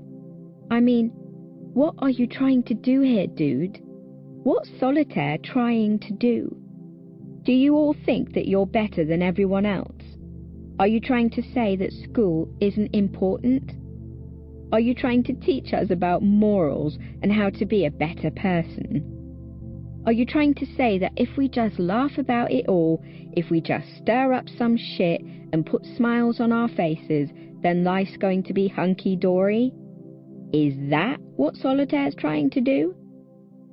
She lets out a monstrous cry of exasperation, actually making me jump. Sadness is a natural human emotion, you giant dick. Evelyn, who has been watching with her lips pursed the entire time, finally speaks up. Why are you judging us? You don't even understand what we're doing. Oh, Evelyn, really? Solitaire?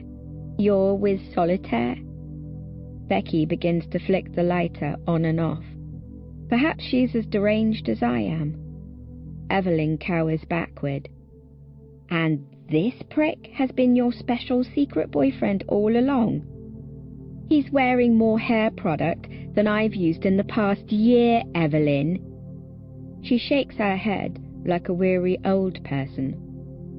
Solitaire. Bloody hell, I feel like I'm in year 8 all over again. Why are you acting like such a special snowflake? Says Evelyn. You think you're a better person than us? Becky screeches with laughter and tucks a lighter gun into her pyjama trousers.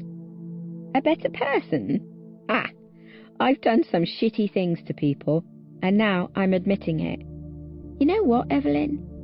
Maybe I want to be a special snowflake. Maybe sometimes I just want to express the emotions that I'm actually feeling instead of having to put on this happy, smiley facade that I put on every day just to come across to bitches like you as not boring. She points at me again as if she's punching the air. Apparently, Tori understands what you guys are trying to do.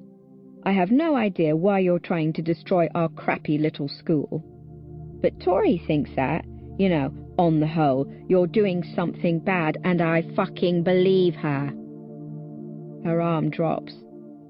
Dear God, Evelyn, you severely piss me off. Jesus Christ. Creepers are the ugliest shoes I have ever seen. Go back to your blog or Glastonbury or wherever you came from and stay there. Quiff and Evelyn take one last horrified glare at Becky before giving up. It's kind of remarkable in a way, because people are very stubborn and they don't like to be proven wrong. I think that they both knew that what they were about to do was wrong, though, or they didn't have the guts to go through with it deep down. Maybe, when it came down to it, they'd never been the real antagonists. But if they're not, then who is? We follow the pair slowly out of the room and down the corridor. We watch as they wander away out through the double doors. If I were them, I would probably change schools immediately. They will be gone in a minute. Gone forever. They will be gone. We stay there for a while, not saying anything. After a few minutes, I begin to sweat. Maybe I feel angry. No, I don't feel anything. Lucas is standing next to me, and he turns. His eyes are big and blue and dog-like. Why did you come here, Victoria? Those two would have hurt you, I point out, but we both know this isn't true. Why did you come? Everything's so blurry.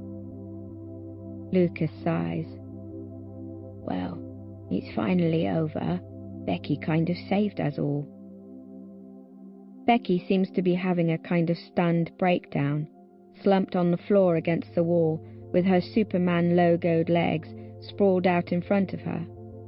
She holds the lighter gun up to her face, flicking it on and off in front of her eyes, and I can just about hear her muttering, "This is the most pretentious novelty lighter I've ever seen. This is so pretentious." Am I forgiven? Asks Lucas. Maybe I'm going to pass out. I shrug. You're not actually in love with me, are you? He blinks, and he's not looking at me. No. It wasn't love, really. It was... I just thought I needed you. For some reason. He shakes his head. I actually think that Becky's rather lovely. I try not to throw up or stab myself with my house keys. I stretch my face into a grin like a toy clown. Ha ha ha, you and the rest of the solar system. Lucas's expression changes, like he finally gets who I am. Could you not call me Victoria anymore? I ask. He steps away from me. Yeah, sure, Tory. I start to feel hot. Were they going to do what I think they were going to do? Lucas's eyes keep moving around, not looking at me. They were going to burn the school down, he says. It seems almost funny. Another childhood dream. If we were 10, perhaps we'd rejoice in the idea of the school on fire, because that would mean no more school, wouldn't it? But it just seems violent and pointless now. As violent and pointless as all the other things that Solitaire has done. And then I realize something. I turn around. Where are you going? Asks Lucas. I walk down the corridor back to Kent's classroom, getting hotter and hotter the closer I get. What are you doing? I gaze into the classroom, and I wonder if I've lost it entirely. Tory? I turn to Lucas and look at him standing at the other end of the corridor. Really, properly look at him. Get out, I say, maybe too quietly. What? Take Becky and get out. Wait, what are you? And then he sees the orange glow lighting up one side of my body. The orange glow coming from the fire that is raging through Kent's classroom. Holy shit, says Lucas, and then I'm racing down the corridor toward the nearest fire extinguisher, tugging at it, but it won't come off the wall. There's a horrific crack. The door to the classroom has split and is burning happily. Lucas has joined me at the extinguisher, but however hard we tug, we can't get it off the wall. The fire creeps out of the room and spreads to the wall displays, the ceiling filling steadily with smoke. We need to get out, Lucas shouts over the roaring flames. We can't do anything. Yes, we can. We have to. We have to do something. I have to do something. I abandon the extinguisher and head farther into the school. There'll be another one in the next corridor, in the science corridor. Becky has leapt up from the floor. She goes to run after me, as does Lucas, but a giant wall display suddenly flops off the wall in a fiery wreck of paper and pins, blocking the corridor. I can't see them. The carpet catches light, and the flames begin to advance toward me. "Tori!" someone screams. I don't know who. I don't care. I locate the fire extinguisher, and this one easily detaches from the wall. It says water on it, but also do not use on burning liquid fires or live electrical equipment. The fire edges down the corridor, on the walls, the ceiling, the floor, pushing me backward. There are lights, plug sockets everywhere. "Tori!" This time the voice comes from behind me. 2 hands place themselves on my shoulders, and I leap around as if it's death itself. But it's not. It's him, in his t-shirt and jeans, glasses, hair, arms, legs, eyes, everything. It's Michael Holden. He wrenches the extinguisher from my arms, and he hurls it out of the nearest window. Chapter 15. I am forced down the corridor and thrown out of the nearest fire exit. How Michael knew we were here, I don't know. What's he doing? I don't know. But I need to stop that fire. I need to be in there. If I can't do anything, then it will have been for nothing. My whole life, everything, nothing. He tries to grab me, but I'm practically a torpedo. I race back through the fire exit and down the next corridor, away from the oncoming flames, searching for another fire extinguisher. I'm sort of hyperventilating, and I can't see anything, and I'm running so fast that I have no idea where this corridor is in the school, and I start tearing up again. But Michael can run like he skates. He grabs me around the waist, just as I tug the fire extinguisher off the wall, just as the fire bypasses the fire exit and closes us in. "Tori, we need to get out, now!" The fire draws Michael's face out of the dark. I flail around in his grip and burst forward, but he closes his fist around my forearm and squeezes it and starts to drag me. And before I know what I'm doing, I'm yanking my arm so hard that my skin starts to burn. I'm screaming at him and pushing, and I swing my leg around and actually kick him in the stomach. I must kick him hard, because he tumbles backward and clutches his body. I instantly realize what I've done and freeze, looking at him in the orange light. We meet each other's eyes, and he seems to realize something. And I want to laugh because, yeah, he's finally realized, just like Lucas did eventually, and I hold my arms out to him. And then I see the fire.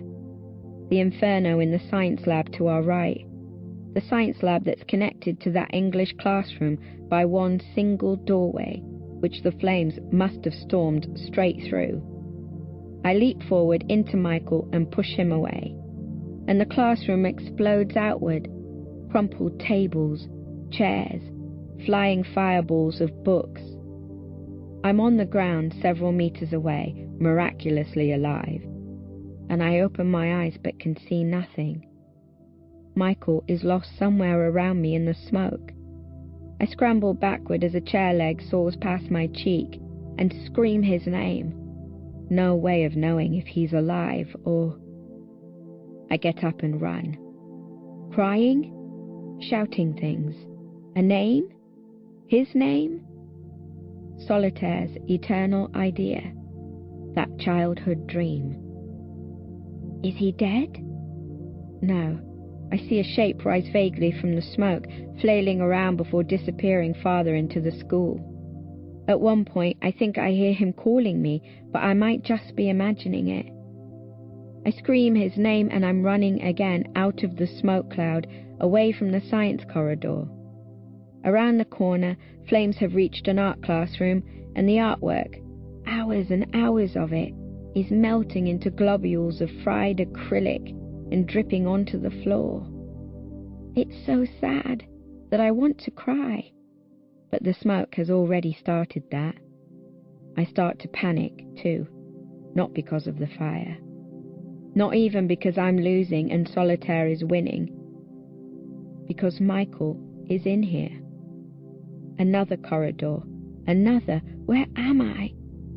Nothing is the same in the dark and the burning.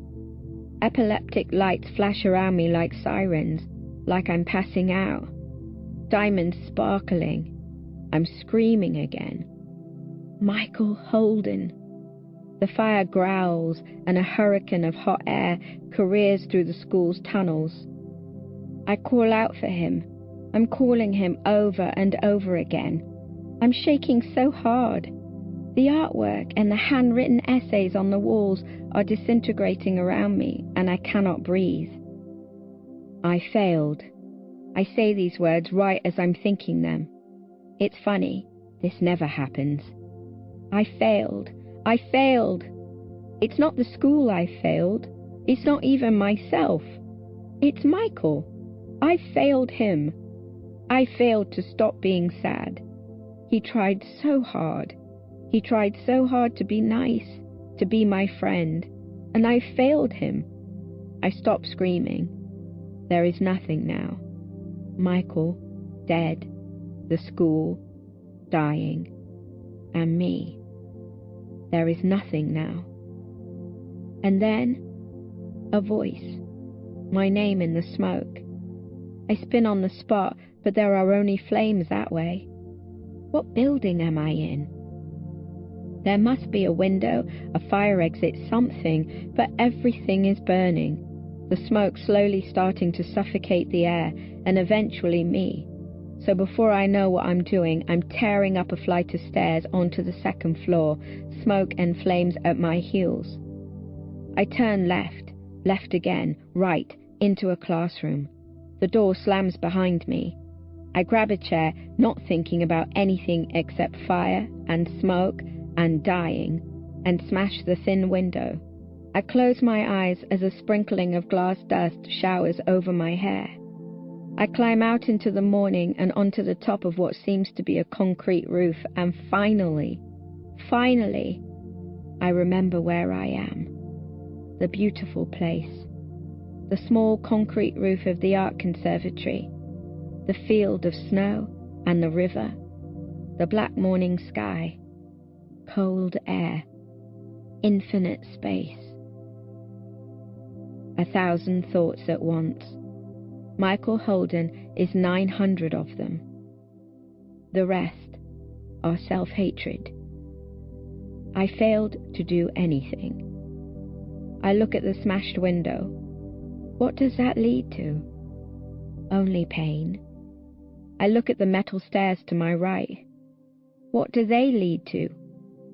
Only myself failing time and time again to do anything right or say anything right. I'm at the edge and I look down. It's far. It's calling me. A hope of something better. A third option. It's so hot. I take my coat and gloves off. It hits me then. I haven't ever known what I wanted out of life. Until now. I sort of want to be dead. Chapter 16. My feet drift absently closer to the edge. I think about Michael Holden, mainly about how he's secretly angry all the time. I think that a lot of people are secretly angry all the time. I think about Lucas Ryan, and that makes me feel sadder. There is another tragedy in which I am not the rescuer. I think about my ex-best friend, Becky Allen. I don't think I know who she is. I think I knew before we grew up. But after that, she changed, and I didn't. I hope that I can understand why one day. I think about my brother, Charlie Spring, and Nick Nelson.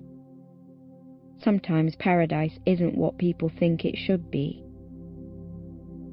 I think about Ben Hope. Sometimes people hate themselves.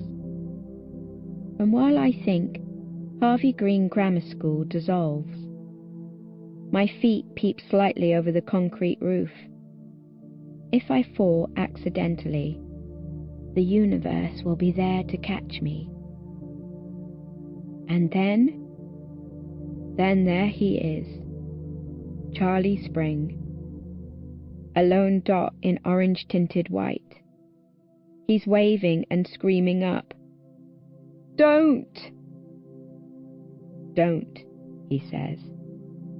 And there's another figure running along, taller, stouter. He clutches Charlie's hand, Nick Nelson. Then another and another. Why? What's wrong with people? Why do they never give you any peace? There's Lucas and Becky. Becky puts her hands on her mouth. Lucas puts his hands on his head. Charlie's screaming in battle with the wind and flames, screaming, whirling, burning. "Stop!" This voice is closer and comes from above. I decide that it is probably God, because I think that this is probably how God works. He waits until your final moments, and then he'll step in and take you seriously. It's like when you're 4 years old and you tell your parents that you're going to run away, and they say, "Okay, go right ahead," like they don't care. And they only start caring when you actually walk out the door and down the road with your teddy bear under your arm and a packet of biscuits in your rucksack. "Tori." I turn around and look up.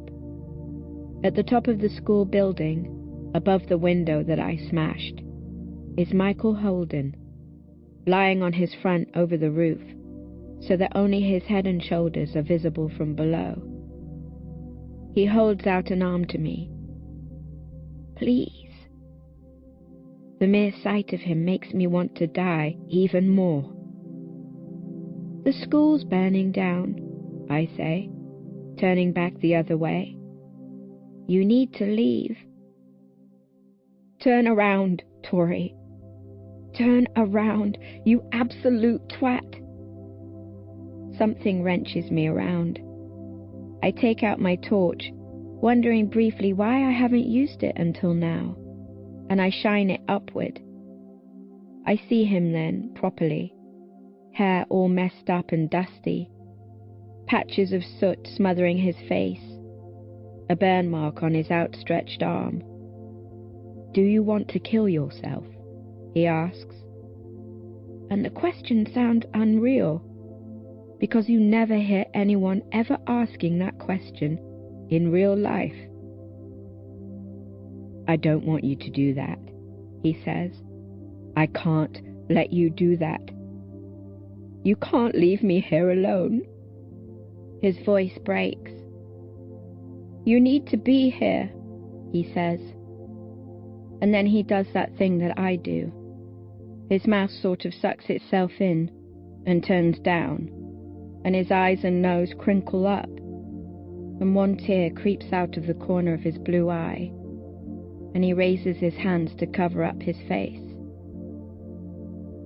"I'm sorry," I say, because his face, all scrunched up and melting, physically hurts me. I start to cry too. Against my will, I step away from the edge and closer to him, and I hope that this makes him understand. "I'm sorry. I'm sorry. I'm sorry. I'm sorry." "Shut up." He's smiling while crying, madly, throwing his hands from his face and raising both arms up. Then he punches the ground. "God, I'm stupid. I can't believe I didn't realize this any sooner. I can't believe it." I'm pretty much directly under his face. His glasses begin to slide off his nose, and he swiftly pushes them back on. You know, the worst thing is that when I threw away that fire extinguisher you were holding, I wasn't just thinking about saving you. He chuckles sadly. We all need saving, really. Then why? I pause, suddenly understanding everything. This boy, this person. How has it taken me this long to understand? He needed me as much as I needed him, because he was angry, and he has always been angry. You wanted the school to burn. He chuckles again and rubs his eyes. You do know me. And he's right. I do know him. Just because someone smiles doesn't mean that they're happy. I've never been good enough, he says. I get so stressed out. I don't make friends. God, I can't make friends. His eyes glaze over. Sometimes I just wish I were a normal human being. But I can't. I'm not. No matter how hard I try. And then the school was burning and I thought, something told me it might be a way out of all this. I thought it would make me feel better, and you feel better. He swivels into a sitting position, legs dangling over the edge mere centimeters from my head. I was wrong, he says. I look back out to the edge of the building. No one is happy. What is there in the future? Some people aren't meant for school, says Michael.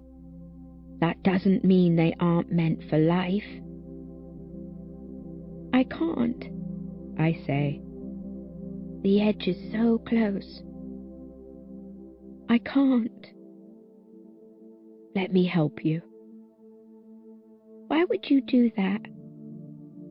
He jumps down to the roof I'm standing on and looks at me. Really looks.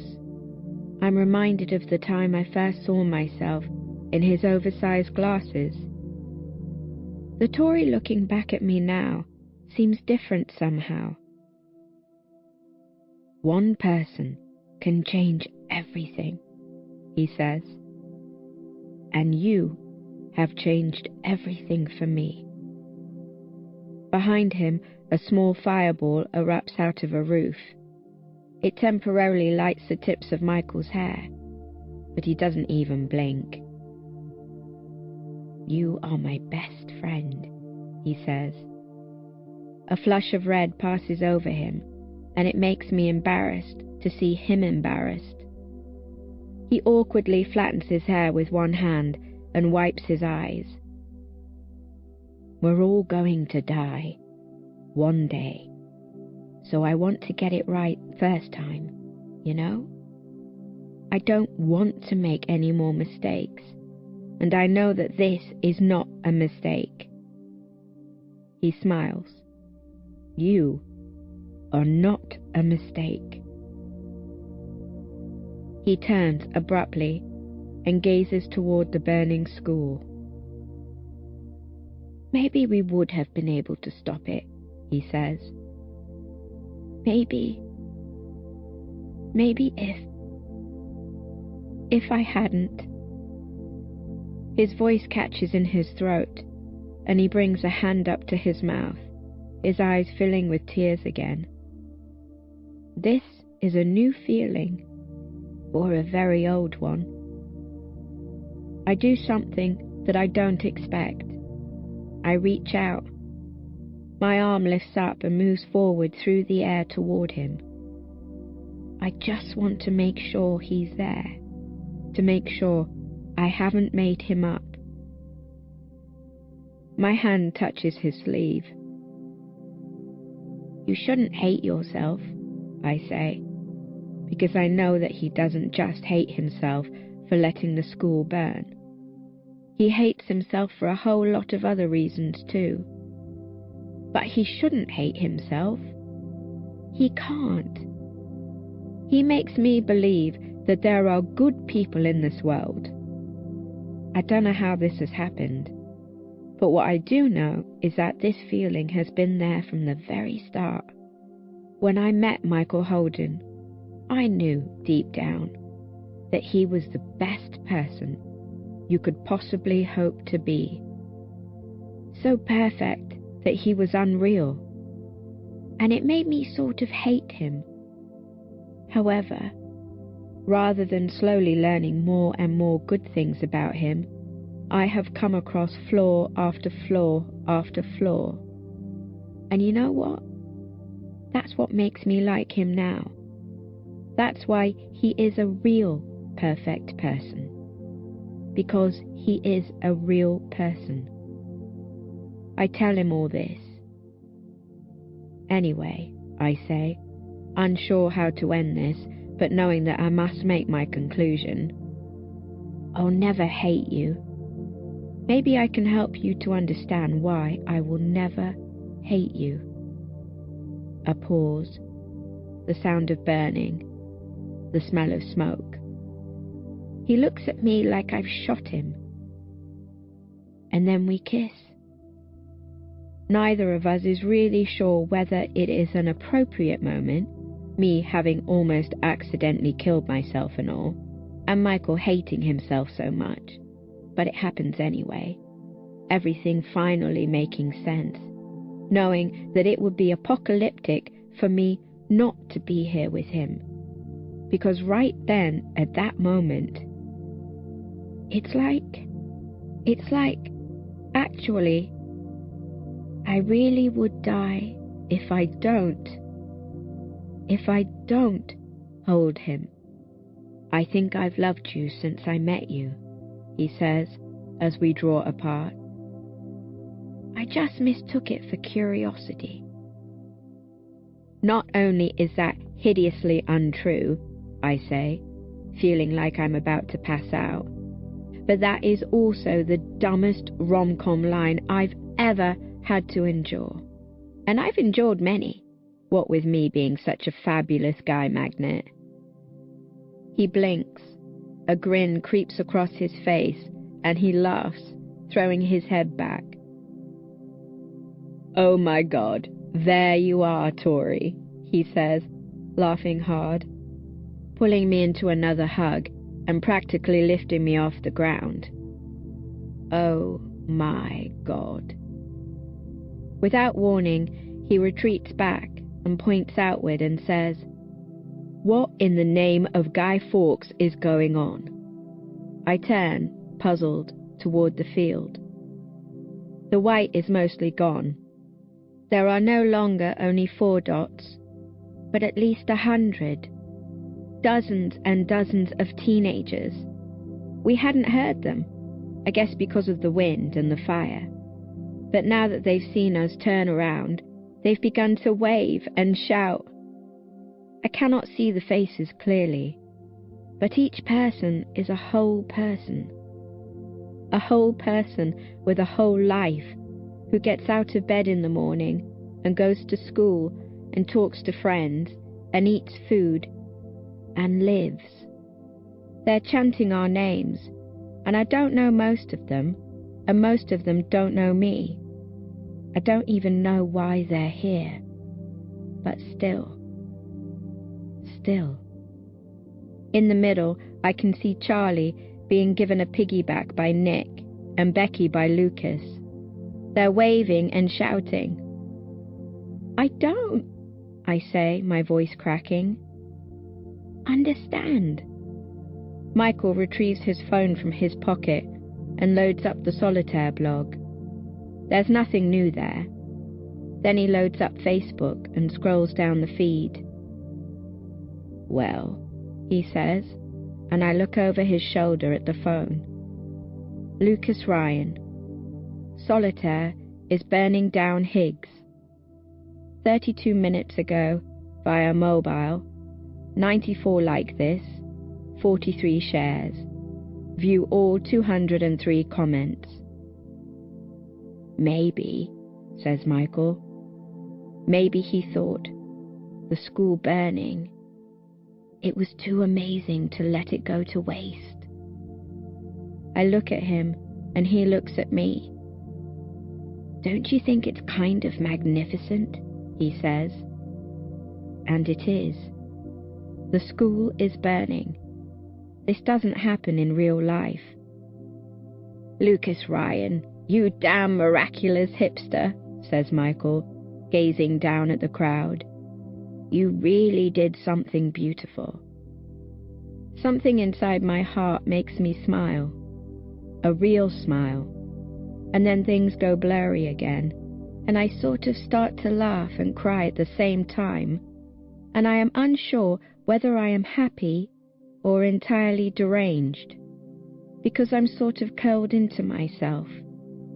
Michael has to lean over my head to properly hold me while I'm shaking, but he does it anyway. Snow falls. Behind us, the school crumbles, and I can hear the fire engines making their way through the town. "So," he says, slyly raising his eyebrows in true Michael suavity, "you hate yourself, I hate myself. Common interests. We should get together." I don't know why, but I start to feel quite delirious. The sight of all those people down there. Some of them are jumping up and down and waving. Some of them are only there because they tagged along for an adventure.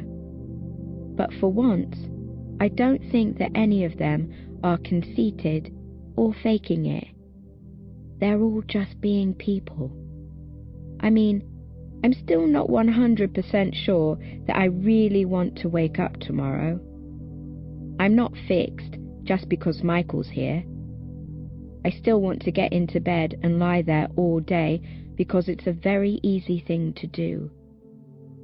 But right now, all I can see are all these kids prancing about in the snow and smiling and waving like they haven't got exams and parents and university choices and career options and all the other stressful things to worry about.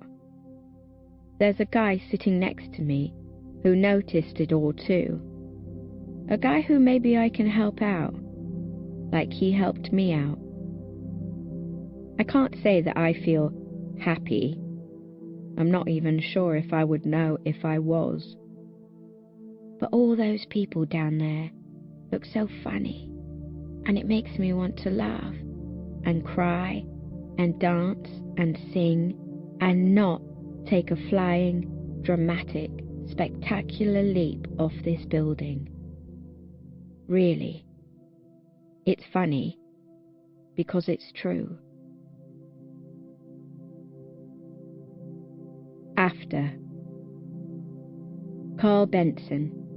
I haven't seen you since, junior year. I thought you killed yourself.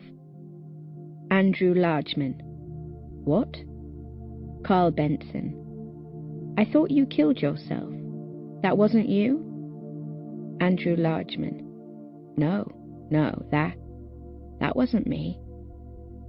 Garden State, 2004. So I suppose even after going through all this very carefully with you, I still don't really know how this happened. I'm not traumatized. It's not anything dramatic like that. Nothing has been tearing me apart. I can't focus any of it around one particular day, one particular event, one particular person. All I know is that once it started, it became very easy to let it carry on. And I suppose that's how I ended up here. Michael reckons he's going to get questioned by the police. Probably me too. And Lucas and Becky, I suppose. We were all there. I hope that we don't get arrested. I don't think Lucas would tell what really happened. Then again, I don't really know much about Lucas Ryan anymore. Nick, with surprising practicality, said that the best thing to do was get my parents to meet us at the hospital. So all 6 of us are now crammed in his car. Me, Michael, Lucas, Becky, Nick, and Charlie. Becky's sitting on Lucas's lap because Nick's car is a tiny Fiat. I think Lucas is genuinely starting to like Becky, I really do. Because she stopped Quiff theoretically shooting him or whatever, he keeps looking up at her with this hilarious expression on his face. And it sort of makes me feel a little bit less sad. She doesn't notice, of course. Becky is a good person in her heart. I guess I've always known that. I'm in the middle seat. I'm finding it very difficult to concentrate on anything as I think I'm half asleep. Snow is falling. All the snowflakes are exactly the same. The song playing on the car stereo is some Radiohead song. Everything outside is dark blue. Charlie calls our parents from the front passenger seat. I do not listen to their conversation. After a while, he hangs up and sits silently for a minute, gazing emptily at his phone. Then he raises his head and stares out into the morning sky. "Victoria," he says, and I listen. He says many things. Things that you would expect people to say in this sort of situation. About love and understanding and support and being there. Things that are supposedly not said enough. Things that usually do not need to be said. I don't listen very hard to any of that, because I knew all of it already. Nobody speaks while he speaks. We all just watch the shops drift past the car windows, listening to the hum of the car and the sound of his voice. When he's finished, he turns to face me and says something else. "I noticed," he says, "but I didn't do anything. I didn't do anything." I have begun to cry. "I love you anyway," I say, my voice hardly my own. I can't remember if I've ever said those words before in my whole life, not even when I was a child. I start to wonder what I was really like then, and whether I've been imagining myself as someone different this entire time. He smiles a beautiful, sad smile and says, "I love you too, Tori." Michael decides to pick up my hand and cup it in his. "Do you want to know what Dad said?" says Charlie, turning back to face the front. He's not saying it directly to me, but to the whole car. He said that this is probably because he read The Catcher in the Rye too many times when he was our age, and that it got absorbed into his gene pool. Becky sighs. "Jesus, can't any teenager be sad and, not be compared to that book?" Lucas smiles at her. "I mean, has anyone here even read it?" asks Becky. There is a unanimous chorus of nope. Not even Lucas has read it. Funny that. We listen to the Radiohead song. I have this real urge to leap out of the car. I think Michael can tell that I want to do this. Maybe Lucas too. Charlie keeps glancing into the rearview mirror. After a little while, Nick murmurs, "Where are you going to go to sixth form, Charlie?" I have never heard Nick speak so quietly. Charlie answers him by holding Nick's hand, which is clutching the gear stick so hard that his knuckles are turning white, and then by saying, "Truham, I'll just stay at Truham. I'll be with you, yeah? And I guess lots of us will be going to Truham now." And Nick nods. Becky sleepily leans her head on Lucas's shoulder. "I don't want to go to the hospital," I whisper into Michael's ear. This is a half lie. He looks at me, and he's more than pained. "I know." He rests his head on the top of mine. I know. Lucas shifts in the seat next to me. He is looking out of the window at the trees zipping past, the blur of dark and green. This is supposed to be the best time of our lives, he says. Becky snorts into Lucas's shoulder. If this is the best time of my life, I might as well end it immediately. The car revs to get up the slope to the bridge, and then we're sailing over the frozen river. The earth spins a few hundred meters, and the sun creeps a little closer toward our horizon, preparing to spread its dull winter light over what's left of this wasteland. Behind us, a channel of smoke has leaked into the clear sky, blocking out the few remaining stars that had tried to make an impression. Becky continues to mumble, as if speaking through a dream. I get it, though.